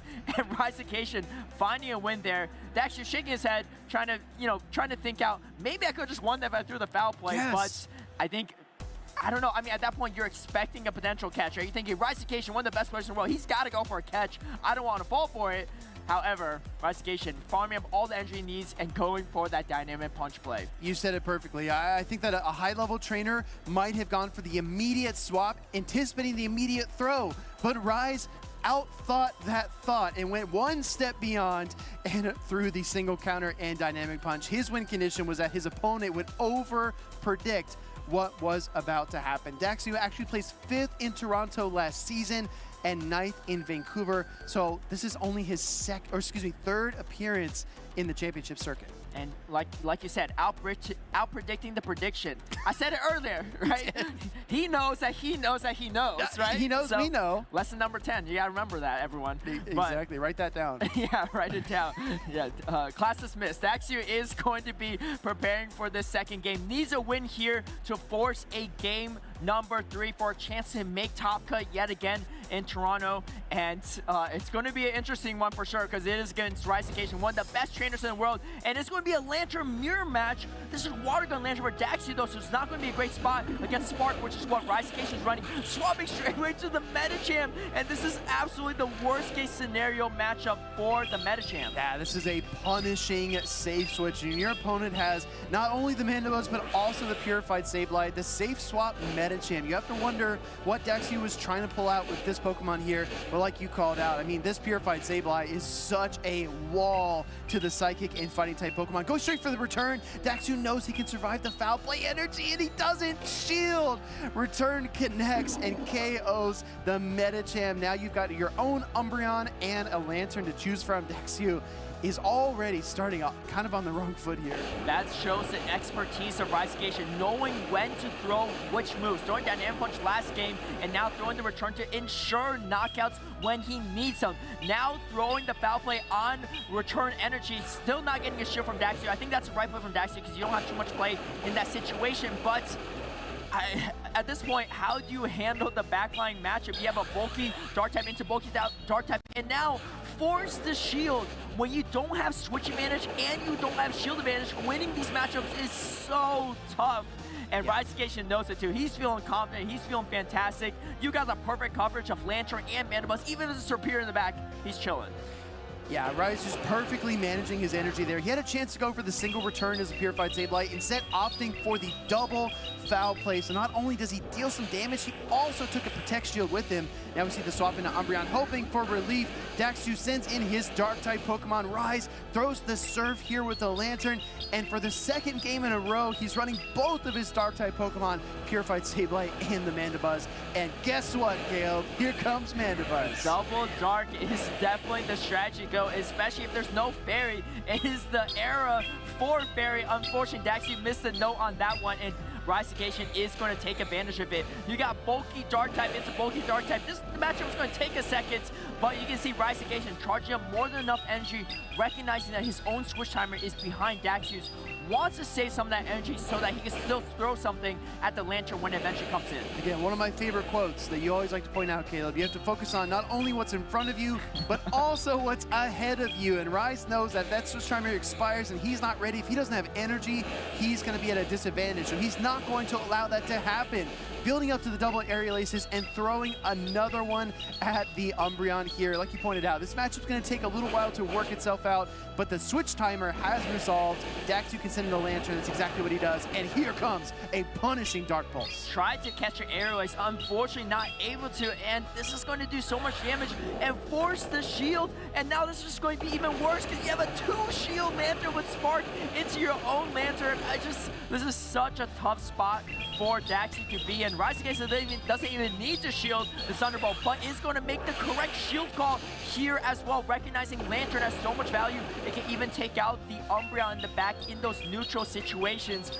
EJCC having his foot on the gas pedal the entire time in the second game. I'm telling you, I mean, once he wrestled away control of this matchup, he is just not giving it back. Here comes another foul play from Daxu, but we can see the writing on the wall for the Dark-type Umbreon. It's all alone. It has no Protect Shield.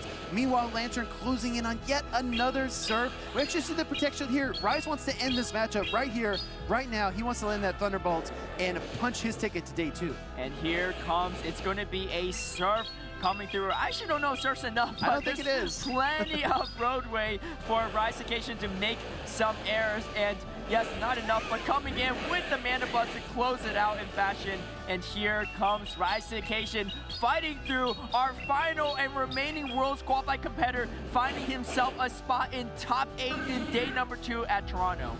Yeah, Rise to the Occasion would not be deterred. Daxu, you can tell, really wanted that top cut finish, really wanted to make it into Championship Sunday, and came so close.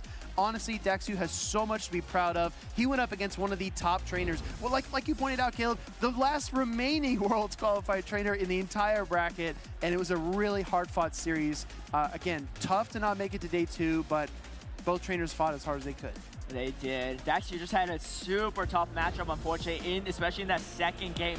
First game was super close either way. Probably regretting not throwing that foul play, but again, you're facing EJCC. You got to expect the catch there. EJCC somehow finding a way to win that one. And just game number 2, pure dominance from EJCC, recognizing he's in the driver's seat. He has control. He is not going to relinquish any control in this matchup, having positive matchups all the way throughout and capitalizing on them.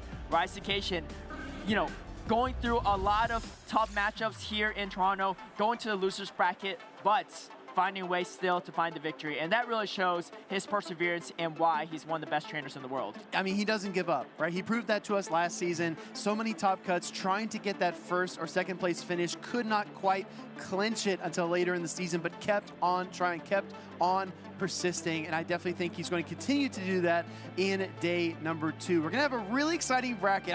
I still have a great feeling, Caleb. I know we're kind of like looking at where all the pieces have fallen and what's, you know, been shaken out and what we still have. I'm really excited to see which trainers end up making it to day 2, because so many upsets, so many upstarts, and just one of those story trainers still remaining as far as I remember.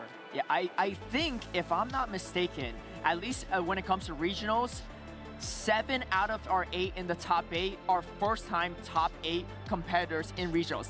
If I'm not mistaken, I could be a little bit wrong, but I'm pretty sure that's where we're at, and it's really EJCC, the only one that made it to multiple top cuts in the past, making another top cut appearance in a regional. So we're going to have to double fact-check that one, but like you said, very excited to see this bracket. I don't think anyone could predict it, but it's an underdog story here in Toronto, and we love to see it. Sorry, Caleb. I didn't mean to look away. We actually have a very important meeting in the lounge coming up. Oh, okay. So you and I need to book it over there. But if you want to compete at a regional championship, you need every single advantage you can get. That includes XL Candy. Let's learn how to get more, and I'll see you in the lounge.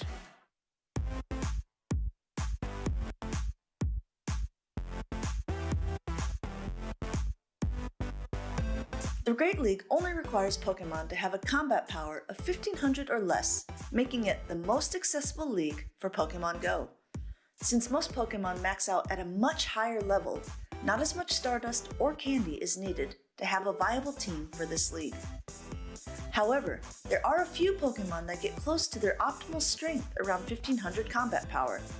Pokemon you often see in play tournaments, like Medicham, Sableye, Lickitung, and Azumarill, can greatly benefit by being powered up past level 40. But to do so, they need to use Stardust and XL Candy. Here are a few tips to help you collect XL Candy a little faster. Feeding wild Pokemon pineapple berries will increase their catch candy.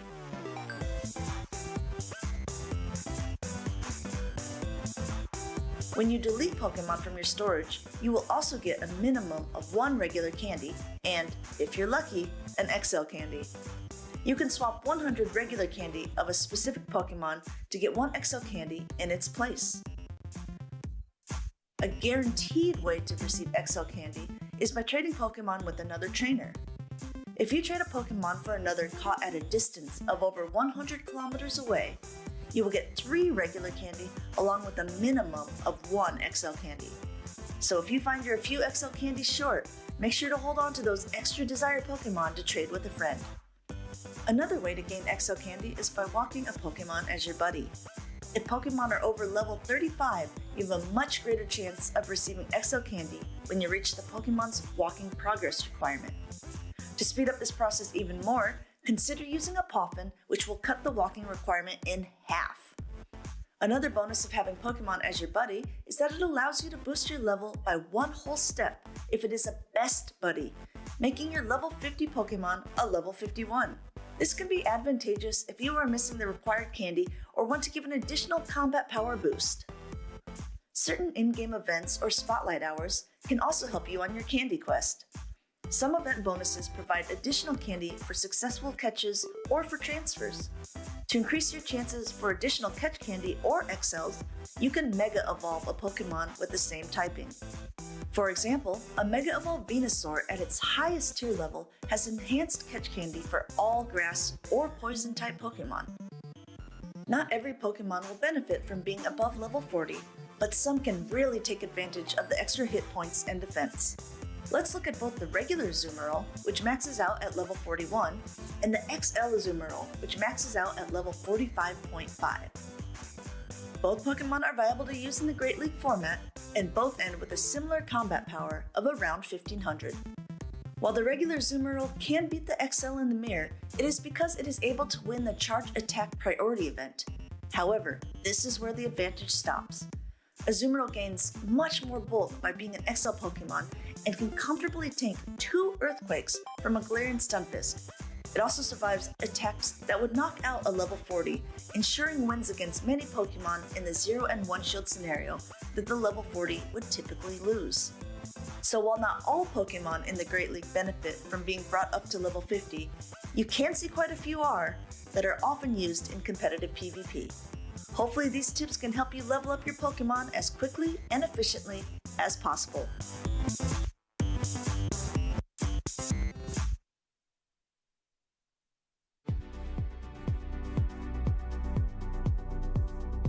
Welcome back to the Pokemon Championship Series here in Toronto. We are wrapping up day number 1. I'm joined here by the rest of our wonderful casters up in costume. We've had a great day 1.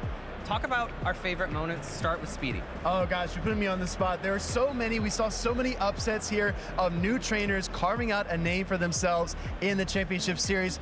I gotta go to some of these catches though. We had some awesome charge attack swaps, especially from Jocko. I won't call out the specific moments because I think my co-caster Caleb wants to spot them out, but they were so much fun to watch. Yeah, you stole my favorite moments too. It's gonna be Jocko versus that boy Jake, catching those incredible moves at the last second, the drill run catches as well. It's okay if you took mine too. You know, you stayed in, you paid attention in class today. I let you land the specifics though. Yeah, okay. yeah. And Stephanie? I have to say it again. Strong Pokemon, weak Pokemon, those are just the selfish perceptions of people. Truly skilled trainers win with their favorites, and that was Magmar Man today. His team was incredible and was able to take him through the winner's side of the bracket. And with that, and knocking Rise to Occasion down to the losers, that is quite the accomplishment. So seeing Pokemon like Lurantis out there on the field was very, very fun for me today. Yeah, 5 out of 6, not in top 12. Very, very impressive. For me, I think my favorite moment of the day was the Shadow Magnezone sweep, able to take out 3 Pokemon in a row, something that we haven't really seen that many Shadow squishy Pokemon do up until today. With that, let's go ahead and look forward to tomorrow. Let's think about the bracket that we have. starting on the winner's side, J-Jan versus SS Thorn, and Jacko Loco 2 versus Magmar Man 26, all undefeated. Speedy, take us through the lower half. Yeah, I just want to start off here by saying J-Jan's team is probably the most conventional, but he's in a field full of spice. And as we move down here to the loser's side bracket, Rise to Occasion versus That Boy J, definitely going to be one to watch. We also have EJCC 87 versus 610 Hero. Caleb, which one of those two pairs are you most hyped for? I mean, those are going to be great matchups for sure. Rise to Occasion, very tried and true, tested competitor. The only Worlds qualified competitor left remaining. We actually have 610 Hero, though. I misspoke earlier. Actually is another top cut player, early top cut in Vancouver of the first season, and looking forward to that matchup against EJCC. And not only tomorrow, we have so much left for this regional schedule. Stephanie, take us through what's coming up next. We are in Toronto right now, and we are looking forward in November to go to LAIC, the Latin America International, before we come back. And we have San Antonio, Portland, Charlotte, Knoxville. We'll come back to Canada right before EUIC. And as we keep saying, all roads lead to Worlds in Honolulu, Hawaii at the end of the season. That is what these battlers are out there fighting for, is their ticket to Worlds, looking for those championship points, or perhaps winning a regional and getting that automatic qualification. So in addition to the regionals, we also have in-game events going on, and I think next to me we have a bit of a Rocket aficionado. Can you take us through this recent Rocket event, Speedy? Yeah, absolutely. We've seen so many strong Shadow Pokemon succeed here in Toronto, but these are some brand new releases as well. Shadow Ghastly, Shadow Barboach, and Shadow Drillbur. I definitely want to shout those three out. They can be viable in the Great League, Ultra League, or even in the Master League. And as well, Caleb, I'm just going to toss the ball to you. We've got a Shadow Rock type here as well. Yeah, Shadow Shieldon. No Shadow Bastion on day number 1 in Toronto, but still a Pokemon to watch out for. No Shadow Whiscash too. I was a little surprised by that one. Still a lot of time though to catch these Pokemon yourself if you're watching, and maybe bring to a future tournament. And then Stephanie, any shadows that you're looking for from this recent takeover event? Oh, Alpha Phoebe, you know me, that I don't use Shadow Pokemon. I only use purified Pokemon. At dinner last night, I actually purified a Shadow Mewtwo. It was looking so sad that I decided I just needed to purify it. At the horror of the other members of my group. So I am definitely not a Shadow Pokemon user. I'm sorry, Giovanni. I just had to call it out. Well, if you're doing any fun things with your friends, like purifying Shadow Pokemon in front of them, make sure that you're sharing that on social media. You have #PlayPokemon, @PlayPokemon on X, /Pokemon on Facebook and YouTube, and also take some photos, post them on Instagram so that we can see them here at the venue. Speaking of photos and fun things to do, the four of us have been doing a wonderful pumpkin carving contest. We don't have any of them here, but when we do show them, make sure that you vote for them. A couple done by our production squad. Gourd Luck Casters. Hopefully you all have had some luck. Speedy, what have you been carving? I'm just going to give everyone a fair warning. Mine is supposed to be Phantom. All right, I'll say in spirit it's supposed to be Phantom, but we'll see what it actually comes out looking like, because carving pumpkins is no easy task. Caleb, you've got a Sprigatito, if I'm not mistaken. It might be supposed to be a Sprigatito, but it might end up being a Ditto. Now, I gotta say, Toronto is a story of underdogs. A lot of brand new faces making top cut. I feel like if that's the case, be sure to vote for your favorite pumpkin and vote for your underdog, because I'm the underdog when it comes to carving pumpkins. I just gotta say that. And Stephanie, what do you have? I have a Fuecoco. I also picked my favorite Paldean first partner Pokemon. I love Fuecoco. There's one down here on the side. I'm excited. I think mine turned out okay, especially the little flames on its head, I think turned out perfect. So we will have to see. Be sure that you out there are voting for your favorite pumpkin out there as the community. And I will be screaming for my Screamtail, which I carved. And that is going to be it for us today. Make sure you tune in tomorrow, 6:45 a.m. Pacific time, but if you're Eastern time, a little bit later in the day, 9:45 a.m. Make sure to tune in, and that'll be it for today. Any last thoughts? No, I just want to say this bracket for day 2 is absolutely incredible. We have no idea what to expect, but it's going to be exciting. We're going to see lots of upsets, lots of wild team compositions, and lots of crazy catches. So you definitely don't want to miss that. All right, and unfortunately, that is going to be time for us today. We will see you tomorrow. Have a good rest of your evening.